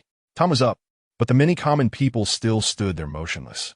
At this moment, someone shouted, "The Jinchuriki are the heroes. The tailed beasts are our partners." This shout became the trigger, and the cries in Konoha village began to rise endlessly, with people repeating one phrase, "The Jinchuriki are the heroes. The tailed beasts are our partners." The continuous shouts gradually broke through the sky, enveloping Konoha village. Kurama, who had been standing beside Kashin, was dumbfounded at this scene. He never expected such a moment to occur. The hatred he felt for humans and the hatred humans had for him had always loomed in his heart. However, gradually, it seemed he had begun to diminish his hatred for humans. When did this start? He remembered. It was that yellow-haired kid who dared to face him with his newly developed ninjutsu, and that kid who claimed he wanted to achieve world peace. The child of prophecy? Speaking of which, that yellow-haired kid also had blue eyes, just like the blue-eyed boy playing with the nine-tailed beasts. It shouldn't be him, right? He could no longer be called a boy. And then there was Kushina, his Jinchuriki, a very strong woman. The old sage of the six paths was indeed not wrong. Then he looked up at the sky at a 45-degree angle, seemingly lost in thought. Kashin also had his hands behind his back, looking up at the sky and the figure that had just left the crowd. Achieving peace. Perhaps it would really happen in the future. Just after leaving here, Kamizuki's lips curled into a slight arc, but it didn't last long as he let it drop. There was a necessary action to be taken tonight. The main family system of the Hyuga clan must be abolished. The caged bird seal should not exist in this world. Those stubborn Hyuga elders should have been buried long ago. He still had many things waiting for him to do. This was just the first step among many, not the last step. Once he had arranged everything here, he could leave without worry until the Nine Tails turmoil returned. Speaking of which, when Minato-sensei had just become the fourth Hokage, he had already promoted him, Kakashi, Obito, and Rin to Jonin. Because of their remarkable achievements on the battlefield, becoming Jonin was not difficult. Now that Shimura Danzo was dead, the various disturbances here should also be coming to an end. The Uchiha clan was probably quite stable too, after all. Obito had already provided them with psychological guidance before the war. However, there were still some short-sighted individuals who needed to be educated properly, as they all had internal supporters in various clans. For example, in the Hyuga clan, the head of the main family, Hyuga Hayashi, and the head of the branch family, Hyuga Hizashi, both strongly supported this action. They would work together to uproot the stubborn old-timers and the elder council they represented, eliminating them with a thunderous approach. As for those who still acted arrogantly among the main family, they would be handed over to the shadow guards for disposal. The Uchiha clan, Uchiha Obito, Uchiha Shursui, and clan head Uchiha Fugaku all strongly supported this action. It could be carried out at any time, as long as the hawkish representatives and their associated forces were uprooted.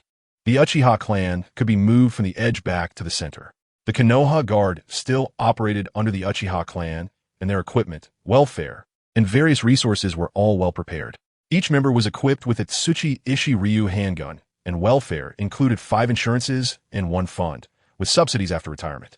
If anyone unfortunately died on a mission or suffered serious injuries, they would receive welfare subsidies and appropriate compensation. Therefore, they would receive everything they deserved, and even more. Quite generous. And Uchiha Fugaku had already become one of the high-ranking officials of Konoha. Uchiha Obito was still the disciple of the 4th Hokage, which spoke for itself. And Uchiha Shursui was also a close confidant of the Hokage. Moreover, other matters were also being actively organized, such as the establishment of the Ministry of Foreign Affairs, Konoha TV station, Konoha newspaper. Konoha would develop better and better. And all of this was what the people of Konoha longed for. Chapter 133. The reform of the Hyuga clan. After the speech ended, Kamizuki drew the Kusanagi sword from behind, wiped the blade, and the reflection of the blade illuminated his cold face. Beside him stood Kakashi and Obito, who were also dressed in similar gear, with their forehead protectors tucked into their waist pockets. They then put on their masks. Now, it was deep night, and Konoha village was shrouded in darkness. As Obito wiped his twin blades, he asked Kamizuki, "What should we do next?" Kamizuki put on his mask and then pulled up his hood, saying, "Call me by my title during work, Captain. I have already discussed the next action with clan heads Hayashi and Hizashi. We will act in 20 minutes. Obito rolled his eyes at him and reluctantly said, "Fine, fine," Captain agreed. "By the way, why is my codename full?" Kakashi widened his dead fish eyes and said, "Isn't it obvious? Because you're a big fool." "Damn, Kakashi." Toby was immediately furious and grabbed Kakashi by the collar, ready to confront him. Shingetsu helplessly said, all right. The time is almost here, and Shursui and the others are getting anxious. You two should stop arguing." Toby, looking displeased, released Kakashi's collar and crossed his arms, turning his head away. Shingetsu opened the door, revealing around 15 or 16 people outside, all wearing hoods and masks. From left to right, they were Uchiha Shursui, Moonlight Gale, Yuzuki Yugao, Hyuga Aki, and another. Yamato? Shingetsu was taken aback when he noticed Yamato, who was noticeably shorter than the others, and asked, "Yamato, what are you doing here?" Yamato scratched his head and replied, "I was assigned here by Lord Hokage, and I now have my own codename. My codename is Tenzu." Shingetsu didn't say much more, pulling out his pocket watch to check the moving hands before closing it and commanding, "Shadow guards, move out." The figures of several people flickered as they activated the body flicker technique, and when they reappeared, they were already at the Hyuga clan's territory, outside the clan grounds. Hyuga Hayashi and Hyuga Hizashi had been waiting for a long time. Shingetsu spoke, "Leaders, please wait a moment. It won't take long. I ask you to stay here for now." Hayashi and Hizashi nodded.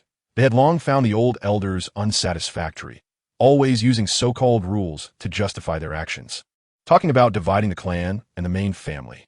Given that they were elders of the clan, they could not take action themselves, so they had to leave it to the shadow guards. Hyuga Hayashi slowly said, "Don't worry, those old guys are already asleep. Their living quarters are different from ours. They are in the deepest part of the clan grounds." Shingetsu nodded and then led the others to the deeper part of the clan grounds, signaling to Hyuga Aki to use his Byakugan to scout.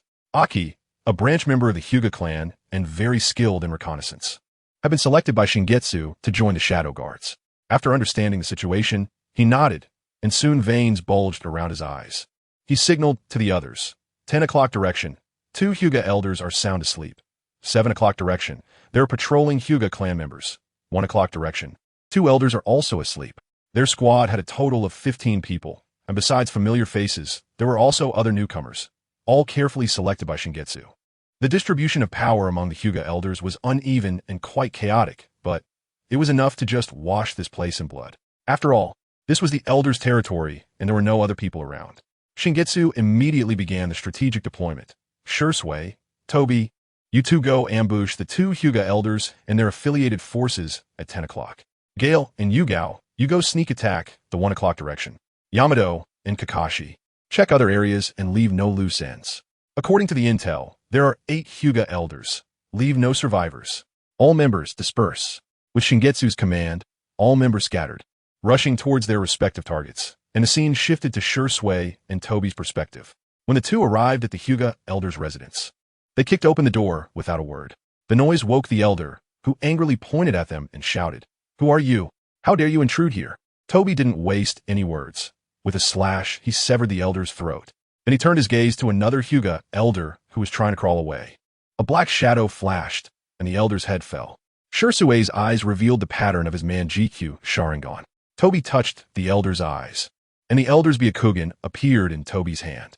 Toby placed the Byakugan into a petri dish and said to Shursui, "Let's go. There are still many remnants waiting for us to eliminate." Shursui nodded, and the two activated the body flicker technique to leave, but Toby seemed to remember something and returned. With the distortion of Kamui, the 2 elder corpses were sucked into the Kamui space. Meanwhile, Moonlight Gale and Yuzuki Yugao faced off against 2 elders, one of whom was already dead, having been pierced through by Gale's Shunshin. However, the remaining elder retaliated with a Bagua 64 palms, nearly knocking the breath out of Gale. The elder coldly looked at the two, saying, "Who sent you here? Do you not fear the consequences of intruding into the Hyuga clan's territory?"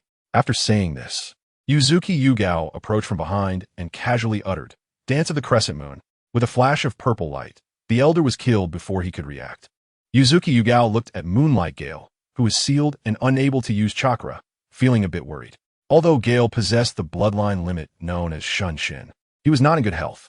At that moment, a red light flashed behind Gale's neck and a red seal glowed, unlocking his previously sealed chakra points.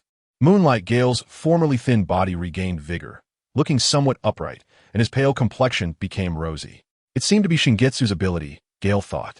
Before he could ponder further, they had to continue their mission to deal with the remnants of the two elders. Chapter 134. The release of the caged bird. Shingetsu, alone with his sword, slowly made his way to the deepest part of the Hyuga clan, where the elder held power greater than that of the clan leader, Hyuga Hayashi. Hyuga Zetsu, this elder, could almost control everything in the Hyuga clan. He was an old man who had lived since the era of Hashirama Senju. His strength was not the strongest, but his power was certainly the greatest. He was the head of the main family and the main figure who placed the caged bird curse mark on the branch family. Shingetsu needed someone to face him while the others dealt with the other elders. Looking at the old man leaning on a cane, his face full of wrinkles, Shingetsu frowned. Hyuga Zetsu turned around and looked at Shingetsu. He spoke indifferently. "I have seen everything you have done through these eyes. But do you really think you can stop this system of division in the clan with this? Without the caged bird curse mark, without the existence of the branch family, how could the bloodline of the Hyuga clan remain so intact?" The old man, with a face full of wrinkles, had a gleam of madness in his eyes, revealing his insanity.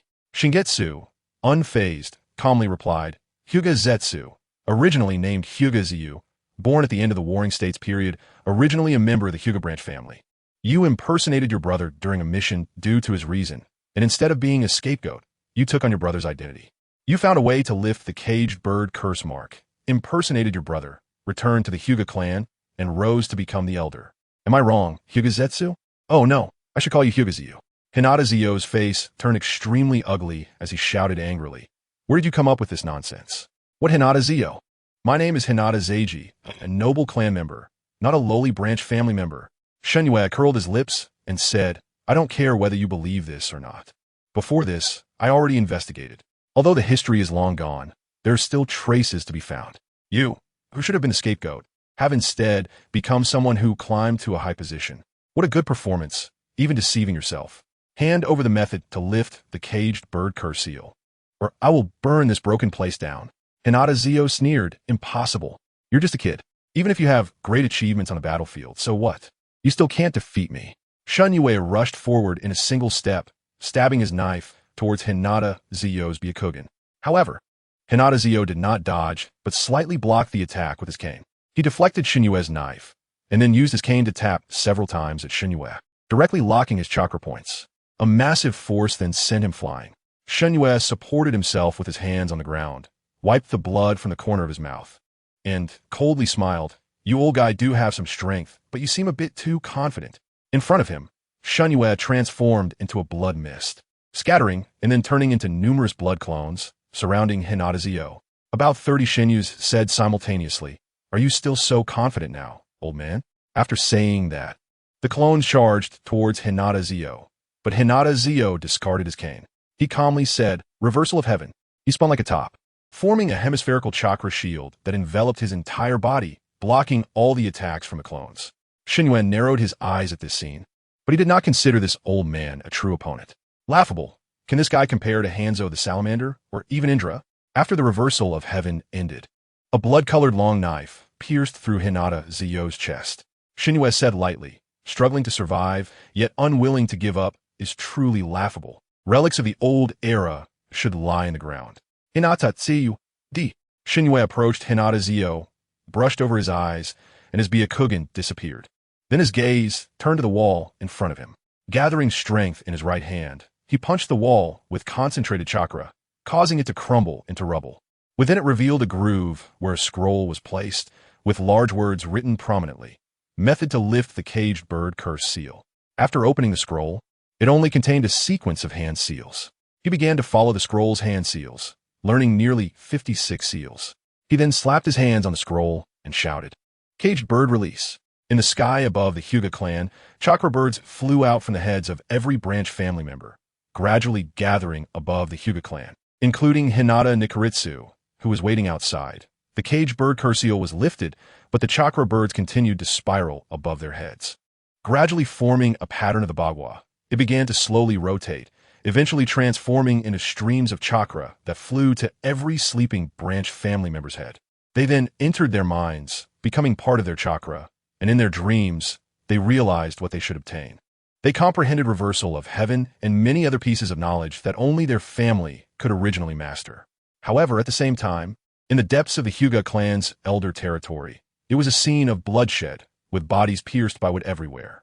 There were also branch family members of the Hyuga clan shattered by continuous lightning strikes. These were the stubborn clan members who enforced the branch family system. They had all been slaughtered, including the elders who had been killed on the spot, and their affiliated forces had completely disappeared. The Moonlight Gale and Yuzuki Yuin, who had just wiped the blood from their knives, looked up at the chakra birds spiraling in the sky, unable to help but exclaim, "So beautiful." Shinwa walked out of the depths of the Hyuga elder territory. Seeing this scene, he took off his mask and went to a very high rooftop. Leaning on one leg, he looked at the scenery before him, which was not too bad. Perhaps some would wonder how he knew that information. It was because he had found Hinata Zio's diary, all filled with confessions about his brother. Even a fool could see some things. After all, who writes a diary seriously? Chapter 135.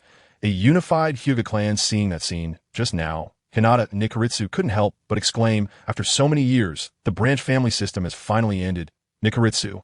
After Hinata Nikaritsu noticed the caged bird mark on his forehead had disappeared, he also sincerely sighed. Yes, it's over, brother. With the last strike from Obito, another Hyuga clan member's head fell to the ground. He wiped the blood from his knife, took the eyes of that Hyuga clan member, and murmured, "The last one, Shursui, we should go." Beside him, Uchiha Shursui sheathed his glinting blade, the reflected blade illuminating his face. He nodded slightly, and then disappeared with a body flicker technique. On the other side, Yamato stabbed the last wooden stake into a Hyuga clan member's chest and said to Kakashi, who was wiping blood from his mask, "Vice Captain, we should go. There's no one left in this area." Kakashi nodded, the bright moonlight shining on his silver hair, making it sparkle. Everyone arrived at the entrance of the Hyuga clan's territory, looking at Hinata Nikaritsu, and Hinata Nikaritsu standing in front of them. Shunyue took back the petri dishes containing the Byakugan of the Hyuga clan member from the others and handed them to Hinata Nikaritsu, saying, "Clan leader Nikaritsu, here are their Byakugan. Please check, there should be none missing. Rest assured, if any of us dare to hoard, we will be executed on spot." Hinata Nikaritsu did not even look and directly said, "I trust you all. We will take good care of these Byakugan. You all can rest assured. Tomorrow, you will see the announcement of the unification of the Hyuga clan." Shinwa nodded and then led his team back. There was no need to linger any longer. Speaking of which, 3 days later would be Minato-sensei's wedding. After attending Minato-sensei's wedding, he would have to leave.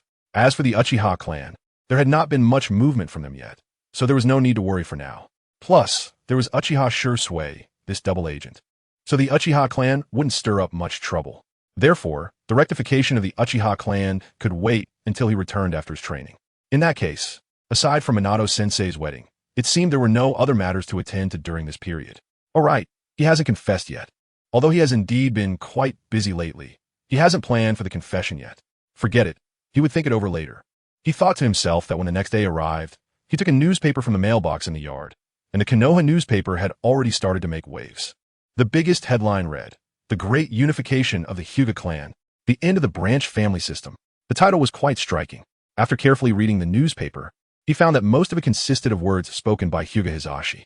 It was nothing more than the announcement that the branch family and main family system of the Hyuga clan had come to an end, and from now on, there would be no distinction between the main and branch families. All would be members of the Hyuga clan. Members of the branch family could learn all of the Hyuga clan's techniques, no longer bound by the cage bird curse mark, and would not have to serve the main family, but could live for themselves. This was all within his expectations. After all, it was a very normal occurrence. He hoped they had cleaned up the bloodstains. Shingetsu put down the newspaper and picked up the Essence of Ninja next to him to continue reading. To be honest, Jiraiya's writing was quite good. He heard that teacher Jiraiya seemed to be writing a new book, probably the tale of the Gutsy Ninja. A book that could keep Kakashi reading it over and over again. He was very aware of that. However, now that Jiraiya and Tsunade had started dating, he thought that Jiraiya should rein in his usual antics, right? Shingetsu took another sip of tea, flipping through the book while drinking. At that moment, he suddenly saw a line in the book. "Do you want me to give up? That's impossible." Seeing this line that spanned 3 generations of master and disciple, Shingetsu paused for a moment, then closed the book. Why not try writing a novel himself? Although the inheritance left by his parents was enough for him to squander, and he had completed quite a few missions, accumulating a considerable amount of wealth, he had always wanted to try writing a novel. He was a practical person. Once he had an idea, he had to put in the effort. So what should the title of this book be? Suddenly he thought of something. Why not write their story as a novel? He would call it The Boyhood on the Battlefield. In fact, he wanted to write the chronicles of Naruto Uzumaki. But after some thought, he decided to leave that book to Jiraiya. He spent some time brainstorming for The Boyhood on the Battlefield, setting the story during the Second Shinobi World War, focusing on the tales of 3 like-minded young boys. The protagonist was a civilian ninja with no bloodline limit, who carved out a place for himself on the battlefield through hard work. Watching Shingetsu furiously writing in the bedroom, Yakumo felt a bit helpless. This guy always liked to do this, diving straight into action whenever he had an inspiration. He was a person with strong execution and action. On the other side, in Orochimaru's underground laboratory, looking at another batch of scrapped equipment, Orochimaru muttered to himself, "It really doesn't work, does it?" Although he already had a successful case of creating a synthetic human using Hashirama's cells, Yamato, the birth rate was extremely low, even minuscule. So he couldn't guarantee the success rate of creating his disciple's child. Moreover, Yamato was originally just a child who had been injected with Hashirama's cells, so strictly speaking, he couldn't be considered a synthetic human. Therefore, he was also baffled by the topic of synthetic humans, but as the #1 scientist in the ninja world, he still had to give it a try. Meanwhile, back at Shingetsu's home, he tore up his manuscript and crumpled it into a ball, throwing it into the trash can with a distressed expression. Writing a novel was indeed very difficult. Forget it. Nothing is difficult in this world as long as one is willing to give up. This novel could be abandoned. After all, it was just a fleeting idea. He buried his head in Yakumo's chest, enjoying the pleasure brought by the face wash, then replenished his energy. After leaving Yakumo, he planned to go check on Sasori. After all, this experiment was also very challenging. He had already lost count of how many times Sasori had failed in adjusting the Shirada cannon. However, at that moment, a state of emergency alarm sounded throughout Konoha village. Shingetsu pushed open the window and looked outside, where ninjas were shouting, "Enemies have attacked the seal scroll storage room." What? They can't let him get close to the seal scrolls. Shingetsu's mind immediately recalled the person who called himself Uchiha Madara. It was definitely him. Just as he was about to rush over, a flash of yellow light moved faster than him. In an instant, a flying thunder god technique brought him there.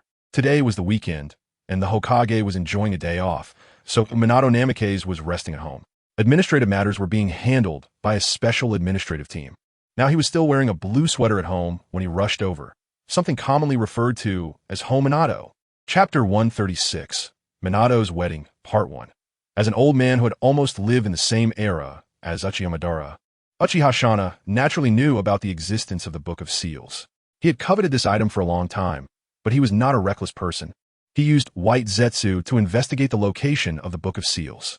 He sensed it was right behind the Hokage building and manipulated White Zetsu to teleport him there. However, he did not expect that as soon as he touched the Book of Seals, alarms would go off around him.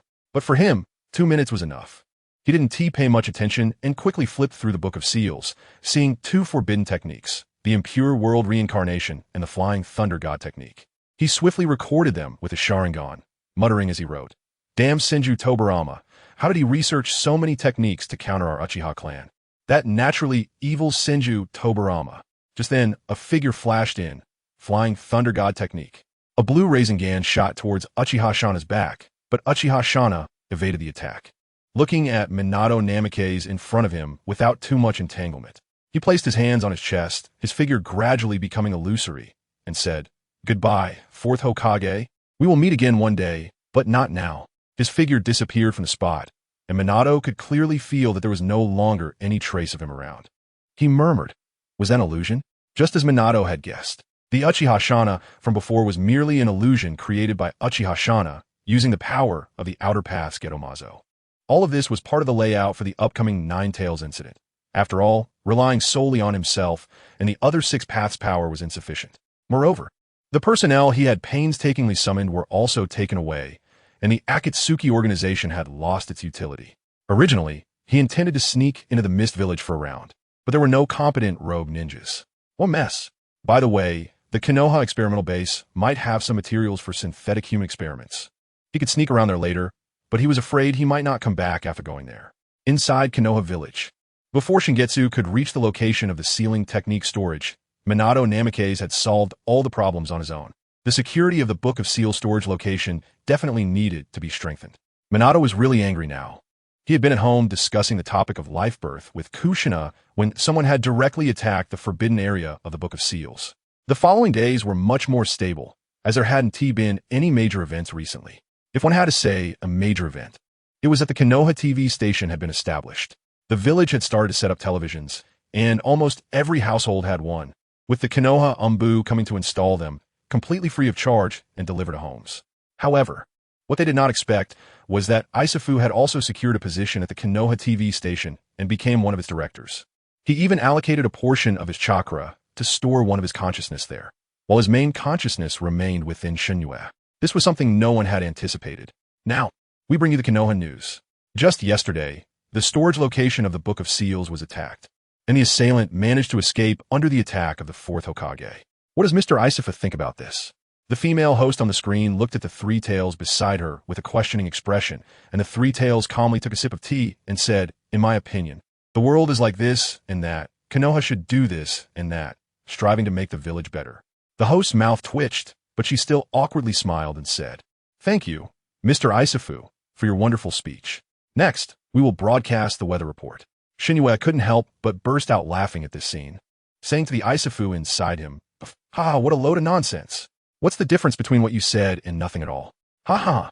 Isafu rolled his eyes. "How could I say those things? I'm just a tailed beast. How would I understand all your human complexities? It's enough that I don't give you a hard time." Shinue laughed, but as he continued to chuckle, his laughter stopped when he took out an invitation card he had kept in his pocket. It was dated for tomorrow. It seemed that tomorrow was the wedding of teacher Minato and sister Kushina, and he needed to prepare himself well. Although he wasn't bad-looking, people rely on their attire. So while it was still early, he could go out and buy a few new clothes. Looking at the large and small bags in front of him, Shinue fell into thought again, very curious about how Yetsong had bought so many things. Weren't they just here to buy clothes? How did it gradually develop into buying daily necessities?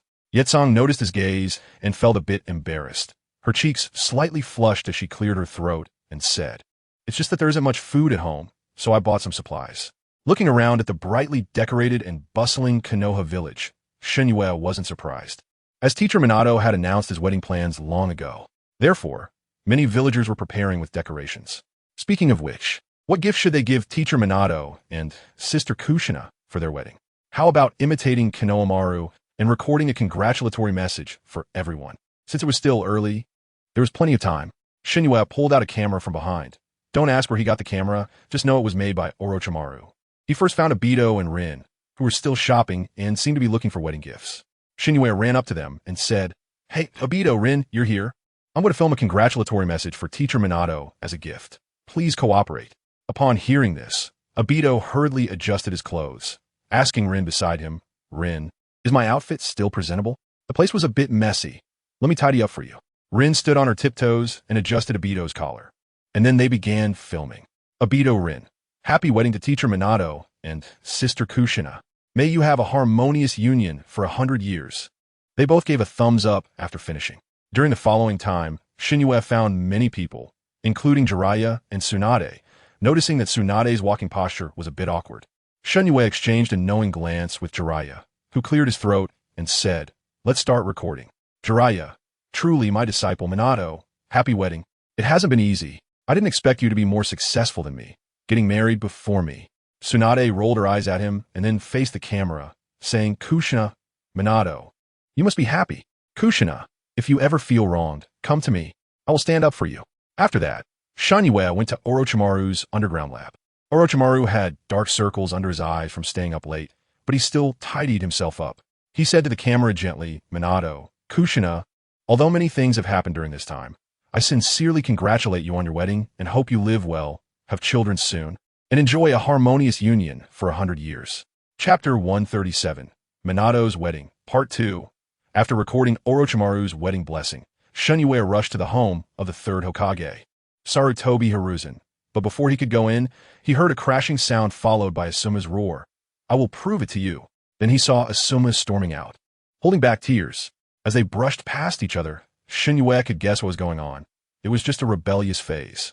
But it was fine. It was a good opportunity for Asuma to go out and gain some experience. He had heard that Asuma was going to work as a guard for the daimyo of the Fire Country, which should help him grow. Plus, in the past few days, Haiden had also told him he wanted to go out and gain experience, not wanting to stay in the orphanage anymore. Maybe he could go with Asuma to gain some experience. Yes, that was a good idea. He would chat with him after filming. But was it really a good time to go in now? Then he saw Sarutobi Hiruzen walking out. Well, now he had to film. Sarutobi Hiruzen looked a bit awkward, but still took a puff from his pipe and said, "Little Shinyue, sorry for making you laugh. Is there something you need from my old man today?" Shinyue nodded and said, "Teacher Minato is about to get married. So I want to film a congratulatory message from everyone. Is that convenient?" Sarutobi Hiruzen stroked his beard and said, "It's definitely convenient. What should I say?" "Say a few words of wisdom," Shinyue replied with a smile in his eyes. "Words of wisdom aren't something you can just say." Sarutobi Hiruzen cleared his throat and then said to the camera, "Kushina, Minato, congratulations on your marriage. I wish you a happy wedding. May you support each other and be eternally happy. Minato, Kushina is a bit impulsive and reckless. She can't do without your help, so I leave her to you." Shinyue pressed the pause button and gave a thumbs-up gesture, indicating to Sarutobi Hiruzen that the filming was done. He then visited many people, including the Inoshikicho trio, Uchiha Fugaku and Uchiha Mikoto, and their eldest son Uchiha Itachi, all of whom offered sincere blessings to Kushina and Minato. Indeed, it was a bit tiring, but his gaze fell on Obito and Rin, who were eating melon seeds, along with Yetsong, who was also munching on melon seeds. He helplessly said, "You guys are just here to watch the show. All right, next, we should go to the last house. Only Kakashi's house is left." Shinyue leaned against the utility pole, wiping the sweat from his forehead. At this moment, Yetsong handed him a watermelon. After taking a couple of bites, he finished it and tossed the rind into the trash before rushing to Kakashi's house. He turned to the people behind him and asked, "Have you thought about how much gift money to give?" Obito stroked his chin and said, "Given our relationship with Teacher Minato and Sister Kushina, we should at least put in 3 bills, 1 million each." Shinyu shook his head and said, "At the very least, we should put in 5 bills since it's their big day. But I need to put in 10, including Yitsong's share." Yitsong puffed out his cheeks and said, "Don't forget, your parents' inheritance is all with me. I'm keeping it safe for you. Don't think about spending it on me, and I'll pay for the gift money myself." At this moment, Shinyu suddenly remembered that after he brought Yitsong back to Konoha, he handed over all the family's deficit rights to Yitsong. So now he had not a single penny in hand. He had forgotten about it these days. He looked at Yitsong with a teasing expression and leaned closer to her ear, saying, "Then the gift money will be taken care of by Sister Yitsong." Yitsong's face turned a bit red. What was wrong with this guy? Why was he speaking so ambiguously? On the side, Obito and Rin, who were watching, also felt a bit flushed. They exchanged glances and then quickly averted their eyes. Shinyu arrived at Kakashi's door, knocked, and was greeted by Hanar, who peeked out and said shyly, "Everyone, long time no see. Are you here to find Brother Kakashi?" Shinyu and Obito exchanged teasing looks. Kakashi had really stepped up. He even called himself brother after just a few days. At that moment, Shikaku, who was washing dishes in the kitchen, noticed them and waved the plate in his hand, saying, "Come in, everyone. Kakashi is right here. Don't just stand outside."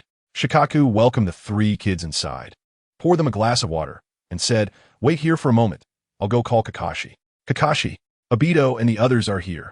"Got it, Dad." Kakashi came out. Shinyu glanced at the broken water balloon behind him and raised an eyebrow, saying, "Are you learning the Rasengan?" Kakashi nodded and said, "Lord Minato's Rasengan has inspired me a lot. I think I could develop new techniques with it."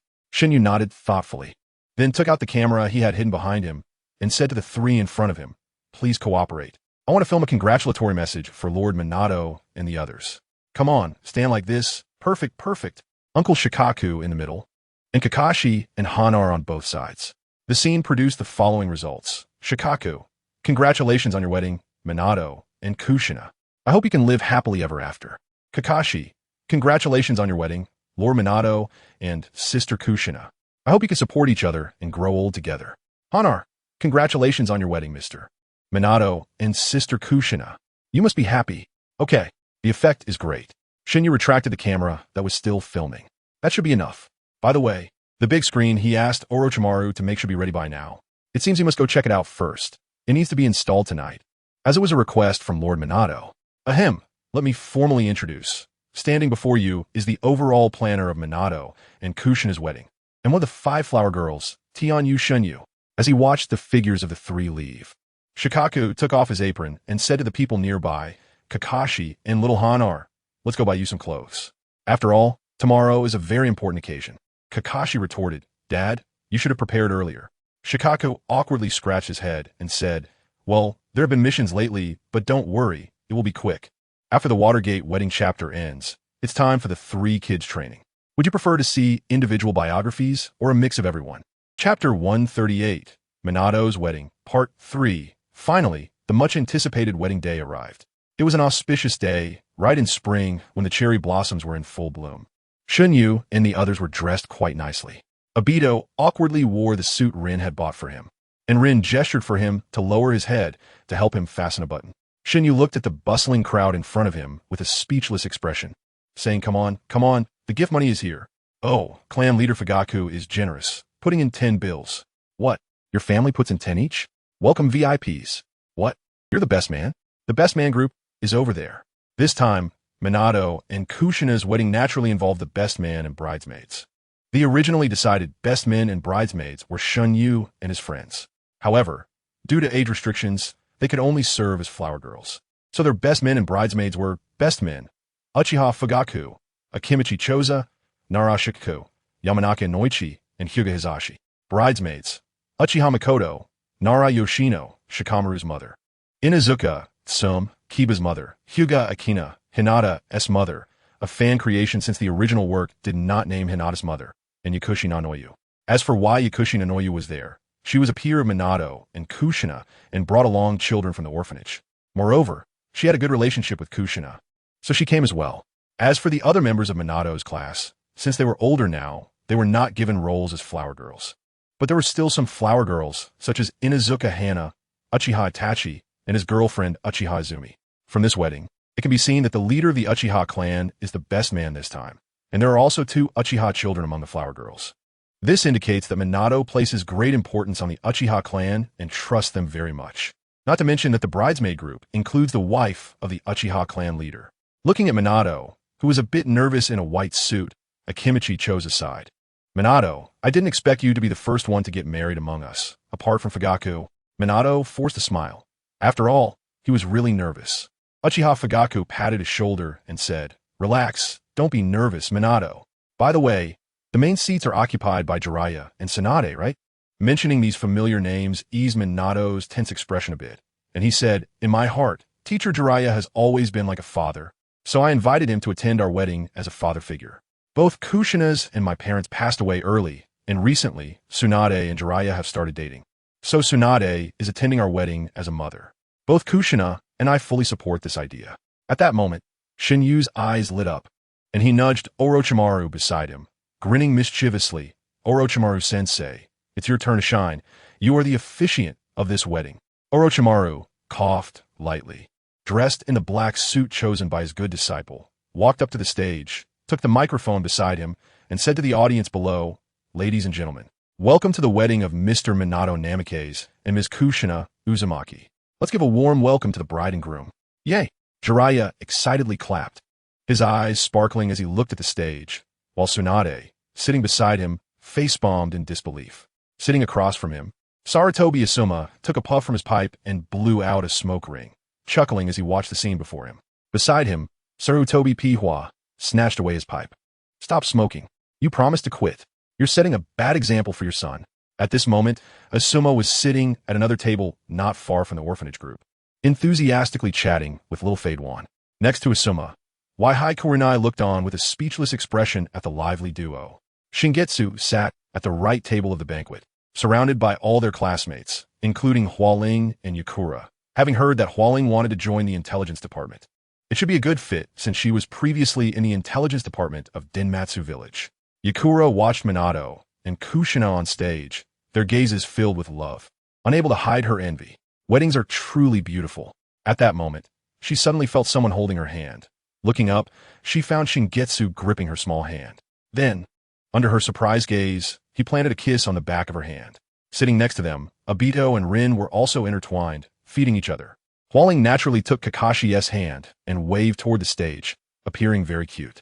On the wedding stage, Orochimaru diligently served as the MC, continuing into the microphone. Today, our newlyweds have many family and friends here to send their sincere blessings. Please look at the big screen. Upon hearing this, Shingetsu took out a remote control from his pocket and pressed a button pointing at the big screen. The screen slowly revealed the blessings from everyone to Minato and Kushina, all captured by Shingetsu. Watching the screen as one companion after another offered their blessings, Minato smiled at Kushina, who was dressed in a pure white wedding dress. After the video finished, Orochimaru cleared his throat and said, "Now, please have the newlyweds say their wedding vows. Mr. Namake's Minato, do you take Ms. Uzumaki Kushina to be your lawfully wedded wife, for better or worse, in sickness and in health?" Minato, filled with love, gazed at Kushina and said the three words, "I do." Orochimaru then turned to Kushina and asked, "Ms. Uzumaki Kushina, do you take Mr. Namake's Minato to be your lawfully wedded husband, for better or worse, in sickness and in health?" Kushina almost blurted out, "I do." Orochimaru's mouth curved up slightly and continued, "Please exchange wedding rings." After the couple exchanged their rings with deep affection, Obito saw the moment was right and rallied those around him. "The atmosphere is perfect. You have to kiss. Come on, kiss. Kish." Hearing the rising voices from below, Minato looked at Kushina just as he was about to say something when Kushina covered his mouth. All right. Cheers and applause erupted from the audience.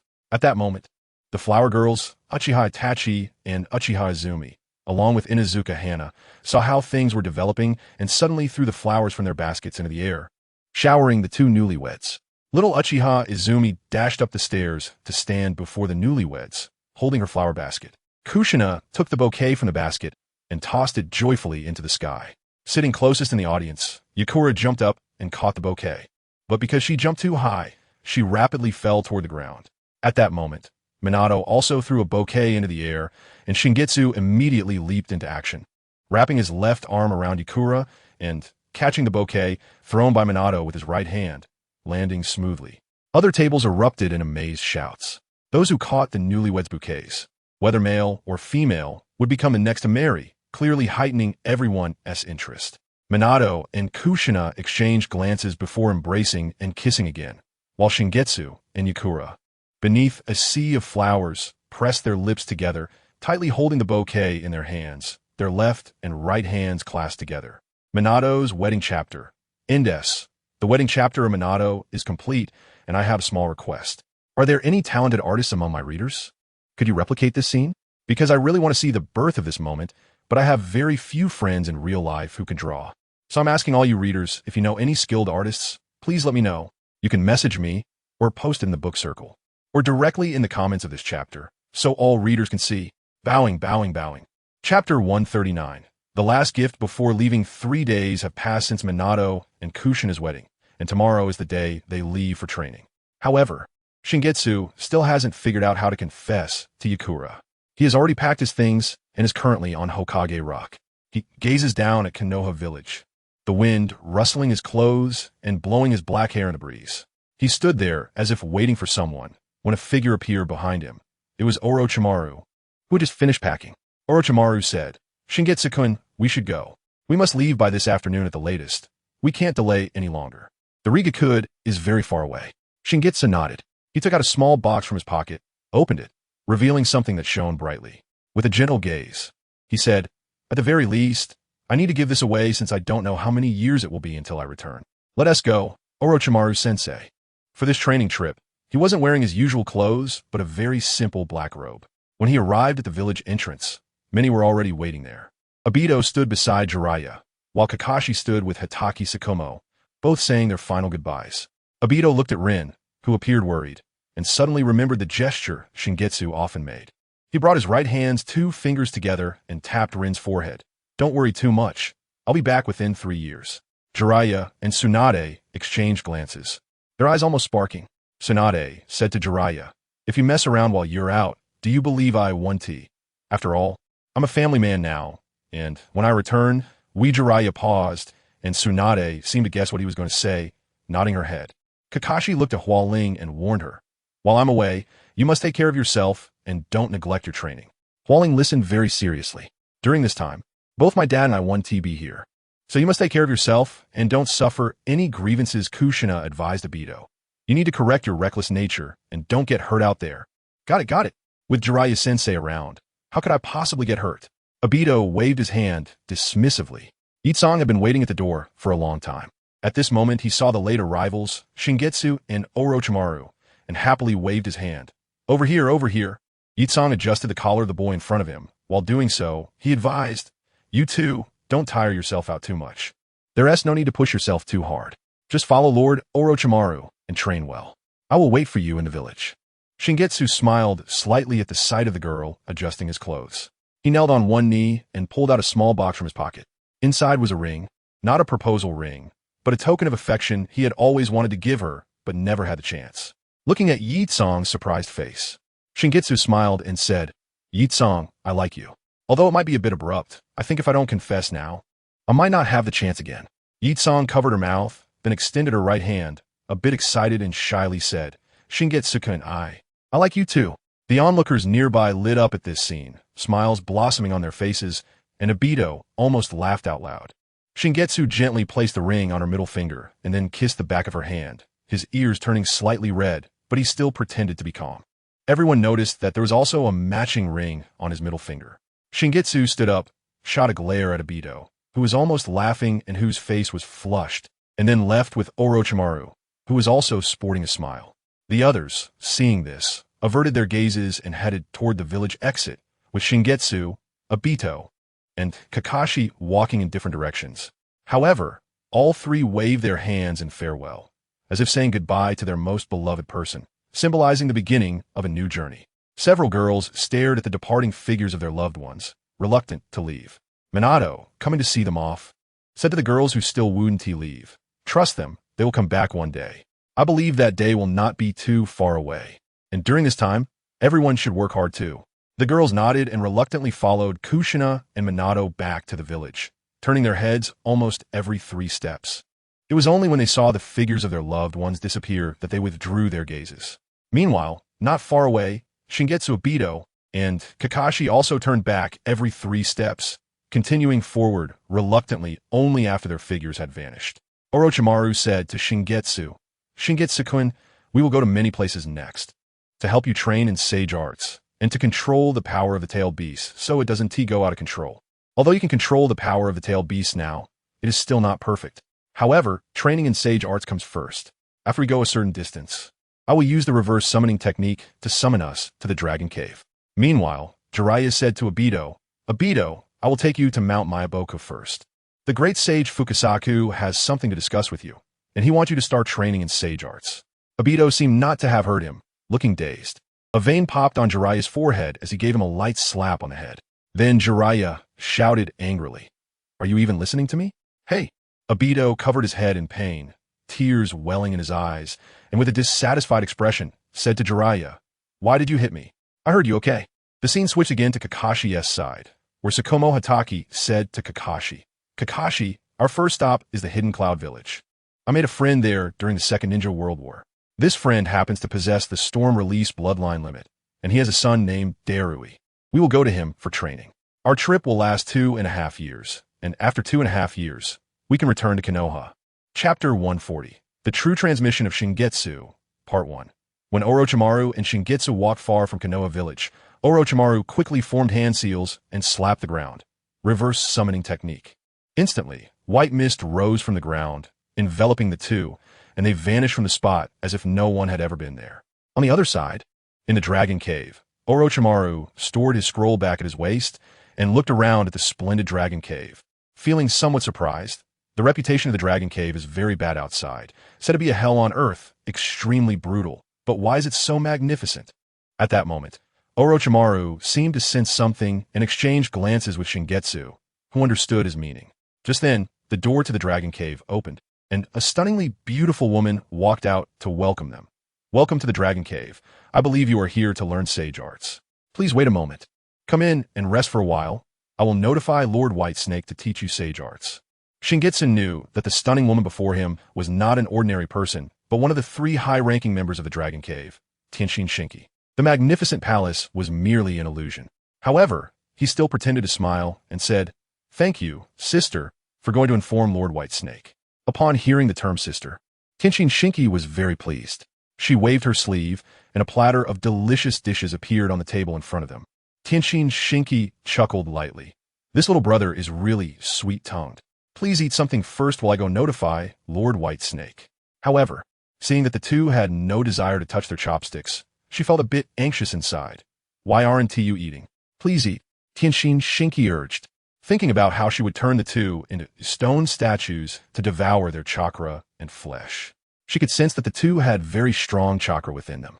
Shingetsu wore a gentle smile, but in the next second his eyes turned cold, and he slowly said, "If we eat these things, we turned stone statues for you to devour?"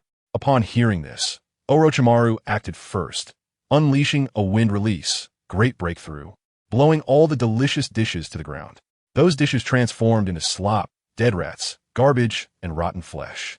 Seeing this scene, Tenshin Shinki no longer hid her true nature. She revealed her horrifying and detestable true form, her long snake tongue flicking out as she wickedly laughed. "Hee hee, you've seen through me. Then you shall stay here forever." In the next moment, she bit down on Shingetsu's neck, seemingly draining his chakra. But at that moment, a cold blade was pressed against her neck. A voice rang out behind her. "Oh, I'd like to see how you plan to drain our chakra." Tenshin Shinki's expression froze. Where was Shingetsu? She instantly realized. Illusion? When? It was when we just arrived at the Dragon Cave. In Shingetsu's eyes, the Sharingan's Mangeki was swirling. Tenshin Shinki let out her laughter, and then her body began to float in the air. Looking at the two in front of her, she said, "Congratulations, you have passed the first round of trials. I really didn't expect that the ones coming for the trial would be the renowned Chi Mianshio Luo and Orochimaru, one of the three ninjas. I'm quite flattered, but being defeated by the two of you is not a shameful thing after all. Given your illustrious reputations, I can hear about you even here in the Dragon Cave." Shinyu sneered. He didn't believe that Tenshin Shinki would have any respect for them. He had just sensed her power, and Tenshin Shinki was incredibly strong. Her chakra was nearly bottomless, making it difficult to estimate, and she already possessed super shadow-level strength. If the two of them really clashed, it would only be a 50-50 chance. Shunyu sheathed his sword, which was radiating a cold light, and coldly stated, "Then lead the way. We want to see the Whitesnake Sage. If there are any further trials, just bring them on."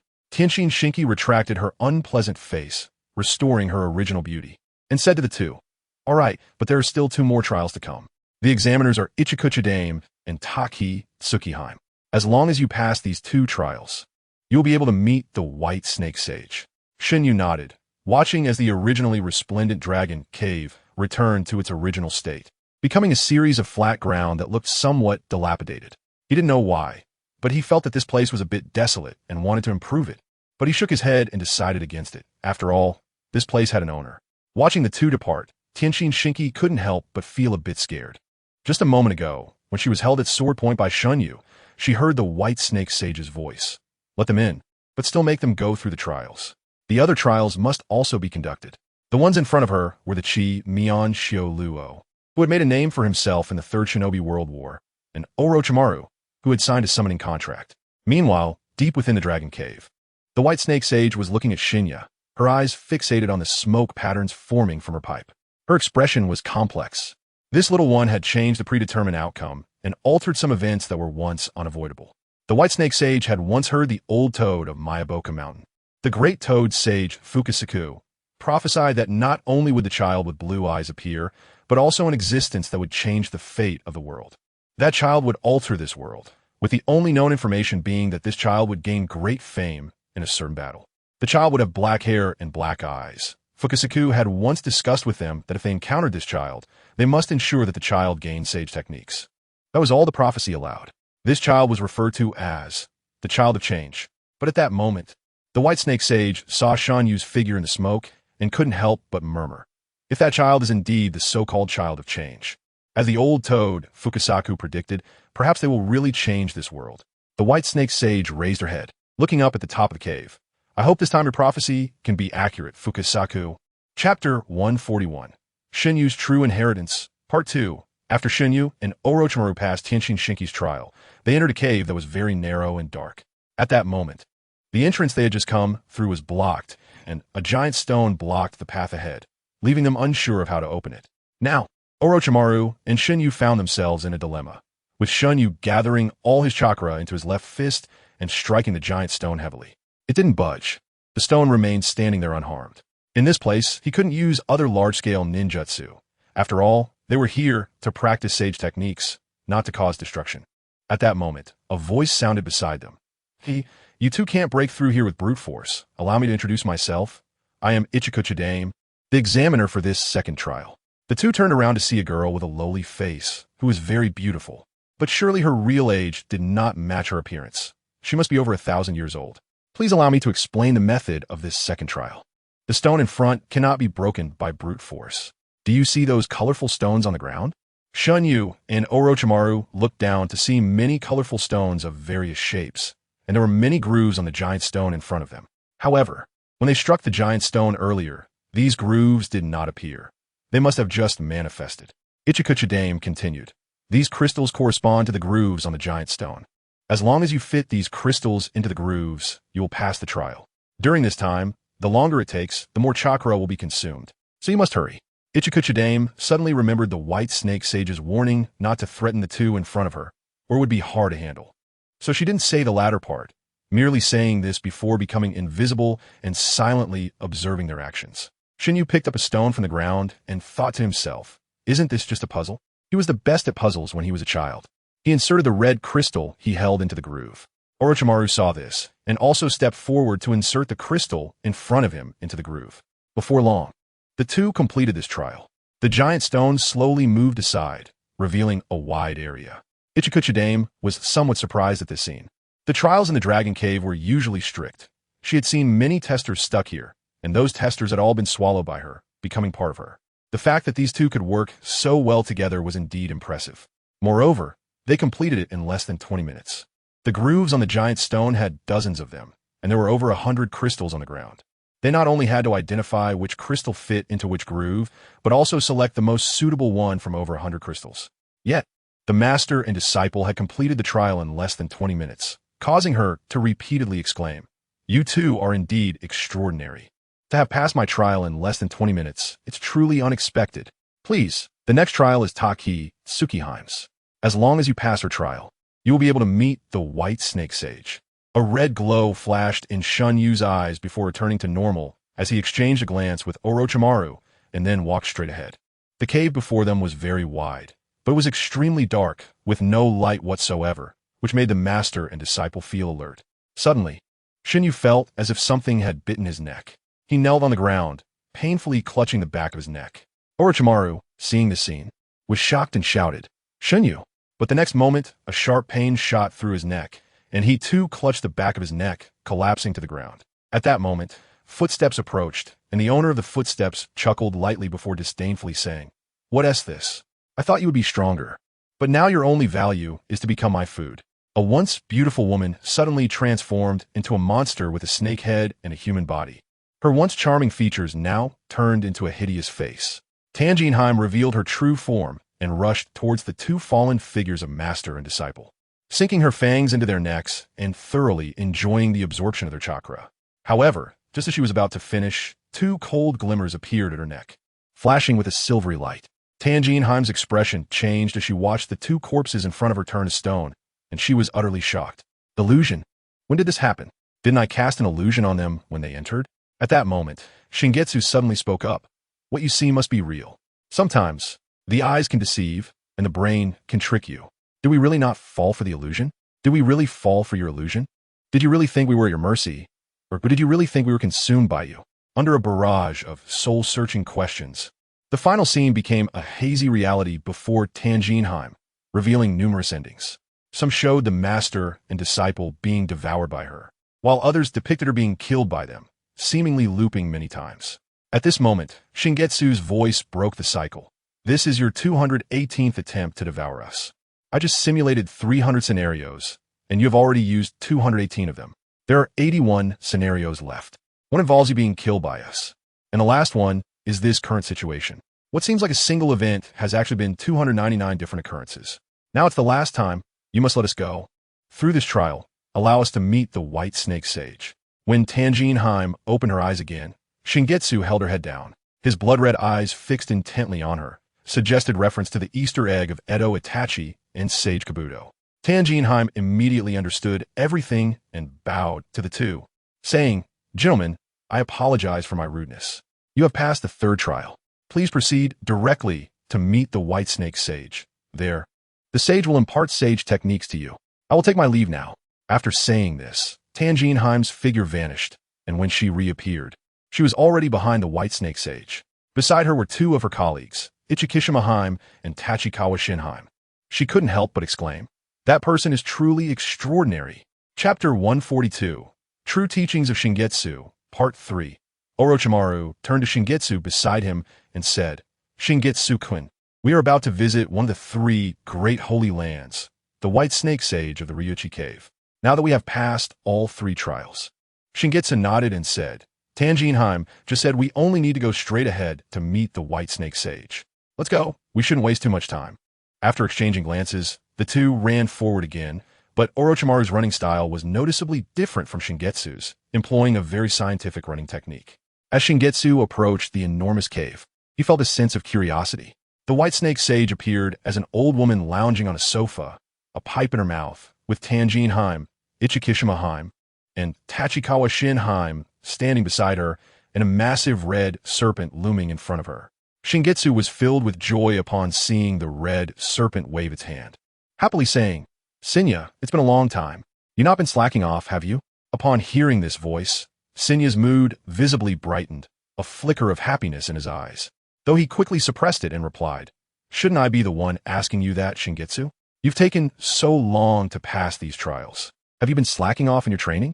The closer Shingetsu got to Senya, the more he could see the two protruding dragon horns on his head, making him very happy. This was a sign of transformation into a dragon. He suppressed a smile at the corners of his mouth. "Senya, you've already grown dragon horns. It seems you haven't been slacking off in your cultivation." After hearing this, Senya proudly lifted his head. After all, he had been diligently training during this time and was gradually showing signs of becoming a dragon. The White Snake Sage, watching this scene, chuckled as she took a puff from her pipe, blowing a smoke ring towards Orochimaru and Shingetsu. "You two are the first humans to pass this trial in many years and come before me. The sage techniques of the Ryuchi Cave are extremely violent. Do you know how the outsiders evaluate us, Ryuchi Cave?" The White Snake Sage's aged face opened her murky golden serpent eyes and said, "This is a place only madmen seeking power would come to. The chakra of the Ryuchi Cave's sage techniques is very violent. If you're not careful, you may become our food. The natural sage chakra of the Ryuchi Cave is very difficult to control. Can you withstand it?" The White Snake Sage fixed her murky golden serpent eyes on the master and disciple. Orochimaru chuckled softly and said, "If we were afraid, we wouldn't have come here. White Snake Sage, as you can see, you are correct. We are indeed madmen in pursuit of power." Shingetsu also spoke up. "That's right. We were already prepared on our way here. No matter how difficult it is, we must learn the sage techniques." Upon hearing this, the White Snake Sage was slightly taken aback, then burst into hearty laughter, her laughter echoing throughout the cave, shaking the very ground. "Good. I truly didn't misjudge you. Come closer. I will teach you the sage chakra of the Ryuchi Cave." Orochimaru and Shingetsu approached the White Snake Sage, and then a white mist dispersed, revealing the White Snake Sage in her true form, a gigantic white serpent holding a pipe coiled on a massive throne, flicking its tongue as it looked at the two and said, "Now, do not resist. I will bite your necks to impart the sage chakra of the Ryuchi Cave. You must hold on." After saying this, the White Snake Sage swiftly lunged at the two, biting their necks in turn to inject sage chakra into them. Once the sage chakra reached a sufficient amount, she withdrew her fangs and returned to her throne. At the moment the White Snake Sage bit their necks, Shingetsu and Orochimaru felt a tremendous and wild surge of sage chakra within them. The two sat cross-legged, closed their eyes, and remained there quietly, while the serpent-like features began to faintly appear on their bodies. For example, silver-white serpent scales crawled up their faces, but soon faded away. This symptom persisted for a long time. They had thought they would quickly adapt to the effects of the sage chakra, but unexpectedly, they waited for a full 4 months.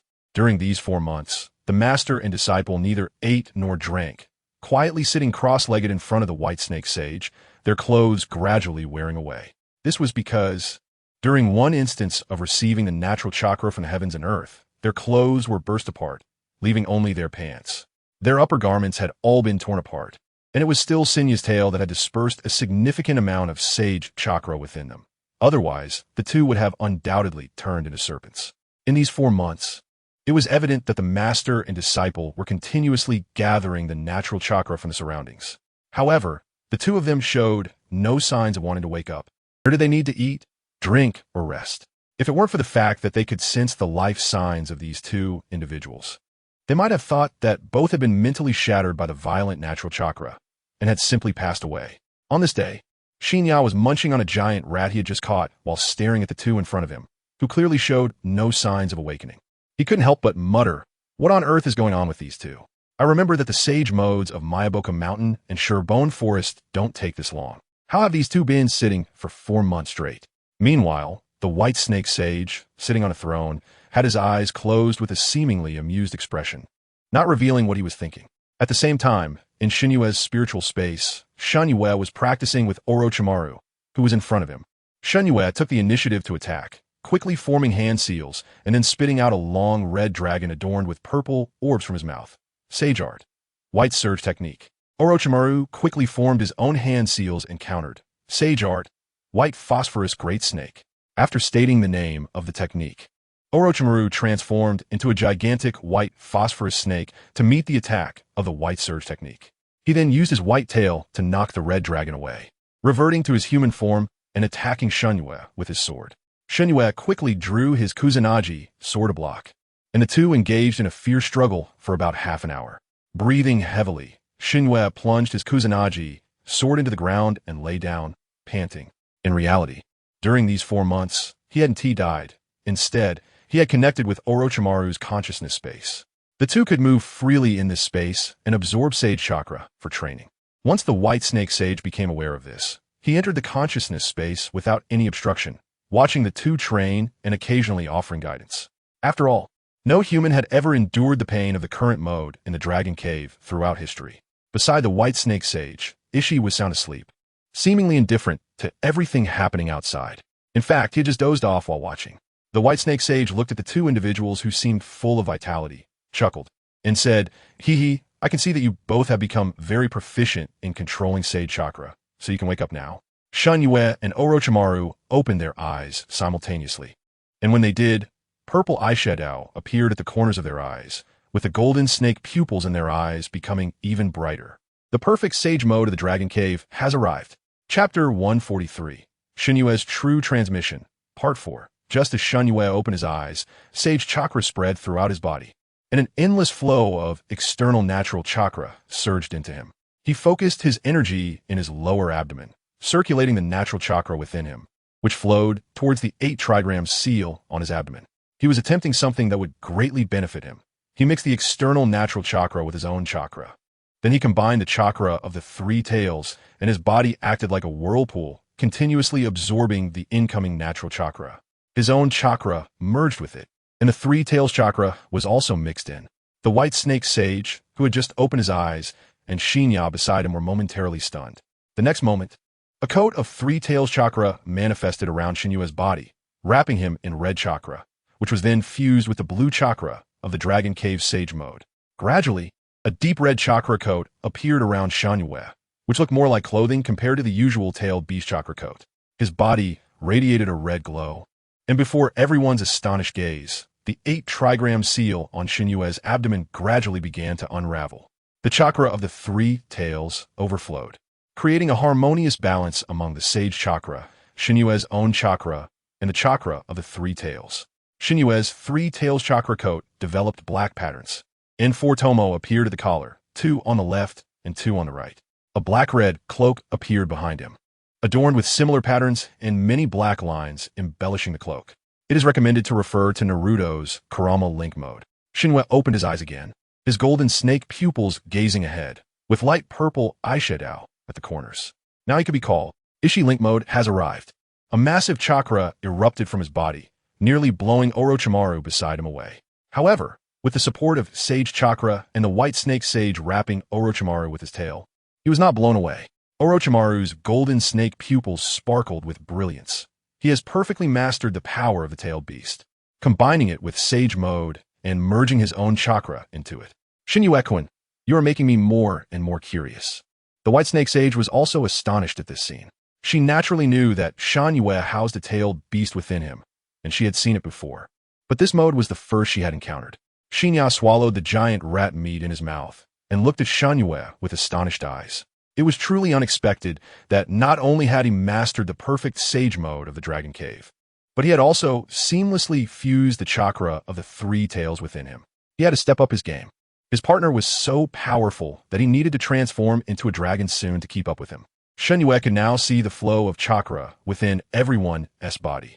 But he could not see the chakra of the White Snake Sage or the three great snake sisters beside her.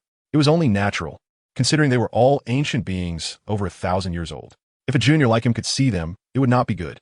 Shen-Yue looked down at his hands, wrapped in dark red chakra, and couldn't help feeling a sense of joy. He felt that the chakra within him was endless. Moreover, he had become very proficient in controlling the abilities of the three tails. He placed his right hand on his chest and combined the Yang release chakra and the Yin release chakra within him, ultimately determining a ratio of 2:8, forming a purple-black mixed compressed superdense sphere. This was the tailed beast ball compressed version of the three tails, which was more powerful than the non-compressed version. However, after condensing the tailed beast ball, Shen-Yue retracted the ball in his hand. If he released it here, although the Dragon Cave wouldn't collapse, it would still be unpleasant. After all, this was the place that allowed him to attain Sage Mode. He couldn't repay kindness with enmity, and he didn't believe his strength could match the White Snake Sage. He dispelled his Ishi Link Mode, returning his body to its original appearance, though his upper clothing still hadn't appeared. At that moment, Orochimaru, feeling inspired, eagerly took out a syringe he had stored in a sealing scroll and drew a vial of his blood. He then stored it in the sealing scroll, and a brilliant idea suddenly came to his mind. This idea was not new. It had been in his thoughts for a long time. He aimed to create something called a Cursed Seal, which contained Sage Chakra that could alter the user's physique, although he had never engaged with Sage Mode before.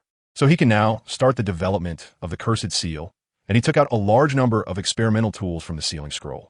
He had requested permission from the White Snake Sage early on, and the White Snake Sage allowed him to conduct experiments in the Dragon Cave, as long as he did not make too much noise. Orochimaru agreed and began the production, starting his research on the Cursed Seal. As for clothes, he had brought his own. However, Kamizuki also wanted to take out his clothes from the sealing scroll, but at that moment, the White Snake Sage interrupted him. "Little Kamizuki, come with me. I will take you to a place where I have a piece of clothing that is very suitable for you. And I also have something to give you." After saying this, the White Snake Sage transformed into human form, leaning on a cane and walking in front of Stonewall. Although Kamizuki was a bit confused, he chose to follow the White Snake Sage. The White Snake Sage tapped the ground with his cane, and the stone wall in front of them opened up, revealing a very spacious area behind it. When Kamizuki entered this space, he found that the terrain resembled a stalactite cave, surrounded by stalactites, looking unique. The White Snake Sage, leaning on his cane, said to Kamizuki behind him, "About a few hundred years ago, there was a gifted red snake in the Dragon Cave. He was one of the strongest in the Dragon Cave at that time, second only to me. However, during a cultivation session, just as he was about to shed his skin and become a dragon, he died at that moment. He could not withstand the pain of transformation into a dragon. I made clothes from the shed scales, hoping that one day a powerful human would come here to take them away. Later, I entrusted the best blacksmith in the Dragon Cave to turn his bones into the sharpest blade in the Dragon Cave. Its name is the Red Slash Blade." Chapter 144, Kamizuki's True Inheritance, Part 5. The White Snake Sage came to a wall, extended a finger to touch it, and the wall instantly disappeared, revealing the items inside. It was a red long box. The White Snake Sage leaned on his cane to open the long box, and Kamizuki curiously peered inside.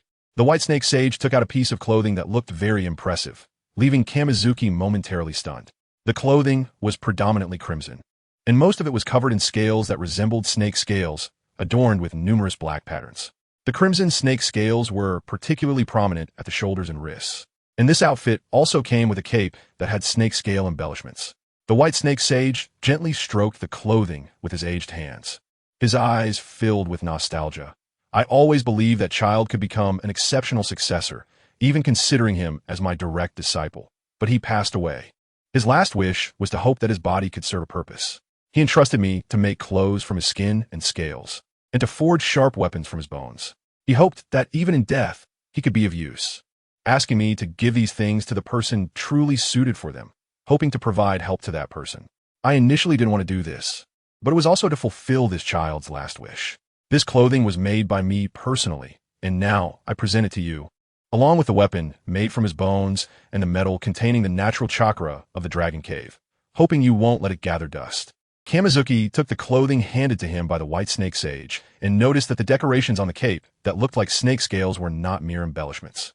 They were real snake scales, and he could sense that this clothing was infused with powerful sage chakra.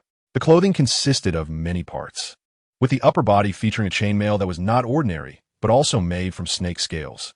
Wearing it gave a cool sensation, followed by a long-sleeved outer garment with a high collar, looking very protective. Then there was the outer snake scale cape, with a crimson base color and shining silver snake scales on the outside, appearing neat without losing its elegance. It looked very suitable for combat while retaining its original luxurious appearance, and it was very lightweight and not cumbersome. Kamizuki also put on the pants, naturally avoiding anyone's sight. The pants matched the upper part very well, since they were originally a set. The lower part was a crimson waist wrap and red long pants, and it even had a not-so-obvious belt with snake patterns. It was clearly a snakeskin belt. This belt did not stand out at first glance, and if one looked closely, it was hard to tell. Kamizuki was very satisfied with this clothing. It felt tailor-made for him, and it provided excellent protection. The White Snake Sage watched this scene with a hint of nostalgia. For some reason, he always felt that this young man in front of him resembled the child he once favored. However, that was definitely impossible. It was probably just a resemblance. Not only in personality, but it was likely just that he had aged and saw similarities in everyone. The White Snake Sage took out the weapon forged from the red snake's bones, the red slash blade, from the purple box behind him. The sheath of that blade was filled with snake patterns and was also crimson, seeming to faintly emit the sound of snakes, looking extraordinary. It was a long knife, with a red handle also adorned with snake patterns, appearing very lightweight and filled with a murderous aura. Just a glance at it could make one feel as if they were being bitten by thousands of snakes. This knife was very powerful. That was Kamizuki's first impression of the red slash blade when he received it from the White Snake Sage. Continuous sage chakra surged into his body as if rejecting his own power, and it was clear that this blade had a spirit. The White Snake Sage said softly, "Before that child died, I collected a strand of his remaining soul and embedded it in this blade. So whether you can draw this blade signifies whether you have his recognition." Kamizuki gripped the sheath tightly with his left hand and held the handle firmly with his right hand, trying to draw the blade in front of him, but it remained immovable.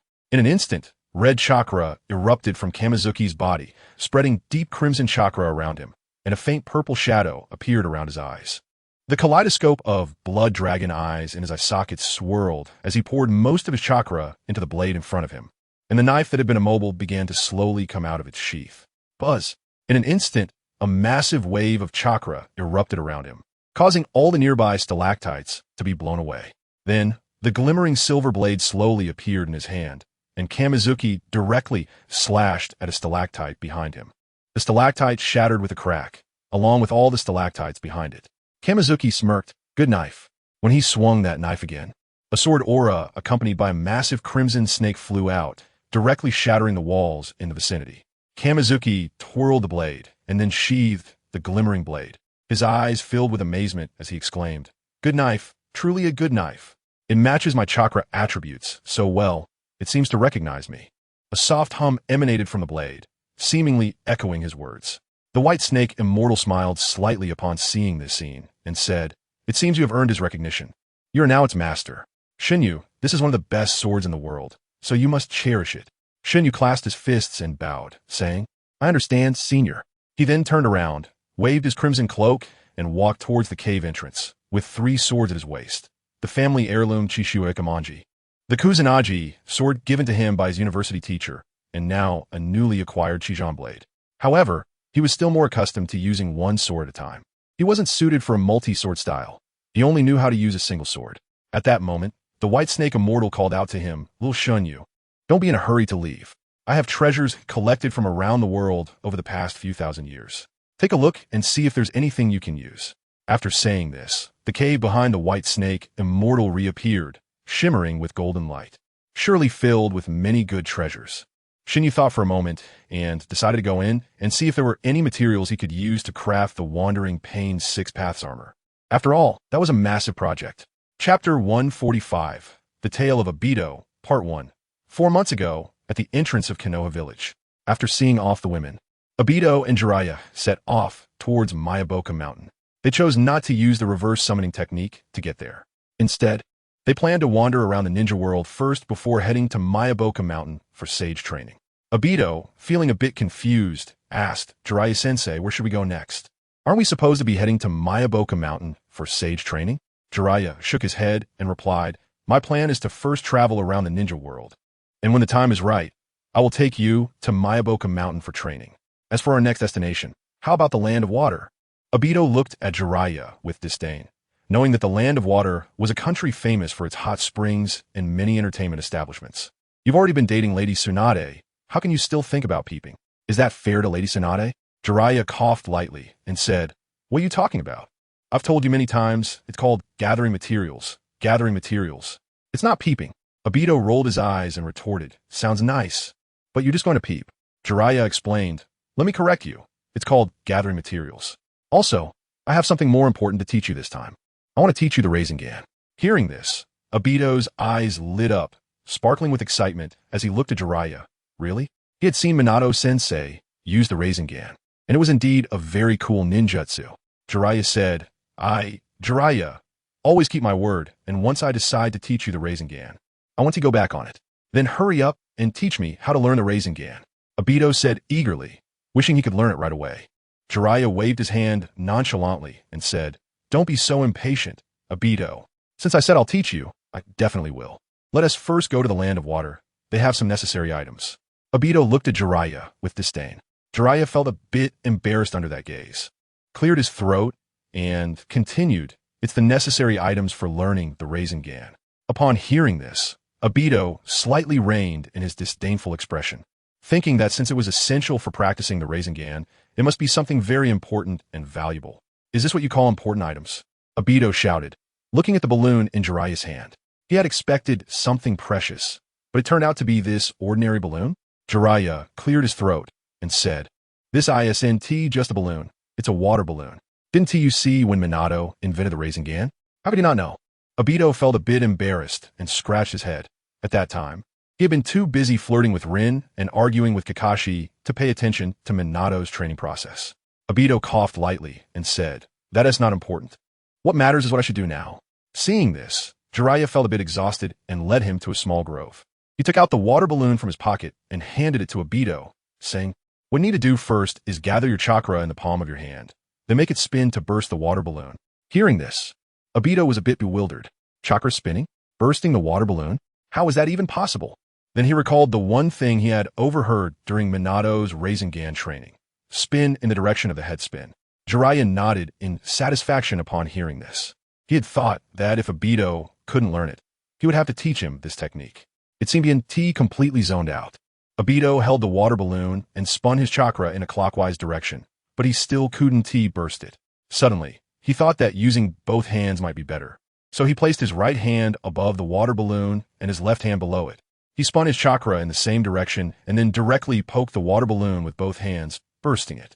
Joy was hidden in Obito's eyes. Jiraiya, who had been watching, clapped and said, very good. You've quickly learned the second stage of practicing the Rasengan. I must say, you truly are a member of the Uchiha clan. Obito wiped his nose and proudly put his hands on his hips, saying, I am Uchiha Obito, a genius of the Uchiha clan. Jiraiya grinned mischievously and pulled out a rubber ball from behind him, placing it in Obito's hand, saying, now for the third stage of practicing the Rasengan, you need to burst this rubber ball, which is 100 times harder than the water balloon. Obito looked at the rubber ball in his hand, internally complaining, why is there more of this? Jiraiya waved his hand and said goodbye. I'm going to gather materials now. You can practice on your own. Before Obito could say anything, Jiraiya had already left. Obito could only stare at the rubber ball in his hand, wondering how he was supposed to burst it. He suddenly remembered how he had just burst the water balloon and tried to apply the same technique to the rubber ball, but there was no progress. The rubber ball remained completely still. Thus, he trained alone against the rubber ball for several hours, continuing until evening. At this time, Jiraiya walked out from the nearby grove, holding a double popsicle in his hand. As he approached, he saw that Obito had finally burst the rubber ball. Obito's hands were in great pain, unable to lift them, but he smiled with satisfaction at the sight of the broken rubber ball. Lying on the ground, he gazed at the now orange-tinted sky, lost in thought. Just then, a figure appeared above him. It was Jiraiya, who had just returned. Obito sat up from the ground and looked at Jiraiya, who pulled out one of the popsicles from behind and handed it to him, saying, "You worked hard practicing, and you've made quite a bit of progress here. Have this." Obito took the popsicle from Jiraiya's hand and popped it into his mouth, the cold sensation filling his mouth, giving him a refreshing jolt. However, after a long period of training, he indeed felt dry in the mouth. He remembered that when Master Minato invented the Rasengan, he also ate an ice pop. They even shared one back then. Right, the ice pop. Obito suddenly had an idea, so he stood up from the ground, and once again took out a rubber ball for training. Chapter 146, The Legend of Obito, Part 2. That ice pop just now inspired him. If the Rasengan could change its form, what would it look like? Although he couldn't perfectly condense the Rasengan yet, this idea took root deep in his heart.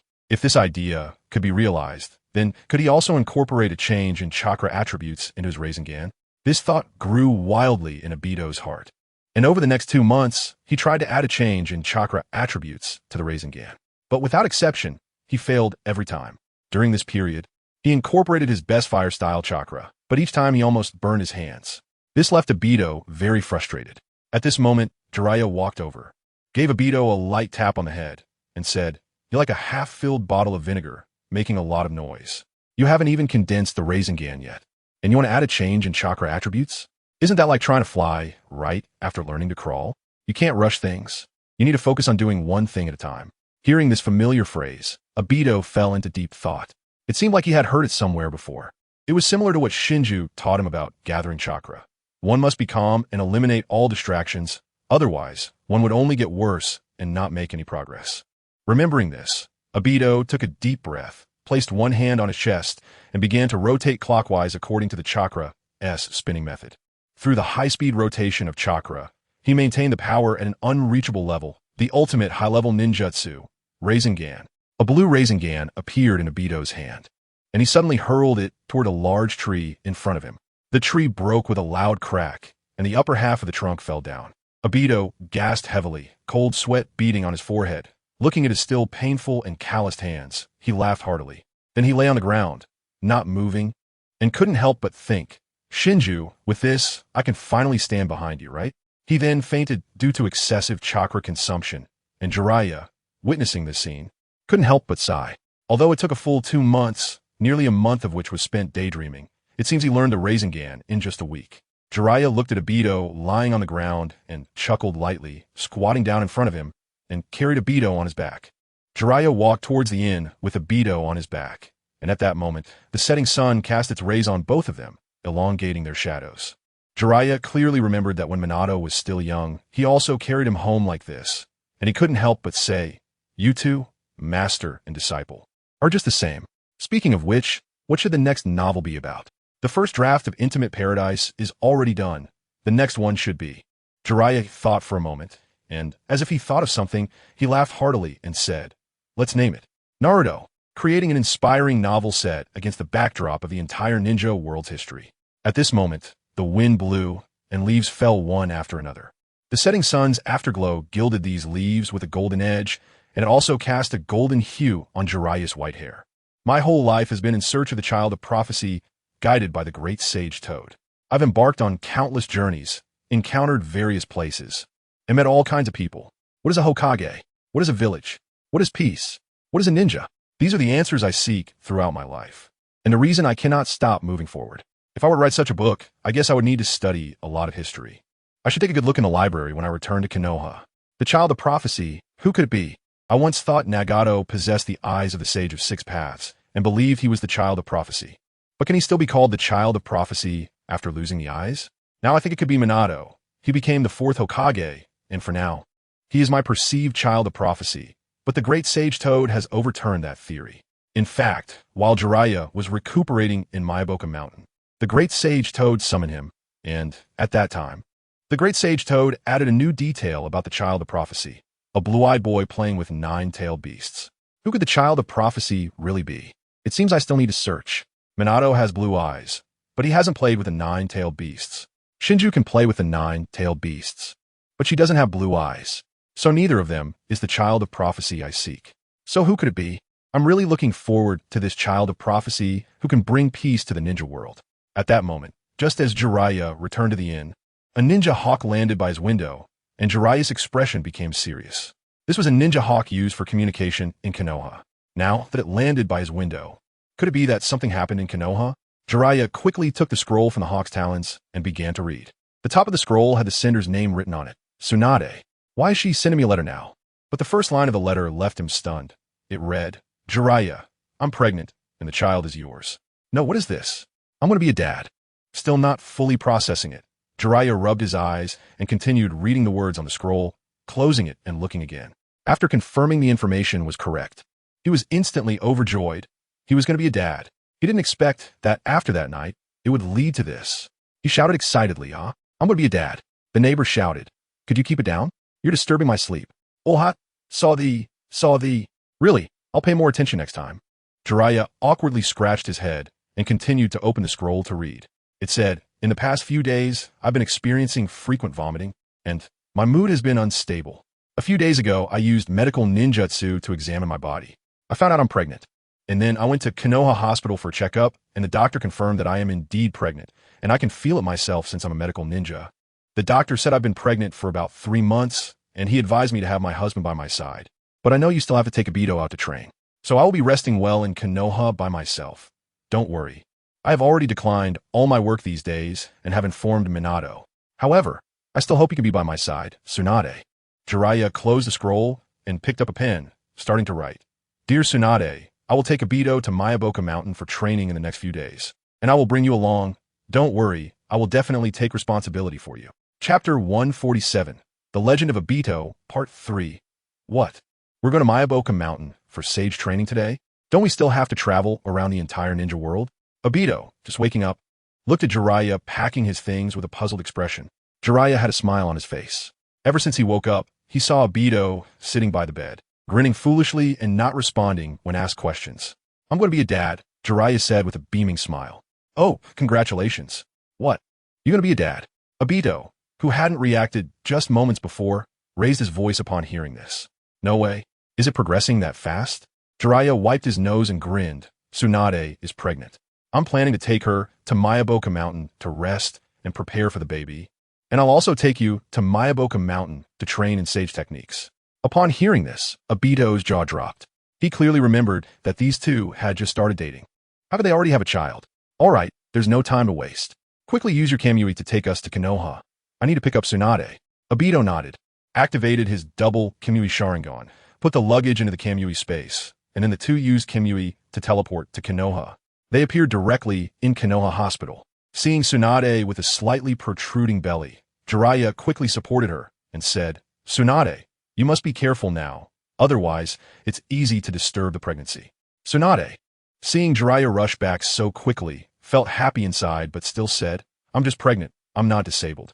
Let go. I can walk by myself. Jiraiya quickly stepped aside and coughed lightly.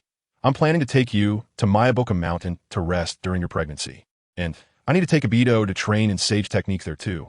At Mayaboka Mountain, I can take better care of you, and it's very safe there. Lord Jiraiya can help you. Tsunade, who initially wanted to refuse Jiraiya, thought for a moment upon hearing this and felt she couldn't come up with any arguments. In the end, she chose to agree with Jiraiya, saying, all right, I'll go to Mayaboka Mountain with you, but you must take good care of me. Jiraiya grinned and then pulled out a scroll from behind, bit his thumb, quickly formed hand seals, and slapped it on the ground, shouting, reverse summoning technique. Obito felt a blur in front of him, and the Konoha hospital room disappeared, replaced by a landscape filled with the sounds of birds and flowers. Here is a description of Mayaboka Mountain.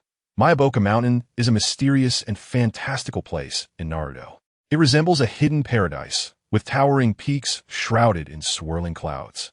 As if draped in a veil of mystery, streams flow gently through the mountains, with clear waters sparkling under the sunlight like silver, resembling a lively jade ribbon weaving through the lush forest. Ancient trees soar high, their branches and leaves dense, blocking out the sun, allowing only dappled light to filter through the gaps.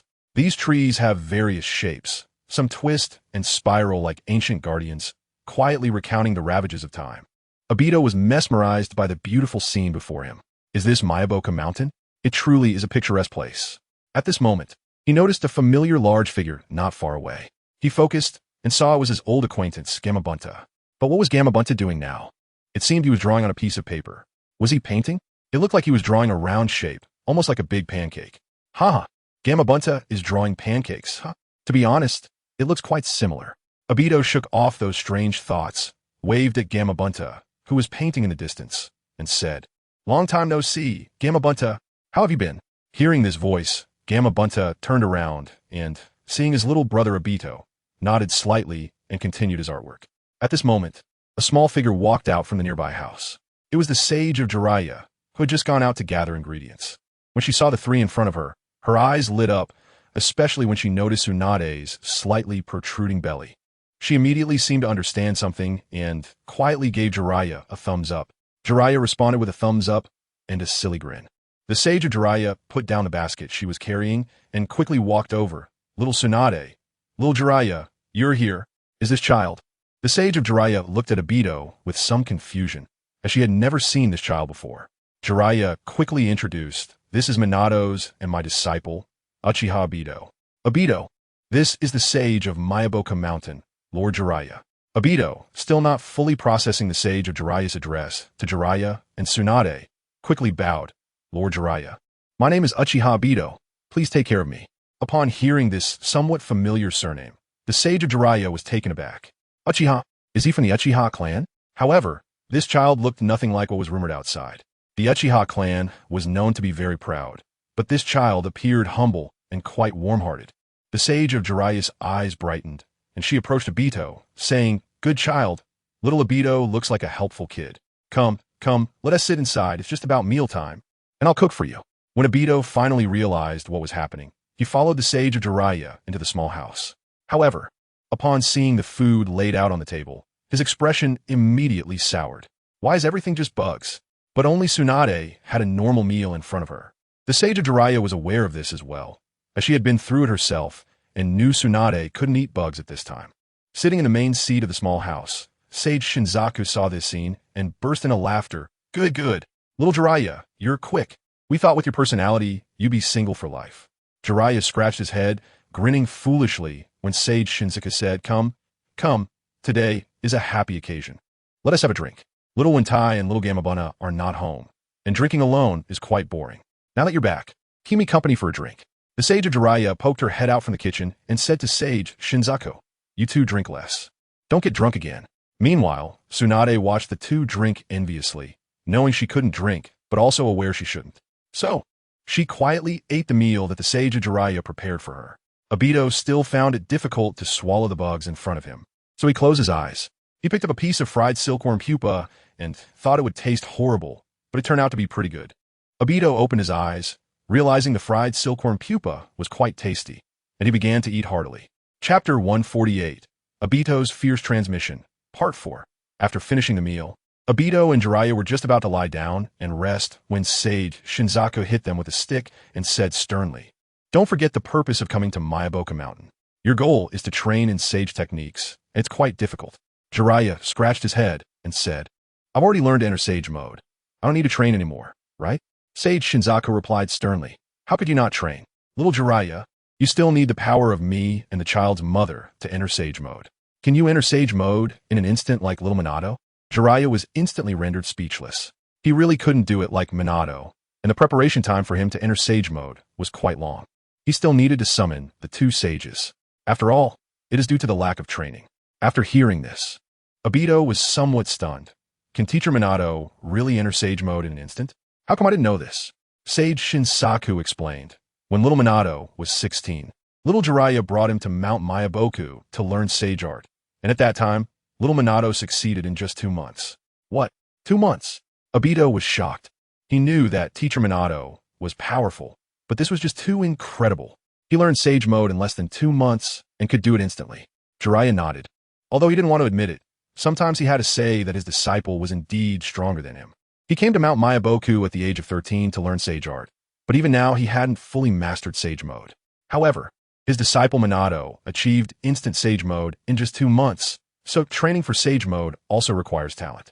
Logically speaking, a common ninja, like Jiraiya, should be quite ordinary, as he had mediocre qualifications and talent, and was unremarkable in every aspect.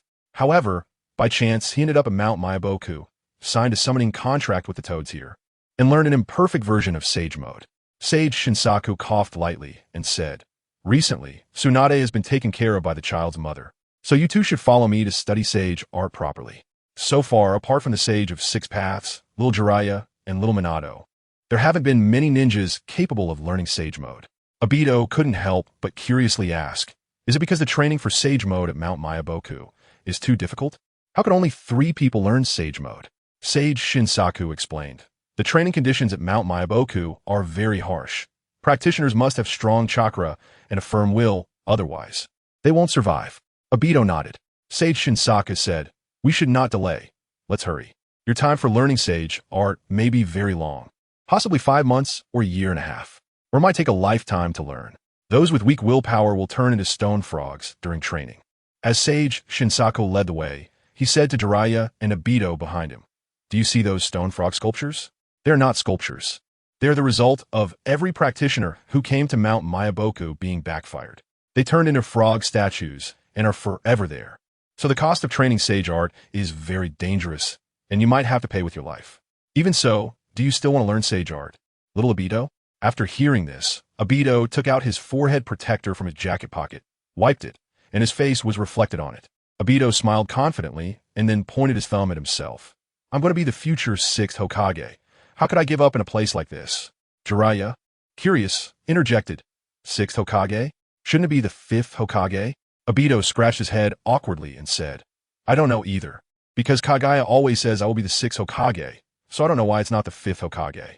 Jiraiya, at this moment, absolutely couldn't imagine that in the future, during a diplomatic visit to the Land of Lightning, Minato would secretly notify the Shadow Guards to push him into the Hokage's office while he was sound asleep, directly draping him with the 5th Hokage cloak that had been made overnight.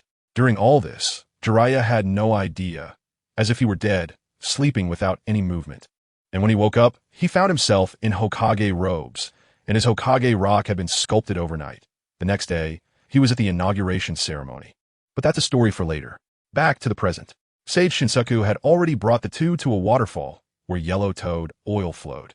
Just as Obito was about to reach out to touch it, he was interrupted by Sage Shinsaku's ruler. That is toad oil, which you will use during your training. But not now. You must first concentrate and sit cross-legged under the waterfall. Jiraiya looked at the waterfall in front of him and couldn't help but reminisce. It really has been a long time since I returned here. I really miss it. Jiraiya took off his jacket, and Obito also took off his jacket, placing them aside. Then they sat cross-legged under the waterfall, and Sage Shinsaku took a bit of toad oil and applied it to their arms, while advising, from now on, you must remain quiet and not move around. The purpose of toad oil is to help you quickly sense natural energy. But if you are careless for even a moment, you may turn into a frog. Slap. Before Sage Shinsaku could finish his sentence, he saw that Obito had developed toad-like growths on his body, and he slapped him with a ruler. Obito cried out in pain. What are you doing, Grandpa Shinsaku? That really hurts. Sage Shinsaku said, I told you to concentrate. Otherwise, if you absorb too much natural energy, you will turn into a frog statue. Look at little Jiraiya. Slap. Sage Shinsaku brought down the ruler again, and Jiraiya gasped, feeling a familiar sensation. Sage Shinsaku sighed helplessly. He originally wanted to praise Jiraiya for enduring for so long, but it hadn't been long before signs of frog transformation appeared. Sage Shinsaku said, I told you to focus solely on training Sage art, without any distractions. Do you understand? Both Jiraiya and Obito nodded, then focused on sitting cross-legged under the waterfall. If any signs of frog transformation appeared, Sage Shinsaku would slap them back to their original state. Slap, slap, slap. The sound of the ruler was incessant, and the two sat cross-legged training for a whole day, but still did not fully succeed. After half a month, Obito opened his eyes under the toad oil waterfall, and his eyes had transformed into the toad eyes of Mount Myaboku. However, on both sides of his eyes, there were toad-like growths, which clearly was not the perfect Sage Mode form. Nevertheless, he had completely mastered the first step, the basic stage, and he quickly walked up and lifted the stone frog in front of him, throwing it far away. Seeing his immense strength, Obito couldn't help but feel delighted. Then he saw Jiraiya beside him. Jiraiya had also opened his eyes at this time. However, unlike Obito, Jiraiya's nose had turned into a bulbous nose. But his eyes had also transformed into the one-character pupil of Mount Mayaboku. The corners of his eyes had light yellow eyeshadow, and he stepped forward and punched the stone frog in front of him, sending it flying, and a row of stone frogs behind it also flew hundreds of meters away. He is now only one step away from the perfect Sage mode. Sage Xingzu is patrolling the two in front of him, nodding with satisfaction as he says, "The first stage of training is over. You two only took half a month. Little Obito's talent is quite good. Little Jiraiya has made great progress and is now almost at the threshold of perfect Sage mode. Come on, both of you come over to me. You will hit me together, and if you can withstand 3 strikes under my hands, you will pass the first stage of the assessment.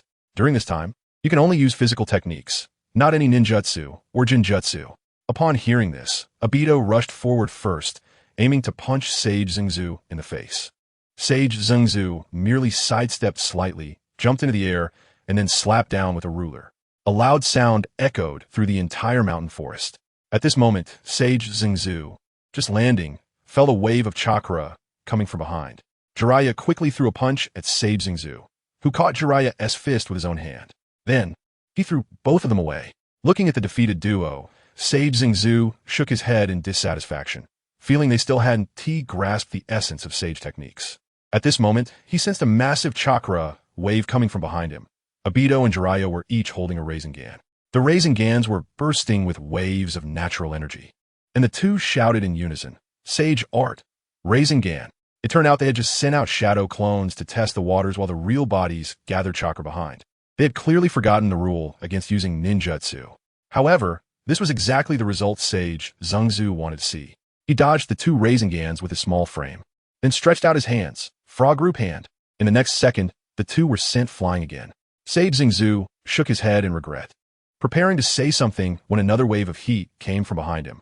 The ones just sent flying were also Jiraiya and Obito as shadow clones. The real duo had already been knocked away and were buying time with their clones. Obito's right hand quickly gathered chakra. The originally blue Rasengan turned into a red one engulfed in flames. Over these days, Obito not only practiced Sage techniques, but also developed his new ninjutsu. He shouted, "Sage Art! Fire Rasengan!" The Rasengan, which Obito originally formed with one hand, became a 2-handed technique, gradually shrinking down to a tiny size. Then he crossed his hands together, and the Sage chakra began to circulate, sending the fire Rasengan flying towards Sage Xingzu. Moreover, he fired them continuously, one after another, towards Sage Xingzu, igniting flames wherever they hit. However, some of them deviated from their trajectory. For this situation, Obito had his own plan. The power of his Sharingan flowed in his eyes. Any that deviated would be corrected back on track with his Sharingan, a technique he named Sage Art, Sharingan Rasengan. A dense swarm of Rasengans flew towards Sage Xingzu, who nimbly dodged them, a bit surprised by the sheer number. He knew that Obito had been developing new techniques these days, but he didn't expect something like this. If hit, even he wouldn't feel good. It seemed that little Obito was indeed training hard. He had been watching the duo's training closely these past few days, but just as he dodged, Jiraiya suddenly appeared behind him. His massive-tailed beast Rasengan slowly emerged and then slammed towards Sage Xingzu. But at that moment, Sage Xingzu said, "Stop. You two. You've already broken the rules." However, Jiraiya and Obito smirked, replying in unison. "We're using Sage techniques, not ninjutsu.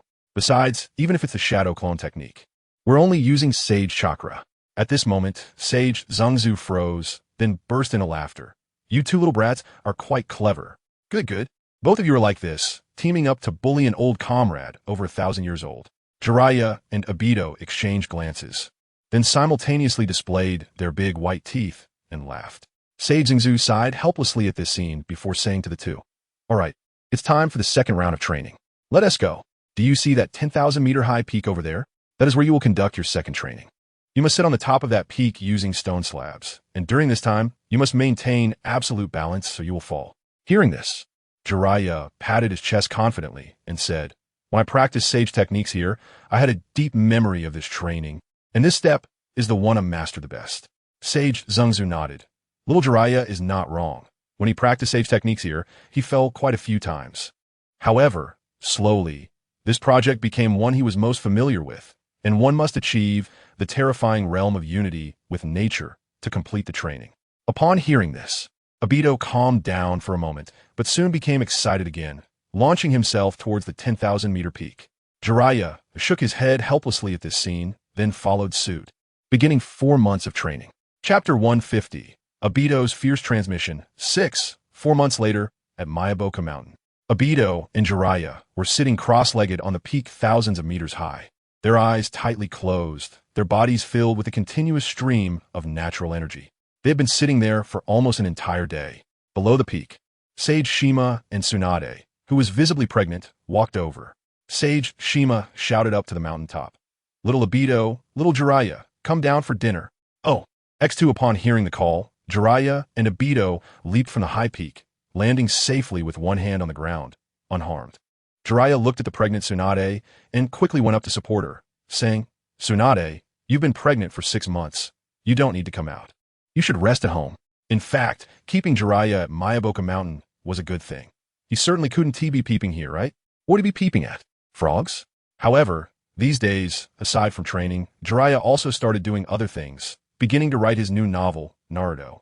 Obito picked up his twin swords from the ground and walked off into the distance. Every day, he not only practiced sage techniques, but also sought out Fukasaku to learn about the twin swords. He had never fully learned Fukasaku's signature technique, the Snow Moon Flower Slash.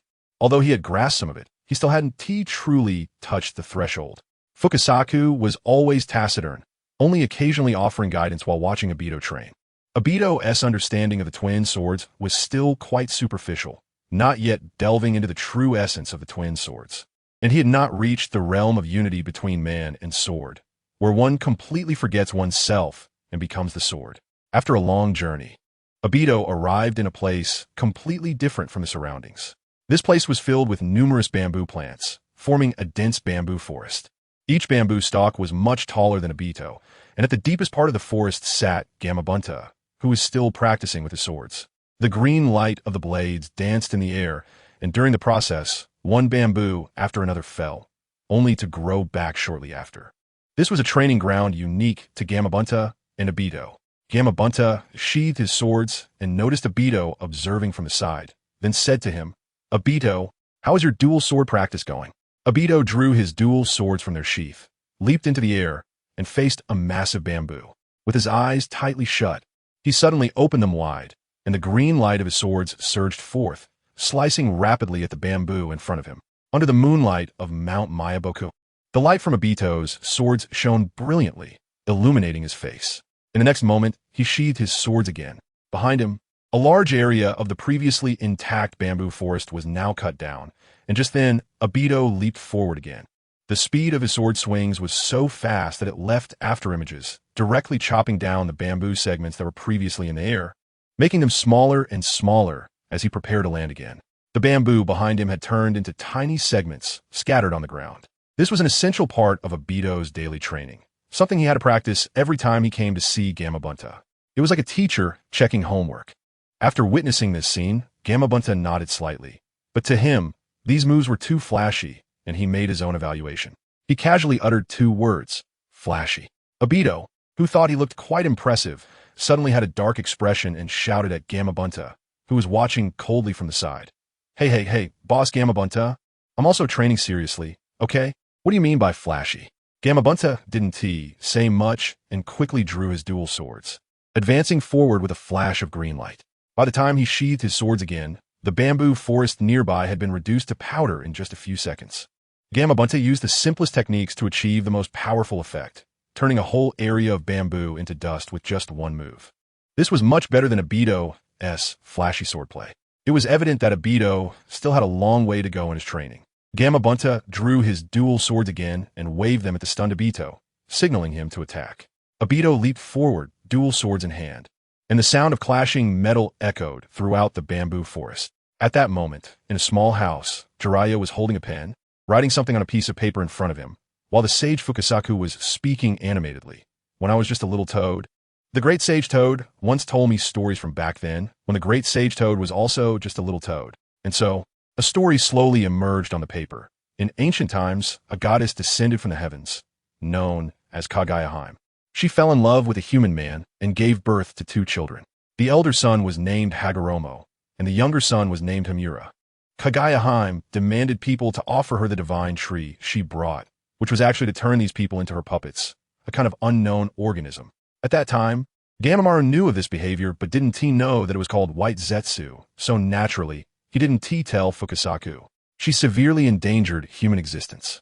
One day, Hagoromo was guided by a toad, who called himself Gamamaru. He witnessed all of Kagaya plans and told everything to Hagoromo, who was invited to Mount Mayaboku to learn sage arts. In the end, Kagaya was sealed on the moon by her two sons, Hagoromo and Hamura. While Hagoromo chose to stay on Earth, Hamura guarded their mother on the moon, while Hagoromo divided the malevolent Tin Tails into 9 chakra beasts. From then on, Hagoromo spread his ideas throughout the ninja world, introducing the concept of chakra, and he was later referred to as the Sage of Six Paths. Naruto, Volume 1, Ancient Secrets: The End. Jiraiya put down his pen after consolidating the story Fukasaku had told him and wrote it into a novel. Tomorrow, he would have Shima take these manuscripts to the publisher and help him get it published. Looking at Tsunade, who had already fallen asleep beside him, Jiraiya stretched and lay down on the bed as well. However, he still had some doubts about the stories Fukasaku told him. Were these stories true? They should be, considering they were witnessed by the great sage Toad. Where's the child of prophecy?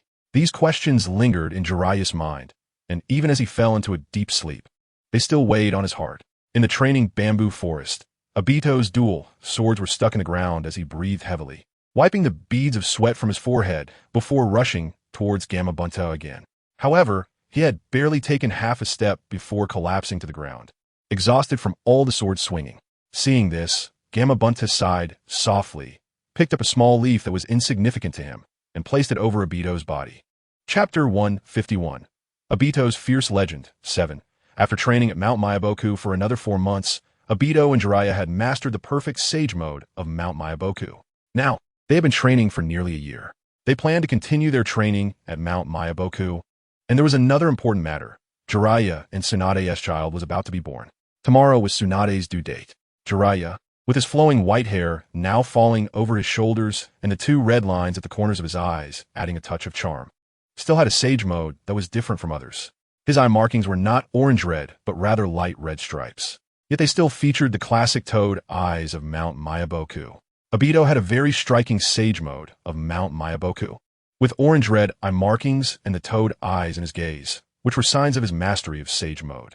He was currently sparring with Jiraiya, rapidly gathering a massive fireball in his right hand, with strands of black blades surrounding it. He had infused it with a portion of his Kamui-S power, allowing for spatial manipulation.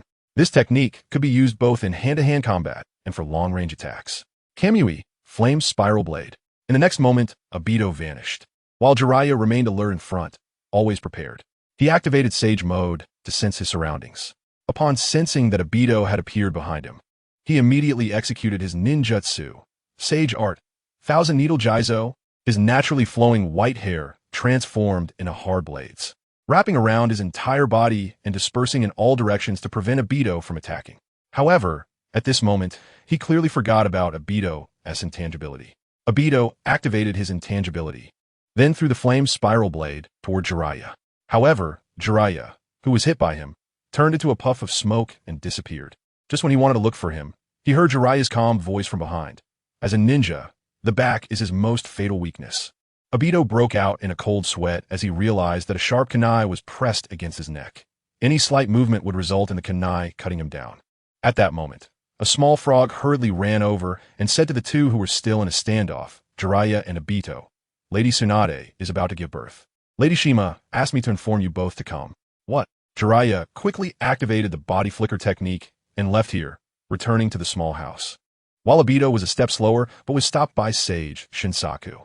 Sage Shinsaku jumped up and hit his head with a ruler, signaling him not to go in, then pulled Jiraiya, who had just stepped in with 1 foot, back out.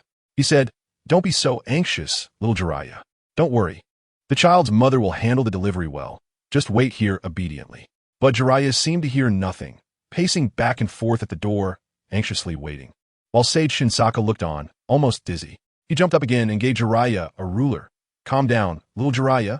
Walking back and forth is making me dizzy." Okay, Sage Shinsaku. Jiraiya sat down beside Sage Shinsaku, but Sage Shinsaku could clearly see that his hand were shaking violently. Sage Shinsaku sighed helplessly. He patted Jiraiya's shoulder and said, "Our little Jiraiya will soon become a father and a husband, so you must take on the responsibilities of a father and a husband.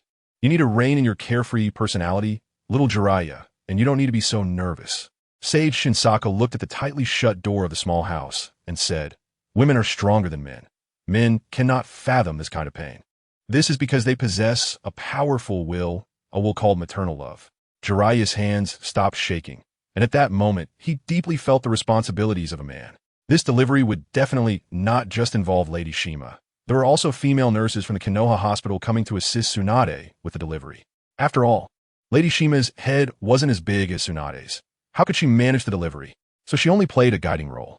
Accompanied by a loud cry, a female nurse came out from the small house, holding a crying baby. "Lord Jiraiya, both mother and child are safe. Congratulations, it's a baby boy." Jiraiya wanted to take his child from the nurse's hands, but she dodged, saying the mother should see him first. Jiraiya was left speechless. But he followed the nurse into the room, where Tsunade lay on the bed, drenched in sweat, looking at the tiny baby in front of her. She smiled and naturally leaned closer to him, brushing aside the damp hair sticking to her forehead. Jiraiya looked at the small baby, who had inherited his white hair, and couldn't help but exclaim, "So cute. By the way, what should we name this child?" Tsunade smiled and said, looking at the somewhat naive Jiraiya, "You choose." Jiraiya looked at the small baby with his white hair and glanced out the window at the spring-like scenery of Maiboko Mountain. He couldn't help but murmur, "Tsubaki, let's name him Tsubaki, the one that flourishes with prosperity, hoping he can grow up healthy and prosperous all his life." Tsunade gently murmured the name, Tsubaki. It sounded a bit like a girl's name, but it has a good meaning, so let's call him Tsubaki Senju Tsubaki. In Japan, if a man marries a woman from a prominent family, both the child and the man must take the woman's surname. This is similar to why Naruto doesn't take his father's surname, Namikaze, but takes his mother's surname, Uzumaki. Because the Uzumaki clan is also a prominent family. Jiraiya picked up the swaddled baby, gently patting his back while humming an unknown lullaby. And the baby in the swaddle stopped crying. However, what Jiraiya and Tsunade did not notice was that next to the baby, there was a long-dead potted plant that had sprouted new buds. Unfortunately, no one witnessed this scene. Outside the small house, through the window, as he watched Jiraiya holding the swaddled Tsubaki, Obito couldn't help but fantasize about what he and Rin's child should be named.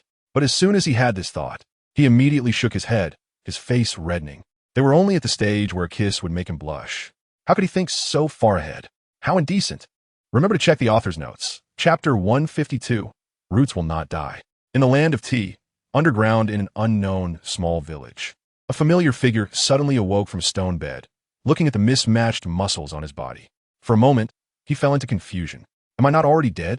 Logically, activating the four symbols sealing technique should have meant my death. That's right, the man lying on the stone bed is the fifth Hokage of Konoha, the only victim of the root extermination plan orchestrated by Sarutobi Hiruzen, the former clan leader of the Shimura clan, a notorious criminal in Konoha, Shimura Danzo. Danzo was still in a state of confusion, thinking he was already dead, wondering where he was. At that moment, a voice appeared beside him. Finally awake, Shimura Danzo. You've been asleep for almost a year and a half. If you didn't wake up soon, I would have fed you to the wild dogs. Hearing this, Danzo immediately got goosebumps and shouted, "Who are you? Who's there? Stop playing tricks." At that moment, he felt a chill on his neck and glanced at the corner of his eye to see a gleaming scythe. Amaya Shingetsu was sitting behind him, resting his chin on one hand, left hand gripping the scythe's handle, mockingly saying, "Once the high and mighty leader of the Root organization, one of Konoha's upper echelons. Now reduced to this state, how ironic. Who are you? Answer my question." Danzo asked frantically about his identity. "I advise you to calm down. I saved you. To me, you're just a dispensable pawn. I could easily kill you and feed you to the dogs. Forget it, since you sincerely asked. I will benevolently tell you my name, Uchihamadara." What? Hearing this name, Danzo felt as if struck by lightning. The name that terrified him. He never expected to hear it again after so many years. Impossible, that man, Uchihamadara, should be dead. That's just what you people in Konoha believe. In fact, I've been alive and well all along. Danzo suddenly turned around and saw Uchiha Shingetsu, wearing a spiral mask, with the crimson Sharingan in his right eye. That eye. It can't be wrong. You are from the Uchiha clan, the inherently evil Uchiha. What do you intend to do by bringing me here? Uchiha Shingetsu. Not want to listen to this guy's rambling, directly struck down and severed Danzo's arm. Damn it, the inherently evil Uchiha. Shimura Danzo held his shoulder. Feeling that he could use nothing at all, he could only see with his left eye. His right eye had been gouged out. The Sharingan of Uchiha Kagami had been taken by Uchiha Fugaku in a previous scheme. Moreover, his right arm was long gone, and his left arm had been severed by Uchiha Shina. Now he couldn't even form hand seals. He had become a complete invalid, unable to do anything. At this moment, Danzo felt fear and understood the vast disparity in strength between himself and the other party. Trembling, he asked Uchiha Shina in front of him, "Did you save me? Are you really Uchiha Madara?" Now that he had barely escaped death, he did not want to experience that taste again, especially since he still had unfinished business. He could only humbly ask the Uchiha he despised so much in front of him.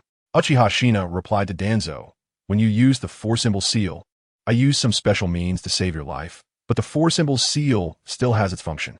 When I brought you out of Konoha, I temporarily placed you in this underground laboratory. So how about it? Are you interested in joining my side? To realize the infinite Tsukuyami." Oh, I almost forgot to explain the concept of infinite Tsukuyami to you. Look into my eyes. Danzo looked into Uchiha Shina's eyes. Just as Uchiha Madara had explained the concept of infinite Tsukuyami to Uchiha Shina back then, Uchiha Shina similarly explained the plan of infinite Tsukuyami to Danzo, but it included a little Jinjutsu to alter Danzo's will. This was not Kodo Tsukumi, but a very obscure Uchiha ocular technique that he found in ancient texts. It was a scroll documenting the various Jinjutsu of the Uchiha clan throughout history left by Uchiha Madara. Among them was a Jinjutsu that could slightly alter another's will, called non-existence technique. It could change certain memory fragments of the target, allowing them to remain conscious and retain their memories while being completely loyal to him. This was also to prevent Danzo from betraying him, so he wouldn't have to waste his breath. Now, Uchiha Shina was in dire need of manpower, so he had to recruit anyone he could find. He couldn't single-handedly start a ninja world war, could he? That would be pointless. Even with 3 pairs of Manjiki Sharingan, it wouldn't be enough to see through everything. Eternal Manjiki Sure Sway, Eternal Manjiki Fugaku, Eternal Manjiki Sure Sway, Yellow Flash, Strength of a Healer, Fong of Lightning, Red Face Dejura, Madara, Jiraiya, Cold Lord Orochimaru, Tsunade, Konoha White Fang, and a complete 3 tails, still a perfect Jinchuriki. Counting how many shadow-level powers there were, he could exhaust himself to death. Let alone challenging the entire ninja world, he couldn't even take on Konoha alone. What was the point? He might as well find a place to bury himself. Therefore, to ensure the success of the Moon Eye plan, Uchiha Shina had to begin recruiting. The Akatsuki route was no longer viable. After all, the Akatsuki had lost its value, but he already had quite a list. For instance, he could use the Edo Tensei technique he stole from Konoha to resurrect Hanzo, the salamander, or start recruiting rogue ninjas everywhere. At this moment, after the Jinjutsu ended, Danzo respectfully knelt on one knee and heavily bowed his head to Uchiha Shina. "Thank you for saving my life. I am willing to serve you wholeheartedly. I will contribute to the Moon Eye plan. So what kind of help will you provide? I still have remnants of power in Konoha. I can sense that some former forces have not completely dissipated, such as my 2 subordinates, Oil Girl Ryoma and Yamanaka Kaze. They are still lurking in Konoha, and there are some forces in Konoha that can assist you." The next chapter is Kakashi's chapter. Chapter 153. Kakashi Side Story 1. Land of Lightning, Tianyan Gorge. We're going to the home of an old friend of mine, whom I saved during the Second Shinobi World War. In return, he owes me a favor, and he happens to be a master of storm release. He can teach you when we go there. His name is Tsuruka, and he has a son named Darui. Since the war ended, he has been living in seclusion here. After resigning from being a ninja, he has hidden away in this place. But his son Darui is the same age as you, so you two can communicate. Hatake Sakumo said to his son Kakashi beside him. Just as Kakashi was about to say something, a hearty laugh came from the mountain peak not far away. "Ha ha, Sakumo, it's been a long time since we last met." Storm release, thunderstrike. A robust man at the mountain peak charged toward Hatake Sakumo, wielding a blade with arcs of electricity. Konoha style, flash of white light. Hatake Sakumo quickly drew his short blade from behind and directly blocked the man's strike, sending him flying. Hatake Sakumo's lips curled slightly. His voice tinged with joy as he said, "Tsuruka, how can you greet guests with a blade right away?" Tsuruka sheathed his weapon and laughed heartily. "Haha, you truly live up to Konoha's white fang. You're still so fast." With just his white Fong short blade, Hatake Sakumo made a name for himself on the battlefield during the Second Shinobi World War. In this world where the strong are revered, Hatake Sakumo carved out a formidable reputation with his prowess and skill. The strong deserve the respect of all, and Hatake Sakumo was no exception. After saving Tsuruka back then, the name of Konoha's White Fang overshadowed every ninja village. Countless souls perished beneath the blade of Konoha's White Fang, but Tsuruka was an exception. At that time, he had been betrayed by his team in Kimobikure and was coincidentally surrounded by some ninjas from Amagakure. This scene was witnessed by the passing Konoha's White Fang, who first killed those ninjas from Kimobikure. Then, after understanding Tsuruka's situation, he let him go. Back then, Konoha's White Fang was not one to smile often, always appearing aloof. Seeing the now smiling Hatake Sakumo, Tsuruka couldn't help but feel a bit dazed. He sighed, "Sakumo, it seems your smile has increased quite a bit. You're much more cheerful than before." Hatake Sakumo was momentarily taken aback by this comment, but he smiled again. Yes, after all, people change. After his wife's death, Hatake Sakumo inherited her smile, as she had always been gentle with everyone. He still remembered the first time he met his wife, when she said to him, "Why do you always put on a cold face when you're really a gentle person inside? You look great when you smile." He also thought about how Kakashi bore a striking resemblance to his wife, and he couldn't help but feel a bit lost, as if that gentle face was appearing before his eyes again. He shook his head, ever since his wife died in childbirth. He couldn't help but miss her as Kakashi grew little by little. Kakashi was increasingly resembling his late mother, which deepened Konoha Shikaku's longing for his wife. He was no longer distant and aloof. Instead, he transformed into the gentle smile his wife had when she was alive. At that moment, Konoha Shikaku said, "Let me introduce you. This is my son, Hatake Kakashi. The main reason we came to see you this time is to have you train him." Tsuruka was somewhat surprised and then said, "Your child's name is indeed quite famous. Even here in the nearly isolated Tianyan Gorge, I know of Konoha's Thunder Tooth of Instant Lightning." Konoha Shikaku nodded proudly, but when he wanted to say something, a head popped out from behind Tsuruka. It looked much smaller than Kakashi, with the typical dark skin of the Cloud Village and light yellow hair, and there was a certain lifelessness to him. His dead fish eyes could rival Kakashi's. The two kids might just get along well.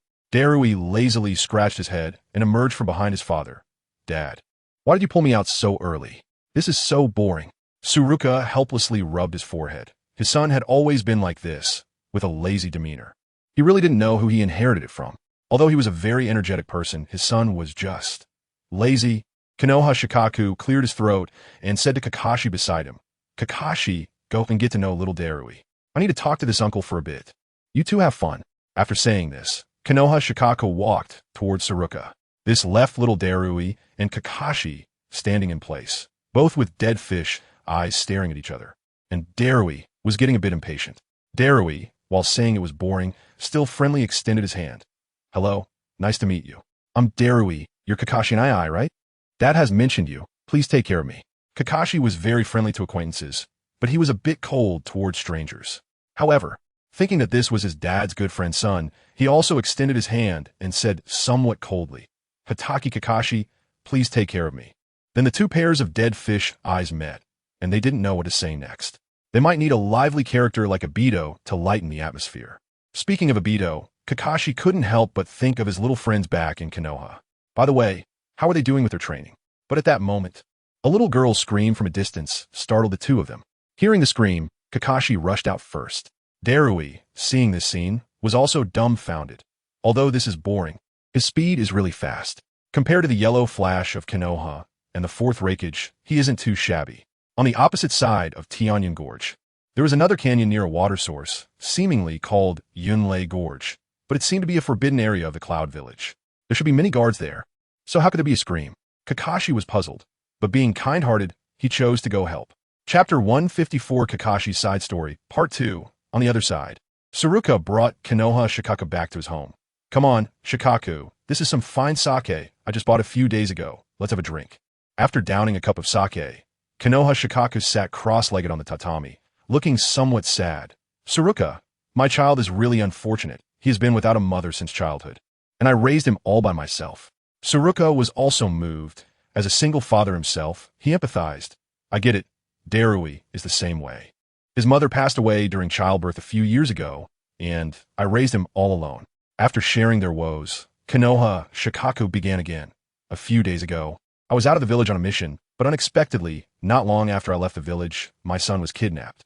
He was taken for experiments and implanted with the storm-release bloodline limit. This child really is unfortunate. Upon hearing this, Tsuruka's hand trembled, nearly spilling the sake in his cup.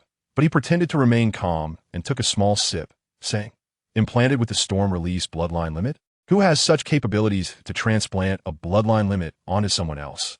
Konoha Shikaku gulped down his sake and wiped his mouth. "It was a Konoha ninja from my generation. He harmed a ninja from your village named Troy and transplanted his bloodline limit onto my son." Tsuruka seemed to know what Konoha Shikaku was about to say next, took a small sip of sake, and continued, "Shikaku, back on the battlefield, you let me go, and I owe you a favor. So whatever you ask me to do, I will agree to it. I owe you a huge favor. Therefore, I will take this child." Konoha Shikaku was stunned. His original intention was just to have Tsuruka give Kakashi some guidance, but it turned out he directly took Kakashi as a disciple. This could be considered a good thing. The swordsmanship of the Cloud Village was also quite formidable, and now Kakashi had not fully mastered his White Fang swordsmanship, so he had more opportunities to learn. On the other side, at Yunlei Gorge, Kakashi quickly moved with the Flying Thunder God in Raikage speed and arrived at Yunlei Gorge. Seeing the scene before him, he was taken aback. In front of him was a little girl, wrapped in red-tailed beast chakra, with two tails gradually appearing behind her. And there were 4 or 5 ninjas from the Cloud Village nearby. This was the power of a tailed beast. Kakashi thought of his teacher's wife, Kushina Uzumaki, who, as the Jinchuriki of the 9 tails, he had seen lose control before. Clearly, this little girl in front of him was also losing control. His brain raced, trying to figure out how to help this little girl. He remembered the sealing technique his teacher Minato had taught him, which seemed to be called the 4-symbol seal. Remembering this, Kakashi focused on the hand seals for the 4-symbol seal that Minato had taught him, quickly forming them from memory. Then he clasped his hands together, and 5 streams of chakra appeared at his right fingertips, and he activated the Flying Thunder God technique to appear right in front of the little girl. His speed was so fast that the nearby Cloud Village ninjas didn't even see it clearly. "Who is that?" one of the Cloud Village ninjas shouted. Kakashi didn't have time to worry about that. He wanted to directly apply the 4-symbol seal to the little girl's abdomen, but one of her tails swung toward him. He quickly activated the Flying Thunder God technique to escape and then reappeared, slapping the 4-symbol seal onto the little girl's abdomen. 4-symbol seal. Then the rampaging tailed beast chakra on the little girl began to gradually dissipate, visibly weakening, and the little girl slowly regained her consciousness. Her originally blurred eyes saw the masked face of the boy in front of her, and she remembered that she had lost control again. Looking at the little girl who was gradually regaining her consciousness, Kakashi let out a sigh of relief, his expression returning to his usual aloof demeanor. And he turned to leave. The 2 Yamuki ninjas behind him wanted to grab him, but they couldn't catch him at all. The 2 Yamuki ninjas hurriedly said, "We are Yamuki ninjas from the Cloud Village. Big brother, thank you for saving me. Who are you?" Kakashi initially didn't want to answer, but not wanting to dampen the little girl's spirits, he paused for a moment and said, "Kakashi, Hatake Kakashi." After finishing this sentence, Kakashi prepared to leave. But at that moment, Darui's figure appeared beside him, lazily saying to Kakashi, "That little girl just now is the 2 tails Jinchuriki from our hidden Cloud Village, named Yuzuki. Although she's not very impressive, thank you anyway." Kakashi waved his hand to indicate it was nothing, but the power of the tailed beast made his heart race. However, he then remembered a sentence that Shingetsu had said to him before leaving. "If you meet a Jinchuriki from the hidden Cloud Village, you can invite them to come to Konoha as guests." I also told Uncle Sakumo about this, mainly to facilitate communication among the Jinchuriki. But now the 2 had already gone far away, and it was impossible to go back. Moreover, inviting the little girl like this without any clear reason might not guarantee her acceptance. He would have to talk to the current 4th Raikage. He had heard that all previous Raikages had short tempers, and he assumed this one was no exception. He and his father, Sakumo Hatake, had not gone to the Raikage's office, as they had come directly from the border due to the long distance from Yuntian Gorge to the center of the hidden Cloud Village. Therefore, they hadn't had the chance to report to the Raikage's building, so they decided not to go for now. However, what Kakashi didn't know was that the 2 tails Jinchuriki, upon seeing the cool and powerful young man in front of her, developed feelings of admiration. It was even possible that she would confess to him later. But that was a matter for another time. Besides, both Kakashi and his father were equally infatuated. Kakashi was someone who took feelings very seriously, whether towards comrades, brothers, or lovers. There was always a place for that girl in his heart. After all, those who read Jiraiya's novels were all hopeless romantics, including the author Jiraiya himself. who was a hopeless romantic unable to execute his feelings. Therefore, he had no thoughts about that girl. Kakashi took out a small scarf from his pocket, a scarf that Hanar had knitted for him before leaving, which he had kept well. However, the urgency of training was more important at the moment. Chapter 155, Kakashi's Side Story 3. Back at Yintian Gorge, Kakashi and Darui looked at their father, who was already drinking happily, both displaying a helpless expression. Sakumo Hatake had a good alcohol tolerance. His face was only slightly flushed. However, Darui's father, Tsuruka, was not in as good a state as Sakumo. His entire face was red, downing glass after glass, laughing heartily, clearly one who loved to drink but couldn't handle it. At that moment, a tipsy Tsuruka saw Kakashi standing dumbly nearby. He staggered over to his table and grabbed his sword. Shaking his dazed head, he said to Kakashi, "I say, hick, little Kakashi, hick. From now on, I'll be the one to teach you. But first, let me test your level." Hearing this, Kakashi was somewhat stunned. However, in the next second, Tsuruka, who had been staggering, suddenly stabilized, and his gaze became sharp, as if the drunken man was someone else entirely. Tsuruka leaned half his body towards the ground, gripping his sword as if preparing to draw it. With a slight tilt of his head and a smirk, he slowly uttered, "Yenri Rika slash." In front of Kakashi, Tsuruka's figure flickered, and the next second, when Kakashi blinked again, Tsuruka's sword was already at his chest. Just as the tip of the blade was about to hit him, Kakashi stepped back and drew his white-fanged short blade to block Tsuruka's attack. However, the next moment, something that left Kakashi shocked occurred. The white-fanged short blade in his hand shattered into dust. He then saw arcs of electricity crackling along Tsuruka's blade, and Tsuruka smirked. "Little Kakashi, your blade is too fragile compared to your father." After saying this, Tsuruka thrust his sword upward, nearly sending Kakashi flying. Kakashi once again stepped back, and the next second, he pulled out several shurikens inscribed with the Flying Thunder God seal from his ninja tool pouch and scattered them around the area. Then, arcs of electricity enveloped him, and he shouted, "Lightning release! Rakeage!" His hands quickly formed seals, and two hands emitting lightning transformed into Chidori, gradually shifting to a light blue hue. Wind release, flowing light Chidori. The two Chidori shot towards Tsuruka. Tsuruka was somewhat surprised by this scene. A strange glint flashing in his eyes. You can actually master some wind release already?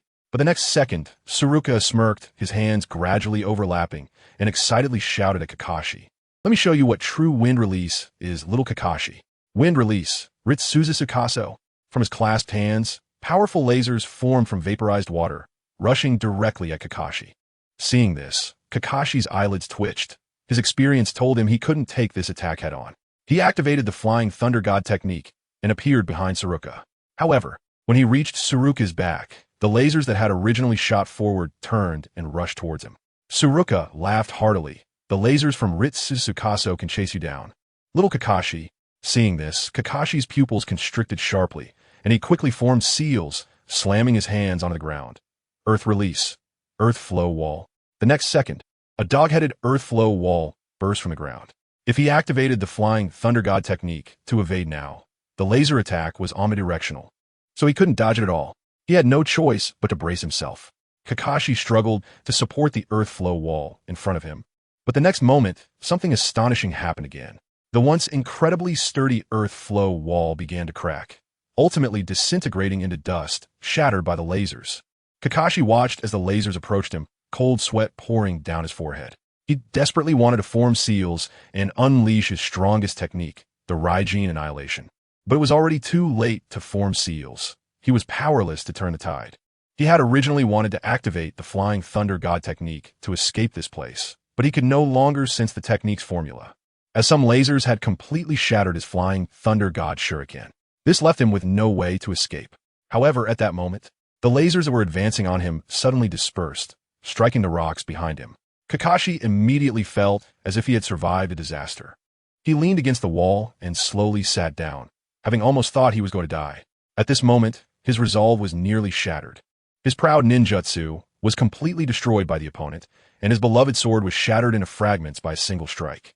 At this moment, titles like Konoha's genius became unimportant. He had once harbored a sense of pride as a genius, but at this moment, he truly understood what it meant to be outclassed, and he clenched his fists, pounding them against the nearby wall. What qualification did he have to stand behind them like this?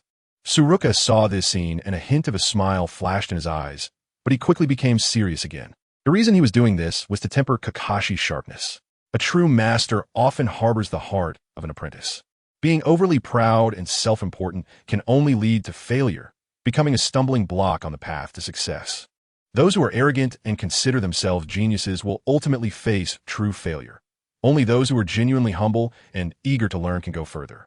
Thinking of this, Tsuruka's gaze darkened a little, recalling when he was just 8 J-nin, his talent was impressive. There were basically no opponents among his peers. However, it was until one mission where he caused the death of his companions, and that was because he thought he was already strong enough. He wanted to challenge the legendary Hanzo of the Salamander, but fell into his ambush. Under his wrong command, his companions left one after another. Everything went wrong under his so-called genius command, leading to the near-total annihilation of him and his teammates. He almost lost his own life, and it was then he realized, what kind of J-nin was he? What kind of genius? He couldn't even save his own companions. It was also at that moment that he almost lost his original intention as a ninja, wandering aimlessly for many years until the Second Ninja World War broke out. Chapter 156, Kakashi's Side Story, Part 4. At this moment, Tsuruka sheathed his sword, looking at the somewhat dazed Kakashi in front of him. He couldn't help but feel a bit dazed himself, as if he saw his former self. He sighed helplessly, then revealed a very optimistic smile, walked up to Kakashi, and extended his dark, rough hand. Kakashi saw the hand reaching out to him, but did not choose to grasp it immediately. Instead, he changed his posture and knelt down on the ground. Then, he heavily bowed his head to the ground, and the pain on his forehead made him grunt. But he remained silent, then loudly said to Tsuruka in front of him, "Mr. Tsuruka, please accept me as your disciple." Seeing this scene, Tsuruka was obviously a bit stunned. But the next second, he put his hands on his hips and laughed heartily, using his free right hand to pat Kakashi on the shoulder. "Good kid, I accept you. From now on, you will learn swordsmanship with Darui and help you master wind release." Then Tsuruka pulled Kakashi up and said to him, "Kid, you don't need to do this. I'm not worthy of your kneeling or bowing. Remember, a true man only kneels to heaven, the earth, and his parents. No one else is worthy of your kneeling. This is the first lesson I want to teach you, the dignity of a man." Hearing this, Kakashi froze for a moment, then nodded heavily, remembering these words. However, when he looked around, he did not find the figure of Hatake Sakumo. He had just seen Sakumo watching his battle with Tsuruka. How could he have vanished now? At this moment, the lazy Darui, who had been standing by, said, "Uncle Sakumo went to the Raikage building. After all, he came to Kumogakure. He has to report to Lord Raikage." On the other side, in the Raikage's office, Bang, the newly appointed 4th Raikage, AI, looked at Hatake Sakumo in front of him and said, "Konoha's White Fang, what do you mean by this? You come to Kumogakure without informing me, the Raikage. And now what are you up to?" Hatake Sakumo had a gentle smile on his face. On the desk of the Raikage, there were 2 invitations. He calmly spoke, "Don't be so irritable, 4th Raikage. You're not like your father. Your temper is quite volatile. I'm here on the orders of Lord Hokage." After saying this, Hatake Sakumo casually took out a scroll from behind, given to him by Minato Namikaze, the 4th Hokage. He handed it to AI, who snatched the scroll from Sakumo's hand. As he looked at the scroll, his eyes gradually widened. It read, "Dear 4th Raikage AI, we are already quite familiar with each other. I am Minato Namikaze, the 4th Hokage of Konoha. First, I would like to congratulate you on becoming the 4th Raikage. Secondly, I want to inform you that my disciple, Kakashi Hatake, is training here. I hope Lord Raikage will be accommodating. Additionally, Konoha is organizing a new event to hold a small gathering for the Jinchuriki to allow them to share their experiences. I wonder how you feel about this." Bang! The desk in the Raikage's office was smashed to pieces again by AI's fist. The newly appointed secretary, Mabui, watched this scene with a pained expression. This was already the 29th desk replaced this month. How could it be changed more frequently than the door of the Hokage's office in Konoha? Almost all the expenses for the past 2 years have been spent on desks. Alright, not just desks, but also several windows broken by the previous Raikage. All the expenses for the ninjas these days had gone into this. This Minato Namikaze. How outrageous. Does he really think our Kumogakure is easy to bully? And he wants us to let the Jinchuriki go to a gathering. I firmly disagree. At this moment, a cold glint flashed in Hatake Sakumo's eyes. Faced with this younger generation, even if he was the Raikage, he was not intimidated. Sakumo slowly crossed his legs and looked at AI with disdain. "If I remember correctly, your Kumogakure seems to have taken away quite a few of our bloodline limit ninjas, right? Our Nine-Tails Jinchuriki, Kushina Uzumaki, the bloodline limit ninja from our ally, Sunagakure, Yakura, and the heritage of the Uzumaki clan. Who exactly took them away? You're talking nonsense. If you want to talk about compensation, just based on what your KamizukiBeats has given us, do you think we would accept it? Let me count. Kushina Uzumaki, the current Nine-Tails Jinchuriki, and the wife of our fourth Hokage, Minato Namikaze. What have you compensated us for? All right, it seems you haven't compensated us for anything, just issued a statement and apologized. Fourth Raikage, I still advise you to weigh the situation carefully. The current Konoha is not the same as during the third Hokage's administration. It is now under the fourth Hokage, Minato Namikaze. Your methods are useless against us. Now, Konoha indeed has the capital to flip the table, boasting two-tailed beasts, and with the legendary Sannin, Konoha's White Fang, and many elite ninjas. Anyone who wants to declare war on Konoha would start the war in the morning, and by noon, the peace treaty would be signed, and the war would stop in the afternoon. The current ninja world is such that Konoha calls the shots, and now Konoha is not afraid, even if it goes to war with all 5 great nations. Moreover, other ninjas training outside can return at any time. It only depends on whether they want to go back. The current KamizukiBeats' combat power is still quite lacking. The third Raikage has already passed away, and the former Eight-Tails Jinchuriki B has also perished. The Two-Tails Jinchuriki has not yet matured, and the Eight-Tails Jinchuriki is currently controlling the Eight-Tails power alone in the Kumarai Gorge. So, in reality, only the fourth Raikage is stationed in the main area. No matter how many treasures left by the Sage of Six Paths they have, it won't help. AI was extremely angry at the sight of Hatake Sakumo, but he also understood the consequences of flipping the table. KamizukiBeats did not have the capital to do so. As long as the people of Konoha want to, they can come over from Konoha right now. He helplessly dropped his fists and then sat back down in his position. He sighed deeply and stared intently at Kirigikure's Shikamaru in front of him, saying, I have only one request. I must go to Konoha with them. I have no control over your training here. Do whatever you like. After hearing this, Shikamaru's lips curled slightly, and he turned to A in front of him, saying, Then I thank you, Lord Fourth Raikage. Here are 2 invitation letters. Please keep them safe and give them to your Two-Tails Jinchuriki and Eight-Tails Jinchuriki. I hope everyone can arrive on time in 2 months. I will take my leave now. After finishing, Shikamaru left the Raikage's office, leaving A alone, staring silently at the door. Chapter 157, Kakashi's Side Story 5. Sakura brought Kakashi to her collection room. As a Nin from KamizukiBeats, who no longer accepted any missions and lived in seclusion, Sakura had collected quite a few famous swords. With her arms crossed, she looked proudly at her dense collection, saying to Kakashi behind her, Little Kakashi, I accidentally broke your sword just now, so as compensation, you can pick a sword from here as a gift. Kakashi looked at the neatly arranged famous swords in front of him, feeling a bit dazzled. Among them were swords forged by blacksmiths from the Land of Iron, and many others that were only found in legends, all stored in this small collection room. He stiffly turned to Sakura beside him and asked, Uncle Sakura, where did you get these swords? Sakura scratched her head, looking a bit embarrassed as she replied, I bought these swords back at high price because during a mission, I encountered a wealthy merchant who had no children. I saved his life during that mission, and he gave me all his inheritance as a token of gratitude.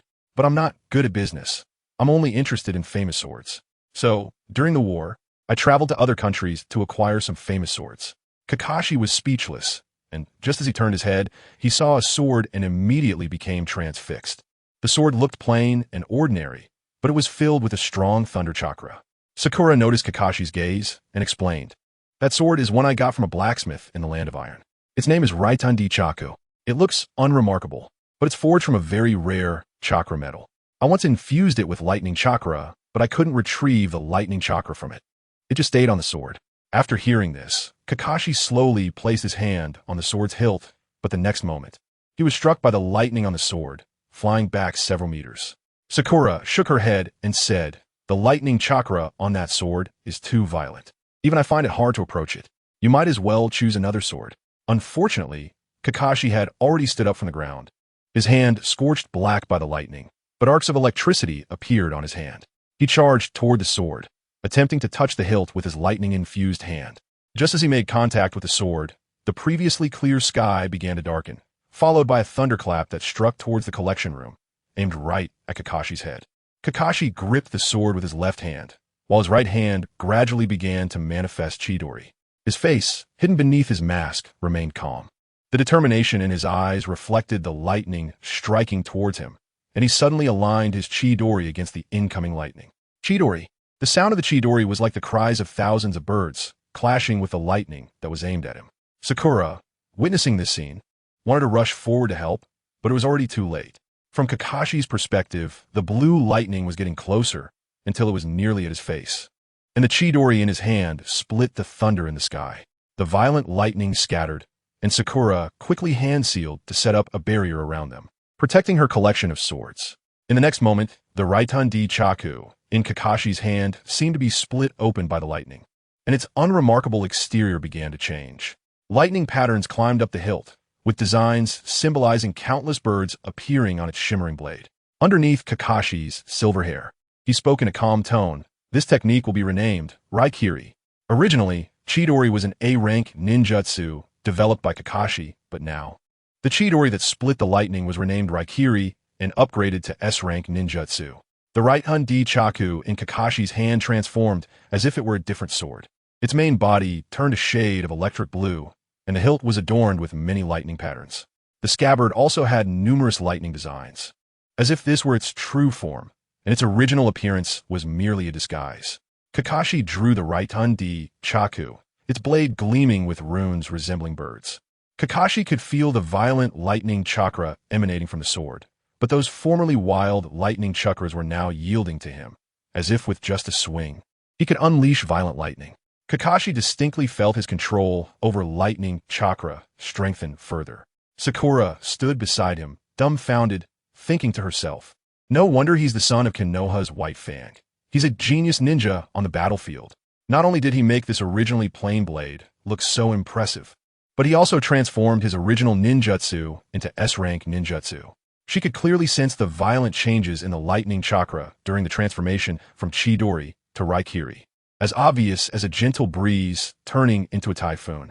In fact, these two ninjutsu were essentially the same, but had different names, so, strictly speaking, they were the same technique. It was just a matter of naming conventions and their control over the lightning chakra.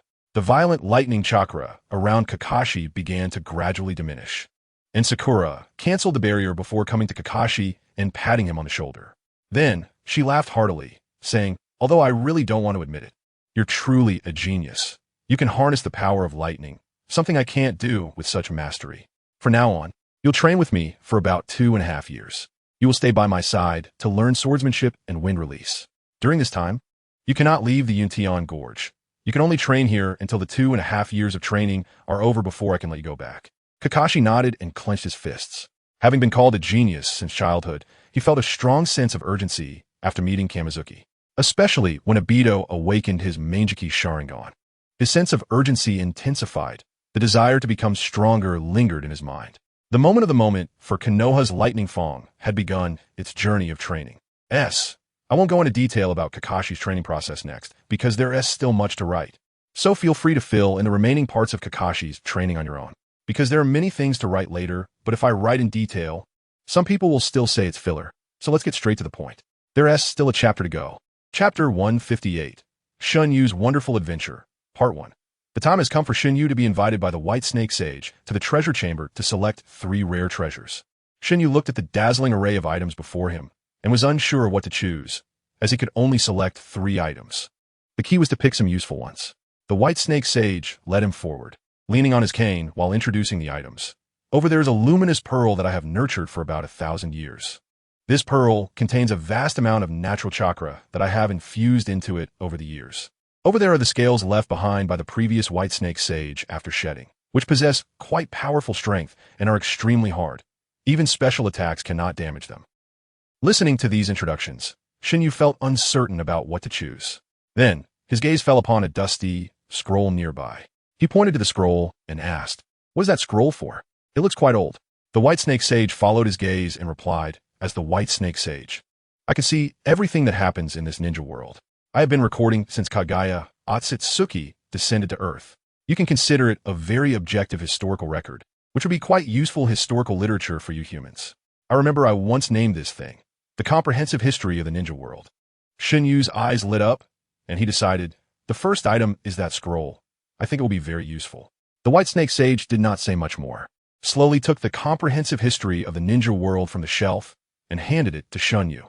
The White Snake Sage said earnestly, "Since you have chosen this book, you must take on the responsibility of possessing it, recording the history of this ninja world, and passing it down." Shunyu nodded solemnly, understanding the importance of a history book, especially one that offers an objective evaluation without any personal emotions. After receiving the comprehensive history of the ninja world, Shunyu turned his attention to the luminous pearl that contained a vast amount of natural chakra. He pointed to the pearl and said, "That luminous pearl is also good. Let us make that the second item." He had heard from his teacher Orochimaru that crafting the six paths armor of the Deva Path required a lot of chakra. Otherwise, it would be very difficult to control. This pearl could serve as an energy core, which would be useful, especially since Yahiko's abilities were quite weak, making it difficult to operate the six paths armor. Furthermore, the current Akatsuki was quite weak. Nagato had lost his Rinnegan, and Yahiko's overall ability was not strong, making it hard to have any major core members. When he received the luminous pearl, Shunyu noticed a petri dish nearby. How strange it was to see a petri dish in such an ancient place. Inside the dish was a thick branch that looked somewhat odd. The White Snake Sage noticed his gaze and explained calmly, "That is a branch from the god tree that Kaguya Otsutsuki planted when she descended to Earth. It has immense vitality. It possesses very powerful chakra, and it was casually picked by the previous White Snake Sage during his travels." Hearing this, Shunyu was left speechless.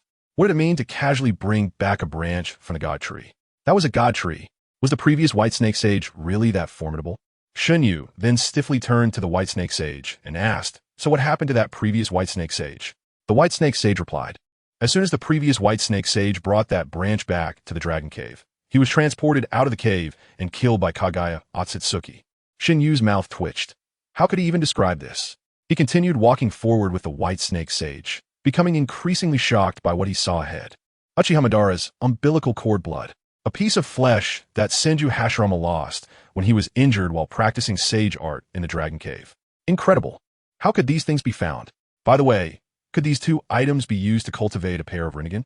After all, Rinnegan is formed by the fusion of the chakra of Indra's reincarnation and Ashura's reincarnation. Cultivating a pair of Rinnegan for Nagato wouldn't be a bad thing, right? However, it might take a long time since Uchiha Madara only awakened his Rinnegan in his old age. But with the infusion of sage chakra, who knows? It might shorten the time. However, he could only choose 3 items, and he had already selected 2. He was very interested in the branch from the god tree, Uchiha Madara's umbilical cord blood, and Hashirama's flesh. So what should he choose? At this moment, the White Snake Sage said, "These 3 items can be considered as 1 item. Uchiha Madara's umbilical cord blood and Senju Hashirama's flesh will be treated as complimentary gifts for you." Hearing this, Shunyu almost knelt down to acknowledge the White Snake Sage as his grandmother. This was too good. On the other side, in the upper layer of the Dragon Cave, Orochimaru was still fiddling with his cursed seals, but he did not tell Shunyu that he had other experiments underway. His main body was teaching Shunyu while leaving many clones in his laboratory, each clone conducting different experiments.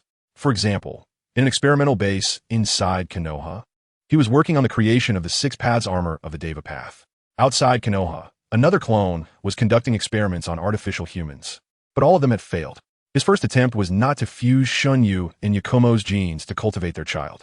He first tried to use his own genes to cultivate a child of his own. He had just sent some samples containing sage chakra back to Konoha using his communication snake, so he should be able to cultivate a new child, a child that belonged solely to Orochimaru. Orochimaru felt the feedback from his clone and had already sent samples containing sage chakra back to Konoha 4 months ago when he arrived at the Dragon Cave. So now the experiment had succeeded. Orochimaru's hands paused during the experiment, a hint of joy flashing in his eyes. Then he suppressed it. He muttered to himself, "What should the child be named? Right, let us call it Sishi." Chapter 159, Shunyu's Wonderful Adventure, Part 2. When he brought the selected 3 items to where Orochimaru was surprised to see them. His eyes filled with delight. Orochimaru took the luminous pearl, which contained a vast amount of sage chakra, from Shunyu's hands and could feel that the sage chakra within it was unexpectedly strong, stronger even than his own chakra. Orochimaru played with the luminous pearl for a moment, then placed it among the experimental equipment beside him and used his small snake to send it back to Konoha. Orochimaru's gaze then fell upon the Ninja World Chronicles beside him. He looked at Kamizuki with a complex expression and said, "You chose these 3 items. none of which are of any use to you. That luminous pearl is meant for me to develop the armor for the Drifting Pain Six Paths. This Ninja World Chronicles is to help us understand the history of this world more quickly. So how do these things help you? Kamizuki scratched his head, seemingly realizing that he wasn't selecting the branch of the divine tree for his own use. He hoped to use part of that branch to create an Uchiha fan for Obito or to continue the development of the Drifting Pain Six Paths armor. As for the umbilical cord blood of Uchiha Madara and the flesh of Senju Hashirama, he only intended to continue the development of the Rinnegan and then create a pair of Rinnegan for Nagato. It seemed he really hadn't considered his own needs. Kamizuki scratched his head and said, I shouldn't be lacking anything now. As long as these things can be of help, it doesn't matter to me because I've already obtained what I should have. Orochimaru sighed. His disciple always thought of others but never considered himself. However, Orochimaru respected his thoughts, as these were good things his disciple had brought back for him to study, and they certainly shouldn't go to waste. Orochimaru flipped through the Ninja World Chronicles in his hand, and the content gradually overturned his worldview. Upon reading about Kagaya's descent to Earth and the planting of the Divine Tree, his pupils constricted sharply. The more he read, the more shocked he became. The Sage of Six Paths and his brothers sealed their mother, and the conflict between Indra and Ashura continued. The method of Rinnegan's creation involved merging the genes of Indra and Ashura's reincarnations to give birth to the Rinnegan, a legendary belonging only to the Sage of Six Paths. However, when he read the next line, his enthusiasm seemed to be doused with cold water. It stated, it requires the Sharingan of the reincarnation of Indra and the cells of the reincarnation of Ashura to undergo the transformation into Rinnegan. In other words, it needed the Sharingan of the reincarnation of Indra and the cells of the reincarnation of Ashura to develop the Rinnegan. But where could he find the Sharingan of the reincarnation of Indra and the cells of the reincarnation of Ashura? As Orochimaru continued to read, his laughter gradually stiffened. After the battle of the Valley of the End between Uchiha Madara and Senju Hashirama, Uchiha Madara used the Uchiha clan's forbidden technique, Izanagi, to escape. He bit off a piece of flesh from Senju Hashirama and later in life awakened the Rinnegan, only to die shortly thereafter. The Ninja World Chronicles did not record that Uchiha Madara transplanted his Rinnegan into Nagato and chose Uchiha Shursui as his successor. The subsequent events were obscured by certain things, preventing Orochimaru from seeing the content above. When he flipped further back, there was nothing more written. The book detailed past events, and the future needed to be written by the current people, so Orochimaru had no way of knowing what happened next. Orochimaru murmured, in that case, how did Jiraiya's disciple in Amage Cure obtain the Rinnegan? There were only two possibilities. The first was that the child was the son born from the reincarnations of Indra and Ashura. This possibility was almost impossible, leaving only the second possibility that Uchiha Madara willingly transplanted his Rinnegan into that child. The probability of this possibility was 80, so it was likely true. According to Kamizuki, the one claiming to be Uchiha Madara had taken that child's Rinnegan. However, the book stated that Uchiha Madara was already dead, which meant that the Uchiha Madara they had encountered was not the real one. It was a disguised person taking on the name Uchiha Madara, but it was certain that this guy was also a member of the Uchiha clan. But then again, how could the Rinnegan be cultivated? Logically speaking, the reincarnations of Indra and Ashura should have reincarnated many times. If only these two individual cells were used, perhaps it could still lead to the development of the Rinnegan. After saying this, Orochimaru's gaze turned to the Uchiha Madara's umbilical cord blood and Senju Hashirama's flesh placed on the table beside him. He couldn't help but murmur, if this doesn't work, what if I add the branch of the divine tree? He then glanced at the branch of the divine tree, a glimmer of excitement flashing in his eyes. He licked his lips and said, splendid. Things are getting more and more interesting. I wonder how far this will go. Kamizuki, you've truly brought me many surprises. Orochimaru was incredibly grateful to have taken Kamizuki as his disciple. He was still a hero of Konoha, a scientific minister, and one of the upper echelons of Konoha.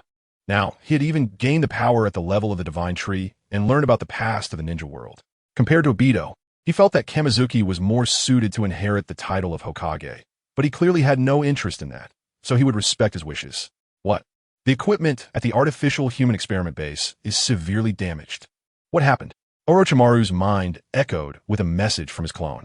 The clone reported, because too much Richido Sage Chakra was injected during the cultivation process, the experiment base exploded and some data was lost. If we want to cultivate again, we can only wait 5 years, as many experiments are needed for adjustments. I see. So it seems that an excess of Sage Chakra isn't good either. The experiment base exploded, and some experimental data was lost, meaning the next artificial human experiment can only wait 5 years? Those materials are incredibly hard to find. I've already spent nearly 2 years just locating the experimental equipment, not to mention cultivating new life. Therefore, to create a new life, I can only wait 5 years. I should have prioritized cultivating Kamizuki and Konoha's child first. A hint of sadness flashed in Orochimaru's eyes, but he quickly regained his composure and continued with his experiments. Chapter 160, Kamizuki's Wonderful Adventure, Part 3, 4 months later, in an underground experimental base in Konoha. Akasuna no Sasori looked with immense joy at the already adjusted Shirato before him. But the Shirato was not a humanoid puppet, but a cannon. It only required the activation of its own chakra to produce a chakra cannon from its arm. He had no idea how many times he had adjusted this one item. He then looked at the mechanical arm of the Gakidu beside him, which had consumed a significant amount of his chakra. It took a lot of mechanics to create this chakra-absorbing mechanical arm. When controlling the Drifting Pain's 6 Paths armor, he could simply raise his right hand, and it would release a purple shield with its contained chakra, achieving perfect defense, considering the considerable amount of chakra he had spent to create it. Then he formed hand seals, and a small snake emerged from beside him. The small snake opened its mouth, originally quite small, and sucked in the 2 enormous objects before it. Then the small snake transformed into smoke and dispersed. Meanwhile, in another underground research base in Konoha, Orochimaru's clone was very pleased with his creation in front of him. Before him stood a massive panda statue, inscribed with some very secret sealing techniques. By using a transformation device to release a scroll containing the statue, he could summon it. His gaze then shifted to 2 pure mechanical ancestral birds and a huge chameleon standing nearby. He took out a sealing scroll and directly sealed the 2 towering creatures inside, watching as the scroll shrank visibly until it was only the size of a fingernail. Next, Orochimaru's clone focused on a large statue of Yama, repeating the previous steps to seal it away and shrink the scroll. He had personally experimented with all these summons, finding them nearly identical to the 6 paths of the guy claiming to be Uchiha Madara. He stuffed the scrolls into the mouth of a small white snake, which then dissolved into smoke. When the small white snake reappeared, it was already in the Dragon Cave. At that moment in the Dragon Cave, Shinue had completed his work on the Heavenly Path and Human Path. For the Heavenly Path, he utilized the repulsion between Yin and Yang chakra to create a form of repulsion similar to Shinra Tensei using Yang release chakra, while using Yin release chakra to create an attraction similar to Bansho Tenin. The final technique, Chibaku Tensei, was achieved by merging Yang and Yin release chakra into a sphere capable of absorbing everything, which served as the black core of Chibaku Tensei. As for the method of extracting souls for the human path, Shinue devised a simple single-lens glasses that contained his most powerful Jinjutsu, allowing enemies to experience their souls being eroded, while also gathering intelligence. The last step was to integrate everything into a small transformation device. Shinue took out the sealing scroll from the small white snake's mouth, which was labeled with the word for animal path. He pressed a button on the transformation device, and a few small buttons popped out corresponding to animal path, labeled bear, bird, dragon, crab, dog, and centipede. Each corresponded to a summoning beast. Orochimaru had only created the panda, ancestral bird, and chameleon, while he himself secretly made the crab, 3-headed hellhound, and giant centipede. He inserted each small scroll into the corresponding buttons on the transformation device, then took out 2 scrolls from another small snake's mouth, labeled with the words repair and hunger, shrinking them as well before inserting them into the device, repeating the process. In fact, regarding the Heavenly Path, he had crafted a very stylish exterior, resembling the armor of the 6 Paths of Pain. After completing all the work, Shinue put the transformation device on his hand, just like when he was a child, pressed the Heavenly Path button, and shouted, "Transform." In the next second, Shinue's body was enveloped in the 6 Paths of Pain's Heavenly Path armor, giving him a strong metallic feel, resembling a mechanical version of the Heavenly Path.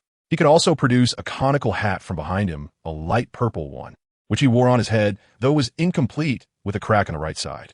But that was just how it should be. Moreover, the 6 Paths of Pain armor also came with a blade, one of Dragon Cave's collections, which the White Snake Sage had given him as a bonus. The blade was adorned with light purple and light blue decorations. The sheath was entirely black, and the handle was light purple, named Weishin. It is the blade of the 6 Paths of Pain from the Wandering Traveler. 1 slash to sever all puppet threads. This life only to fulfill my true wishes. After testing the capabilities of the 6 Paths of Pain armor, it was overall very impressive, closely aligned with the original work, and extremely powerful. However, compared to the original 6 Paths of Pain, the chest area of the armor had a shining night pearl, giving it a very powerful appearance.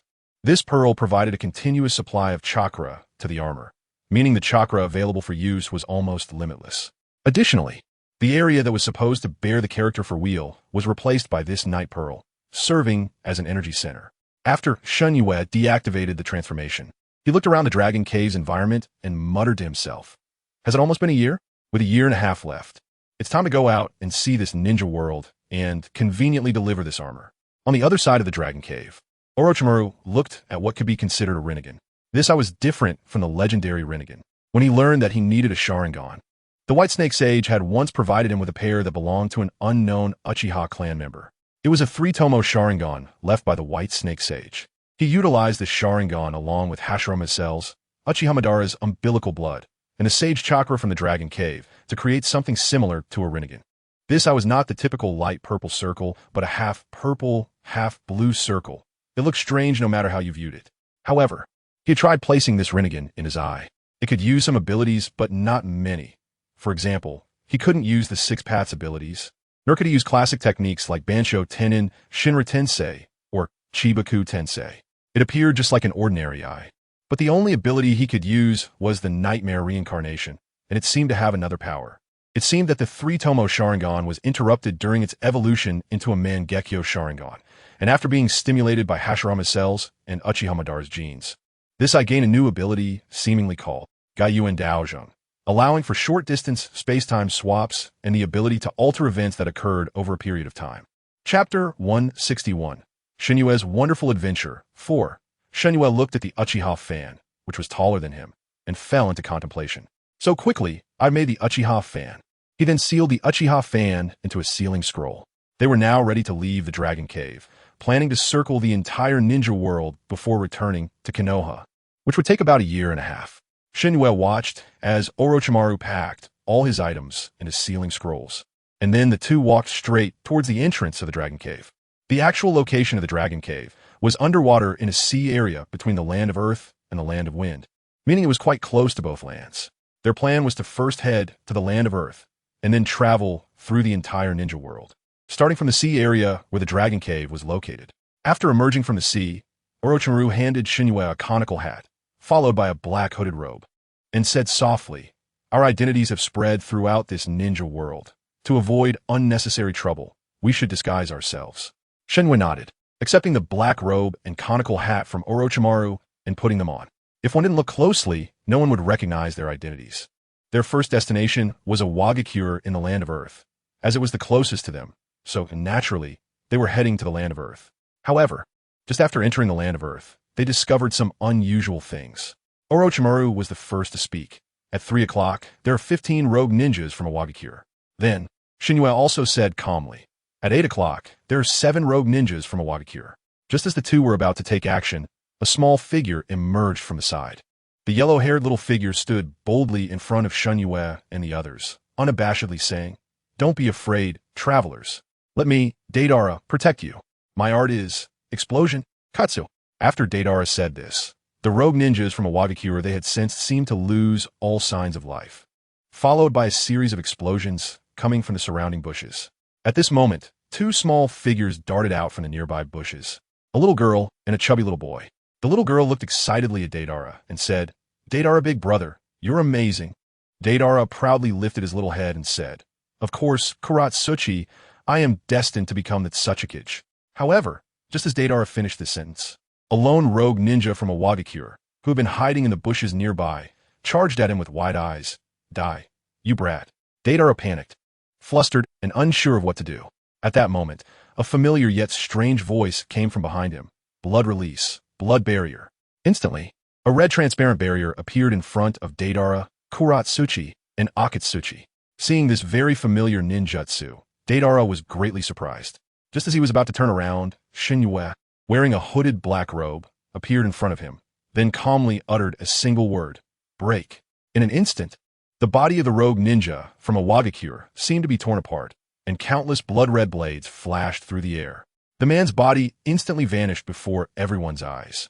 Now, Shinue didn't even need to use ninjutsu against ordinary enemies. By manipulating the blood within their bodies, he could cause them to explode and die. This was the terror of the Blood Dragon Eye. Watching the man dissipate like air, Deidara's eyes were filled with shock and excitement. This man, the only one who recognized his art.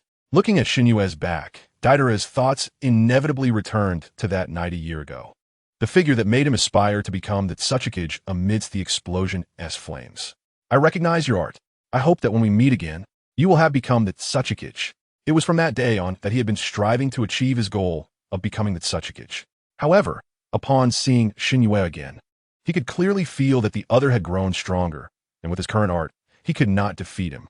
Shinue spoke again. When you truly become the Tsuchikage, prove to me that you have the qualification to stand before me, and then defeat me. At that moment, Shinue recalled a classic quote from the Hokage. It's not just by becoming the Tsuchikage that one can gain everyone's recognition, but rather, only those who have gained everyone's recognition can become the Tsuchikage. You must remember this. You must make the people of this world recognize your art. Let them see your ultimate aesthetics. So, dear best Deidara, upon hearing these words, Deidara felt as if struck by lightning. It wasn't just by becoming the Tsuchikage that one could gain everyone's recognition, but only those who had gained everyone's recognition could become the Tsuchikage. This sentence had a significant psychological impact on the still young Deidara. This statement also affected Kuratsuchi and Akatsuchi behind him. They had never met Shinue, but stories about him circulated throughout the ninja world. The proud disciple of Orochimaru, one of the legendary three ninjas, the shadow protector of the fourth Hokage, Minato Namikaze, who once single-handedly fought against the entire Kirigakure. He had taken down the third Mizukage in a one-on-one battle and captured the three tails of Takegakure, and afterward, he had slain the infamous demigod, Hanzo of the Salamander, during the Second Great Ninja War. These thunderous achievements made them forget that Shinue was just a boy who had just turned 15. However, his words left a deep impression on them as children. When Deidara came back to his senses, Shinue had already left, holding a stone in his right hand. At that moment, he suddenly remembered what Grandpa Inoki often said. Is this what they call the will of stone? Grandpa Inoki, I think I can understand your words now. When Deidara raised his head again, he seemed like a different person. He took out his Awagakure forehead protector from his pocket and slowly tied it around his forehead. Not far away, on a cliff, Shinue and Orochimaru watched this scene and smiled slightly. Orochimaru sighed. That old man Inoki has a very good air.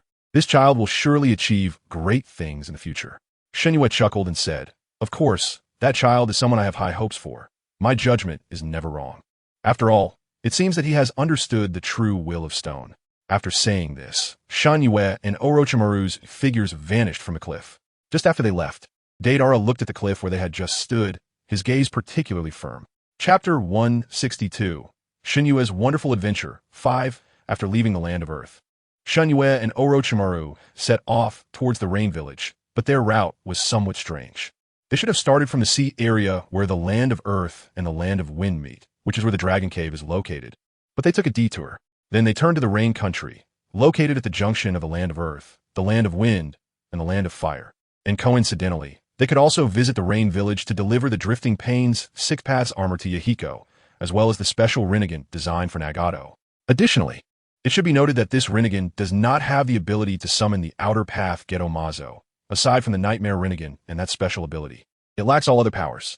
When they had just arrived in the Rain Country, the continuous rain was still present. But it wasn't as it used to be all the time. Instead, there was a clear day after every 3 days of rain. Shinue looked at the cold-toned steel buildings in front of him and couldn't help but twitch his mouth in confusion. They then arrived at a restaurant, and he shouted to the owner inside, Boss, bring me 2 skewers of dango. Okay, please wait a moment, customer. While eating the dango, Orochimaru curiously asked the owner, Isn't it always rainy in the Rain Village? Why is the weather so clear now? It doesn't look like it rains at all. The owner laughed and said exaggeratedly, You really don't know? Ever since Hanzo the Salamander died, Lord Yahiko led the Akatsuki organization to become the new leader of the village. I don't know what happened, but ever since Lord Yahiko became the leader here, the rain has decreased significantly, and there are actually quite a few sunny days. Orochimaru nodded thoughtfully.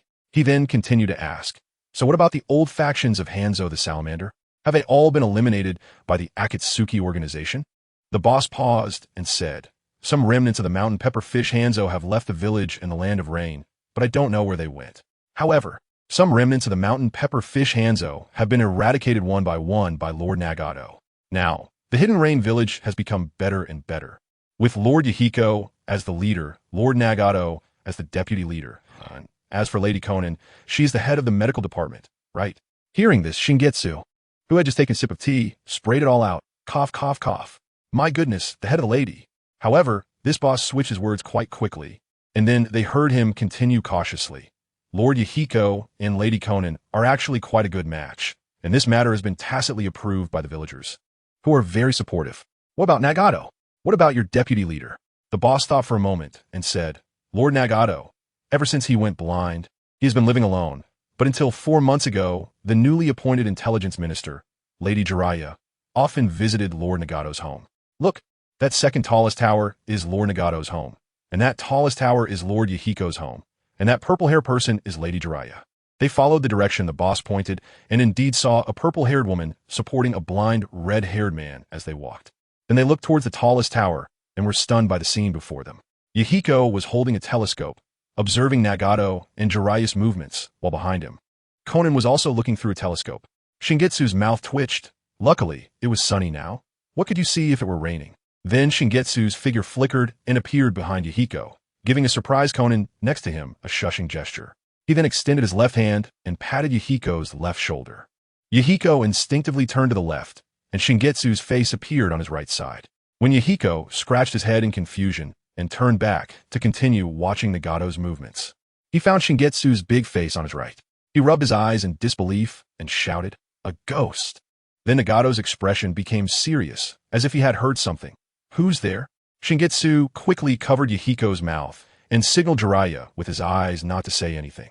Jiraiya instantly understood and hurriedly said, "It's just two cats fighting, a little black cat covering a little orange cat's mouth. Isn't it interesting?" Although Nagato couldn't see, he imagined it and found it quite cute, then grabbed Jiraiya's wrist to prevent himself from falling while going downstairs.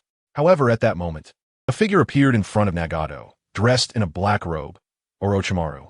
Jiraiya on the side became alert, drew out a kunai, and exclaimed, "Who are you? Get out of here." At that moment, Nagato intervened and softly said to Jiraiya, "Don't worry, it's okay. This is a friend of my teacher. He won't harm us, right?" "Teacher Orochimaru?" Orochimaru nodded and said to Nagato, "I won't harm you. I'm here to help you regain your sight, Nagato-kun. After all, you are also Jiraiya's student, which makes you my student too. A few days ago, I found a way for you to regain your sight. So, do you want to give it a try?" Naturally, Nagato trusted his teacher's friend unconditionally. "Okay, I believe you won't harm me, Teacher Orochimaru. If I'm not mistaken, Shingetsu is here too, right? That little black cat?" Then Nagato closed his eyes tightly, but the corners of his mouth slightly lifted, looking at Jiraiya beside him, who felt a little shy, and his smile became more pronounced. Jiraiya shyly pushed him away and covered her face in embarrassment. Orochimaru watched this scene with a motherly smile, wondering why he had been smiling like this more and more lately. Nagato felt a bit embarrassed under the gaze and cleared his throat. "Well, without further ado, let's start the operation now, Teacher Orochimaru." Meanwhile, on the first giant tower, Shingetsu took out the transformation device for the drifting Pain 6 Paths armor from his back. He handed it to Yahiko, saying softly, "This is the armor that I developed with Teacher Orochimaru. It can give you true powerful strength." Chapter 163, Shingetsu's Wonderful Adventure 6. While Orochimaru was performing surgery on Nagato, Nagato suddenly said to Jiraiya beside him, "Miss Jiraiya, the name Jiraiya is not actually your real name, is it?" Jiraiya nodded and said, "Indeed, Jiraiya is just my surname. My real name is Jiraiya Rosina, but usually, people just call me Jiraiya." "So, can I call you Rosina?" Nagato cautiously asked. Rosina was clearly taken aback and then smiled. "Of course, you can, Nagato-kun. Just call me Nagato. No need for the honorific." Nagato shook his head. Orochimaru remained silent, continuing the surgery. He didn't directly place the Rinnegan into Nagato's eye socket, but first performed a series of complicated procedures. Then he transplanted the Rinnegan into Nagato's eye socket and used medical ninjutsu to assist. After everything was completed, he took out the bandages he always carried with him. He carefully wrapped them around Nagato's eyes. He gently said, "In 3 days, these eyes will merge with you, and then you'll be able to see the light again. Congratulations in advance, Nagato-kun." Nagato nodded, then stood up, bowed to Orochimaru in front of him, saying, "Thank you so much, Teacher Orochimaru.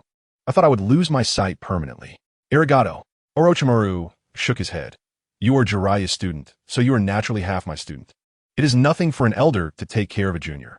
Meanwhile, on the highest tower of the Hidden Rain village, Yahiko looked at the transformation device for the drifting Pain Six Paths armor in Shingetsu's hand. He took it from Shingetsu's hand and could clearly feel the power within it. Far stronger than his own. Yahiko put the transformation device on his wrist and pressed the heaven button, then shouted, Henshin, transform. In the next moment, Yahiko's right wrist was enveloped in a light purple armor, which spread all over his body until his entire head was covered. Watching Yahiko's body gradually being enveloped by the armor, Konan beside him covered her mouth in astonishment, her eyes wide open. Now, Yahiko was completely wrapped in armor glowing with a light purple hue with faint blue accents. His face was covered by a silver-white faceplate, and his eyes were circular, emitting a faint purple glow. Yahiko took out a light purple hat from behind and slowly placed it on his head, saying in a deep and steady voice, Pain Six Paths, at your service. In an instant, the originally sunny Hidden Rain village was overshadowed by dark clouds, and it gradually began to rain heavily, the raindrops falling on the cold armor. As the raindrops gradually slid down the silver-white armor covering Yahiko's face, they flowed over the armor. Beneath the armor, Yahiko's tone began to grow resolute, and the light in his pale purple eye lamp started to flicker. I said I would make this country stop crying. I said I would find a bridge to peace. My mission as a ninja. After saying this, Yahiko drew the pale, purple blade from its sheath at his waist and charged skyward, the sword shimmering with a pale, purple cold light as it was washed by the rain. The rain poured down on Yahiko's silver armor, cleansing his face, washing away the shadows of this village's past, and washing away the ongoing flames of war in this village. Beneath the armor, Yahiko roared as he charged into the sky, gripping the blade tightly and slashing at the dark clouds above. In an instant, the black clouds in the sky were split in two by a pale, purple sword energy, which densely slashed towards the clouds. The sun, previously obscured by the clouds, revealed its true form, and the clouds that had long shrouded the sky over the rain village completely dispersed. The sun showed its true visage, and a rainbow hung in the blue sky, dancing with the bright sun. At this moment, it was already evening. The sun was not particularly bright, as it was the time of sunset, casting a dim yellow light upon the armor. The villagers of Rain Village all looked up at the armored figure, who was raising a long knife and shouting down to everyone from now on, Let the world achieve peace. Hearing that familiar voice, the other members of the Akatsuki organization and all the villagers of Rain Village simultaneously rallied and shouted towards the figure in the sky. Let the world achieve peace. Let the country stop crying. Let the children have their childhood. Let the world no longer be filled with bloodshed. Most of the members of the Akatsuki organization were young people in their teens and 20s, following Yahiko, who exhibited true leadership qualities. The afterglow of the setting sun fell upon everyone's faces. From now on, power would no longer be a cycle of pain, and power would no longer make people feel suffering. Power would be used to protect the people, to maintain peace, to end wars, and to realize dreams. Even just the afterglow of the setting sun, the sunlight still made everyone feel dazzled. It wasn't just the sun that was blinding, but also the sun itself.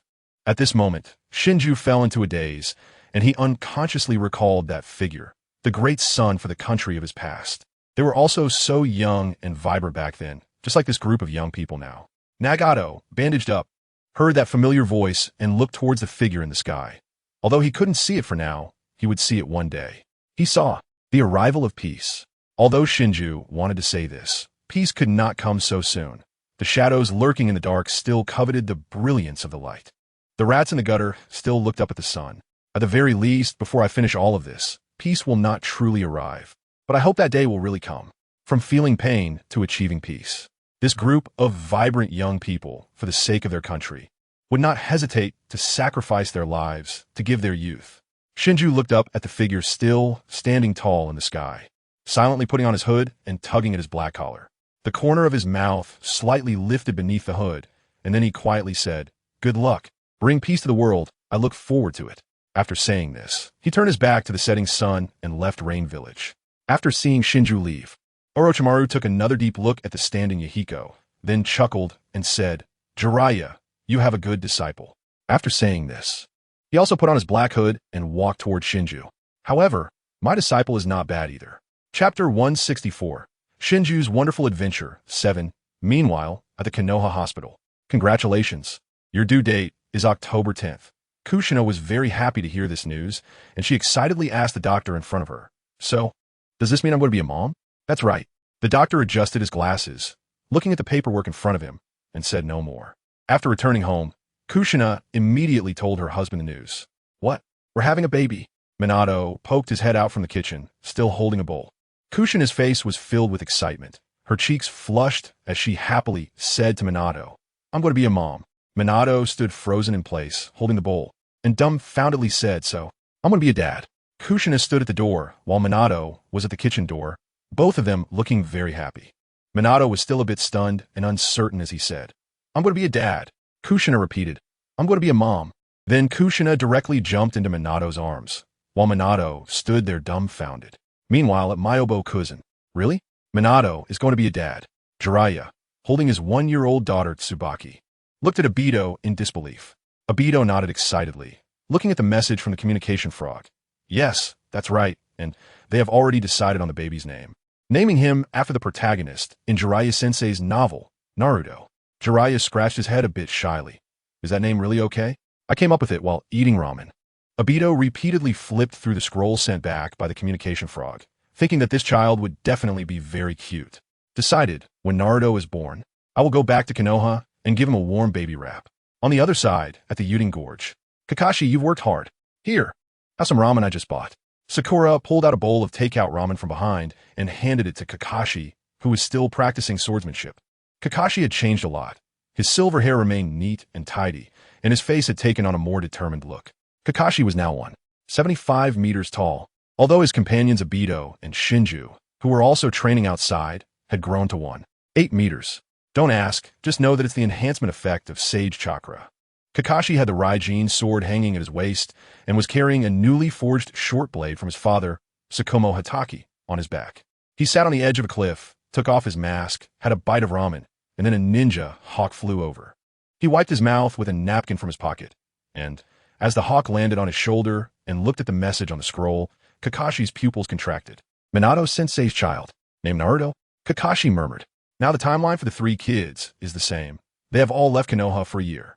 The scene shifted again, and Shinju, who had just arrived in the Mist Village, tied his long hair, which had grown quite long, with a hair tie, biting on the tie. Then he saw Orochimaru handing over a scroll. Orochimaru said in his cool voice, "A scroll sent back from Konoha. Take a look." Shinju nodded, took the scroll from Orochimaru's hands, and was momentarily stunned when he saw the first line. "Shinju, I'm going to be a dad. The child's name is Naruto. How are you doing with your training outside?" Below there were a bunch of Minato's caring words, which warmed his heart, but the next moment, his expression turned serious. Kushina was already pregnant, which meant the Ninetales incident was not far off. The current date was January 10th, and there were still a full 10 months until Naruto's birth. However, there were many things he had yet to do. It seemed he had to hurry. Shinju retracted the scroll, and then took out another scroll to read. The signature at the bottom was Yakura. During his year away, Yakura had written to him frequently, but in the first 8 months in the Dragon Cave, he hadn't had time to receive the letters. It was only a few days ago that Orochimaru handed these letters to him, and he had started to go through them one by one. They were all about Yakura's interesting life anecdotes. These included, but were not limited to, Rin being praised by the ninjas of Konoha as a medical ninja, her medical skills being superb, and being referred to as a second Tsunade-like ninja. For example, Hanar joined Konoha's intelligence department and became an intelligence ninja, receiving significant trust. Additionally, Asuma took Haiden to become part of the 12 Guardian Ninja, protecting the safety of the daimyo, and they gained quite a reputation. Haiden also contracted a summoning beast, a vampire bat, which had a high degree of stealth and was very compatible with his powers. In short, there were a lot of things. Shinju replied to these letters very carefully. But on this day, just as he was about to start writing a reply, he suddenly sensed something was wrong. In the distant, silent forest, a flock of birds suddenly flew away, and he heard a woman scream. There was also the sound of something collapsing. He exchanged glances with Orochimaru beside him, then concealed their presence and quickly rushed over. In the forest, a lavishly dressed woman was collapsed on the ground, holding an infant in her arms, with a 4-year-old boy standing beside her. In front of the woman stood a group of rogue ninjas from the Mist Village, who were licking the tips of their blades, looking fiercely at the woman. "Don't be afraid, lady of the Kirigakure clan. As long as you obediently hand over the child in your arms, we will spare you. The scene of corpses strewn across the ground indicated the strength of these rogue ninjas. The lady of the Kirigakure clan was now filled with regret. A few days ago, she had taken her two sons, the 4-year-old Kirigakure Manue and her newborn son Kirigakure Sugetsu, out to play. After the fourth Mizukage approved their outing, he even assigned them many guards, but they encountered so many rogue ninjas halfway. Fortunately, one of the guards managed to send a message before dying that the fourth Mizukage, Kei Kiyakura, would arrive soon. Now that Kei Kiyakura was not under control, the Mist Village was thriving. He ended the Blood Mist policy and implemented a series of reforms. The Mist Village gradually began to recover, and children no longer needed to kill to pass their graduation exams. They only needed to learn some ninjutsu. But now they faced such a situation. It was impossible for Kei Kiyakura, upon receiving the news, to not be anxious. He quickly brought a group of his subordinates to rescue the lady. The lady of the Kirigakure clan. The 4-year-old Kirigakure Manue looked very scared in front of the many fierce rogue ninjas. These rogue ninjas, dissatisfied with Kei Kiyakura ending the Blood Mist policy, chose to defect. Hearing that the lady of the Kirigakure clan was out for fun, they wanted to take her two children away. Just as the rogue ninja licking the blade was about to say something, a line of blood appeared on his neck. In the next moment, the rogue ninja's head immediately separated from his body. The subordinates beside him, seeing this scene, immediately became alert and shouted loudly. "Who is it? Come out. Don't play tricks." A big guy who shouted was torn to pieces the next second. Blood mist rose all around, and only one voice echoed in the fog. "The one who will take your lives. The lady of the Kirigakure clan." Having been injured in the abdomen by the rogue ninjas earlier, lay on the ground holding her baby in a swaddling blanket. Just as she was about to lose too much blood, a cool male voice came from beside her. "Lady, don't be afraid. I will treat you." Orochimaru took out bandages from his arms and performed a series of operations, while Shunyu, who was playing with the rogue ninjas from the Mist Village, divided his right hand.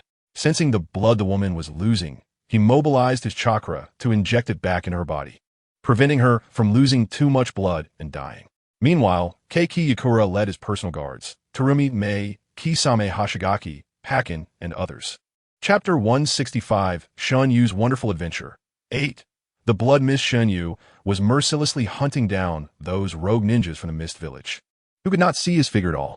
Like fish on a chopping board, lambs waiting to be slaughtered, they were hunted down one by Shunyu. However, at this moment, a figure first broke through the dense fog and arrived in front of a rogue ninja from the Mist Village. It was none other than the fourth Mizukage, Kei Kiyakura.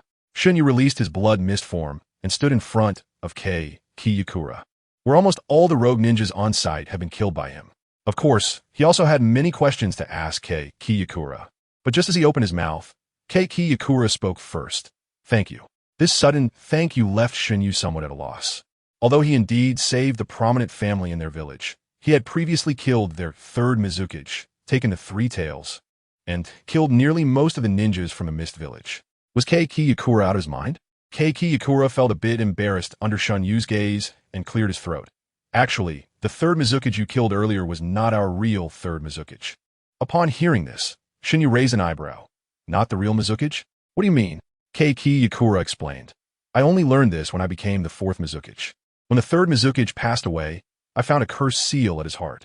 That cursed seal seemed to have the ability to control humans and erode their will. The reason the third Mizukage took your attack was ultimately to break the cursed seal on his heart. Before he left, the third Mizukage told me." Kei Kiyakura cleared his throat and recounted the words of the third Mizukage to Shunyu. "Yakura, I won't be alive for long. During this time, I have been controlled by a cursed seal, which is eating away at my mind. I am now at a critical point of mental collapse. I know that during the days I was controlled, I did many wrong things. I no longer have the face to meet the second and first Mizukages. In the end, please help me thank that boy. Also, many of the Mist Village ninjas I harmed were ambitious traitors, and with my last remaining consciousness, I dragged them down. Among them, there were also a small number of people disguised as a life form I had never seen before. Every time I wanted to kill them, my heart felt like it was being cut by a knife. The pain forced me to forget those things. In the end, I could only endure his move. And as for that boy, I tried my best to meet his demands, even if it meant giving up our tailed beast. I wouldn't allow them to make things difficult for Konoha or that child, because that child truly helped me and also helped Kirigakure. And you must pay attention. You. After saying this, you, Lord Third passed away. I just wanted to ask you, that you, it refers to Uchiha Obito, right? Meanwhile, beneath the ruins of Kanabi Bridge, here is our new companion, the spirit of Uchiha from the Warring States era, Uchiha Nameless. The masked Uchiha Shana said to Danzo beside him. Danzo's arms were pure white, wrapped in bandages, and beneath those bandages were one Sharingan after another. Moreover, Danzo's right eye socket was also wrapped in bandages, beneath which lay a Mangeki Sharingan. The spirit of Uchiha from the Warring States period? Danzo asked, clearly puzzled. Uchiha Shana said, during the Warring States period, there was a little girl who was a member of the Uchiha clan at that time. After she was captured by our Uchiha clan, we implanted various ocular techniques in her eyes, making her the clan's greatest weapon and trump card in that era. Ever since she was sealed here by the Senju clan and the Sarutobi clan, she has been living here, barely surviving. As an old-timer who has lived since the end of the Warring States period, Uchiha Shana naturally knew about these matters. Now their strength was still too weak. With just him and Danzo, they couldn't possibly incite the Fourth Shinobi World War. Therefore, they could only seek some subordinates. And the first one he thought of was the one who had been sealed underground, Uchiha Nameless. The scene returned to Kirigakure. Hearing this, Kamizuki was a bit surprised. You still know about Uchiha Obito? Did the third Mizukage tell you? Kujitsukiara shook his head. Because I once encountered that Uchiha Obito. He wanted to control me with the Genjutsu of a Sharingan. But for some reason, I wasn't affected by his illusion. Hearing this, Kamizuki's mouth curled slightly. Indeed, his earlier decision was correct. When he invaded Kirigakure, he had left behind a red blood curse mark beneath his move to resist illusions. In order to help Kujitsukiara break free from the Genjutsu, as long as Kujitsukiara came into contact with the third Mizukage's corpse, he could receive that curse mark. It seemed it wasn't too bad. Kamizuki waved his sleeve, preparing to leave, when behind him, Kujitsukiara suddenly called out, "Please wait, Mr. Kamizuki." Kamizuki stopped his steps. What is it? Does Lord Mizukage have something else to say? Kujitsukiara nodded, his gaze shifting to the side where H-Zuki Mitsuki held the small H-Zuki Mizuki in his arms. He handed the child to Kamizuki and said, "I have something to ask of you. Please take this child to Konoha."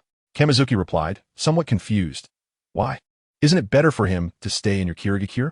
H-Zuki Mitsuki said, although our H-Zuki clan is a prestigious family in Kirigakure, we have too many enemies. I hope you can take this child. At least it's safer than staying with us. As for Mizuki, he can already stand on his own. But my child is still small. I'm counting on you. We will make time to visit him once a year, to avoid a repeat of today's events. H-Zuki Mitsuki had no choice. Mizuki's father, her husband, died young. She could only entrust Mizuki to this man who saved her life. At this moment, Kamizuki said a few words. 18 years. I will take care of this child for 18 years, and after 18 years, let him return to Kirigakure. Hearing this, H-Zuki Mitsuki was very touched and immediately wanted to kneel and bow deeply, but was timely supported by Kamizuki, then walked away holding the young Mizuki. At this moment, Kujitsukiara suddenly said, "Ms. Mitsuki, you have made a very good decision. The upcoming Kirigakure may need a thorough cleansing." H-Zuki Mitsuki replied, "Yes, that's why I want to hand Mizuki over to that child. The aftereffects of the blood mist still exist, and the ideology within the blood mist is deeply rooted. To avoid such situations, the old faction should be eradicated." Kujitsukiara's gaze turned sharp. Beneath that doll-like face was the ruthlessness of a village leader and a far-reaching vision.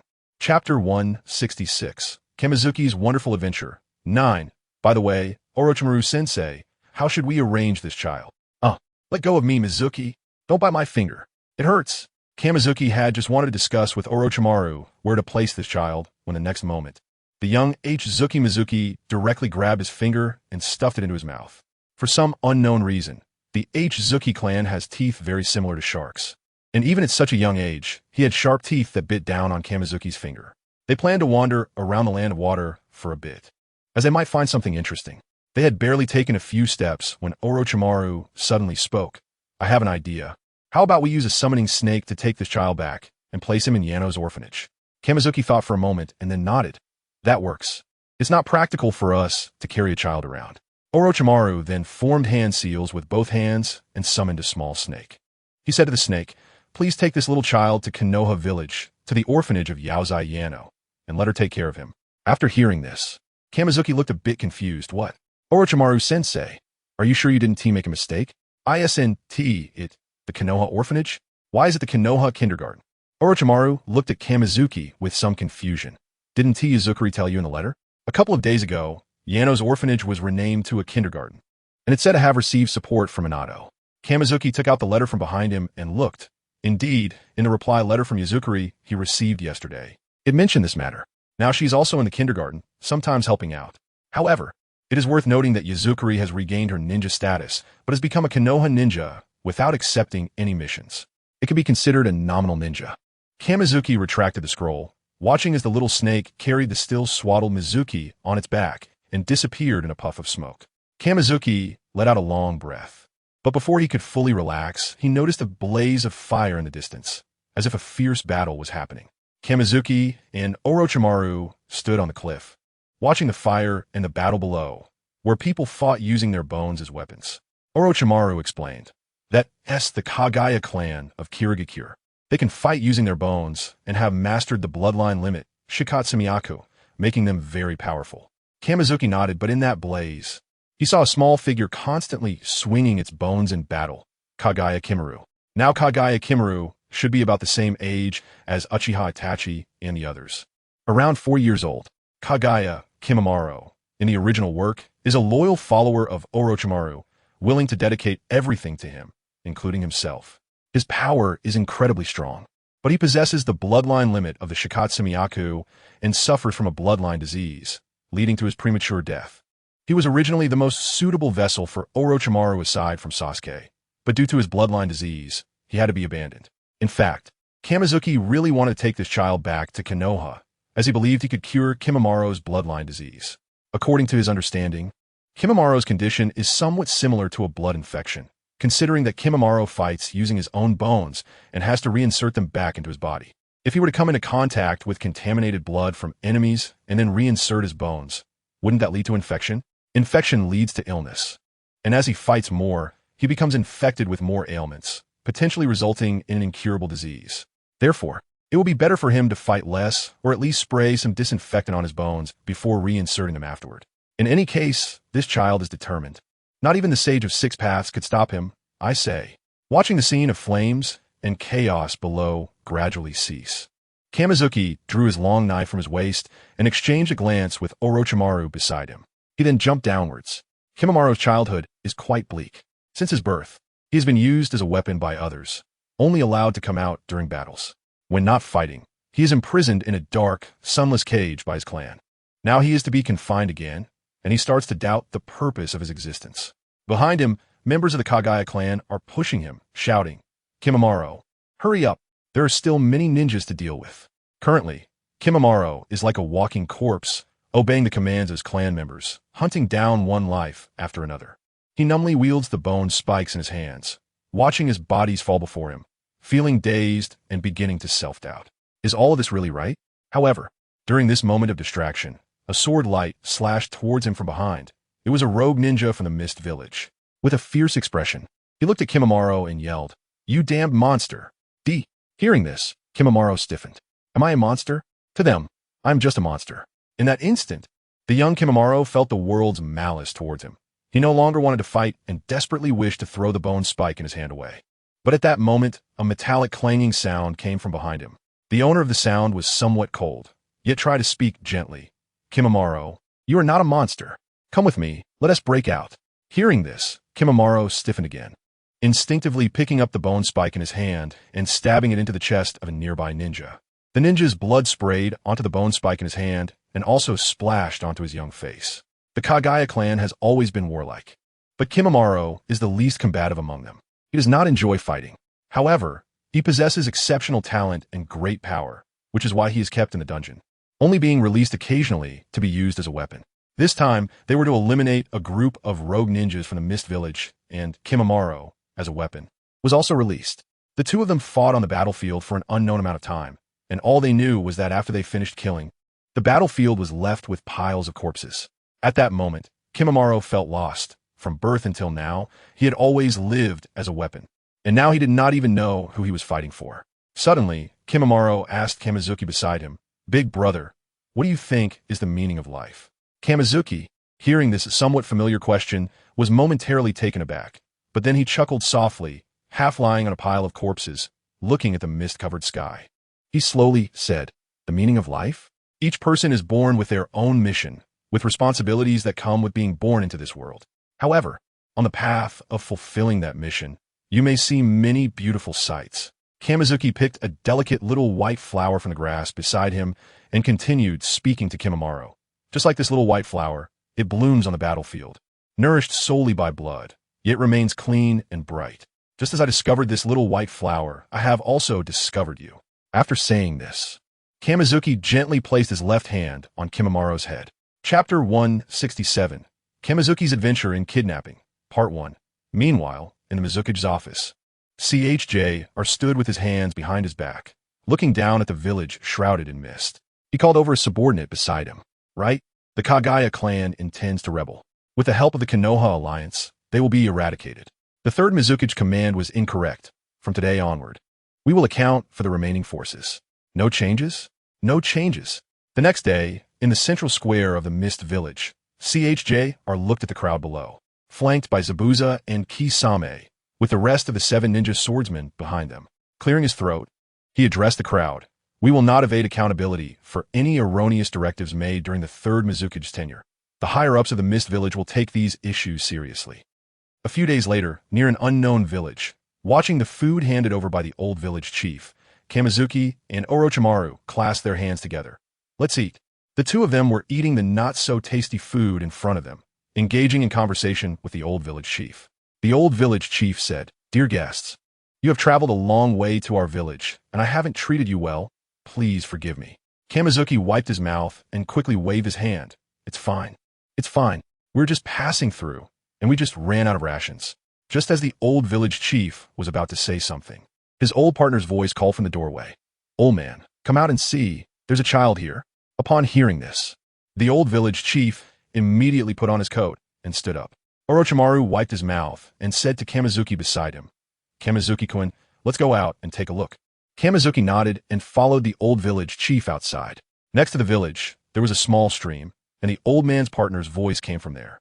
She was holding a swaddled baby in her arms and said to her old partner, "Old man, why don't we adopt this child? We don't have any children ourselves." Kamizuki looked at the baby and felt a sense of familiarity, but he couldn't recall where it was from. He said to the old village chief's partner, "Grandma, could you please let me see that child?" The old woman handed the baby in the swaddling to Kamizuki. Kamizuki glanced at the inside of the swaddle and saw 2 characters sewn in, which seemed to say, "CHGO." Upon seeing this name, Kamizuki immediately realized that this child is a natural-born sage body, adept at practicing sage mode. However, once a large amount of natural energy enters his body, his temperament becomes violent, causing him to kill everyone he sees without restraint. He could already see some thin, natural chakra from the world entering his body. He exchanged a glance with Orochimaru beside him, who also noticed that the child's physique was not special. Orochimaru said to the old village chief next to him, "Old chief, this child has extraordinary talent. He is a good candidate to become a ninja. Can you entrust him to me? I will teach him to become a good ninja." Upon hearing this, the old village chief immediately nodded. "It is a blessing for this child that you, sir, are willing to take him in. Let him learn from you." Orochimaru nodded. Although the current Jago was still young, the talent he displayed was certainly not lacking, as he was a natural sage body. Among the 3 legendary ninjas of Konoha, he and Jiraiya did not possess a natural sage body and had to undergo rigorous training that ordinary people would find difficult to endure to reach sage mode. Tsunade was different. She inherited the sage body of her grandfather, Hashirama Senju, so learning the techniques of the wet bone forest was not difficult for her. With just a little guidance, this child could become very powerful. It was an unexpected delight from their trip. A few days ago, when they set out from the hidden mist village, they happened to pass through this village, which was being robbed by bandits, and they intervened to save it. Then, they were invited by the old village chief to a meal, which they accepted since their rations had already been consumed. Now, it was already the end of March, and a few days ago, Yakura sent word back that Uchiha Fugaku had gained a second son, who seemed to be named Uchiha Sasuke, using the name of Sarutobi Hiruzen's father. Now, with the Nine Tails incident approaching on October 10th, there were still 7 months left. Shingetsu was very certain at this time it was not just about the Nine Tails. If it were just the Nine Tails, it would not pose any threat to Konoha now, as they had all learned space-time ninjutsu. They could return at any moment. Therefore, the Nine Tails incident would definitely not be that simple. They could not guarantee what stage the person claiming to be Uchiha Madara had reached. In any case, it absolutely could not be as simple as just having one Nine Tails. As expected by Shingetsu, after recruiting Uchiha Nameless, Uchiha Shad small group now had 3 members, and they were preparing to recruit a 4th person. Looking at the Bailuhu, who had already devoured a bloodline limit ninja, Uchiha Shad coldly said, "Join us, Konoha's rogue ninja." Bailuhu fiddled with his experimental equipment, not turning around or saying a word until his gaze fell on a person wearing half a mask nearby. That familiar face made him somewhat incredulous. "Danzo, aren't you supposed to be dead?" But just as he said this, his eyes turned into Sharingan, and when his eyes returned to normal, he was already kneeling on one knee at Uchiha Shad's feet. "Bailuhu is willing to serve you, my lord." Now their organization had 4 members, Uchiha Nameless, Shimura Danzo, currently using the alias Injin Kaishur, Uchiha Shad, Uchiha Madara, and Bailu. Speaking of which, we should come up with a name for this organization. Uchiha Nameless, wearing a fox mask, said, "That's true." Uchiha Shad had already used his mind control to subdue Uchiha Nameless, and had exploited Uchiha Nameless' hatred for the Uchiha clan. That was why Uchiha Nameless joined his organization, but he naturally knew that the name Uchiha Hikaru was just a tool for him. A tool does not need a name. The name of the organization will be Night, to bring eternal night to this world and realize the eternal plan of infinite Tsukuyami, to bring true peace to this world, free from conflict. By the way, Injin Kaishur, how are your subordinates arranged? Shimura Danzo quickly replied, "Yamanaka Ryoma and Yamanaka Kaze have already been imprisoned in Konoha's prison, but they have now been rescued. Also, the previously terminated Bull-Headed King experiment has had all its researchers assigned here. Furthermore, we have cultivated a new technique called Uchiha Shine Kurun Technique." Chapter 168, Shingetsu's Kidnapping Adventure, Part 2. Where should we go next? Orochimaru-sensei? Shingetsu tied his hair up with a hair tie. Previously, Jago had already been sent back to Konoha's kindergarten, so there was no need to worry for the time being. Orochimaru pondered for a moment. They were currently at the border of the land of rice and the land of grass, not far from the land of fire. However, at this moment, in a forest in the land of grass, a striking red-haired woman stood out, who was also pregnant. Surrounding her were several ninjas wearing the grass village forehead protectors. Who sneered? Members of the Uzumaki clan are a rare commodity now, and this woman is pregnant. "Hee, come back with us. The grass village won't treat you poorly." Uzumaki Karen was very anxious. Ever since the Uzumaki clan was exterminated, she had been fleeing while pregnant. But now, arriving at the grass village, she was in danger herself. She had fled from the land of whirlpools to here, and just as she was nearing the border of the land of fire, she was stopped. Inside her, she carried her daughter, Uzumaki Karen. However, unbeknownst to her, 2 figures were standing in the distance. Orochimaru exclaimed in surprise. That woman is from the Uzumaki clan. Her red hair proves it. Shingetsu nodded. In the midst of the green trees, the red hair was quite obvious, so he could guess that the woman was from the Uzumaki clan. However, he was a bit far away and could not see her face clearly, but he did see the grass village ninjas surrounding her. It seemed he had to intervene again.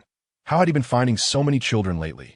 Komaharu had already been sent back to kindergarten, but why had he found so many little kids? He didn't have time to think about it and directly activated the body flicker technique to appear in front of the woman. He was still wearing a large black robe and a black hood, so the ninjas could not see his face. One of the ninjas shouted, "That woman was discovered by us. You should respect the order of who found her first." Shingetsu caught a glimpse of the already pregnant woman behind him. Not looking was fine, but when he did, he was taken aback. She looked strikingly similar to Uzumaki Karen. At the very least, she was identical. It seemed he was not mistaken. This was indeed Uzumaki Karen's mother. And now finding a member of the Uzumaki clan was not easy, so he was determined to protect this woman. A slight smile appeared on Shingetsu's lips. Over the years, while training outside, for some reason, he felt somewhat like a wandering ninja. Don't you know, esteemed one, that the Uzumaki clan of the land of whirlpools is our beloved family and brothers in Konoha? Hearing this, the grass village ninjas were momentarily stunned, then burst into laughter. You're killing me. Now you're talking about beloved family and brothers? Where was Konoha when a land of whirlpools was destroyed?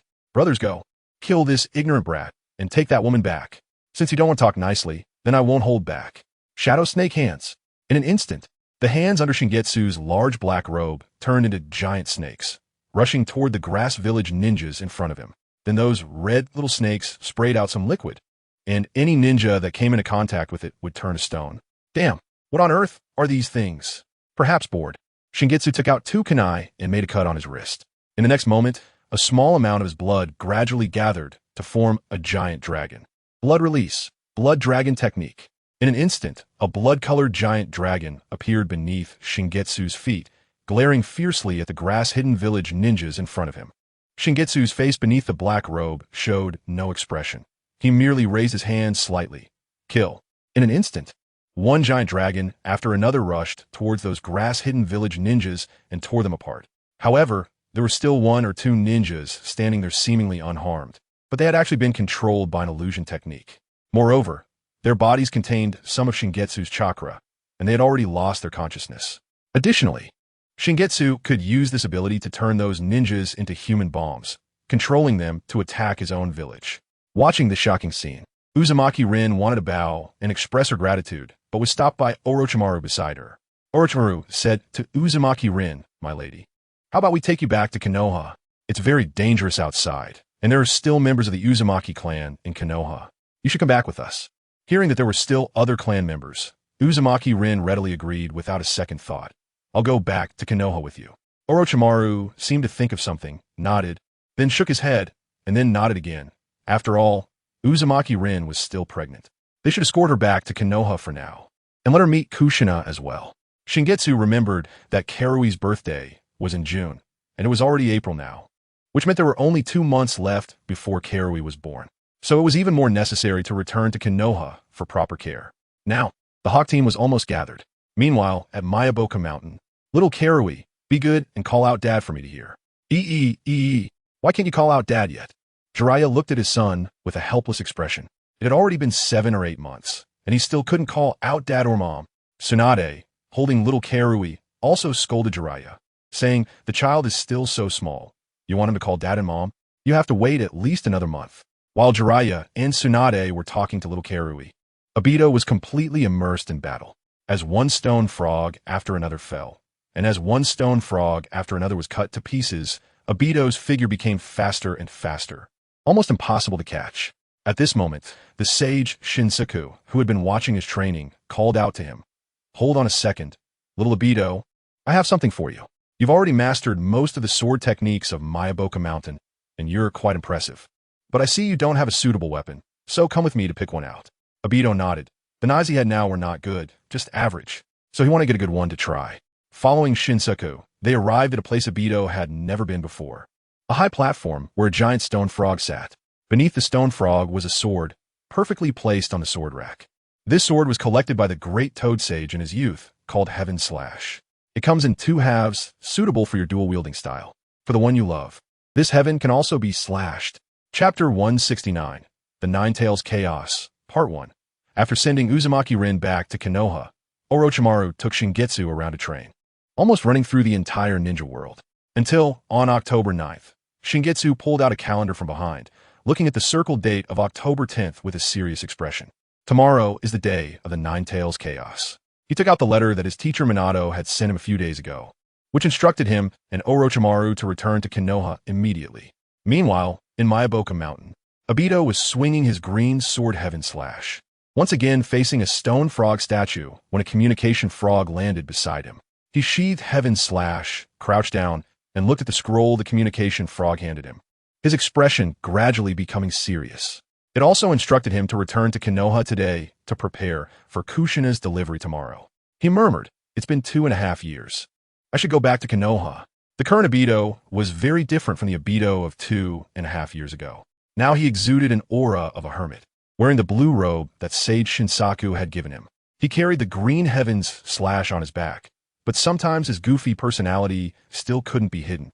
Like right now. Hee, little Naruto, Big Brother is ready to give you a warm baby pad. In the village of the Hidden Cloud at Tianyan Gorge. Storm release, Gale Cutter. As beams of laser shattered the stones in front of him, Kakashi lowered his hand. At this moment, a familiar eagle screech echoed from afar. A ninja hawk landed on his arm, and he took a scroll from the hawk's ankle, which also instructed him to hurry back to Konoha tomorrow for protection duty. Now, Kakashi was already 175 meters tall, but compared to Obito and Shingetsu, who had already reached 8 meters, he was still a bit lacking. They were now both 15 years old, and Shingetsu was almost 16. They both had space-time ninjutsu, so they quickly returned to Konoha. Almost immediately after receiving Minato's letter, they rushed back. Looking at the familiar scene in front of them, Obito, along with Jiraiya and Tsunade, who was holding Karui, felt very nostalgic. Jiraiya sighed. This place really hasn't changed at all. Obito, how did you suddenly run up to such a high place? Don't get the new clothes I bought you dirty. Obito had already changed out of the blue robe he wore at Mayaboka Mountain, now wearing a black ninja combat outfit that Jiraiya had picked for him. But he still looked very cool. Standing on a telephone pole, Obito looked at Konoha, which he hadn't seen in a long time, spread his arms, and shouted, "I, Uchiha Obito, am back." Meanwhile, on another telephone pole, Shingetsu took off the hood of his black robe, looking at the bright sun, the beautiful weather, and the fresh air of Konoha, feeling quite nostalgic. It's been a long time, Konoha. Has Teacher Minato's Hokage rock been built? It looks so cool. Orochimaru had told him he was going back to the laboratory to get something, so he would join him later. But when he jumped down from the telephone pole and saw Orochimaru holding a baby in his arms, his eyes nearly popped out. What? Orochimaru-sensei, is this the thing you mentioned? This little baby? Orochimaru nodded and lovingly patted the little head of the baby named Mitsu. This child was cultivated using my artificial human technique and is called Mitsu. How about it? Doesn't he look a lot like me? Looking at the face that resembled future Mitsuki by 50%, Shingetsu's mouth twitched. Just as he was about to say something, he heard a familiar voice from a distance. Hey Sasuke, long time no see, Shingetsu. As Kakashi gradually walked closer, Shinyue's gaze became increasingly peculiar. Looking at Kakashi, who was almost half a head shorter than him, he tried to suppress his laughter. Just laugh if you want to. Your face is already turning red. Kakashi rolled his dead fish eyes and helplessly said to Shinyue, who looked like he wanted to laugh but didn't dare. I am professionally trained. I won't laugh under special circumstances unless I can't help it. Ha ha ha. Kakashi, you're so short. Meanwhile, on a utility pole, Obito suddenly heard a familiar sound coming from below. Oh, Obito, long time no see. When Obito looked down, he saw the figure he had been longing for, Lin, who had just walked out of the Konoha hospital. His eyes brightened, and he quickly climbed down from the pole.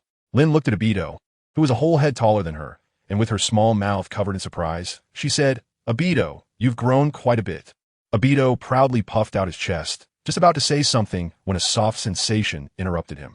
He froze for a moment and then looked down to see Lin, blushing, on her tiptoes, leaning in to kiss him. Just as he was about to savor the moment, Lin pulled back. Blushing, she clasped her hands behind her back and happily said, Welcome back, Obito. Jiraiya, who was watching from the side, had a motherly smile on his face, while Tsunade covered Tsubaki's eyes with one hand, also sporting a motherly smile. At Konoha Kindergarten, Yakura sat on a chair with her chin resting on her hand, looking at the lively children in front of her, feeling very happy. Speaking of which, why hasn't Shinyue returned yet? I really miss him, she thought, glancing at the ring on her right hand, unable to hide the feelings of longing in her eyes. But at that moment, she suddenly felt something hugging her from behind. Yakura was startled, and then a familiar voice whispered in her ear, I missed you so much, Yakura. Upon hearing this voice, Yakura's pupils dilated, and her face lit up with joy. She immediately turned around and wrapped her arms around his neck, just as she pulled him down for a kiss. Shinyue slightly turned his head away, looking at her with a smirk and asking, Are you sure you want to kiss here? Yakura playfully punched his chest with her small fist. Shinyue felt a ticklish sensation in his heart and then activated the body flicker technique to leave Konoha Kindergarten, returning home to continue cherishing the beauty in his arms. Kakashi's companion, Sakumo Hatake, had already gone to the Hokage building to discuss something with Minato-sensei, and now he was walking back home. However, at that moment, he heard a sound of a basket of vegetables dropping to the ground. He turned around to see the basket that Hanar had dropped. She was surprised and covering her mouth. Before Kakashi could react, Hanar bumped into his arms. Her cheeks flushed as she said, Kakashi and I missed you. Chapter 170, The Nine-Tails Chaos, Part 2, Everyone is back. This is really great. It's been a long time since we last met.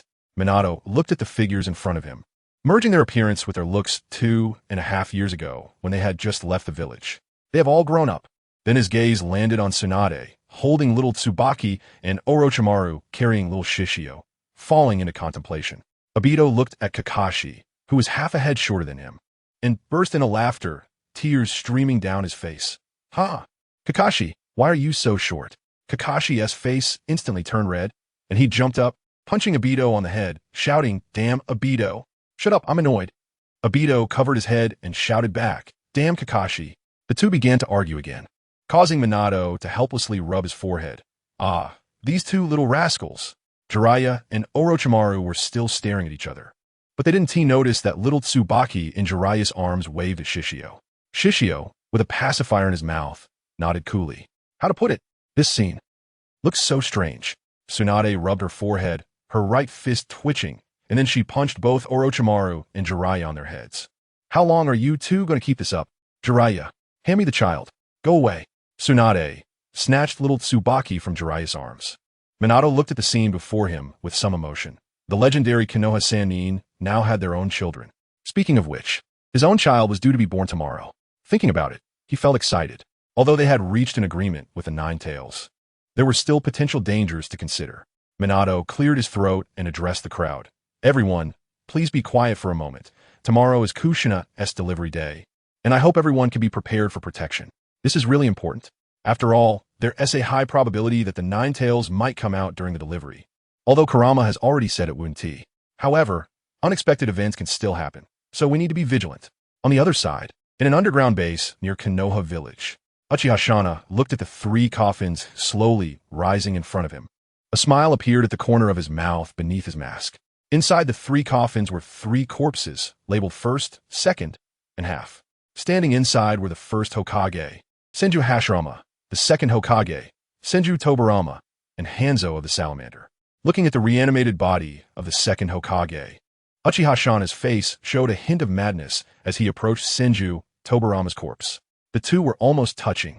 Uchiha Shana swung his right arm and slapped the reanimated body of Senju Tobirama, then slapped him again. He had long wanted to give this inherently evil Senju Tobirama a taste of his own medicine. In the end, the inherently evil Senju Tobirama had become his puppet. Just watch. The village you built with your own hands, Konoha, will be destroyed by me. I wonder what expression you'll have. Haha. Right now, he had many subordinates under his command. With his help, Uchiha Hikari could already activate Susanoo, and Shimura Danzo could fully utilize Hashirama cells.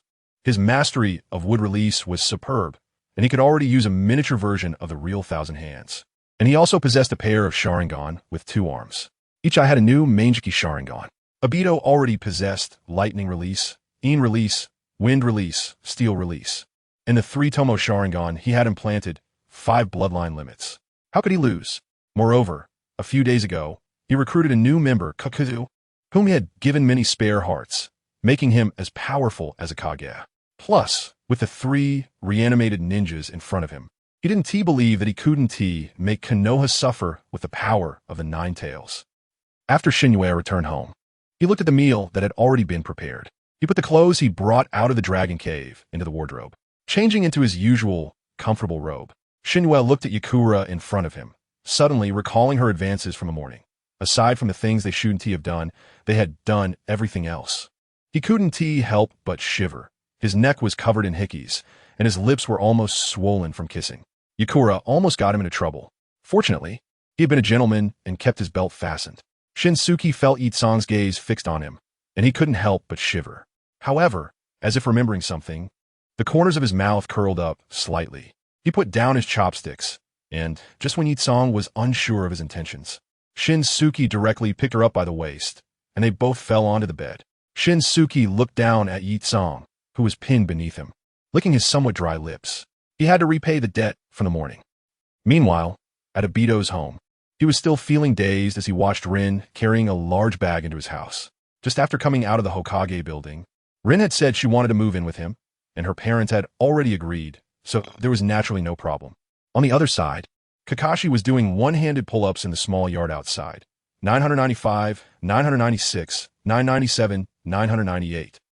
1,000. After finishing his 1,000 pull-ups, Kakashi jumped down from a bar and directly pulled out the Raijin sword he had set aside. He then began practicing swordplay. Halfway through his practice, Hualing handed him a cup of water. Without thinking, he took it and drank sweet. Hualing suddenly remembered something and realized that the cup in Kakashi's hand was hers. Since their cups were identical, they got mixed up. Hualing's face turned bright red. She wanted to say something, but hesitated.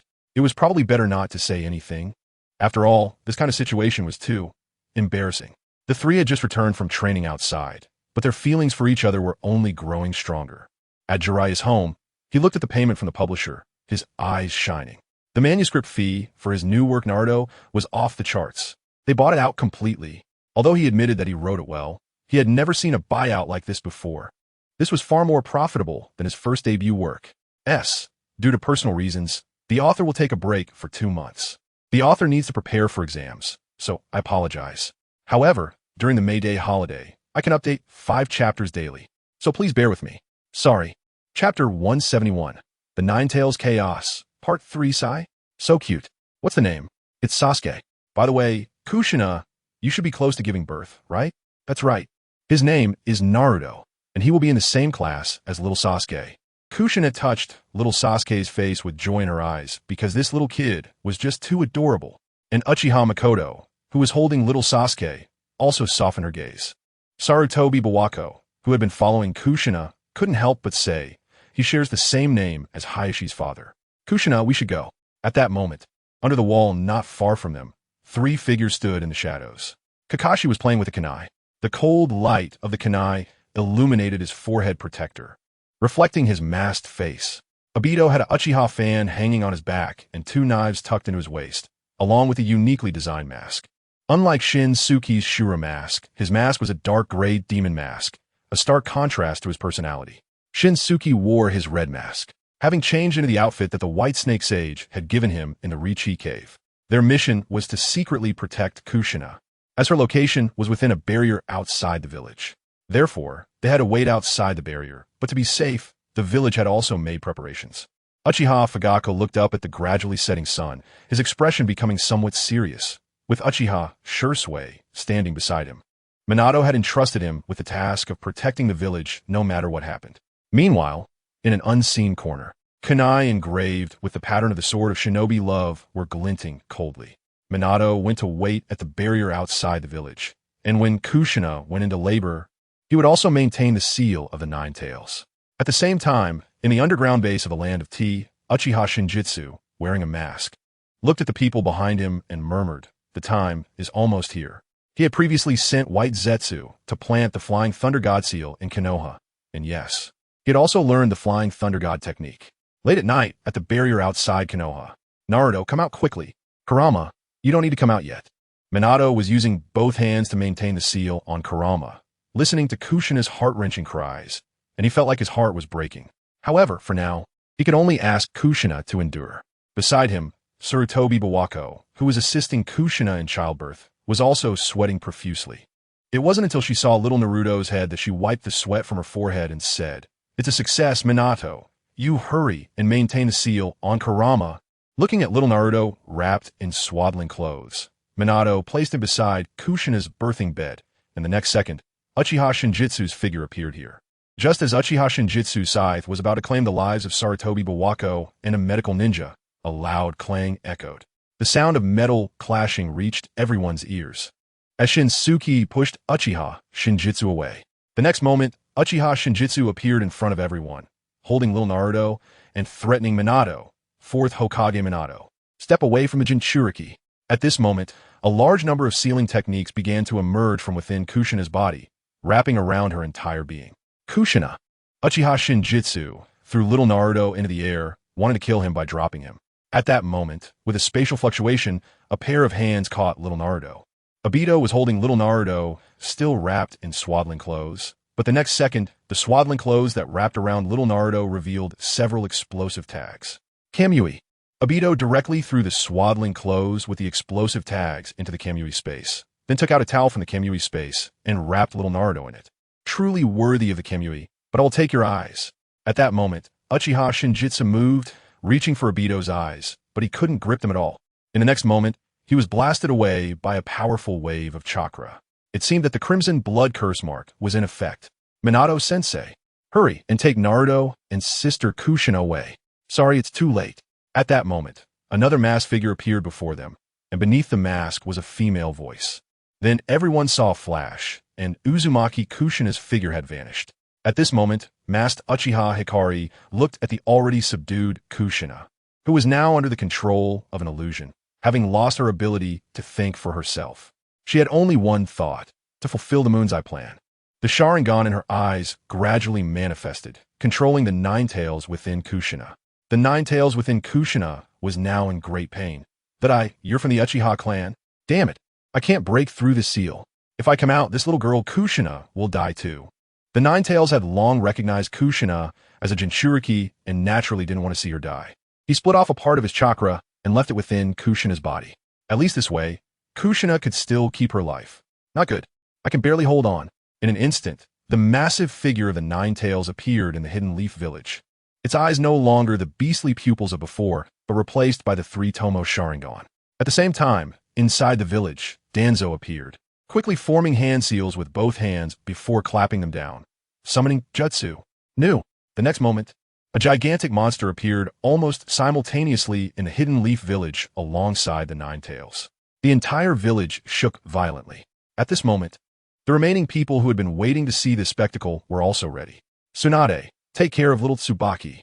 I'll be back soon. Jiraiya grabbed a cloak from the side at Mayaboka Mountain, looking serious as he faced the two colossal beings, biting his finger and quickly forming hand seals, summoning Jutsu.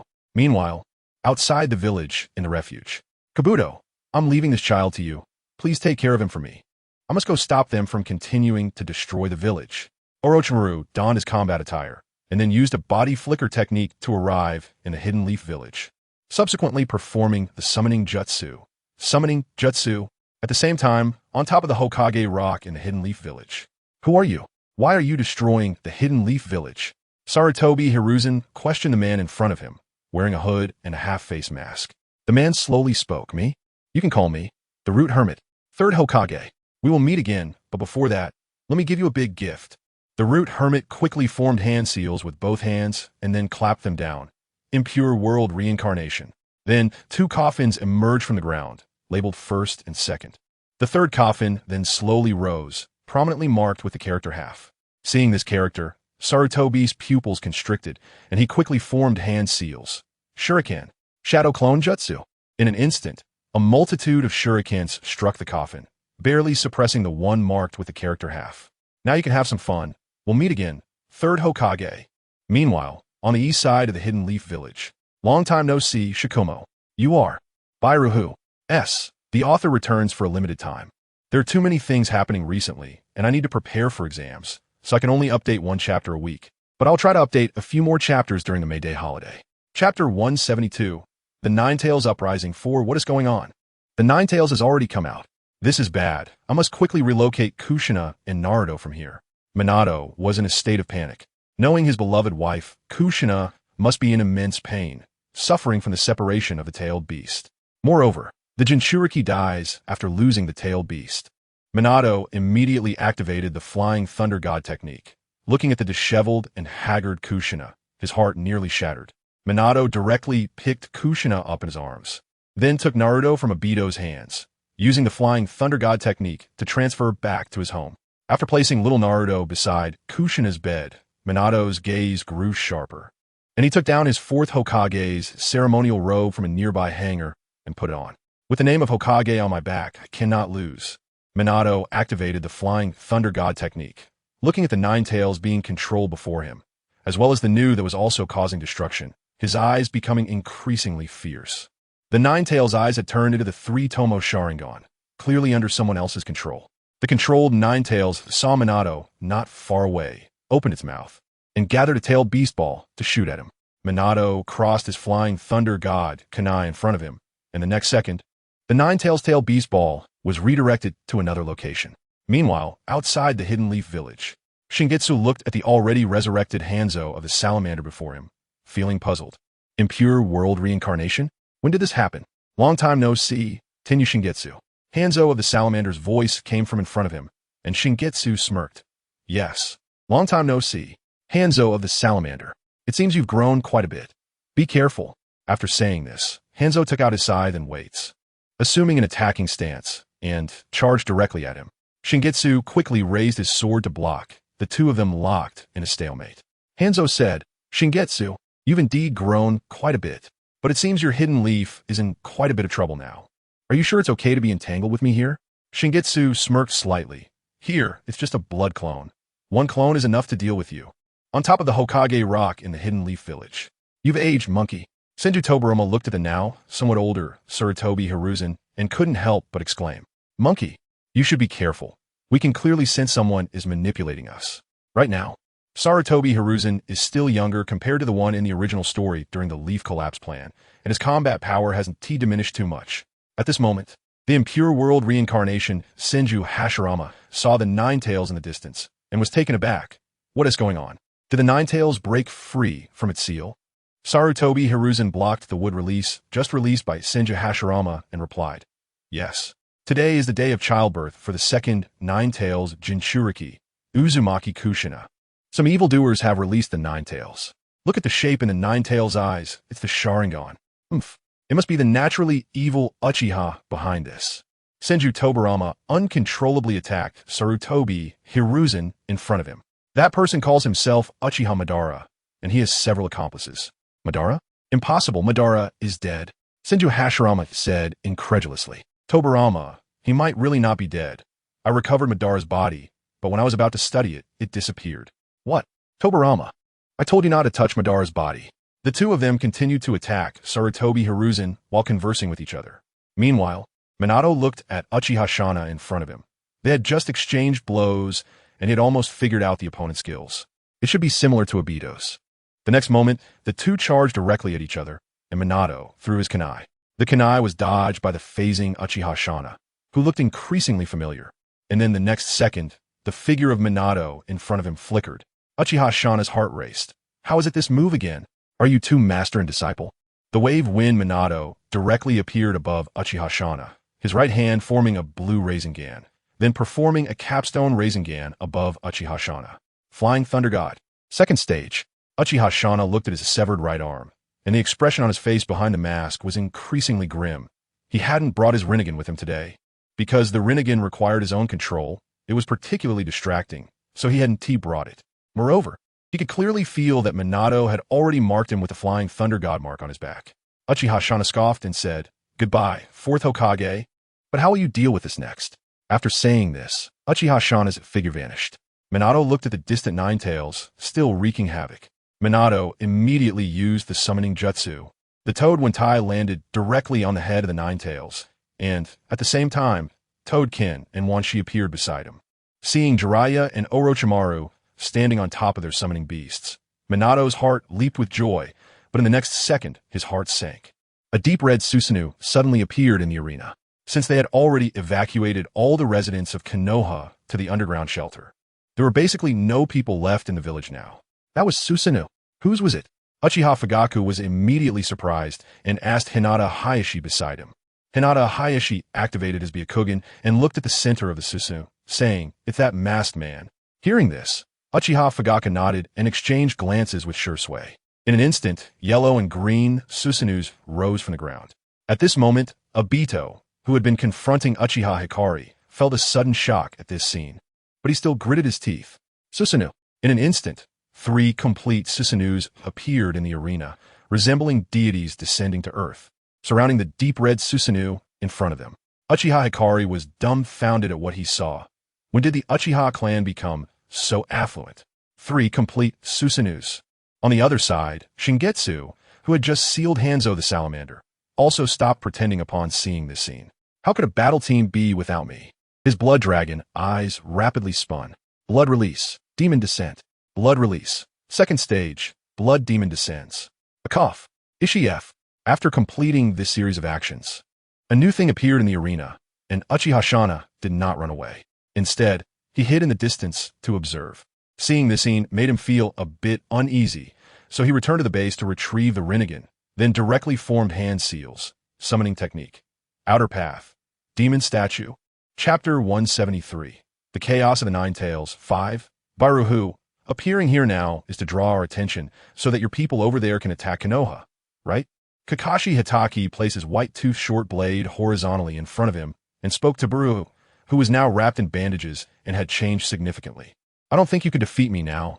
SH-Boo, compared to the current me, you are just an ordinary person. After saying this, Baruhu slowly unraveled the bandages around his eyes, revealing a pair of crimson eyes.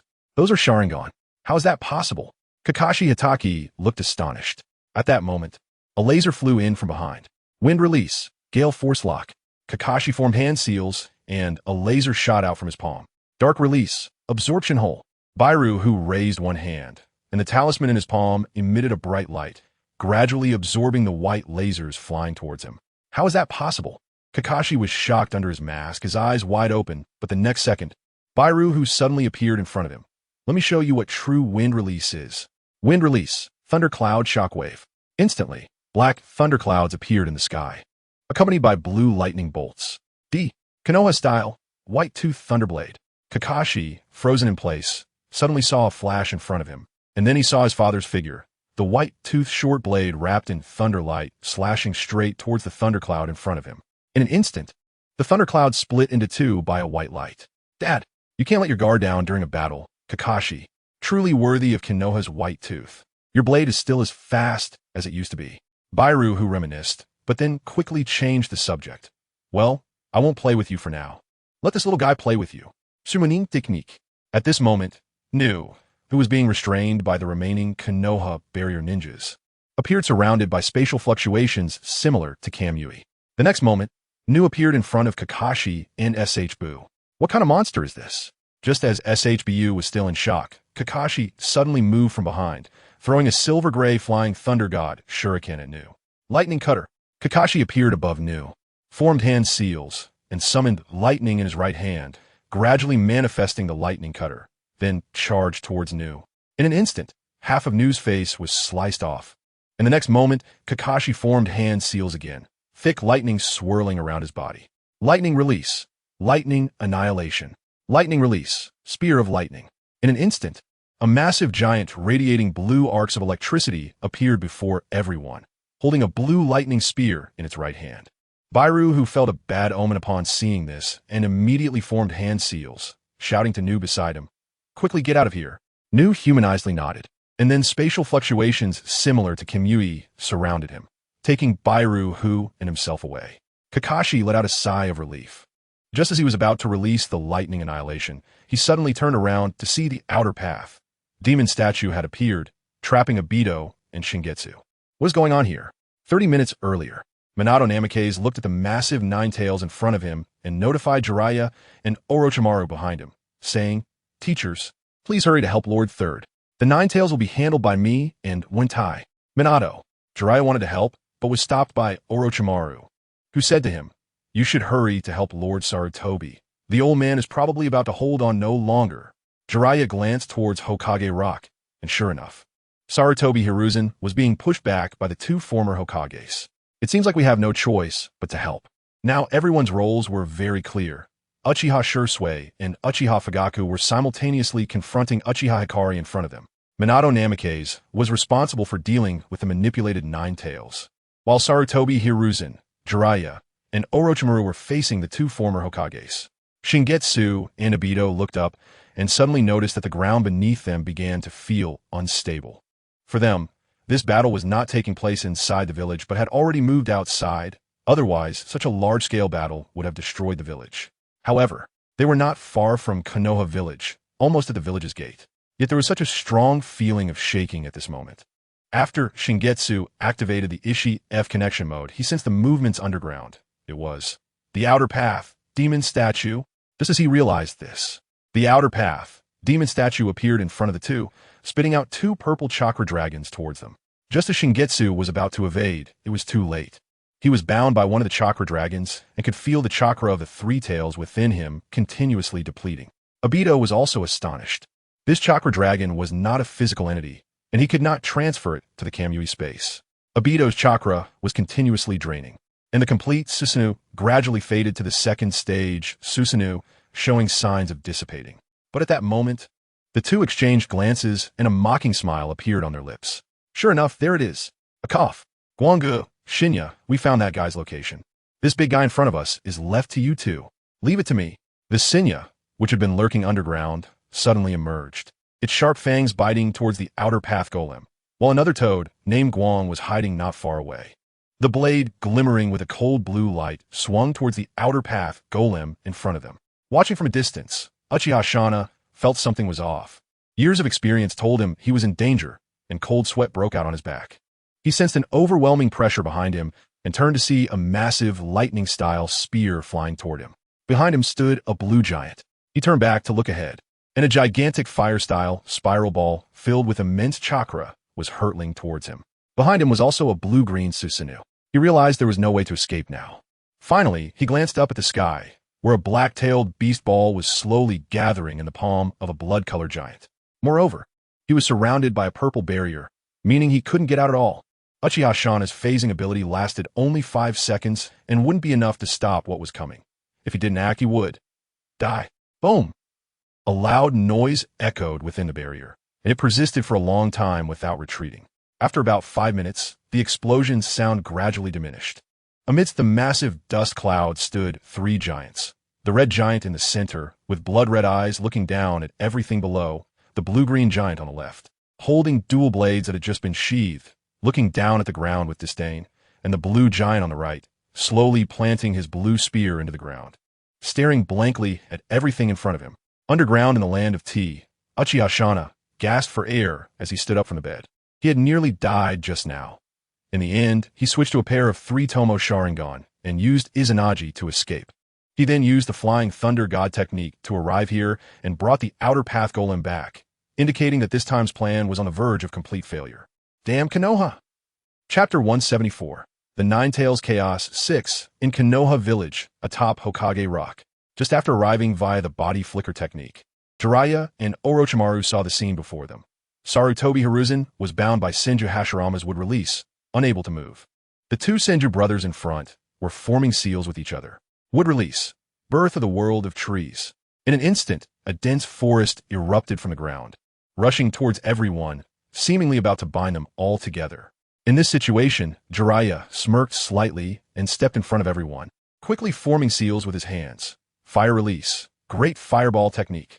In an instant, a massive flame directly burned a large area of trees in front of them, almost incinerating everything. Such powerful fire release. I've never seen anyone besides Madara. Why does this kid have such a strong aura of Tsunade? Senju Hashirama was just lamenting, but the next second his expression turned to shock. On the other side, Sarutobi Hiruzen, just freed from Hashirama's wood release, chuckled and said after hearing this, "How should I put it? This kid should now be your granddaughter's husband." What? X2, both Senju Hashirama and Senju Tobirama were stunned upon hearing this. Then they both sized up Jiraiya from top to bottom. Average appearance, average talent. But he learned sage arts, which is acceptable. He should be worthy of our Tsunade. Senju Tobirama stroked his chin, examining Jiraiya. Although he didn't want to admit it and wanted to give him a beating, upon closer inspection, this kid indeed had some remarkable qualities. Oh, voice rising. You are Tsunade's husband. Truly a handsome lad indeed. Ha ha. I was worried that with Tsunade's temper, she might be single for life. After a moment of relaxation, Senju Hashirama burst into hearty laughter. After all, he thought his granddaughter might remain single for life. After all, Tsunade inherited his gambling trait. Thinking of this made Senju Hashirama laugh heartily. Hey, Aniki, big brother. This isn't the time to worry about that. We are still being controlled by that guy. We still need to fight this monkey in front of us. Speaking of monkeys and that stinky kid, and that snake kid, be careful. The next move, you all better be ready to take it. Mutual exploding tags. In an instant, numerous exploding tags appeared around Senju Tobirama, and their numbers increased, fluttering in the air and making one feel cold. Not good. It's the second Hokage's mutual exploding tags. We can't take this move head on. Otherwise, we will all die here. Sarutobi Hiruzen looked alarmed. This large-scale mutual exploding tags move would leave them either dead or severely injured. Orochimaru expressed not to worry, stating he would take action. He then bit his finger, formed seals with both hands, and slammed his hand on the ground. Summoning technique. 10,000 snakes. As the smoke cleared, the dragon-horned 10,000 snakes saw Orochimaru and bluntly said, "You summon me again. This time you must provide me with 200 living sacrifices." The next second, boom! A huge explosion covered the vicinity of the few people, but fortunately, 10,000 snakes' body blocked the attack, preventing them from being turned to ashes. Otherwise, they would have to go down and accompany Senju Hashirama and Senju Tobirama. As the thick fog dissipated, 3 figures gradually emerged, Jiraiya supporting Orochimaru, and Orochimaru supporting Sarutobi Hiruzen. You actually took that move of mine? Looks like you guys are not bad. At this moment, As Senju Tobirama was still lamenting, the figures of Orochimaru and Jiraiya suddenly emerged from the fog. Each held a piece of paper with runes drawn on it, quickly moving behind the two Senju brothers and sticking the papers to the back of their heads. After completing this, Orochimaru bit his finger, formed seals with both hands, and slammed his hand on the ground. Impure world reincarnation. Release. Immediately, the two bodies gradually became ethereal and turned to dust on the ground, their souls slowly ascending to the sky. Seeing this scene, Senju Hashirama was the first to exclaim, "Truly fearsome youth. Little Jiraiya, take good care of Tsunade." Next to him, Senju Tobirama snorted coldly, crossing his arms and saying, "Humph, you little brat, if you bully Tsunade, next time don't blame me for using mutual exploding tags to blow you up. Monkey, don't come down to see us too soon. Little longer. That kid named Orochimaru is pretty good. I have faith in you, so work hard." Hearing this, Jiraiya scratched his head with his right hand and shouted to Hashirama in the sky. "First Hokage, I will definitely take good care of Tsunade. Second Hokage, I will definitely treat her well." Orochimaru's eyes sparkled upon hearing Senju Tobirama's words. "The second Hokage is my idol. I will naturally work hard." Sarutobi Hiruzen stroked his beard, chuckling, "I will naturally live a bit longer, both of you. After all, my retirement life has just begun. I don't want it to end so soon." Not far away, Uchiha Fugaku and Uchiha Shursui were watching the dark red Susanoo in front of them, still wanting to continue their attack. In Susanoo, Uchiha Kei was as if she suddenly sensed something, pulling out a specially made flying thunder god kunai from Uchiha Shursui's back and directly channeling chakra into it. Then she disappeared from her spot as if she had never been there. "Chief, shouldn't we pursue her?" Uchiha Shursui asked Uchiha Fugaku with a puzzled expression. Uchiha Fugaku replied, "No need to chase her. We should help Why Dai's sister. It seems unnecessary. Just follow me and observe the battle." The two Susanoo in the arena simultaneously vanished from their positions. "By the way, let the villagers out soon. The battle will end shortly."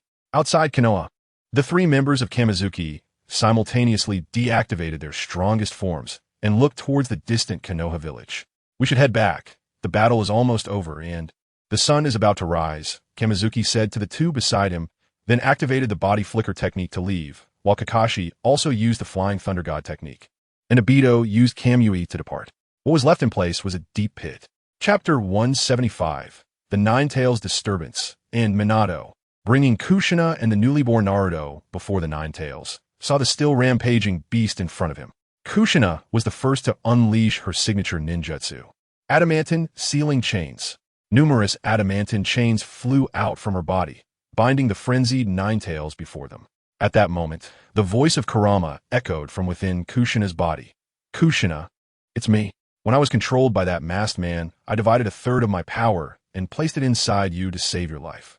However, my main body cannot follow my commands because its chakra is larger than mine, so it's up to you now. Also, never mind. I'll tell you later." Hearing this, Minato gritted his teeth. So it really comes down to using that technique. "Reaper, wait a minute." Upon hearing this, Minato hurriedly stopped his hand seals and turned to see Kamizuki and the others who had just arrived beside them. Kamizuki said, "No need to use the Reaper Death Seal now. It's too costly. Leave the rest to me. I need to split the remaining 2/3 of Kurama's chakra." After saying this, Kamizuki formed hand seals, and red chains flew out from his palms, gradually dividing the remaining 2/3 of the Nine-Tails chakra into two parts. 1/3 of Kurama's chakra was sealed within Minato's body using the 4-symbol seal, while another third was sealed within little Naruto. As Kurama's massive form before them vanished, Minato let out a long sigh of relief. Now the situation was truly resolved. It was fortunate to have Kamizuki, otherwise, he would have been done for. Although it was only 1/3 of the Nine-Tails chakra, he could clearly feel a significant increase in his chakra amount. The sun gradually rose in the sky, and the villagers hiding in the underground shelter rushed out, looking at the village that had survived the calamity, revealing smiles of relief. At this time, the three from Kamizuki stood up from the ground and silently walked towards the shadows, watching the villagers wave their hands and loudly call for the fourth Hokage. The corners of their mouths simultaneously curved into smiles, and then they turned to walk into a dark alley. At that moment, a voice came from behind. "Victory does not belong to just me. It belongs to everyone. Here, I want to especially thank my 3 students, Kamizuki, Obito, and Kakashi." As the 3 stepped into the darkness, their smiles grew, and Obito pondered while stroking his chin. "By the way, What should we eat later? The nearby restaurants seem to have been destroyed in the battle, right? What are you talking about, Obito? Isn't Ichiraku Ramen still open? How about we go there for a good meal? Kamizuki said, Hey, how could you three sneak off to eat without calling us? That's so unfair. At that moment, a playful voice came from behind them. Kamizuki turned around in surprise upon hearing the voice, and Yakura grabbed his wrist, whispering in his ear, You are the big heroes. You can't run away now. Hurry up. Hana carefully grabbed Kakashi's sleeve, tugging at it as she said, Everyone is waiting for you. Don't let them down. Lin stood with her hands behind her back, looking at Obito with a smile. I said I would keep an eye on you, right? Let us go, Obito. You've really grown a lot. Don't just stand there. Let us go. Obito, dazed, took Lin's outstretched hand as she pulled him out of the dark alley and dashed towards the podium where Minato was giving his speech. The others, including Yakura and Hana, each grabbed Kamizuki and Kakashi, running up to the podium and pushing them both forward. Seeing the three standing on the podium, all the villagers below erupted with cheers, shouting, Lord Kamizuki, Lord Kakashi, Lord Obito, heroes of Konoha. Below, Haiden watched this scene with some dissatisfaction, pouting, and then turned to Asuma beside him, complaining, Asuma, why did you stop me from going out to fight earlier? Otherwise, I would be a hero too. Asuma replied helplessly, What could you have done if you had gone? Go to your death. We all heard the commotion. That level of battle was not something we could participate in. We would only end up as cannon fodder. On the side, Kurenai stood with Waihai Kurenai, who had just returned from the battlefield. Due to the butterfly effect, Waihai Kurenai had not died while blocking the Nine-Tails disturbance. Moreover, Irika's parents were also alive. They were all well and watching the three on the podium with Irika. The three felt a bit embarrassed, but at that moment, it was Minato who stepped forward first to give a speech. This time, the Nine-Tails disturbance was not caused by the Nine-Tails itself, but by a particularly powerful organization that attempted to disrupt the peace of Konoha. They wanted to sow discord between humans and tailed beasts. Our investigation found that Kurama was manipulated in this operation. We also lost many excellent ninjas during this battle, and I deeply regret and apologize for that. However, fortunately, we have ended this battle, and the village will provide a compensation of 3 million ryo to the families of the fallen ninjas. Furthermore, we also have many ninjas who made outstanding contributions in this battle. Besides these three, there are many others. The awards ceremony will be held tomorrow. This speech continued until noon, with Minato's arm, which was holding Naruto, feeling numb, and Kushina had already been settled back to rest. At that moment, Minato happened to run into Uchiha Fugaku, who was also holding little Sasuke. He stepped forward to greet him. Fugaku, thanks to you Uchiha this time. Otherwise, we really wouldn't know what to do. This must be little Sasuke, so cute. Uchiha Fugaku nodded and let out a sigh of relief, knowing that the one who could use Susanoo must be from the Uchiha clan. At that time, the Nine-Tails also had the three-tomo Sharingan in its eyes, which was definitely being controlled by someone from the Uchiha clan. He was quite worried at first, but after hearing this from Minato, he let out a sigh of relief. It seemed that Minato still valued the Uchiha clan a lot, much better than that old guy Danzo. Chapter 176. Minato's class daily life with kids. Come on, Obito. Let me hold Naruto for a bit, but don't make him cry. Kushina handed the small Naruto in her arms to Obito beside her. Obito carefully took the small Naruto in front of him and gently rocked him, then pulled out a warm sticker from his pocket. Good boy, Naruto. Obito and Ai-chan is putting a warm sticker on you. Obito carefully placed the warm sticker on Naruto.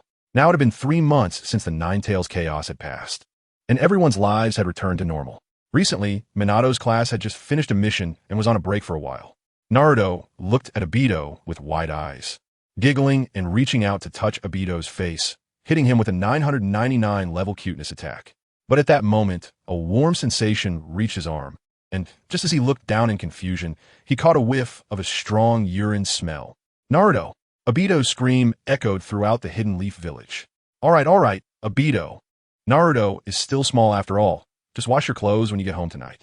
Rin looked at Obito, who had already taken off his outer coat and was now snuggling into her arms, seeking comfort.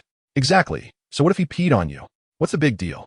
Come on, Naruto, look at the new clothes I made for you. Shingetsu took out a piece of clothing from her bag, unfolded it, and revealed a small orange Kurama pajama. Shingetsu proudly put her hands on her hips. I spent a lot of time making this outfit. How about it? Not bad, right? By the way, Kushina and Minato-sensei also have theirs. However, those two were made by Yakura, so you guys can try them on and see if they fit. Today, Minato happened to get off work late, So he came back to help take care of little Naruto. Yakura was covering her mouth and chuckling to herself. The two Kurama pajamas for Kushina and Minato were one red and one yellow. They actually matched quite well. Kushina's eyes lit up when she received the outfit. Minato, this outfit is really nice. Why don't we three try it on? Naruto? Kushina looked around, trying to find Naruto to change him into this outfit, and saw the little Naruto crawling in front of Kakashi and Hanar. He was reaching out his little hands, wanting Kakashi to hold him. And seeing the scene made Obito feel sour. Clearly, he had just put a warm sticker on Naruto and didn't get this kind of affection, while Kakashi hadn't done anything but made Naruto want to be held. It was really frustrating. Kakashi saw Naruto crawling towards him. His dead fish eyes remained unchanged. But he was internally hit with 10,000 points of cuteness. He carefully picked up the little Naruto, who was very happy in his arms, but at that moment, Naruto's little hand slowly reached for his mask. Kakashi quickly grabbed Naruto's little hand that was trying to pull off his mask and gently said, "No, Naruto." Upon hearing this, Naruto's big eyes became misty, and he looked like he was about to cry. Kakashi, helpless, thought that everyone here had seen his real face. So letting Naruto see it wouldn't be a big deal. He then took off his mask. Seeing Kakashi's true face made little Naruto very happy. He waved his hands excitedly in Kakashi's arms, looking extremely delighted. Kakashi looked at the little Naruto in his arms, wearing an orange outfit and sucking on a pacifier, with a shocked expression. So cute. The next second, little Naruto was taken away by Minato. All right, what shall we play next? By the way, do you all remember the little dolls we made of ourselves before? Hearing this, everyone in Minato's class froze for a moment and then began to recall. Before the Third Great Ninja War, it seemed they had all made dolls modeled after themselves. I have those little dolls here, just in time to take them out for Naruto to play with. After saying this, Minato handed little Naruto to Kushina and took out a small box from a nearby room. Opening the box revealed the little dolls of everyone in Minato's class, including Minato and Kushina's, as well as two that looked new, Yakura and Hinari's. After taking out the dolls, Minato distributed each corresponding doll to the respective person and placed little Naruto in middle. The game rules were that whoever Naruto caught would have to perform a show. All right? Okay. X7, after playing for a whole morning, everyone clearly started to feel tired. During this process, Kakashi's mask was taken off. He was wearing a black sweater, but his arms were bare, showcasing the marks from his time in the Umbu. He held little Naruto in his arms and lay down to sleep, while on the ground beside him were the dolls of Shingetsu, Obito, Rin, and Kakashi. The others from Minato's class saw this scene and quietly left the room. However, saying they left quietly was more like they were hiding and peeking through the door. Obito knelt on the ground, supporting himself with his hands as he looked at the two sleeping figures in front of him, a smile creeping onto his lips. Rin stood behind him, smiling helplessly. Kushina, above Rin, watched the two sleeping and did not disturb them, while Minato seemed to have pulled out a camera from somewhere to capture this warm and beautiful scene. As for Hanar, Yakura, and Shingetsu, Hanar had already laid down behind Kakashi to sleep, while the other two were hiding behind everyone, with Shingetsu pinning Yakura against the wall and passionately kissing him. After all, this woman had been teasing him all along. Every time they played games, she would draw him, and the performances became increasingly tricky and difficult. Unable to vent in the crowd earlier, Shingetsu decided to retaliate directly now. Looking at Yakura, who was panting and had a dreamy gaze, Shingetsu licked his lips and kissed him again. Yakura couldn't help but let out a sound. This sound was quite loud, making everyone turn their heads, but they saw nothing, scratching their heads, wondering if they heard wrong. They quickly turned back to watch the war moment between Kakashi, little Naruto, and Hanar. Chapter 177, Naruto and Hinata Kushina. I'm going to the Hokage building, so I'll leave Naruto with you for now. I'll be back soon. Minato was changing shoes at the door when he suddenly felt something wrap around his leg. Looking down, he found little Naruto, who had originally been lying in Kushina's arms, hugging his leg and babbling, seemingly not wanting Minato to leave. Minato's heart melted. He bent down, picked up little Naruto from the ground, and looked into Naruto's blue eyes, which were even bluer than his own, saying, "You can't, Naruto. Daddy has to go to work. You stay at home with mommy for a while, okay?" After he finished speaking, tears welled up in Naruto's eyes, and it looked like he was about to cry. Minato hurriedly comforted him, saying, all right, Dad will take Naruto to work with him. Let's go." Minato placed Naruto on his head, allowing the little one to ride on top, then turned to Kushina behind him and said, "I'll take care of Naruto. I'll be back for lunch." So, I'm taking Naruto now. Say goodbye to Mom. Minato held Naruto's little hand and waved at Kushina before stepping out of the house. On the way, the villagers looked at the young fourth Hokage and greeted him. Hello, Hokage. Is this young Master Naruto? So cute. Hokage, here's some freshly made tempura. Would you like to try? Minato waved his hand, refusing the tempura offered by a villager. I need to hurry to the Hokage building. I'll come back to eat later. While walking halfway, Minato happened to run into Hyuga Hisashi, who was carrying a small baby in his arms. Oh, Hisashi, I heard that your family welcomed a little princess recently. Congratulations. Hisashi saw Naruto on Minato's head and raised an eyebrow, saying, Little Naruto looks a lot like you. By the way, let me introduce you. This is my daughter, Hinata. Hisashi lifted Hinata up, and since the merger of the main and branch families, he indeed had an easier time, and the Hyuga clan was thriving. His previously stern face had softened a bit with the birth of his daughter. He didn't want Hinata to inherit the position of clan leader. His brother Hayashi's child, Niji, who was already 3 years old, had great talent and was the most likely candidate for the clan leader position. He hoped his daughter would just be happy and become a gentle yet strong ninja, free from clan worries. Shy little Hinata curled up closer to her father Hisashi and then noticed little Naruto on Minato's head. Since it was morning, the sun had just risen in the east, shining brightly on Naruto's golden hair. Young Hinata was somewhat mesmerized, and Naruto seemed to notice her gaze, showing his not yet fully grown teeth in his signature smile.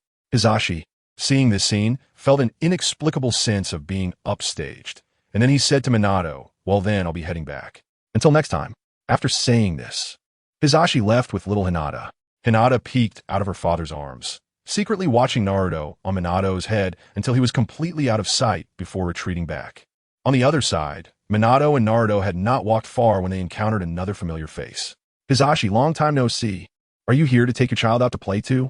Minato looked up and saw Uchiha Fugaku carrying young Sasuke as they wandered around.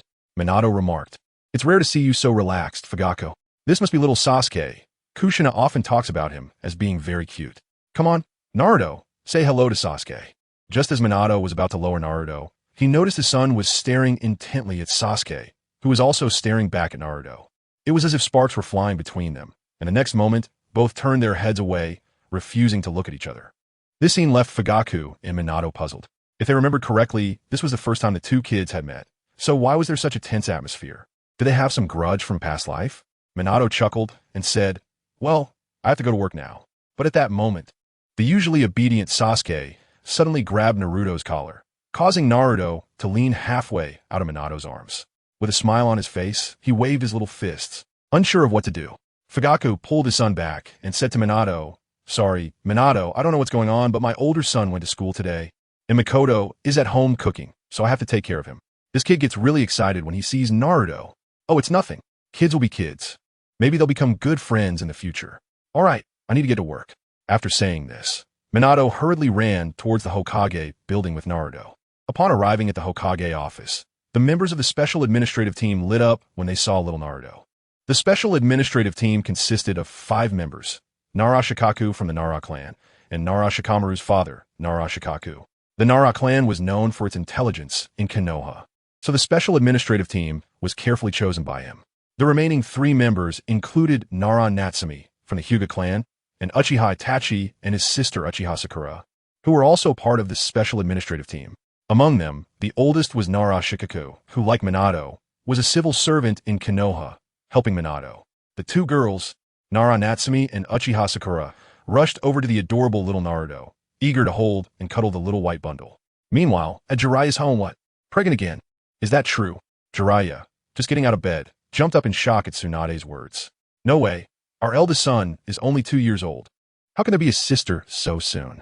Am I that lucky? Chapter 178. The Rise of Jiraiya's Novel Y. Yukarine, please stop kissing me. It'll break. Huff, huff. Impossible. I must make up for the kisses I missed over the past 2 years. Since Shingetsu returned to the village, Yukari had been like a woodpecker, waking up every day to hug him and peck at him. Aside from eating and sleeping, he felt like he was about to have a sausage mouth from all the kissing. He had to take on missions every day, otherwise he felt like he would lose control one day. However, in recent days, he had been taking on missions too frequently that Minato-sensei had given him a half-month break. He cried and begged Minato-sensei not to give him a break, but in the end, he couldn't argue against it. Now, the two of them had done everything except what they shouldn't have. Sometimes he almost lost control. Meanwhile, at Orochimaru's experimental base, Orochimaru was checking his equipment, looking at the tissue samples of Shingetsu and the hair of Yukari in the petri dish. Orochimaru pressed the start button, and the machine, which was undergoing fusion, suddenly emitted wisps of black smoke and exploded in an instant, turning the pale-skinned Orochimaru into a black-skinned one. Still not working? Perhaps Shingetsu's genetic abilities are just too powerful, and Yukari's genes are too scarce, plus the hair contains too little genetic material. This leads to an inability to neutralize, causing the machine to explode and the fusion to fail. It seems I need to think of some measures for the future. By the way, how about organizing a physical examination in the next few days? Every resident of Konoha can undergo a physical examination. Wouldn't that result in obtaining more genes? Moreover, I almost forgot to mention the use of Sage Art Chakra. Forget it. Let's put this experiment on hold for now.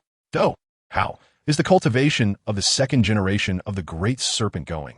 Orochimaru wiped his dark face with a handkerchief and spoke to Yakushi-Do, who was using the cells of the Great Serpent to cultivate the second generation. Do had recently been taken in by him as an assistant, and Orochimaru's first task for him was to cultivate the second generation of the Great Serpent using its cells. Previously, during a confrontation with the first and second Hokage, the Great Serpent had been killed on the spot after enduring a detonating tag from Tobirama Senju. Therefore, he needed a new summoning beast, and the second generation of the Great Serpent was a good idea, especially since Orochimaru himself had grown quite displeased with the Great Serpent. It demanded the minimum amount of work while expecting the highest pay, constantly shouting for hundreds of live sacrifices. He now needed a summoning beast with a better temperament and higher work efficiency than the Great Serpent.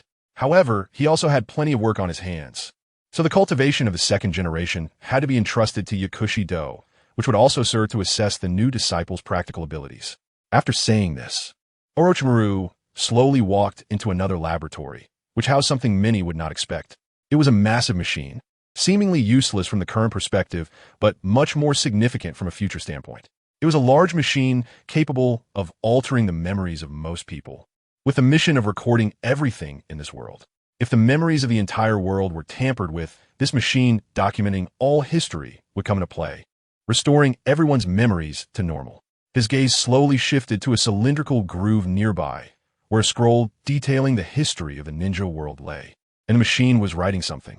The machine was also recording, and then Orochimaru's attention shifted to a production line for Tsuchikage's pistols, which was continuously manufacturing firearms. Meanwhile, the spread of the novel Naruto was growing wider, gradually sweeping through the ninja world. The author of the novel, Jiraiya, was also widely known. However, the protagonist of this event, Jiraiya, was still hunched over his desk, writing something. He had previously borrowed a copy of the ninja world's history from Orochimaru. Now, he had a thorough understanding of this world's history, and his little uncle had already reached the second volume. Foes and Friends on the Battlefield?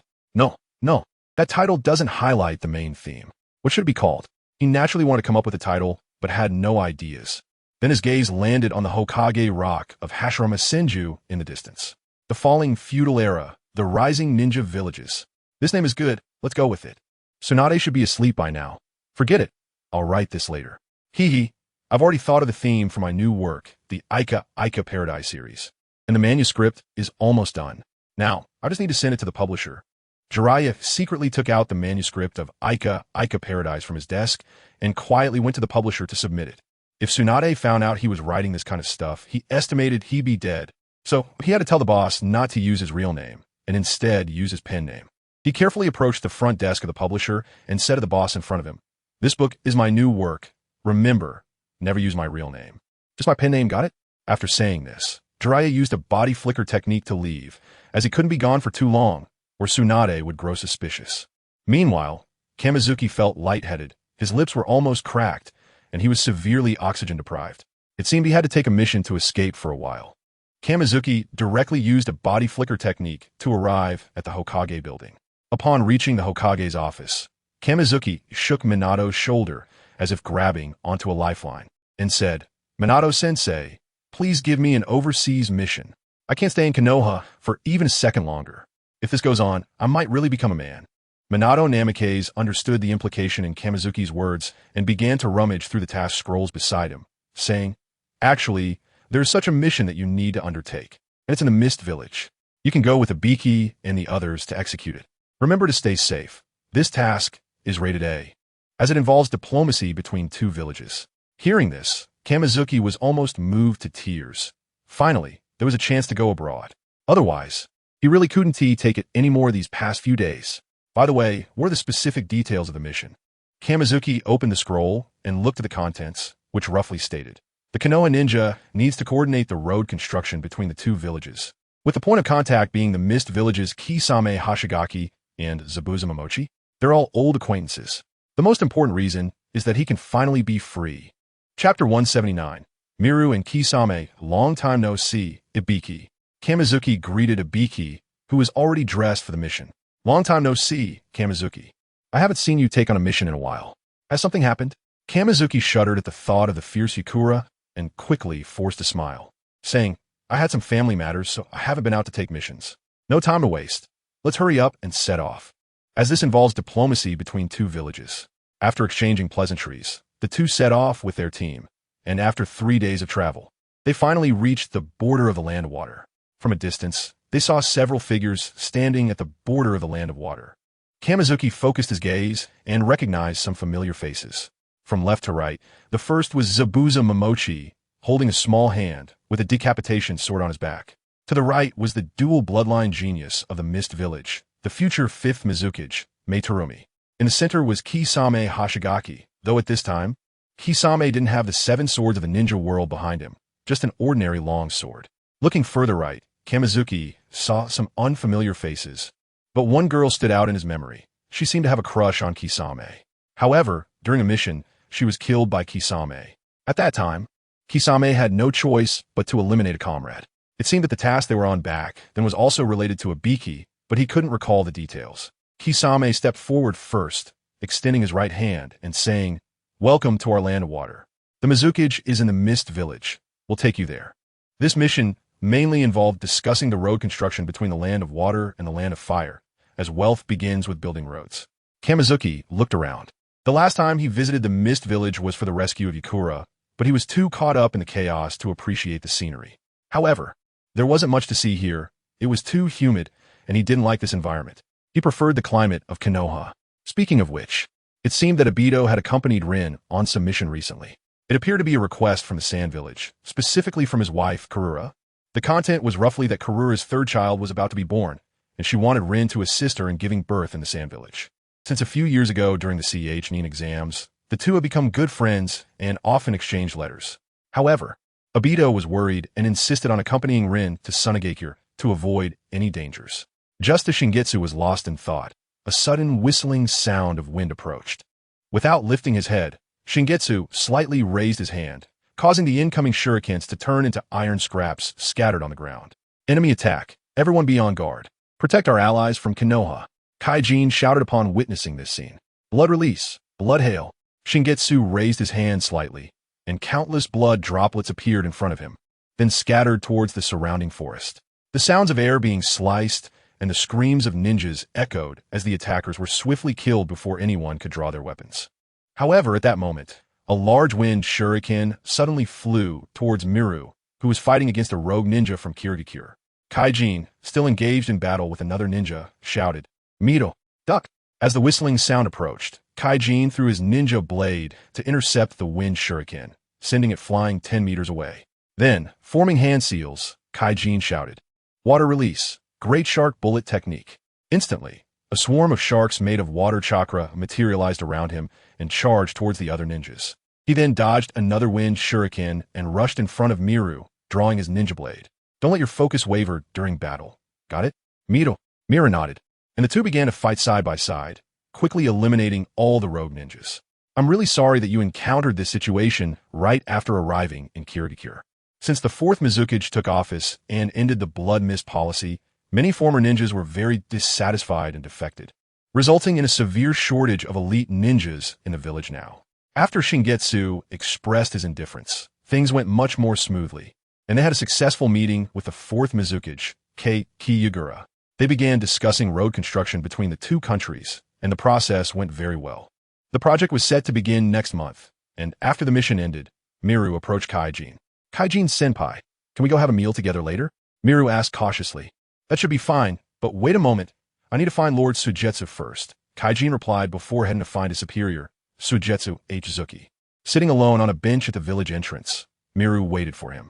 Meanwhile, in the nearby forest, Danzo observed Uchiha Shana and said, Is that the target we need to find next, Madara? Uchiha Shana adjusted his mask and replied in a deep voice, Yes, to realize the Eye of the Moon plan, we need to recruit more members. However, we still lack personnel, so we need to find some newcomers. I've had my eye on Kaijin for a long time. Perhaps this time we can bring him into our ranks. On the other side, at Suigetsu Zuki's home, he handed classified information from the village to a ninja from a Wagakure. Be careful, don't let others see this. Tell Inoki that the price for the next piece of information will double. He had been selling classified information since the end of the Third Shinobi World War and continued to do so. However, this scene was witnessed by the recently arrived Kaijin, whose pupils contracted. In his youthful impulsiveness, he emerged from the shadows. Lord Suigetsu, what are you doing? How can you sell village information? Suigetsu was slightly taken aback, but then smirked coldly. It's you, Kaijin. I was planning to keep you around as a useful tool, but since you've stumbled upon my secret, I can only... Thud! Before Suigetsu could finish, Kaijin had already thrust his blade into Suigetsu's abdomen. With a swift motion, Kaijin wiped the blood from his blade and took Suigetsu's large sword, the Samahata, before it could be drawn. At that moment, two voices came from the shadows. Well done. From now on, work for me. X2, when the two groups collided, both men became alert. Uchiha Madara. Fourth Mizukichi, what are you doing here? X2 Chapter 180. Choice and Transformation. Kaijin looked at the two opposing figures, feeling somewhat perplexed. Uchiha Shana crossed his arms and scoffed. The higher-ups of your village have betrayed you. Don't you find it laughable, Fourth Mizukichi? Cough, cough. At this moment, Danzo, standing behind Shana, coughed, and Uchiha Shana seemed to remember something, awkwardly coughing again. In any case, Kaijin, join us. As a victim of the blood mist, you should understand that this world filled with lies and deception has no meaning.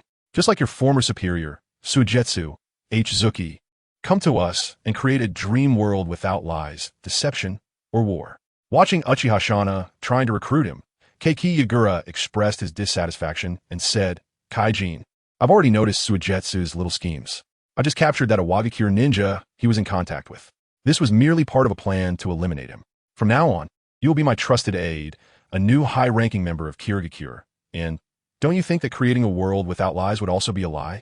If that world is false, then how can there be a concept of a world without falsehood? Keiki Yagura looked at the hesitant Kaijin and spoke these words. After hearing this, Kaijin's lips slightly curled. He then turned to Uchiha Shana beside him and said, While I'm tempted by the world you envision, I still prefer reality. If the world itself is false, then what is constructed from it is also false. I've been living in a false world for too long. I no longer wish to continue in falsehood. Besides, Kaijin grinned, recalling the figure sitting on the bench at the village entrance. There are still people waiting for me to return to reality. At that moment, a voice came from behind Keiki Yagura. Not good, Fourth Mizukichi. Kaijin has betrayed us. Uchiha Shana smirked slightly. Who said Kaijin must be the only one? The Kagaya clan has many members besides Kaijin. He had long prepared an alternative and instructed Uchiha Hikari to persuade Kaijin's fellow clansman, Kagaya Shichiro. Now that you have made your choice, just don't regret it. After saying this, Uchiha Shana left. Watching Uchiha Shana and Danzo disappear before him, Keiki Yagura let out a sigh of relief. If the two of them were to fight, he would indeed be at a disadvantage. However, he wasn't completely at a disadvantage. His gaze subtly glanced at the mountaintop beside him before returning to the dry persimmon Kisame in front of him, saying, Congratulations on making the right choice, Kisame. From now on, you are the new master of the Samahata and one of the 7 ninja swordsmen. Meanwhile, Uchiha Shursui looked at the half-kneeling figure of the dry persimmon corpse in front of him, realizing that their team had gained another strong member. However, what they didn't expect was that during a mission, the dry persimmon corpse unexpectedly got involved with a woman and became pregnant. That woman even named the child Dry Persimmon Shizun, but that's a story for later. After witnessing the scene below the cliff, Kamizuki and Ibiki left without looking back, as their mission was already complete, and there was no need to stay any longer. After 3 days of travel back to Konoha, they first reported to Minato in front of them before heading home. As it was already late at night, Kamizuki took out the keys from his pocket and opened the door to his home, thinking that Yakura must be asleep. So he carefully went to the bathroom to take a shower. After finishing his shower and stepping out, he dried his body with a towel. Droplets of water slowly flowing down the contours of his muscles. At that moment, a delicate voice came from behind him. Finally willing to come back? You didn't tell me when you left. Kamizuki's hand, which was wiping the water off, paused. Luckily, he still had a bath towel wrapped around his lower body. Otherwise, he would have been exposed. Then he felt a warm sensation by his ear. Yakura was behind him, breathing softly. You really made me wait a long time. Kamizuki swallowed hard and turned his head stiffly, clearly feeling Yakura leaning against his back, drawing circles with a finger. As a young man full of vigor, he couldn't withstand such teasing. His earlobes gradually turned crimson and spread to his face. The next moment, Yakura pushed him against the wall, their eyes locking, and it seemed they were about to kiss. Kamizuki swallowed again, licking his dry lips, and hoarsely said, "Stop teasing me, or I won't be able to hold back." Yakura blinked her big eyes. Really? Come on, let me see if you're normal. Kamizuki felt a surge of heat spreading through his body, and he directly picked up Yakura and threw her onto his bed. Their breaths intertwined, setting the stage for a nighttime performance under the dark sky. It was as if a grand symphony was being played. Just like that, they battled until dawn. And when the sunlight broke through the window, a red spider lily stood out vividly on the white bedsheet. Kamizuki looked at Yakura lying in his arms, his thoughts drifting back to the fierce battle of the previous night, feeling as if he had lost something. However, he indeed lost something, which everyone knows without needing to say. Last night was indeed a bit wild. He touched his split lip and gasped in shock. She was quite fierce. However, last night did provide him with a nice symphony. For the next 3 days, the two of them didn't leave the house, until the third day when they finally moved out. Passing by, Hanari noticed Yakura's strange walking posture and couldn't help but ask, "Yakura, what's wrong?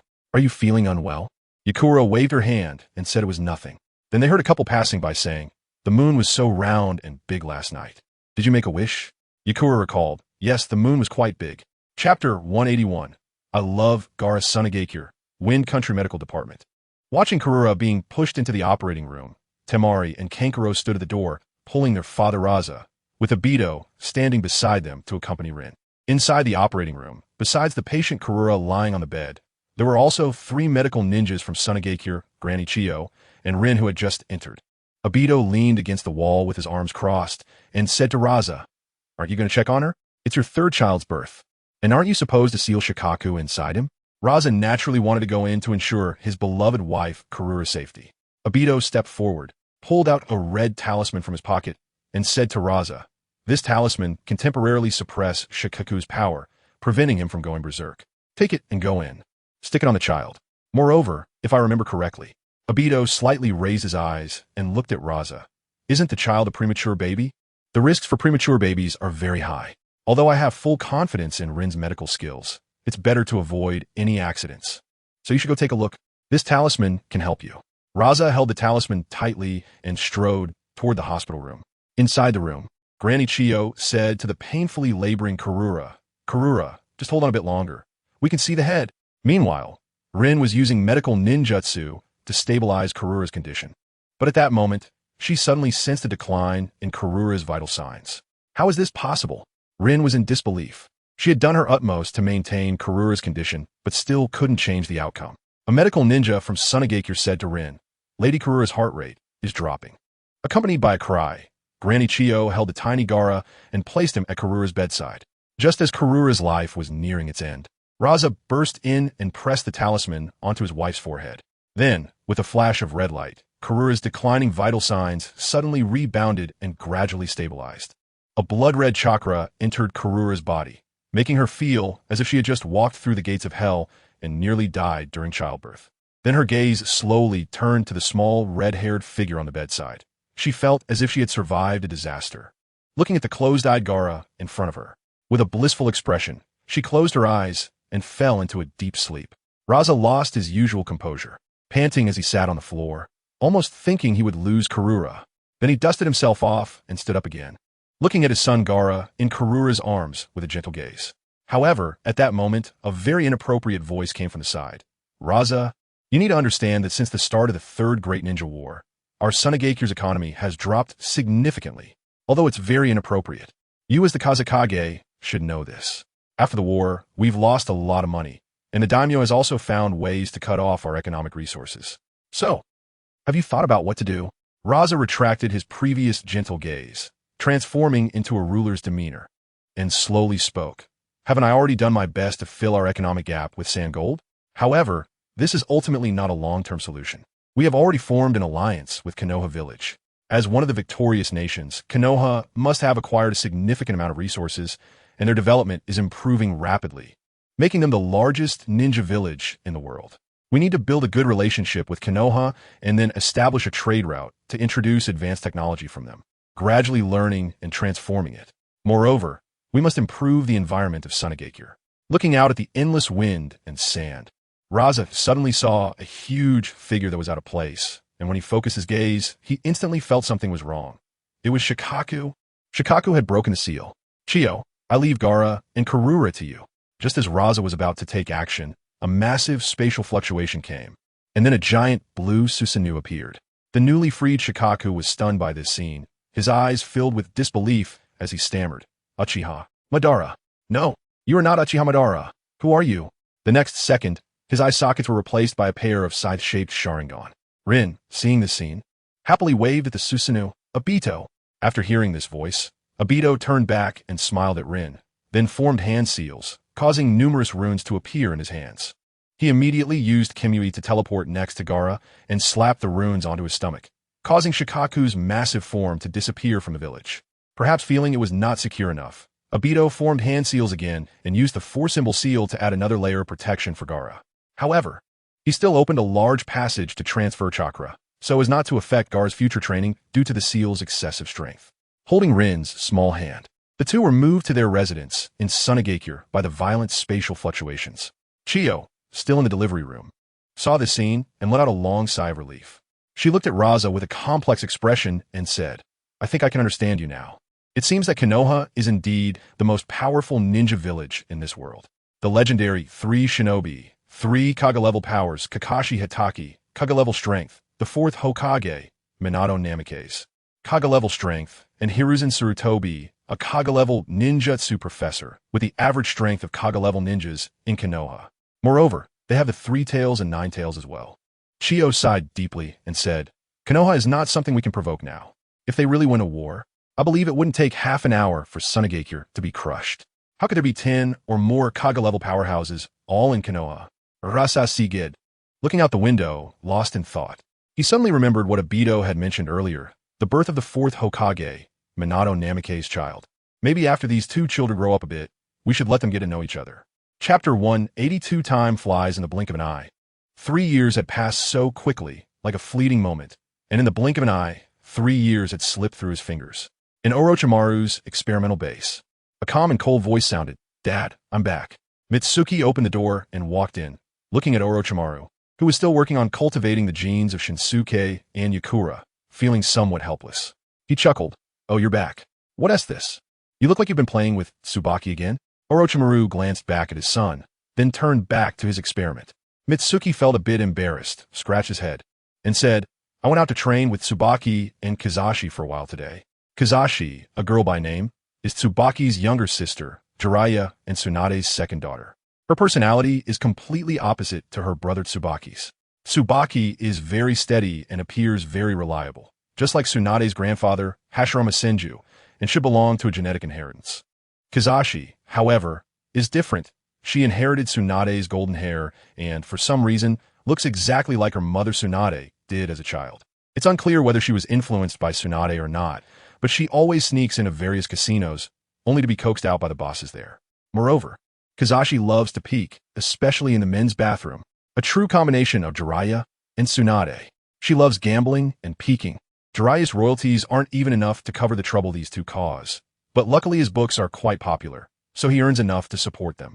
Orochimaru looked excitedly at the genes of Shinsuke and Yakura in front of him and trembled as he pressed a button beside him. With a flash of light, a small infant appeared in the petri dish with chestnut-colored hair, looking 70 like Shinsuke and having Yakura's charm in his features. I did it. I, Orochimaru, have succeeded. Ha ha ha ha. Finally, Orochimaru's somewhat manic laughter filled the entire laboratory, and Mitsuki had long since gotten used to such situations. When the second generation of the White Snake was successfully created, his brother Kabuto was the same, so he had become accustomed to it. Orochimaru carefully took the infant from the petri dish, wiped his body, and wrapped him in a prepared swaddle, then hurriedly ran toward Shinsuke's house. At that moment, in the Sarutobi clan, Hiruzen Sarutobi looked at his 3-month-old grandson and fell in a deep thought. What should this child be named? His gaze shifted to the Hokage building, and a smile crept onto his face. Let us call him Sarutobi Konohamaru. At Shinsuke's house, looking at the small infant that Orochimaru handed over, Shinsuke's expression was quite remarkable, from shock to joy, and then to being at a loss. Yakura, beside him, felt the same way, not even noticing that Orochimaru had placed the baby into her arms. Orochimaru-sensei, I was wondering why you've been asking me for blood so frequently over the years. It turns out you were waiting for me here? Shinsuke's face was filled with a mix of emotions. He had thought that Orochimaru would use his blood for experiments, but he never expected it would be to cultivate a child for them. Orochimaru said to the two of them, "You two will be this child's parents from now on and must take on the responsibilities of being parents." Although this child wasn't born after a 10-month pregnancy by Yakura, he is the result of 5 years of hard work on my part. In other words, I'm this child's grandfather, so you must treat him well. Shinsuke was very surprised and delighted to suddenly have a son, and Yakura felt the same, even though she did not carry him for 10 months. However, she still regarded this child as her own. Even though this child is my creation, he is no different from an ordinary child, so you two just take care of him. By the way, since you now have a child, why not hold the wedding sooner? You both are already 20 years old. It's time to get married. Shinsuke nodded. They had long had plans to marry, but had been delayed by various matters, so they decided to hurry and hold the wedding in the next few days. Well, I'll take my leave now. If you need an MC for the wedding, I will still help you. After saying this, Orochimaru disappeared using a body flicker technique. At this moment, the baby in Yitsong's arms began to cry loudly, which made both of them a bit flustered since neither had any parenting experience. However, it seemed the baby was probably hungry. Shinyue said to Yitsong beside her, "Is this child hungry? Why don't you?" After saying this, Shinyue glanced at the 2 rabbits on her chest and concluded that the baby definitely wouldn't go hungry. Yitsong blushed, clearly understanding. And although they had been open with each other, she was still a bit shy, turning away from Shinyue to feed the baby in her arms. Just after Yitsong finished feeding the baby, there was a knock at the door, and as Shinyue opened it, a blonde-haired child rushed in. Shinue brother. A small ball of yellow hair jumped onto his leg. Shinue looked up and saw Kushina and Minato standing at the door. It was obvious who was at their feet. Naruto, long time no see. You seem to have grown heavier. Shinue picked up Naruto, feeling the weight in his hands, which was not light. However, at this moment, Naruto noticed Yitsong behind Shinue and shouted, "Hey, Yitsong's sister has a baby." Upon hearing this, both of their faces went stiff, and Kushina and Minato, who were watching at the door, suddenly had strange expressions. Kushina walked straight up to Yitsong, looking at the little baby, and exclaimed incredulously, "You two actually secretly had such a cute child behind our backs. No way, you two are so fast. You're not married yet, are you?" Minato also saw the baby in Yitsong's arms and coughed lightly. "To be honest, your progress is really fast. Obito told me just a few days ago that he and Rin had just reached the 2nd stage, and you two are already at the 3rd stage. Everyone, please help think of a name for the main character's child." Chapter 183. Tianyu, Yue. Speaking of which, what should we name this child? Shinue looked at the baby sleeping soundly in Yitsong's arms and suddenly had an idea. Take the first character, Yi, from Yitsong's name, and then take the second character, Yu, from his name. Wouldn't that just come out naturally? Let's call him Tianyu Yue. Yitsong was taken aback for a moment, then smiled lightly and said, "That is a nice name. But I thought with your personality, you would come up with something strange." But just then, a very urgent knock sounded at the door, accompanied by Obito's loud voice. "Shinyue, open the door. Hurry. What's the rush?" Shinyue said, taking little Yue from Yitsong's arms and opening the door. "I heard from Minato-sensei that you had a child." "That's not. No way, you two are progressing this fast." Obito saw Yue sleeping in Shinyue's arms and nearly dropped his jaw. They had just reached 2nd base, and this guy had already hit a home run and had a child. To be precise, this child was cultivated by Orochimaru using Mai and Yitsong's genes. So he is naturally our child. If you want one, you can also ask Orochimaru to cultivate one for you. Obito shook his head, as he and Rin were not at that stage yet, and he did not want a child so early. Then his gaze turned to the sleeping Yue in Shinyue's arms. And he couldn't help but exclaim, "Your family has such good genes. This child is so cute. Have you decided on a name?" "Yes, it's Tianyu Yue. What do you think?" Shinyue proudly lifted Yue in his hands, his eyes sparkling with excitement. "He's so cute. That's a nice name. Sai, we were planning to take you to Sunagakure to play.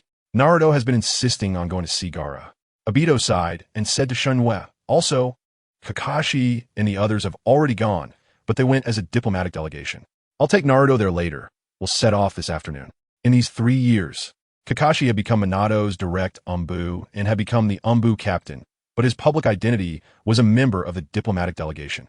By the way, the highest leader of the diplomatic delegation is Jiraiya. When Jiraiya traveled through various countries, he had a very good reputation. So everyone unanimously decided to let him be the leader of the diplomatic delegation. "I haven't been to Sunagakure in a long time, but this child can't travel far. So y'all go ahead. I still need to stay here with Itsong to look after the baby." After hearing this, Obito nodded and then left with Rin.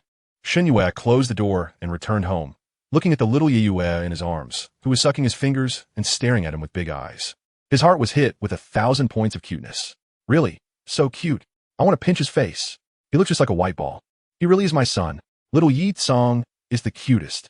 It's a pity he has not a daughter, but this son is pretty cute when he is young. When he grows up, he will definitely be a handsome guy like me." However, a few days ago, he heard that Captain Sarutobi Shino's son seemed to have been born, and it seems he is called Sarutobi Kinomaru. They should be the same age. Maybe they will even be classmates in the future. Shinyue stared at Itsong's ample chest, very curious. He clearly remembered that Itsong had never been pregnant, so how could there be baby food? Itsong felt a bit shy under his gaze, and then took a can of formula from the nearby cupboard, sticking out her little tongue and saying shyly, "Why just fed was formula? How could I have milk since I've never given birth?" Orochimaru-sensei brought the formula in advance. "All right, I'll take the baby to take a bath now.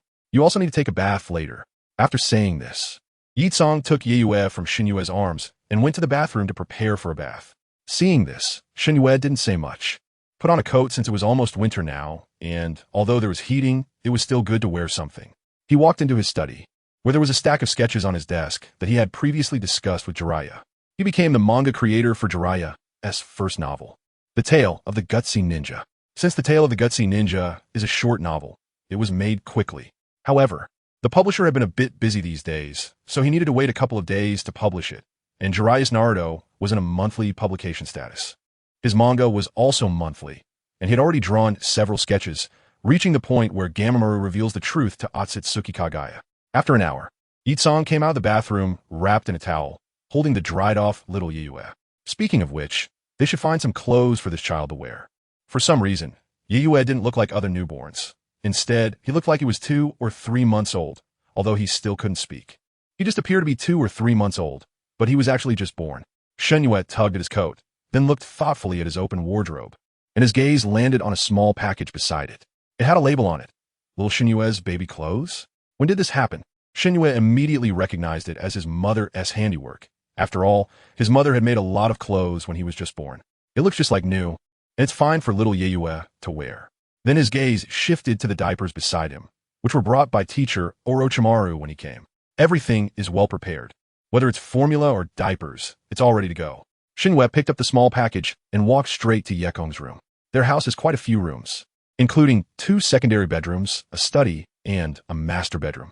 This is just the first floor. The second floor has several more secondary bedrooms. And the third floor has an attic, plus a balcony on the second floor, so it's like a small villa. It's just right. It will be convenient for more children in the future, but starting today, they are officially a family of 3. Yekong had already changed in her pajamas and looked at little Yue, who was so small and cute that she couldn't help but like him more and more. She made a funny face, causing little Yue to giggle. As Shinyue entered the room, he saw the mother and child having a great time. He placed the small package on the bed and sat down beside it to change Yue's clothes.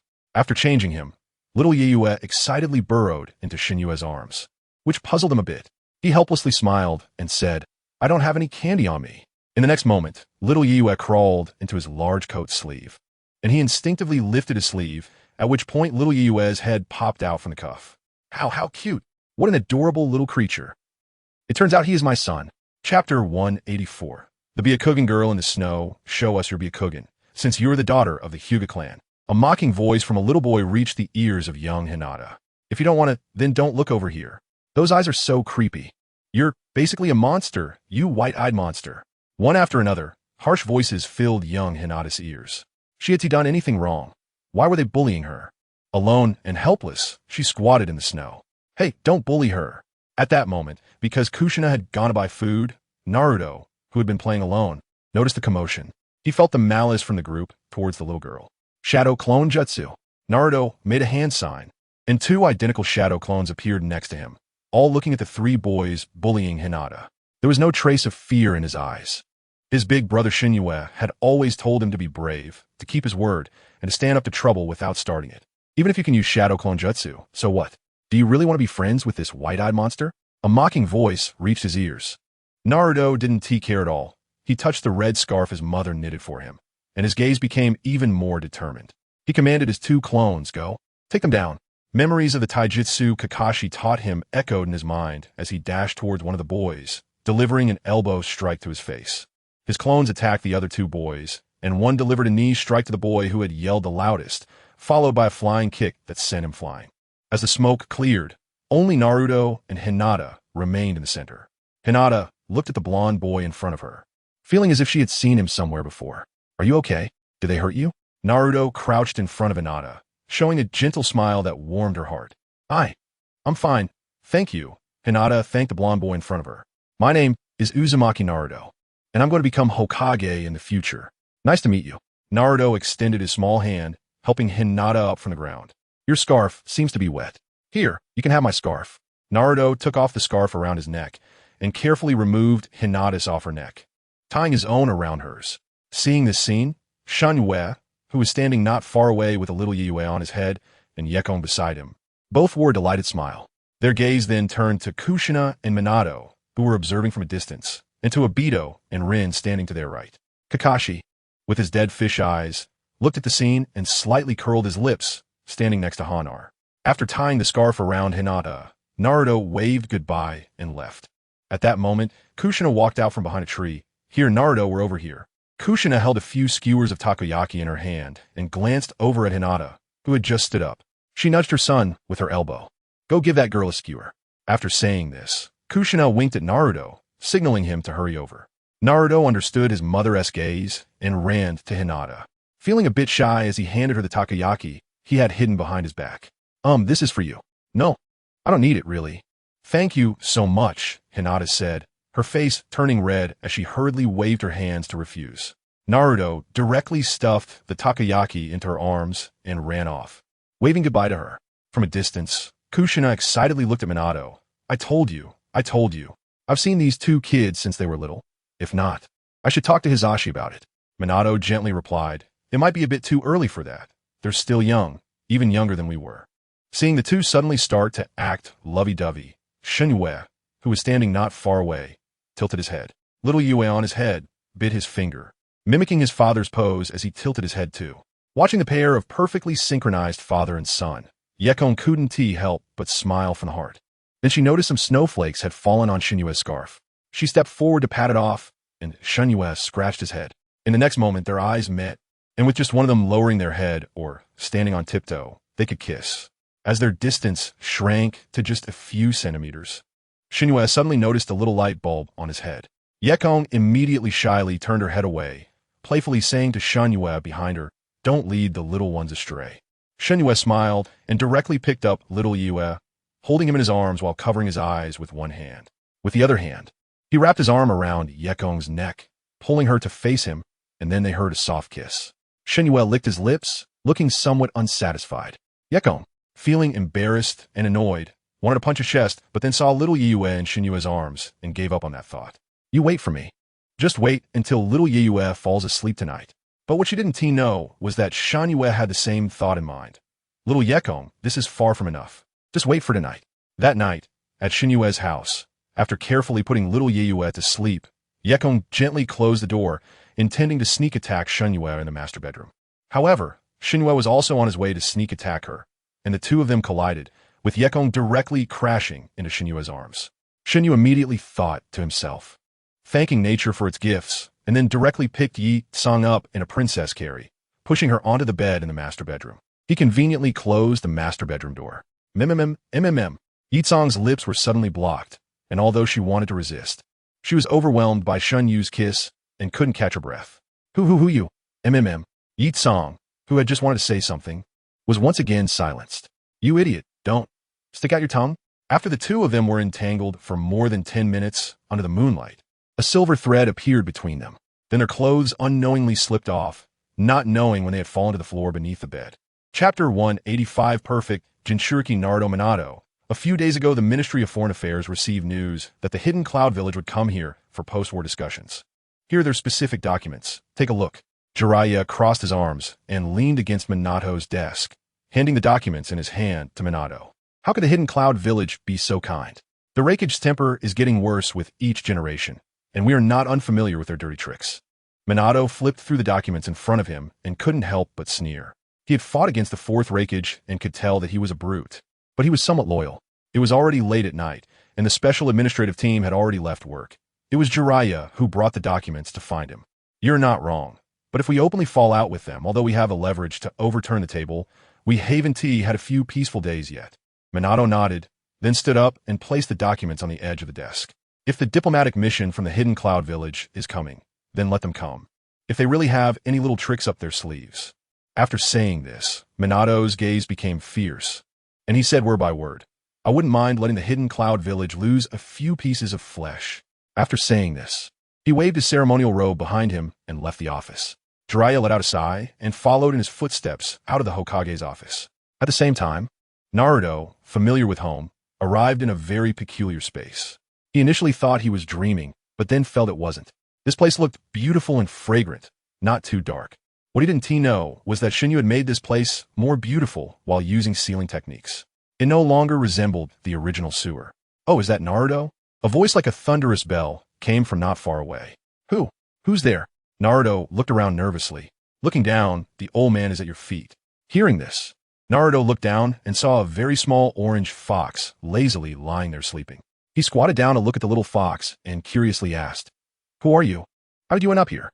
The small Kaibai opened its eyes and looked at the blue-eyed child in front of it, feeling a bit dazed. This child's eyes were bluer than Minato's. My name is Kaibai. I know your father and your mother. The anthropomorphized Kaibai stood up from the ground. He brushed the dust off his backside and led Naruto behind him with his hands behind his back. Before that, let me tell you a story. A long time ago. This story, I think I've heard it before. Naruto bit his finger and tilted his head, looking at the little Kentucky Bai. He had clearly heard this part when his dad told him bedtime stories before. The Sage of Six Paths divided the chakra of the 10 tails into 9 parts, becoming 9-tailed beasts. So you are that 9th-tailed beast. I've always heard Gaara and Shikaka mention you. When he was 2 years old, a turtle claiming to be the 3 tails came out from Shun Yu's house and introduced itself to him. By the way, let me introduce the 9-tailed beasts. Shikaku appeared in a teapot when he went to Sunagakure to play with Gaara, constantly murmuring about the damn Kaibai and such. 1 tail Shikaku, 2 tails Matatabi, 3 tails Isabu, 4 tails Son Goku, 5 tails Koku, 6 tails Saiken, 7 tails CH Mei, 8 tails GY Ki, 9 tails Kaibai. Naruto shook his head and recited these difficult names.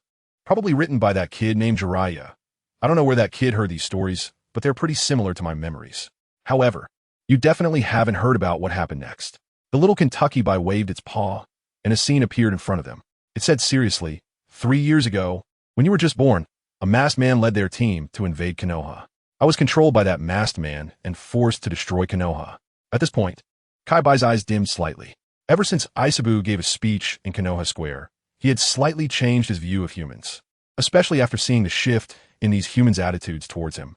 After that, I left 1/3 of my power inside your mother, Uzumaki Kushina, and another 1/3 inside your father, Minato. And that last 1/3 of my power, I entrusted to you, Uzumaki Naruto, which is the very small me right now. Naruto rubbed his chin, but he thought that tailed beasts and humans could become friends, just like Shunyu and Isabu. I think we could become friends. Kaibai.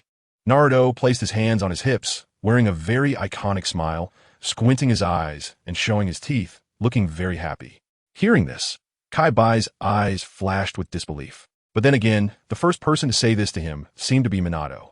He slowly extended his fist and said, "Let us fist bump. I will give you all my power and memories. No problem." The two small fists collided, and the bird's song and fragrance in the conscious space vanished.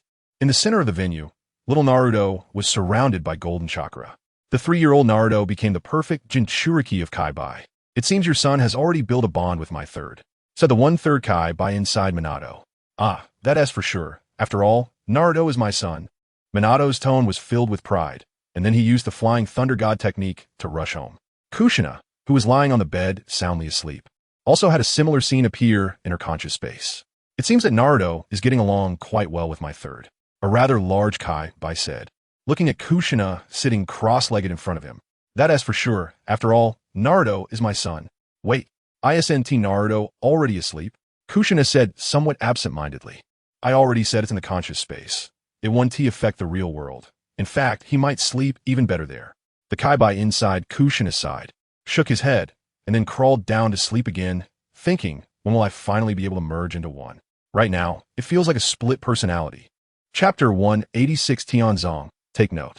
Welcome the diplomatic mission from the Hidden Cloud Village to our Konoha village. Since you've come, don't stand outside the village. Come in and have a chat. The water gate hides a knife behind a smile, squinting at the group of dark-skinned diplomats from the Cloud Village in front of him. Haha, we truly feel embarrassed that Lord Hokage personally came to greet us. A ninja, clearly the leader of the Cloud Village diplomatic mission, broke into a cold sweat as he sensed his surroundings. Almost all around him were densely packed Leaf Village ninjas. He looked around and saw a scene that made him sweat profusely. In the 4 cardinal directions stood the formidable 4 pillars of the Leaf Village, renowned from the Third Shinobi World War. Additionally, there were Shikake Nara and Fugaku Uchiha flanking Minato Namikaze, with Shunshin Shizen standing beside Fugaku. If they could run fast enough, they could snatch the newly born Byakugan princess from the Leaf Village. As long as they escaped quickly, there was no way these people could catch them. Not even the yellow flash of the leaf could do it. They seemed to have forgotten that the reputation of the yellow flash instilled fear in other ninja villages.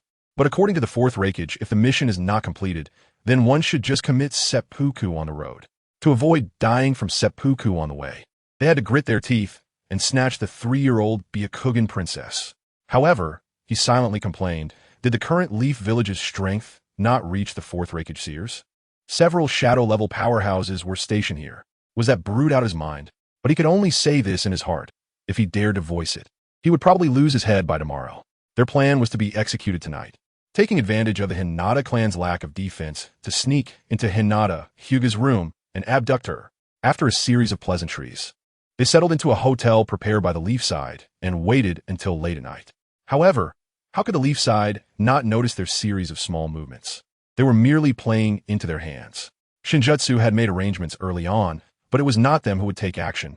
They were all large-scale ninjutsu, and one misstep could blow up the village. So he secretly pulled over small Naruto and whispered to him, Naruto, let me tell you, those bad uncles with dark skin are here to kidnap Hinata. What? We need to tell Dad quickly. Let Dad drive those bad guys away. Naruto exclaimed in disbelief. Don't shout so loudly. Naruto, listen to your big brother. You just stay here and watch. When those people take Hinata from her room, you take the opportunity to take them down. You've already mastered the power of Kurama, the strongest among tailed beasts. Even just 1/3 of his power is still strong. So dealing with those Cloud Village ninjas won't be a problem. Hinata is your good friend, and your brother will wait here with you for your heroic rescue. Soon, the two saw 2 Cloud Village ninjas carrying Hinata out of the room, and this scene was just seen by Hayashi Hyuga. But before Hayashi could act, a golden figure flew out from the shadows first, extending a golden claw. Who is that? The person was directly slashed in the chest by the golden claw, and then a powerful chakra wave sent him flying. Another Cloud Village ninja shouted, Kitsuya, damn it, who are you? Naruto, holding Hinata in his arms with his body glowing with golden chakra, appeared particularly conspicuous in the night. My name is Naruto Uzumaki, the son of the 4th Hokage, and I will become Hokage in the future. Remember that. Then a golden tail appeared behind Naruto, piercing through the chest of the Cloud Village ninja.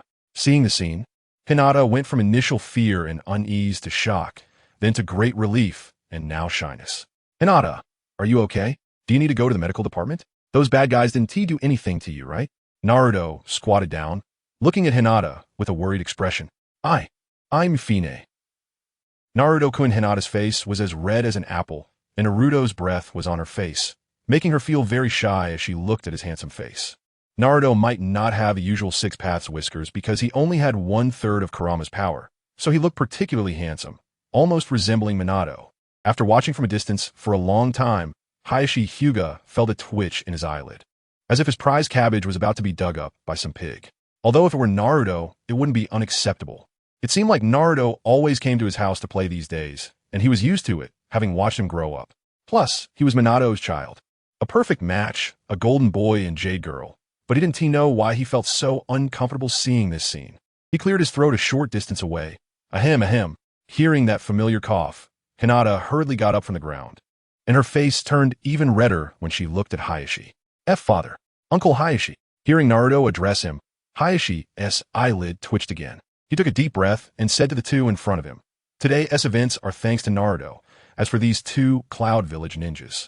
His gaze slowly moved to the two corpses on the ground, followed by shock. That power was the power of the Nine Tails. He had actually mastered the power of the Nine Tails so skillfully. He was indeed impressively growing, and this child was only 3 years old. It seemed he was a genius on par with Minato. Should one say he truly is Minato's child? Hayashi's eyelid twitched again, but this time it was his left eyelid. He coughed lightly and said, Hinata, let us go home first. As for these two Cloud Village ninjas, I will report to the 4th Hokage later. After saying this, Hayashi led Hinata away. Hinata turned her head back every few steps, checking to see if Naruto had left. Meanwhile, under a nearby eave, Minato's hand played with the kunai while a glint of coldness flashed in his eyes. They actually dared to touch my future daughter-in-law. Cloud Village. Very well. This time it's not just a matter of losing a few pieces of meat. It's about whether you'll keep your legs. Do they really think the current Leaf Village is easy to bully? Tenzo, take note. I am making the following adjustments. The masked Yamato appeared beside him with a body flicker technique. Call back as many of the ninjas on missions as possible and inform the 4th Raikage that I, Minato Namikaze, am waiting for him in the Leaf. One word unchanged. One word unchanged. Chapter 187, I will personally apologize. Nizen, will you accompany me to train today? Pulling on Itachi's hand with his left hand, he shook it back and forth, saying that Nizen hadn't accompanied him for a long time these past few days. Forgive me, Sasuke, this is the last time. Itachi looked at his younger brother with a doting expression, placing 2 fingers on his head. But he indeed had matters to attend to, like going to find Izumi for a mission. Absolutely not, because he was craving the 3-color dango that Izumi made. It's again this phrase, Nizen. This is already the 4th time this month. Every time you say you're busy, Nisan, do you dislike me? It's definitely that you dislike me. Sasuke stood at the front door, pacing back and forth. He looked a bit angry. Itachi waved his hand helplessly at him, and upon seeing this, Sasuke happily ran over. Then Itachi pointed 2 fingers to Sasuke's forehead. Forgive me, Sasuke, this really is the last time. Don't say such things again. Upon hearing this, Sasuke felt disheartened again, lowering his head as he walked toward his mother, Mikoto Uchiha. Mikoto looked at Sasuke, who was hugging her leg with a smile, and said to Itachi, Be careful when you go out on missions, Itachi. Itachi changed his shoes, nodded, and said, I will be careful, Mom. Well, I'm off. Izumi and the others are still waiting for me. After saying this, Itachi ran out. Mikoto gently patted Sasuke's head and said, Even if your brother isn't here, you need to train hard, okay? I remember you were going to the training ground today, right? You need to work hard, so your dad will look at you differently. After hearing this, Sasuke nodded. After all, his father always compared him to his brother, and he wanted his father to see him in a new light.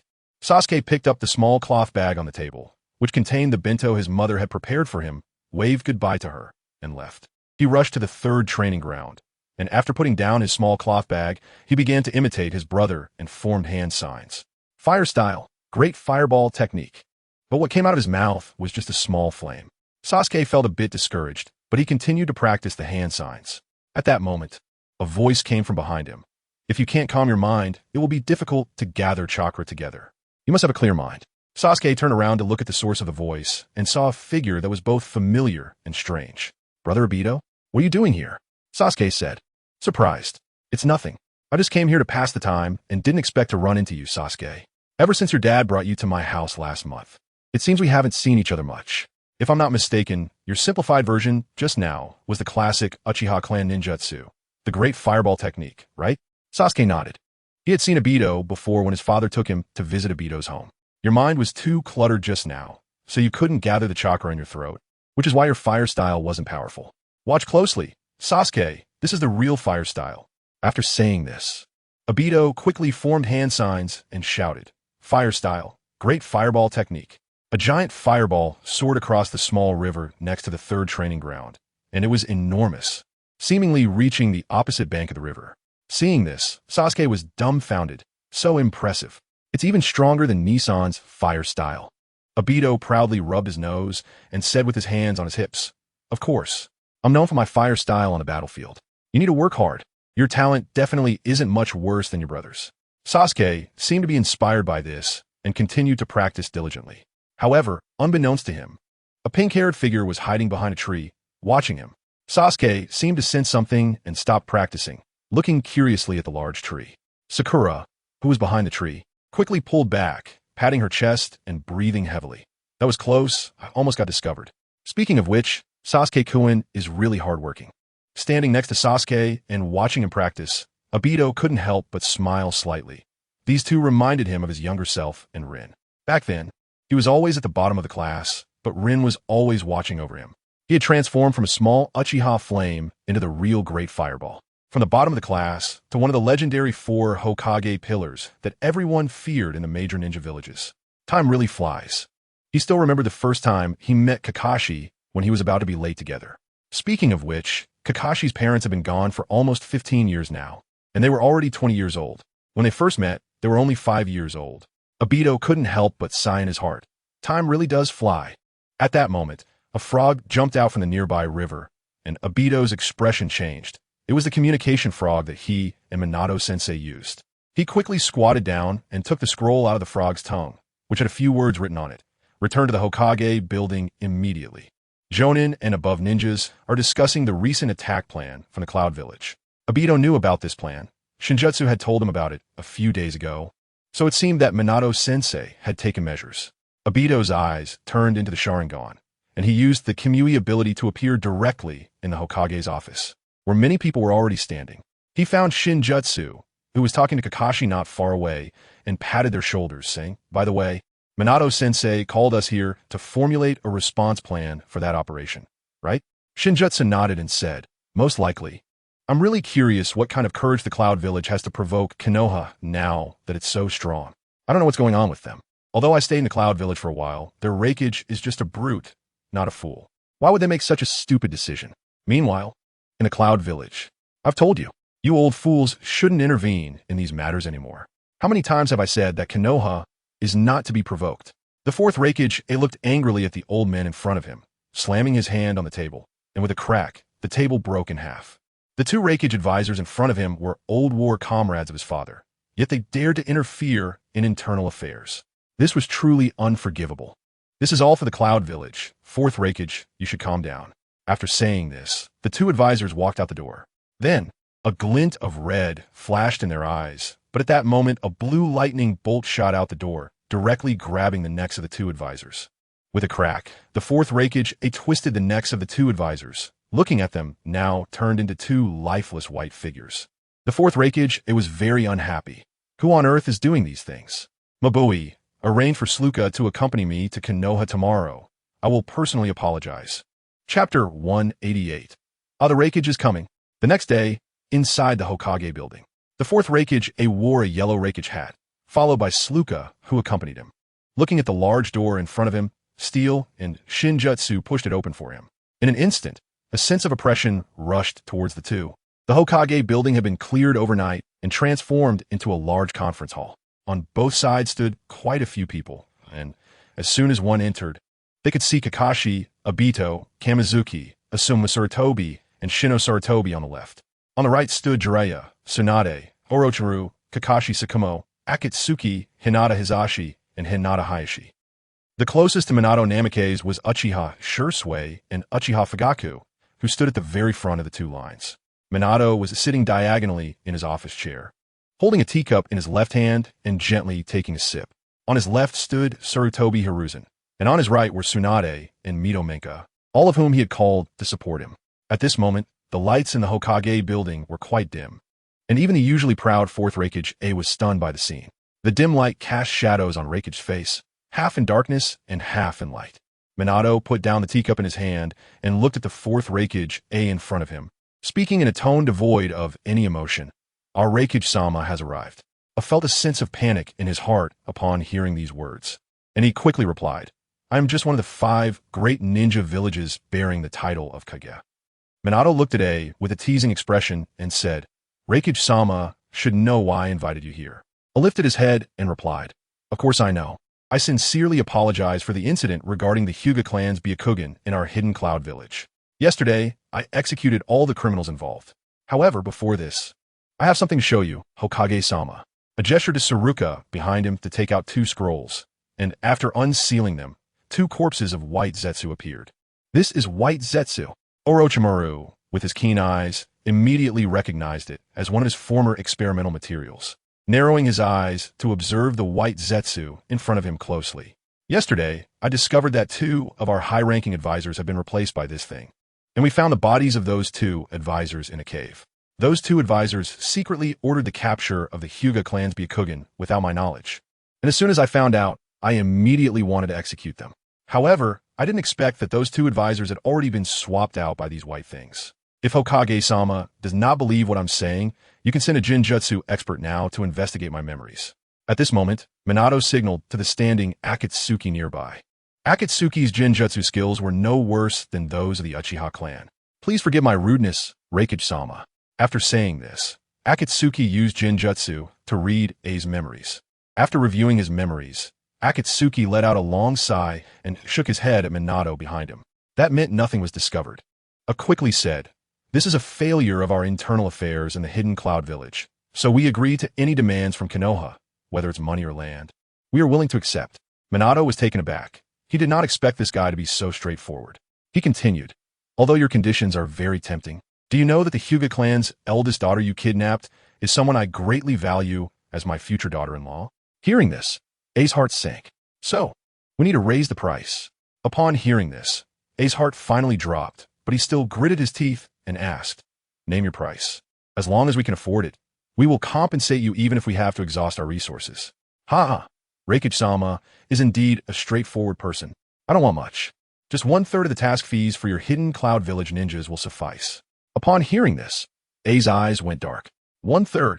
It seemed that they would really be poor from now on. A gritted his teeth and waved his hand, saying directly, No problem. Hokage-sama, I, 4th Reikage A, will keep my word. But he really didn't want to give it. However, he couldn't refuse. He couldn't even compare to a yellow flash. Not to mention Konoha's 4 pillars. The legendary Sannin, the fierce-eyed Fugaku, Shursui, Konoha's white fan. If he didn't back down and admit it, he was afraid he wouldn't leave this Hokage building in one piece. Minato's lips curled slightly as he stepped forward to shake hands with the 4th Reikage. Then slowly said, Then, let's have a pleasant cooperation. Reikage-sama, pleasant cooperation. The words were almost bitten out by the 4th Reikage, who gritted his teeth and glared at the people in front of him. He then waved his sleeve and left the scene. And the moment he stepped out of the Hokage building, all the lights came on. Keeping a straight face really doesn't suit me. I feel like my face is frozen. Obito said tiredly as he rubbed his own face. The oppressive aura and momentum on Minato's face disappeared, replaced by a gentle and easygoing demeanor. Thank you all for helping me with this. This way, our Konoha village can be considered prosperous. We've bitten off half of the leg of the Hidden Cloud village. Thanks to all of you. And Kamizuki, your script was really good. I just saw that Reikage's eyes turn strange. Kamizuki also smiled with relief, and everyone present laughed, except for Hinata Hizashi, who had been silent. Hinata, that was just to add some bargaining chips, but I really think that child Hinata is quite good. How about you see? Minato leaned over and whispered to Hinata Hizashi beside him. A vein popped on Hinata Hizashi's forehead, and he sighed. Let's just let nature take its course. Although Naruto's child is indeed good, I'm afraid I can't agree to this proposal right now. Minato's expression showed no signs of regret. It didn't matter, as it was only a matter of time for these 2 children. They would surely end up as he envisioned. Everyone, please put away your items. Orochimaru-sensei, please take care of those 2 white Zetsu corpses. They look rather creepy. Chapter 189, Sakura and Kin.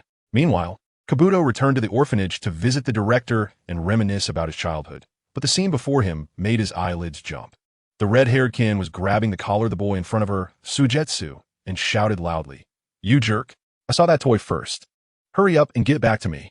Shugetsu shrugged, adhering to the principle of not arguing with girls, and threw the toy to Kin.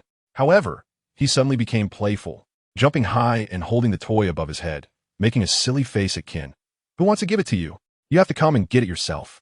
Behind them, Naruto, Uzumaki, and Meitarumi were chatting happily, clearly oblivious to the scuffle between the two children. Sitting on a chair, Kimimaro was feeding the still arguing Go with a small spoon, watching the two kids with a helpless sigh. Kimimaro and the nearby Shugetsu exchanged glances and sighed simultaneously. After giving birth to Kin, Uzumaki Kushina was assigned by Minato to work at the orphanage as one of the few remaining ninjas from the Uzumaki clan. Uzumaki Kushina is also the deputy director of Konoha Hospital and has a particularly good relationship with Mikoto Uchiha. As the deputy director, she didn't have too many affairs to handle, and sometimes came to the orphanage to visit, bringing her daughter Kin along. Since meeting Shueyu, who was also fostered in the orphanage, the two of them have been quarreling almost every day.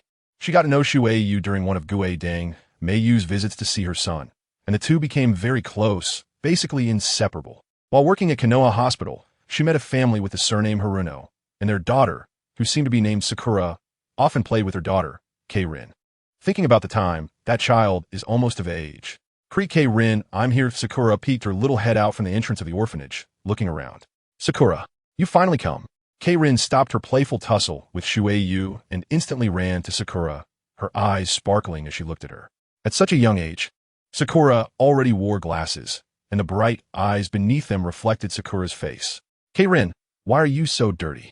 Let me help you brush it off. Sakura put down the basket in her hands and patted the dust off K-Rin. Seeing this scene, Shueyu placed her hands behind her head and walked over to her older brother, Deng Meiyue, lazily saying, Brother, take me to learn ninjutsu. Deng Meiyue took Shueyu's hand and led her outside. After brushing the dust off K-Rin, Sakura happily picked up the basket on the ground, filled with colorful flowers. Look, these are the flowers I picked from the woods today, and some were given to me by Ino. Let's make flower crowns together. Do found a place to sit down and was about to ask a staff member about the director's whereabouts when he noticed the director walking in from outside. The director was holding the hands of two children. The one on the left with black hair and pale skin looked somewhat taciturn. The one on the right had blue hair and seemed slightly older than the black-haired child. These two children will become our family in the future. Kome, let me introduce you. This child is named Sai, and this child is named Shin. Come and meet them. Sakura raised the pink flower crown she had made and placed it on K-Rin's head, proudly placing her hands on her hips.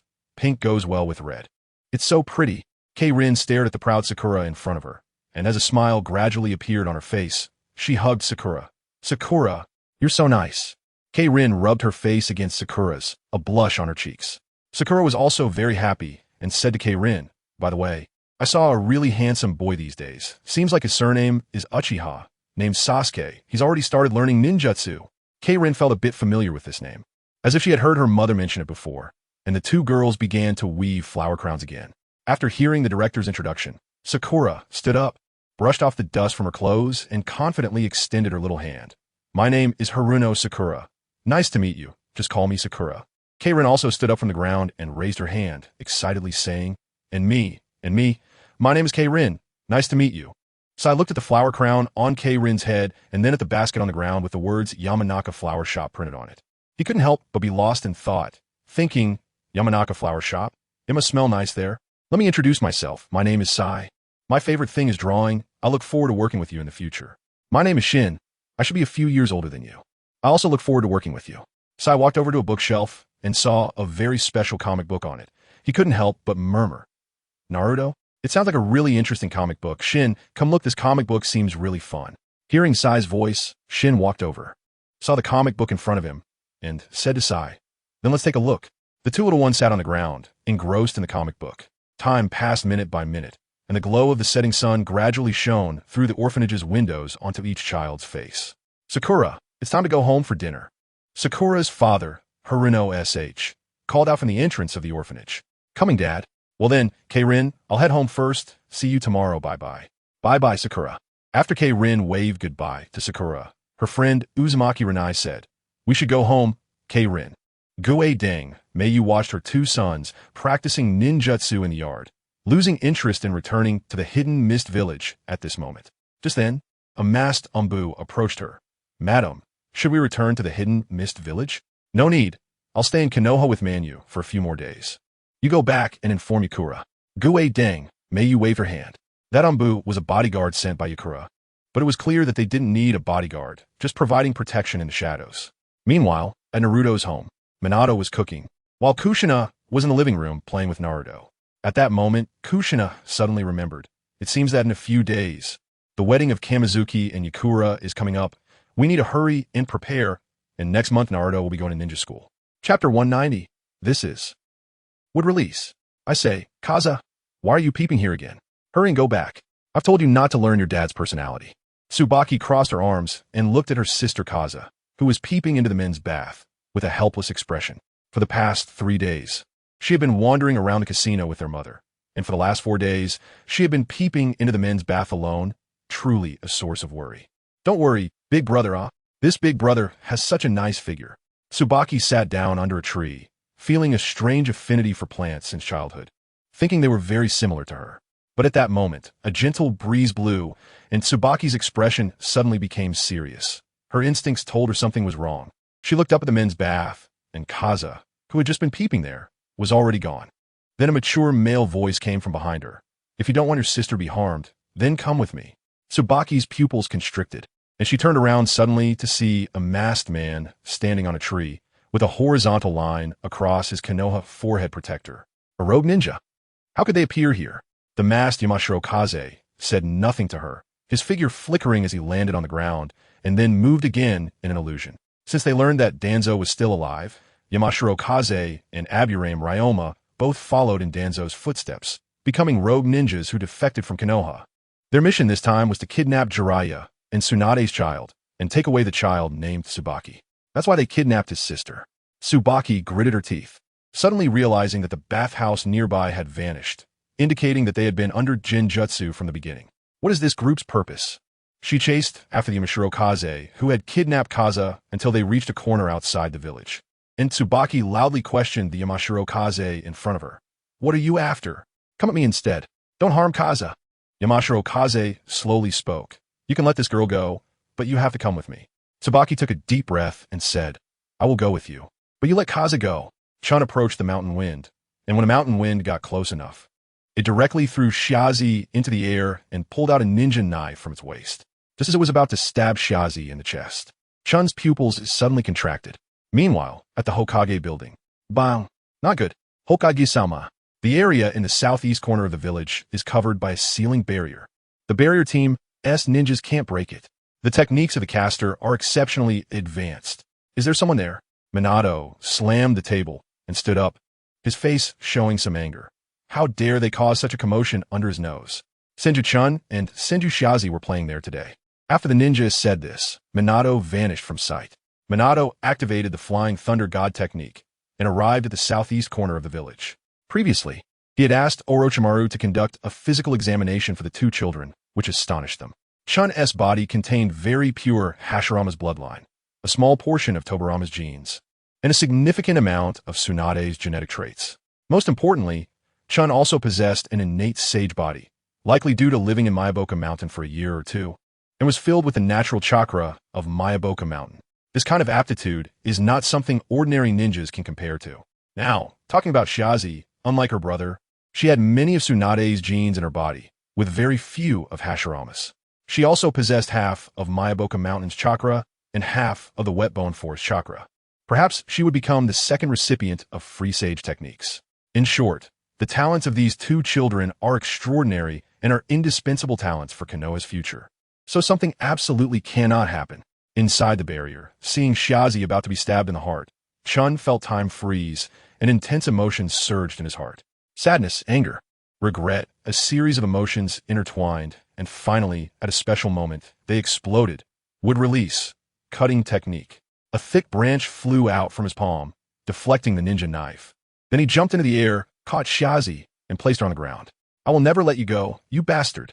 But at that moment, a puppet appeared beneath his feet, binding him together. The mountain wind wiped the cold sweat from his forehead. Feeling shocked, truly worthy of being the descendant of the first Hokage, he can actually use would release. I originally thought he only had the innate sage body. I didn't expect there to be an unexpected joy. Just as he was about to retrieve the puppet in front of him, the puppet exploded instantly, and Chun flew out from inside, with another identical Chun appearing beside him. That was Chun's wood clone, almost indistinguishable from his main body, standing behind the mountain wind. The main body stood in front of the mountain wind, who was in a panic, and then directly aimed at the Chun behind him and activated a ninjutsu, mind-turn technique. He originally thought he could possess Chun's vision, but when he opened his eyes again, he found himself still standing in place. He mistook the wood clone for the main body, preventing him from using Jinjutsu. Chun's main body and wood clone simultaneously formed hand seals, and after forming 4 seals, the mouths of the 2 clones puffed up simultaneously. This was a simplified version of the water dragon bullet technique. He had seen 2 ninjas practicing it at the ninja training ground earlier, using the simplified version with 4 seals. After studying it for a while, he learned it, but he usually kept it hidden. This was a special situation that required its use. Water release, water dragon bullet technique. 2 clawing water dragons flew toward the mountain wind, who suddenly felt something was wrong. At that moment, he felt a string snap in his mind. He spat out a mouthful of blood and turned back sharply, only to see that the originally arranged purple barrier had been forcibly broken. Outside the barrier, Minato, using his superb sealing technique, forcibly broke through the barrier in front of him and said to the Konoha ninjas behind him, "Don't let the enemy escape. Prioritize rescuing the hostages." 2 massive water dragons charged toward the mountain wind, who was directly sent flying and crashed into a tree. The broken owl mask now had only half of it left.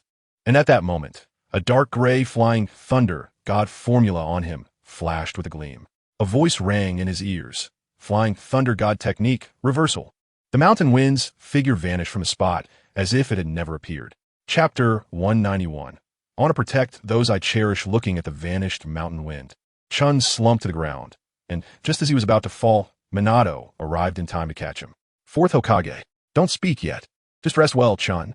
Minato looked gently at Chun, who had collapsed in his arms, then instructed an umbu to carry Shazi, who was lying on the ground.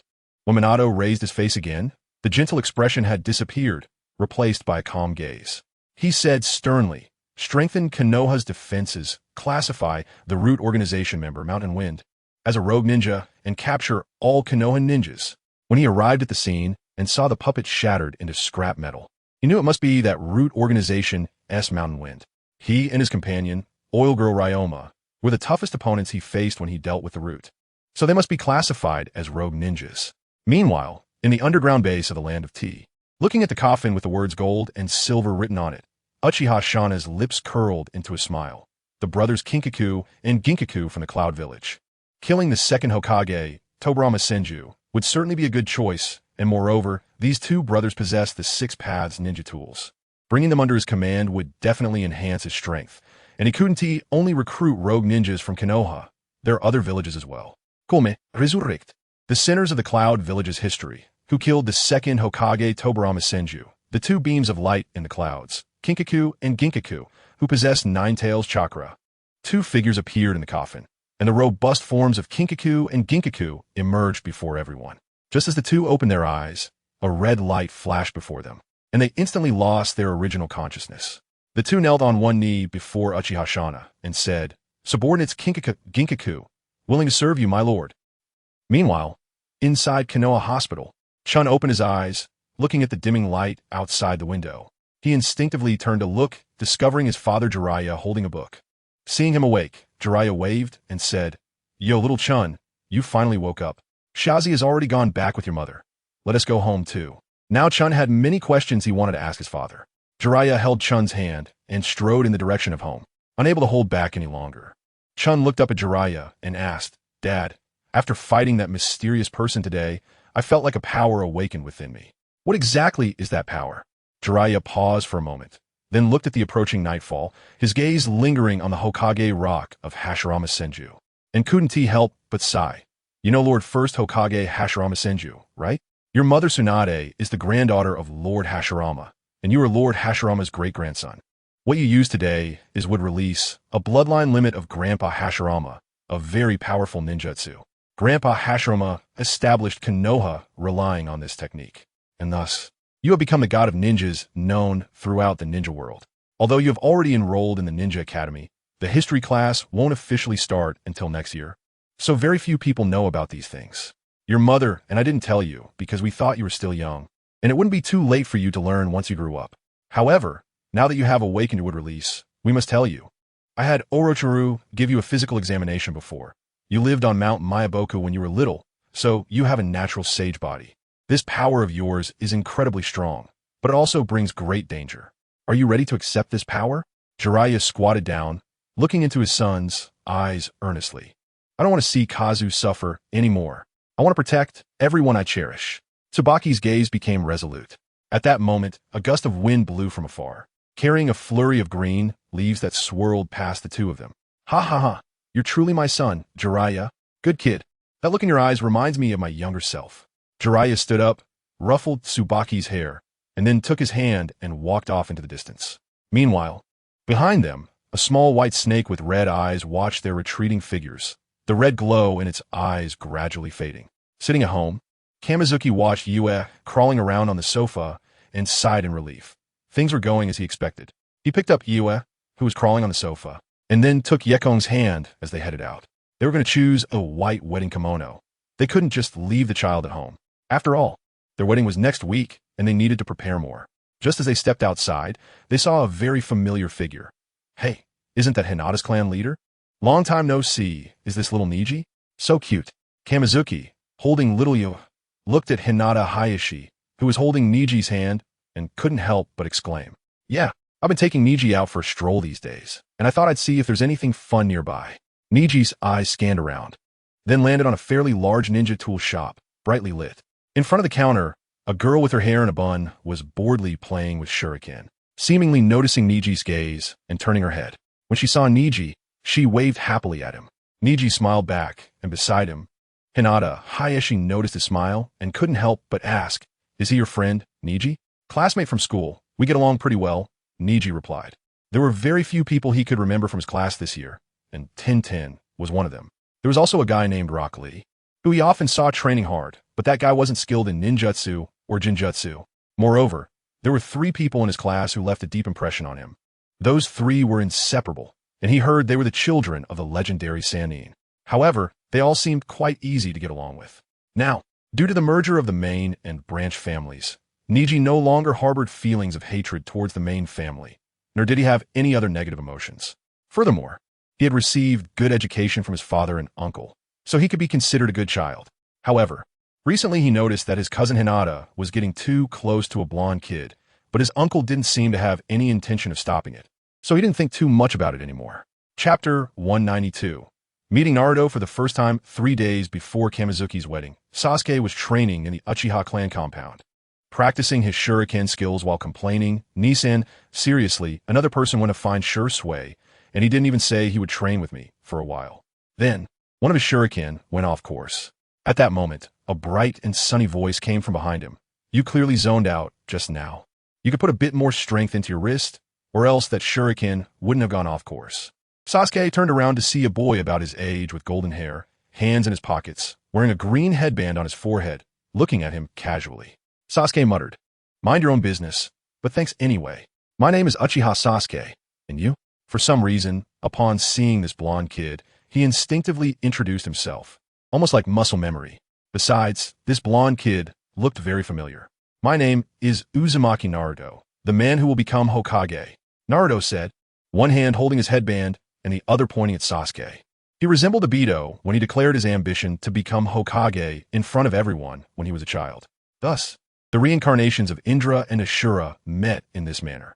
For some reason, the moment Sasuke saw Naruto, he felt an urge to make a move, but he held back. With a slightly proud tone, he said, "Looks like you know a lot about shuriken techniques. Why don't we have a match?" Naruto tilted his head in a slightly silly manner. His earlier comments about shuriken techniques were just nonsense, as he usually only learned some taijutsu from his brothers. He also knew the shadow clone technique that his dad had taught him, but aside from that, he seemed to be completely unskilled in anything else. However, before he could react, a wooden shuriken flew towards him.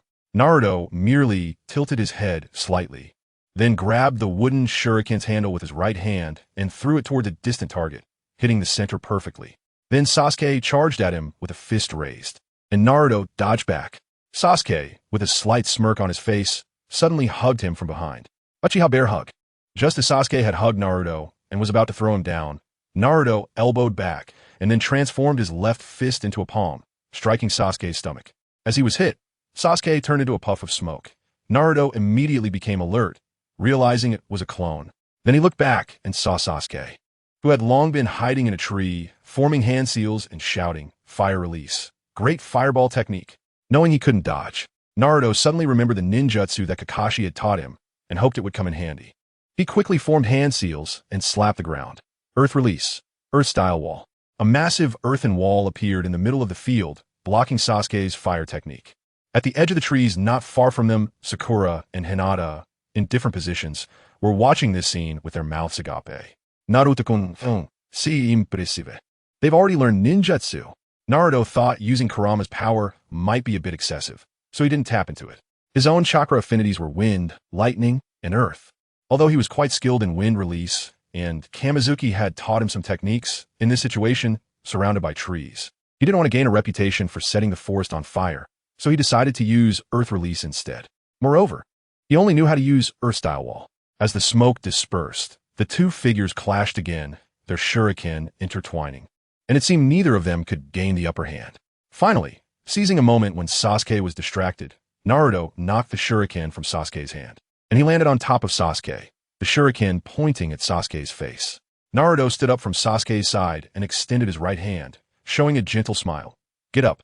Sasuke was momentarily taken aback by this scene, then chuckled lightly and placed his hand in Naruto's palm, saying something he didn't quite understand. "You are such a slacker." Naruto waved at Hinata, who had been hiding behind a tree. "Hinata-chan, let's go eat ramen together." Hinata blushed and walked out from behind the tree.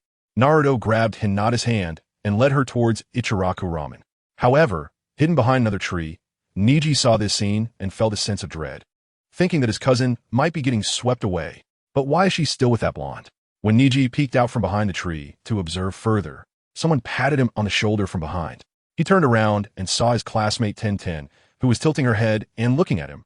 "Neji-kun, are you lost? This is the Uchiha clan area. Try not to stay here too long. Let me take you home." While Neji was still confused, Tenten had already grabbed his hand and was running off into the distance. It was now dusk, and Sasuke's stomach began to rumble. Just as he was about to head home, he suddenly spotted a flash of pink behind a tree. He sighed helplessly and said, "The girl hiding behind the tree. Come out." Sakura, who heard this, trembled and shyly stepped out from behind the tree. Sasuke sighed. This was the 20th day this girl had been secretly watching him. Almost every day, yet he still didn't know her name, which felt rude. "I'm Uchiha Sasuke, what about you?" "Sakura. I'm Haruno Sakura. Just call me Sakura," she replied. Sasuke originally wanted to act aloof, but since this girl had been following him for almost a month, he decided not to keep up the act. At this moment, Sakura's father, Haruno Shoyuta, called from a distance. "Sakura, come home for dinner." "Okay, Dad." Then, "Sasuke-kun, see you next time." Just as Sasuke was waving goodbye, he heard his brother's voice. "Sasuke, it's time to go home for dinner." Hearing this, Sasuke was instantly filled with joy and turned around. "Ni-san, let's go."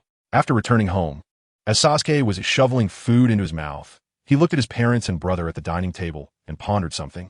With rice grains still stuck to the corners of his mouth, he noticed Uchiha Makoto, who was smiling, clearly happy about something. However, Uchiha Makoto was thinking, "Our Itachi and Sasuke are so cute."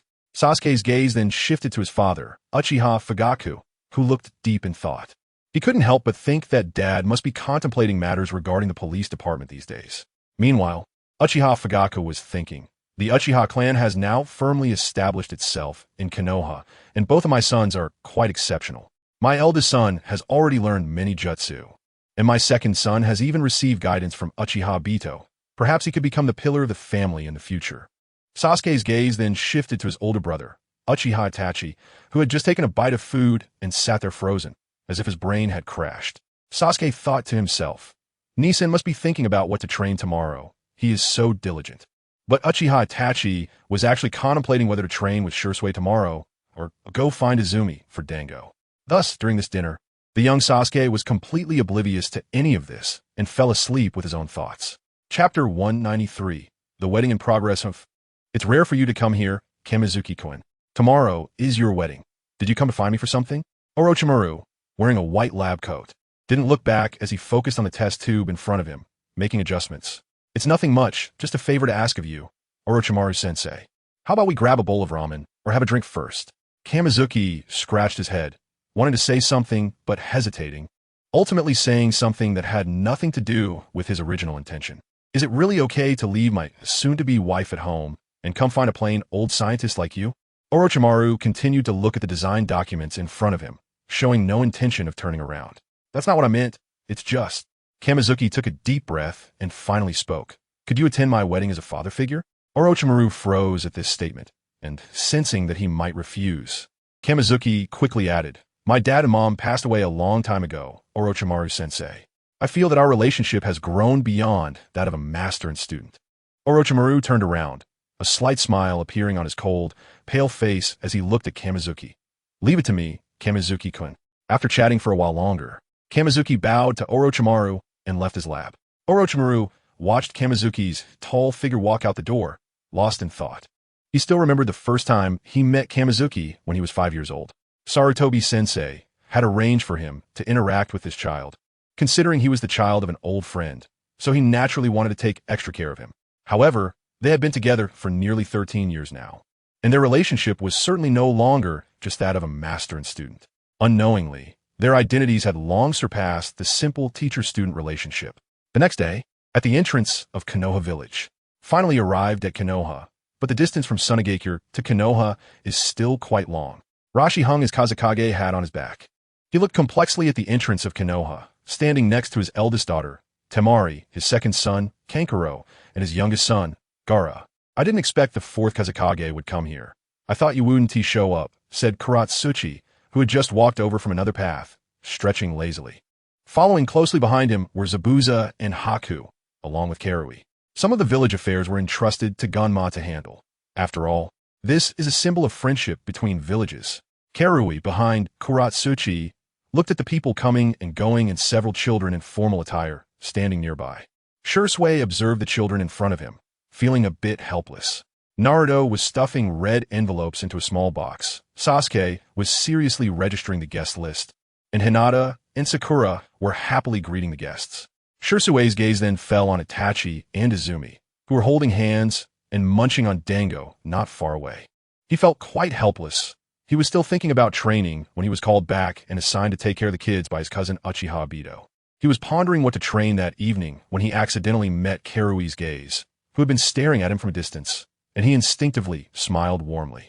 He then slowly spoke. Welcome to Konoha Village. You can register with that kid over there. Karui was taken aback for a moment, then couldn't help but think. It seems that all members of the Uchiha clan are handsome. On the other side, Narashikaka looked at his yawning son, Narashikamaru, and couldn't help but say, Don't be so listless, Shikamaru. I already know that, Dad, Shikamaru replied with another yawn. Then, he casually noticed a little girl passing by him. The girl was the eldest daughter of the fourth Kazekage and seemed to be a few years older than him. Her name appeared to be Temari. Young Shikamaru noted this name down and followed his dad into the wedding hall. Obito was backstage, feeling a bit nervous. He was dressed very formally, just like Asuma and Kakashi. In front of them stood 3 bridesmaids, namely Rin, Yuhi Kurenai, and Hanar, all looking quite beautiful. Wearing a white wedding kimono, Yukari stood beside a huge floor-to-ceiling window, gazing at the Hokage rock, feeling a bit dazed. Next to her, Shingetsu, also dressed in a kimono, smiled gently. He took her hand, and behind them, Minato, Orochimaru, Jiraiya, and Tsunade were all very pleased to see this. This attire is really beautiful. I say, Jiraiya. It seems we never had a formal wedding, did we? Tsunade looked at Jiraiya with a hint of melancholy. Jiraiya cleared his throat and said, Don't worry. I'll make sure to arrange one for you later. Minato smiled at the couple, though Kushina was not by his side, presumably with Naruto. He said to the two in front of him, Congratulations on your marriage. I hope you can support each other for life. Orochimaru smiled lightly at this scene, and then stepped aside to let them pass. Shingetsu pulled on Yukari's small hand and gently said, Let's go. He held her hand and walked towards the door with a very gentle smile. Some might wonder where Yatsuki was, so let us temporarily shift our attention to a nearby table beside the wedding stage. Watching the noisy kids in front of him, Kabuto displayed a gentle smile, and then a small figure popped up from his head. Yes, it was our adorable little Yatsuki, who was looking around, seemingly searching for the figures of his friends. But obviously, he couldn't find them. Then he felt a sensation of weightlessness as he was lifted down from Kabuto's head by a shinobi. Looking at Yatsuki, who was staring back at him with wide eyes, he couldn't maintain his cool demeanor any longer. His eyes sparkled as he hugged little Yatsuki, rubbing his face against Yatsuki's. So cute, so cute. How can a being be this adorable? It's really hard to keep a cool face like this. Yatsuki was a bit confused.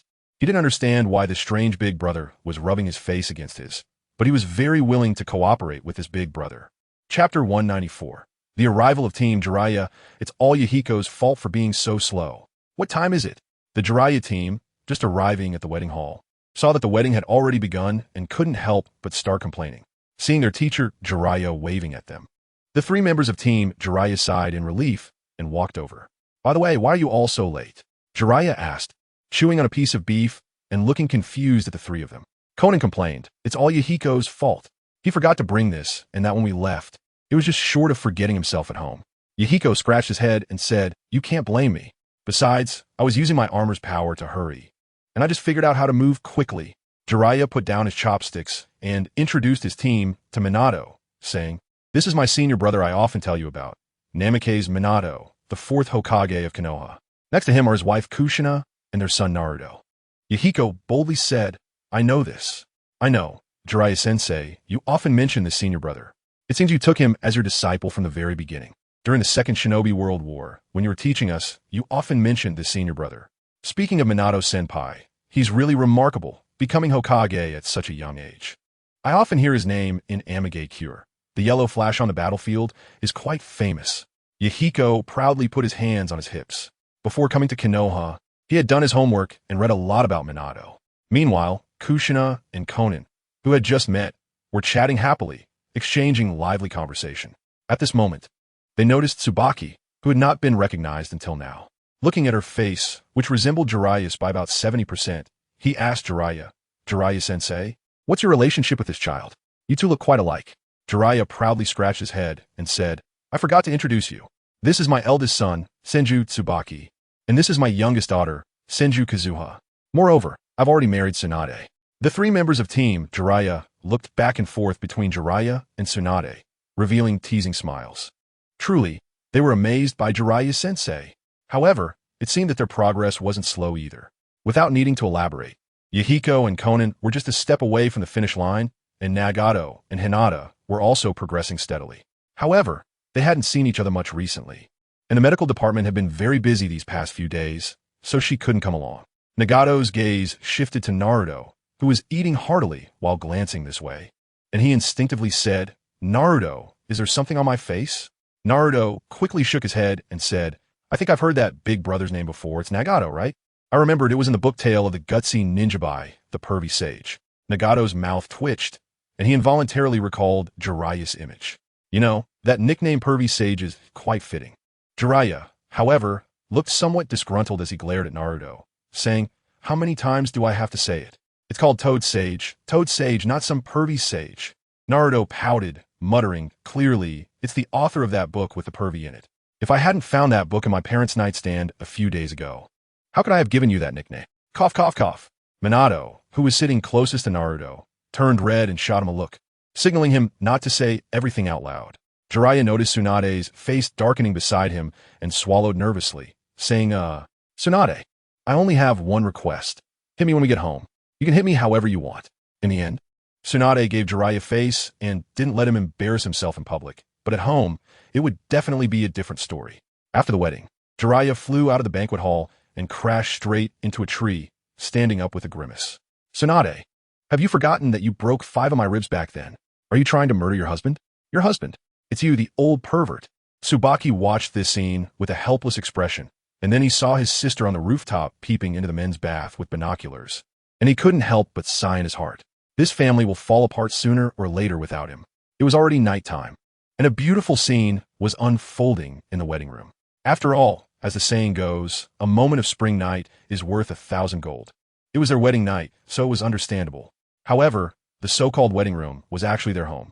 Shingetsu gently untied the various ornaments on Yakura's head, and her hair, alternating between birch and green, fell down.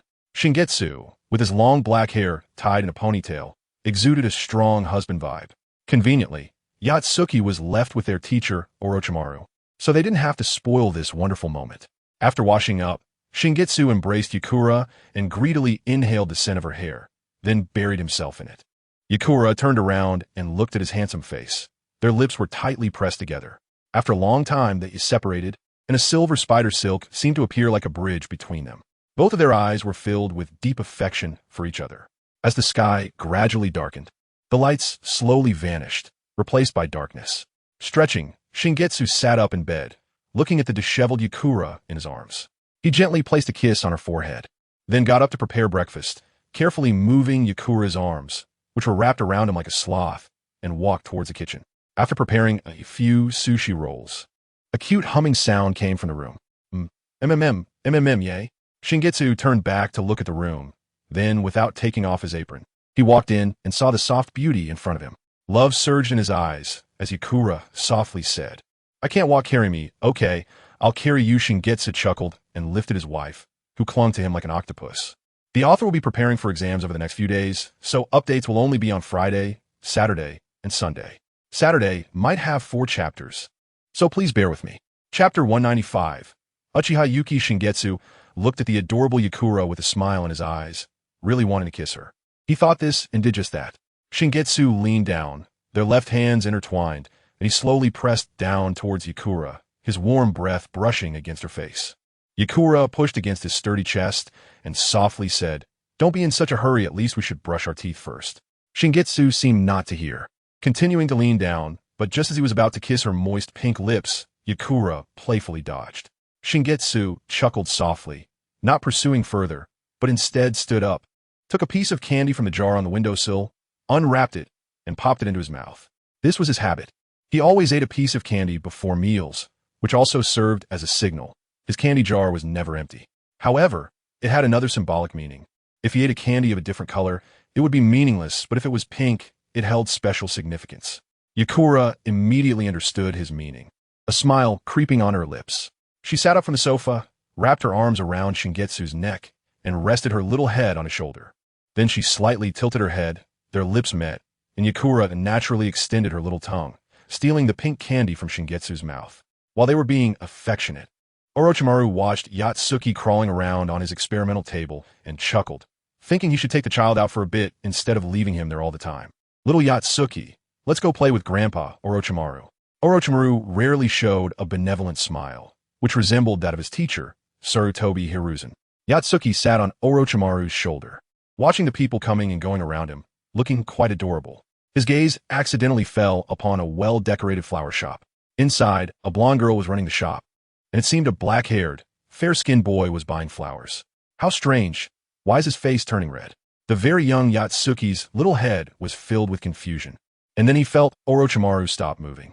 Orochimaru saw a purple-haired woman holding a child and started chatting with her. "Oh, is this Inari? Is this your daughter? She looks very cute." Uchiha Inari smiled slightly and replied to Orochimaru, "This child is named Uchiha Yuki, and she resembles great-grandma Chiri quite a bit." Most of the Uchiha clan members from this lineage were descendants of Uchiha Chiri, and unlike other Uchiha clan members, they had purple hair instead of the usual black. Uchiha Yuki was a year older than Yatsuki, and as Yatsuki looked at the purple-haired girl in front of him, his big eyes widened in awe. "This sister is so beautiful." This was the best compliment a 1-year-old Yatsuki could give. His eyes remained fixed on Uchiha Yuki until he reluctantly pulled his gaze away after they left. However, what no one expected was that these two seemingly unrelated children would have a long destiny together in the future. After walking a certain distance, they gradually arrived at the entrance of the Sarutobi clan's territory, looking at the plaque that read Sarutobi. Orochimaru carried Yatsuki into Sarutobi Hiruzen's home. But as soon as they entered, they encountered a rather comical scene. Little Sarutobi Kinomaru was tugging at his grandfather Sarutobi Hiruzen's beard, while Hiruzen was laughing heartily. Hearing the commotion, Hiruzen turned around and saw his beloved disciple Orochimaru had arrived, his face breaking into a kind smile. "Orochimaru, you're here. Bawako, bring out my treasured tea leaves. I want to treat my dear disciple well." Hiruzen called out into the house. Sarutobi Bawako walked out of the room with a dark expression, glaring at Hiruzen, making him a bit scared. However, not wanting to lose face in front of a student, he quickly ran to Bawako's side and said, Dear, please give me some face in front of my student." Seeing his teacher's predicament, Orochimaru laughed and waved his hand. saying to Bawako, "No need to trouble yourself, sensei. I just came to chat with Sarutobi-sensei. I'll be leaving soon." But just as he lowered his head, he noticed that Yatsuki had somehow slipped out of his arms and was running towards Sarutobi Kinomaru. The two infants stared wide-eyed at each other. And if it weren't for their age preventing them from expressing full sentences, they might have already started chatting. "Ha ha! It seems the two kids get along well," Hiruzen said, stroking his beard and laughing heartily. The next moment, his expression suddenly became serious, and he looked around before turning to Orochimaru, saying, "Orochimaru, have you investigated the matter I asked you about?" Orochimaru nodded and slowly replied, "Recently, a mercenary organization called Knight has been quite active in the ninja world. We have identified 7 members so far. One is a mysterious masked man claiming to be Uchiha Madara, a nameless female Uchiha clanswoman, a Konoha rogue ninja named Brujo, and a so-called root recluse who appeared from nowhere. There are also the rogue ninjas from Takigakure who originally attempted to assassinate the first Hokage, Senju Hashirama. Kakuzu is very active in the underground organization and has also been recruited. There's also a supposed cultist of the evil god from Yugikure, who seems to be named Uraki, and his abilities should be similar to Heiden's. Additionally, there is a former Jonin from Kirigakure named Kakashi Shizen. During the sealing of the three-tailed Isabu, used some means to extract some of Isabu's bodily tissues. I'm not very clear on what else those tissues were made into. All we know is about these people.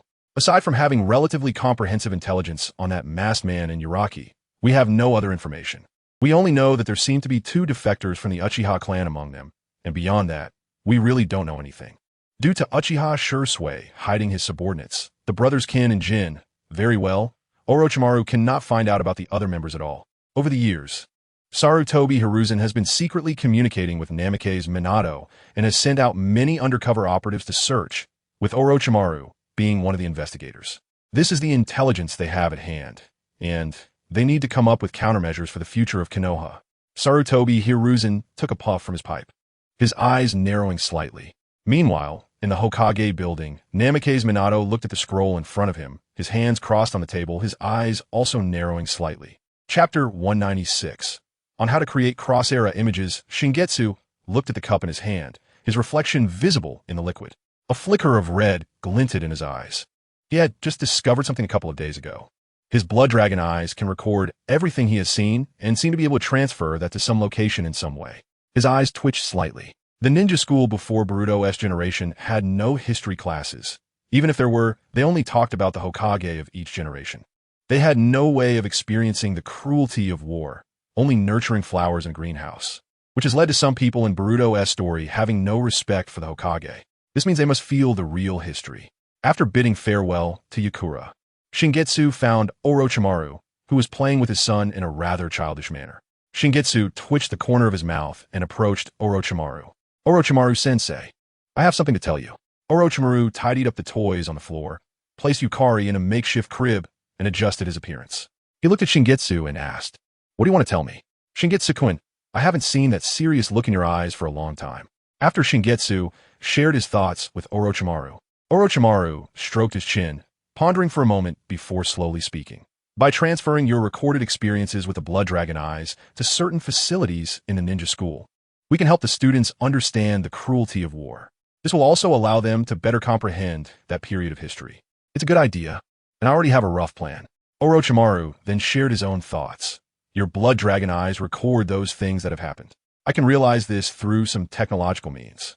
Orochimaru pulled out a virtual helmet from behind him and placed it on Shingetsu's head. After fiddling with it for a while, he placed his hands on his hips and said, "This is one of my proudest creations. You can ride on what you see with your eyes, and it can read some of your memories. Just relax, don't struggle." As Orochimaru was about to press the start button, he suddenly remembered that he had a book on the history of the ninja world at home. He had read the data in it before, and perhaps he could use that to create cross-era images without limitations. Shingetsu's memory only contained scenes from the Third Great Ninja War, but he needed to read about the Warring States period, the First Great Ninja War, the Second Great Ninja War, and the Third Great Ninja War as well. Moreover, if he used the virtual helmet for reading, it might pose some harm to his body. Orochimaru took off the helmet and tossed it aside, then retrieved the book on the history of the ninja world from a nearby drawer. He waved it in front of Shingetsu and said gently, "I almost forgot that we could use this. If we only use your memories, that would be too simple. Only having the events of the Third Great Ninja War." He continued, We just need to import some data from the machine into the LCD screen I created, and we can obtain a brand new teaching material, multimedia. Orochimaru's eyes sparkled with excitement as he rushed to his experimental table and used a sealing scroll to pull out a giant LCD screen. This would be the greatest invention in the history of Konoha, the greatest teaching tool, multimedia education, so that the teachers at the ninja school wouldn't have to be too troubled. Watching Orochimaru get back into the zone, Shingetsu sighed and left Orochimaru's lab, passing through the bustling streets and arriving at the Uchiha clan's district. He heard a clanging sound of metal and instinctively looked toward the woods, where he saw Sasuke attacking the targets with shurikens. Long time no see, Sasuke, Shingetsu greeted, observing Sasuke's diligent training. Shingetsu, long time no see. By the way, what are you doing here? Sasuke asked, looking somewhat puzzled. Nothing much, just passing by. By the way, I want to ask you something. Do you want to become stronger? Shingetsu's expression became serious as he leaned down to look into Sasuke's eyes. His words were highly tempting, enveloping Sasuke's heart. Do you want your father's acknowledgement? Do you want to defeat Naruto? Do you want to prove your strength to your brother? Look into my eyes. Sasuke, confused, instinctively looked up into Shingetsu's eyes, and in the next moment, he seemed to enter a crimson world. This world seemed only to consist of black and crimson, appearing exceptionally eerie. This is the Uchiha clan's district? But why is it so deserted? Sasuke looked around the empty district in disbelief. At that moment, a scream broke the silence, and he instinctively turned toward the sound. The ant who had once cared for him was now lying in a pool of blood. Seeing this scene shocked Sasuke, and he immediately ran home. Dad, Mom, and Big Brother, they must not be in danger. But when he returned home, all he saw was the figures of his father and mother lying in pools of blood. Who did this? It was me. A voice that Sasuke was all too familiar with echoed in his ears. He looked up to see his brother, Uchiha Itachi, stepping out from the shadows. He could clearly see the blood dripping from a knife in Itachi's hand. Why did you do this? Why did you kill everyone? Sasuke angrily questioned his brother. To test your capacity, my foolish little brother. Hate me until you obtain the strength to defeat me. Otherwise, I will kill you too. Sasuke knelt in the pool of blood, a black tomo slowly emerging in his eyes, the red becoming the base color of his eyeball. For the young Sasuke, this was all he could achieve. If he were to evolve further, it would bring irreversible harm to him. All right, you can wake up now, Sasuke. With a crisp snap echoing in his ears, Sasuke gasped for air, cold sweat streaming down his temples. The single Tomo Sharingan in his eyes slowly rotated. Sasuke, I know you have many questions, but I must apologize first. Your father should have told you about the conditions for awakening the Sharingan of the Uchiha clan. You must experience a tremendous amount of pain to unlock the Sharingan. What just happened was merely an illusion, a fabricated dream of mine. So there is no need to be afraid. Everything you just saw was fake. Shingetsu sat beside him, ready to explain some things. Chapter 197, Itachi's Mangekyou Sharingan. The Sharingan is a unique bloodline limit of the Uchiha clan.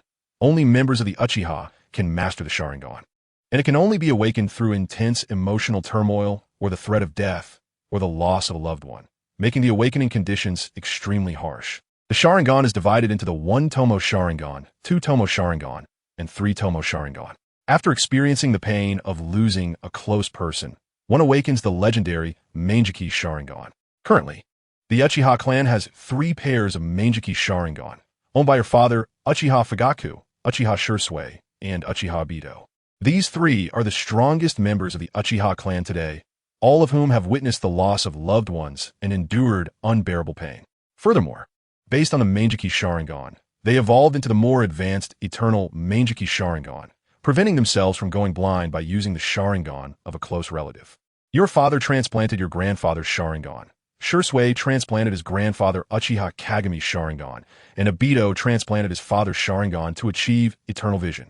After explaining some knowledge about the Sharingan, Sasuke clenched his fists. He just learned that his brother, Uchiha Itachi, already possessed a 3 Tomo Sharingan. If Itachi were to evolve again, he would attain the legendary Mangekyou Sharingan, and he felt too weak right now. He had to become stronger. Just as Sasuke was about to ask something, Shingetsu transformed into a flurry of petals flying into the distance. The only sound left was a very gentle voice. When you graduate from the Ninja Academy, I will guide you to become a true ninja. During this time, you will gain the bonds you possess. You will understand what it means to have companions, what it means to have a village, what it means to be Hokage, and what it means to be Uchiha. Meanwhile, outside Konoha, at the border of the Land of Fire, Looking at the aggressive Kakuzu and Yuri, Itachi and Izumi stood back to back, their three-tomo Sharingan appearing in their eyes. I say, Kakuzu, isn't it a bit too ostentatious for the boss to be afraid we might take out these two kids? Yuri slung his three-bladed scythe over his shoulder. He looked bored as he gazed at the two kids before him and scoffed. Don't underestimate them. After all, they are ninjas of the Uchiha clan. If you underestimate them easily, you will suffer a great loss. Moreover, the head of the Uchiha clan's eldest son is worth quite a bit, just right for the expenses, and that little girl is just a bonus. Kakuzu narrowed his eyes. In the next moment, Izumi was bound by a black thread and appeared directly in Kakuzu's hand. You actually caught the girl. Yuri, take her out.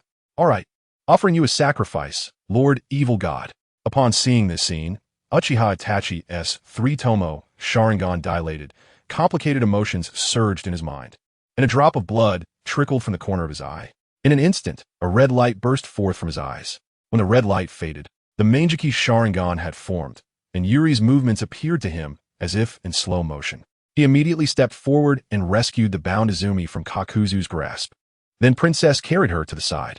At this moment, two timely voices rang out. Fire style, ash pile burning. Curse technique, blood of the dead. Two figures descended from the sky, causing dust to explode around Kakuzu, who instantly felt his body being drained. He then noticed a drop of blood trickling down his cheek. He quickly looked up, and under the setting sun, a swarm of blood-colored bats gradually converged into a humanoid form. What disgusting blood. I was wondering who it was. Just a dog of the evil god. Fade One coldly stared at Yuri, his face filled with disgust. I say, who is it? A traitor to the evil god, Fade One. You have the nerve to say such things. You use the power granted to you by the evil god, and dare to speak such disrespectful words. Be careful of the evil god's punishment. Yuri shouted loudly. With that time, you might as well listen more to teacher Narashikaka's lectures.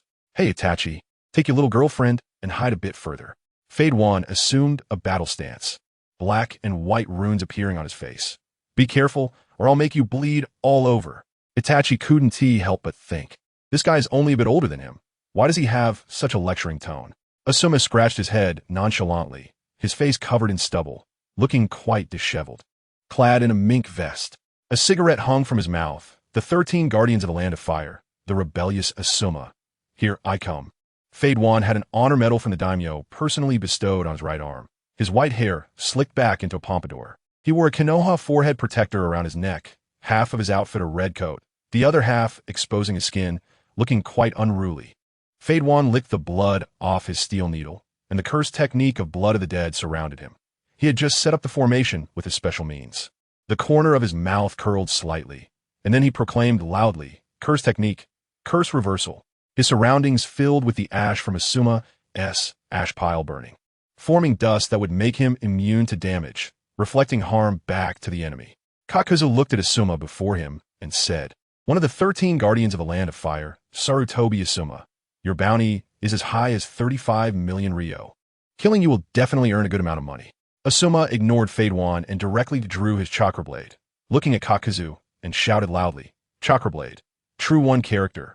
The dual blades in Asuma's hands transformed into blue, covered in chakra, and expanded numerous times as he swung them toward Kakuzu. But at that moment, a gray flying thunder god mark on both of their bodies flickered with light, and they heard a voice in their ears. Don't linger in battle. Retreat quickly. In an instant, the two vanished from their spots as if they had never appeared. TCH, just as Shingetsu predicted, these guys are only running away now. Really boring. Fade One retracted his three-bladed scythe, saying disinterestedly, All right, let's head back first. By the way, Itachi and Izumi, let us all go back together to avoid any trouble on the way. Asuma brushed his hair back and said to Uchiha Itachi and Uchiha Izumi behind him.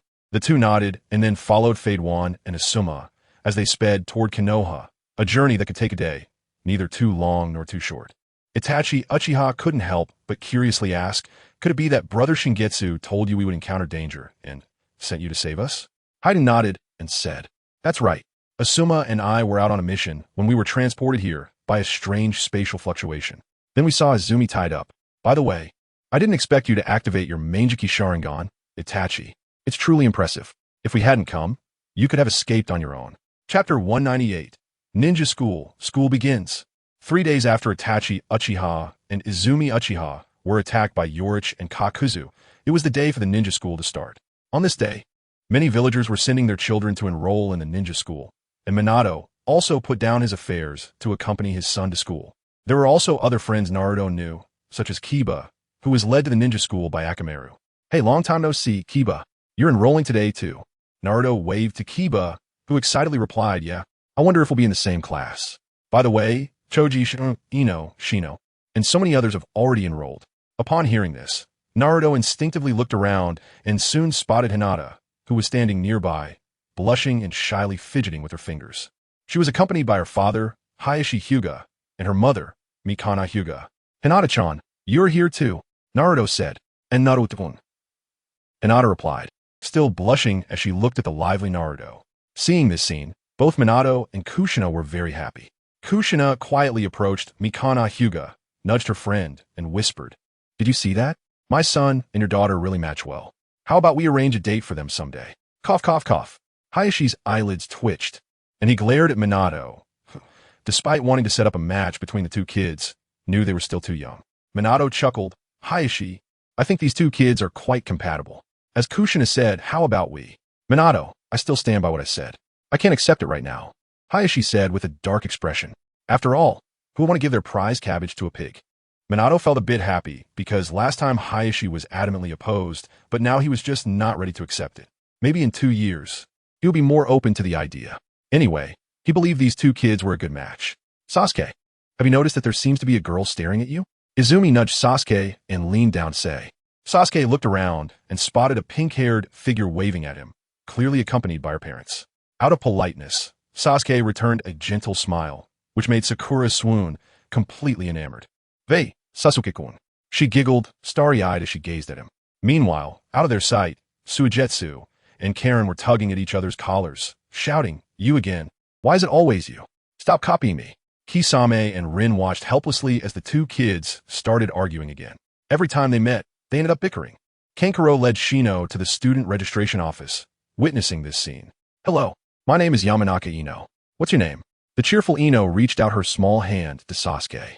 Sasuke, who had a comic book and a sketchbook at his waist, also extended his hand, shaking Ino's hand. My name is Sai. Nice to meet you. Sasuke showed a sincere smile, having not been brainwashed by the Foundation. He became quite cheerful, and his smile was genuine. However, he lied about one thing. This wasn't their first meeting. He had passed by Yamanaka's flower shop many times before, each time searching for that blonde girl. Shifting back to the other side, Fugaku Uchiha stood behind Sasuke, while Minato stood behind Naruto.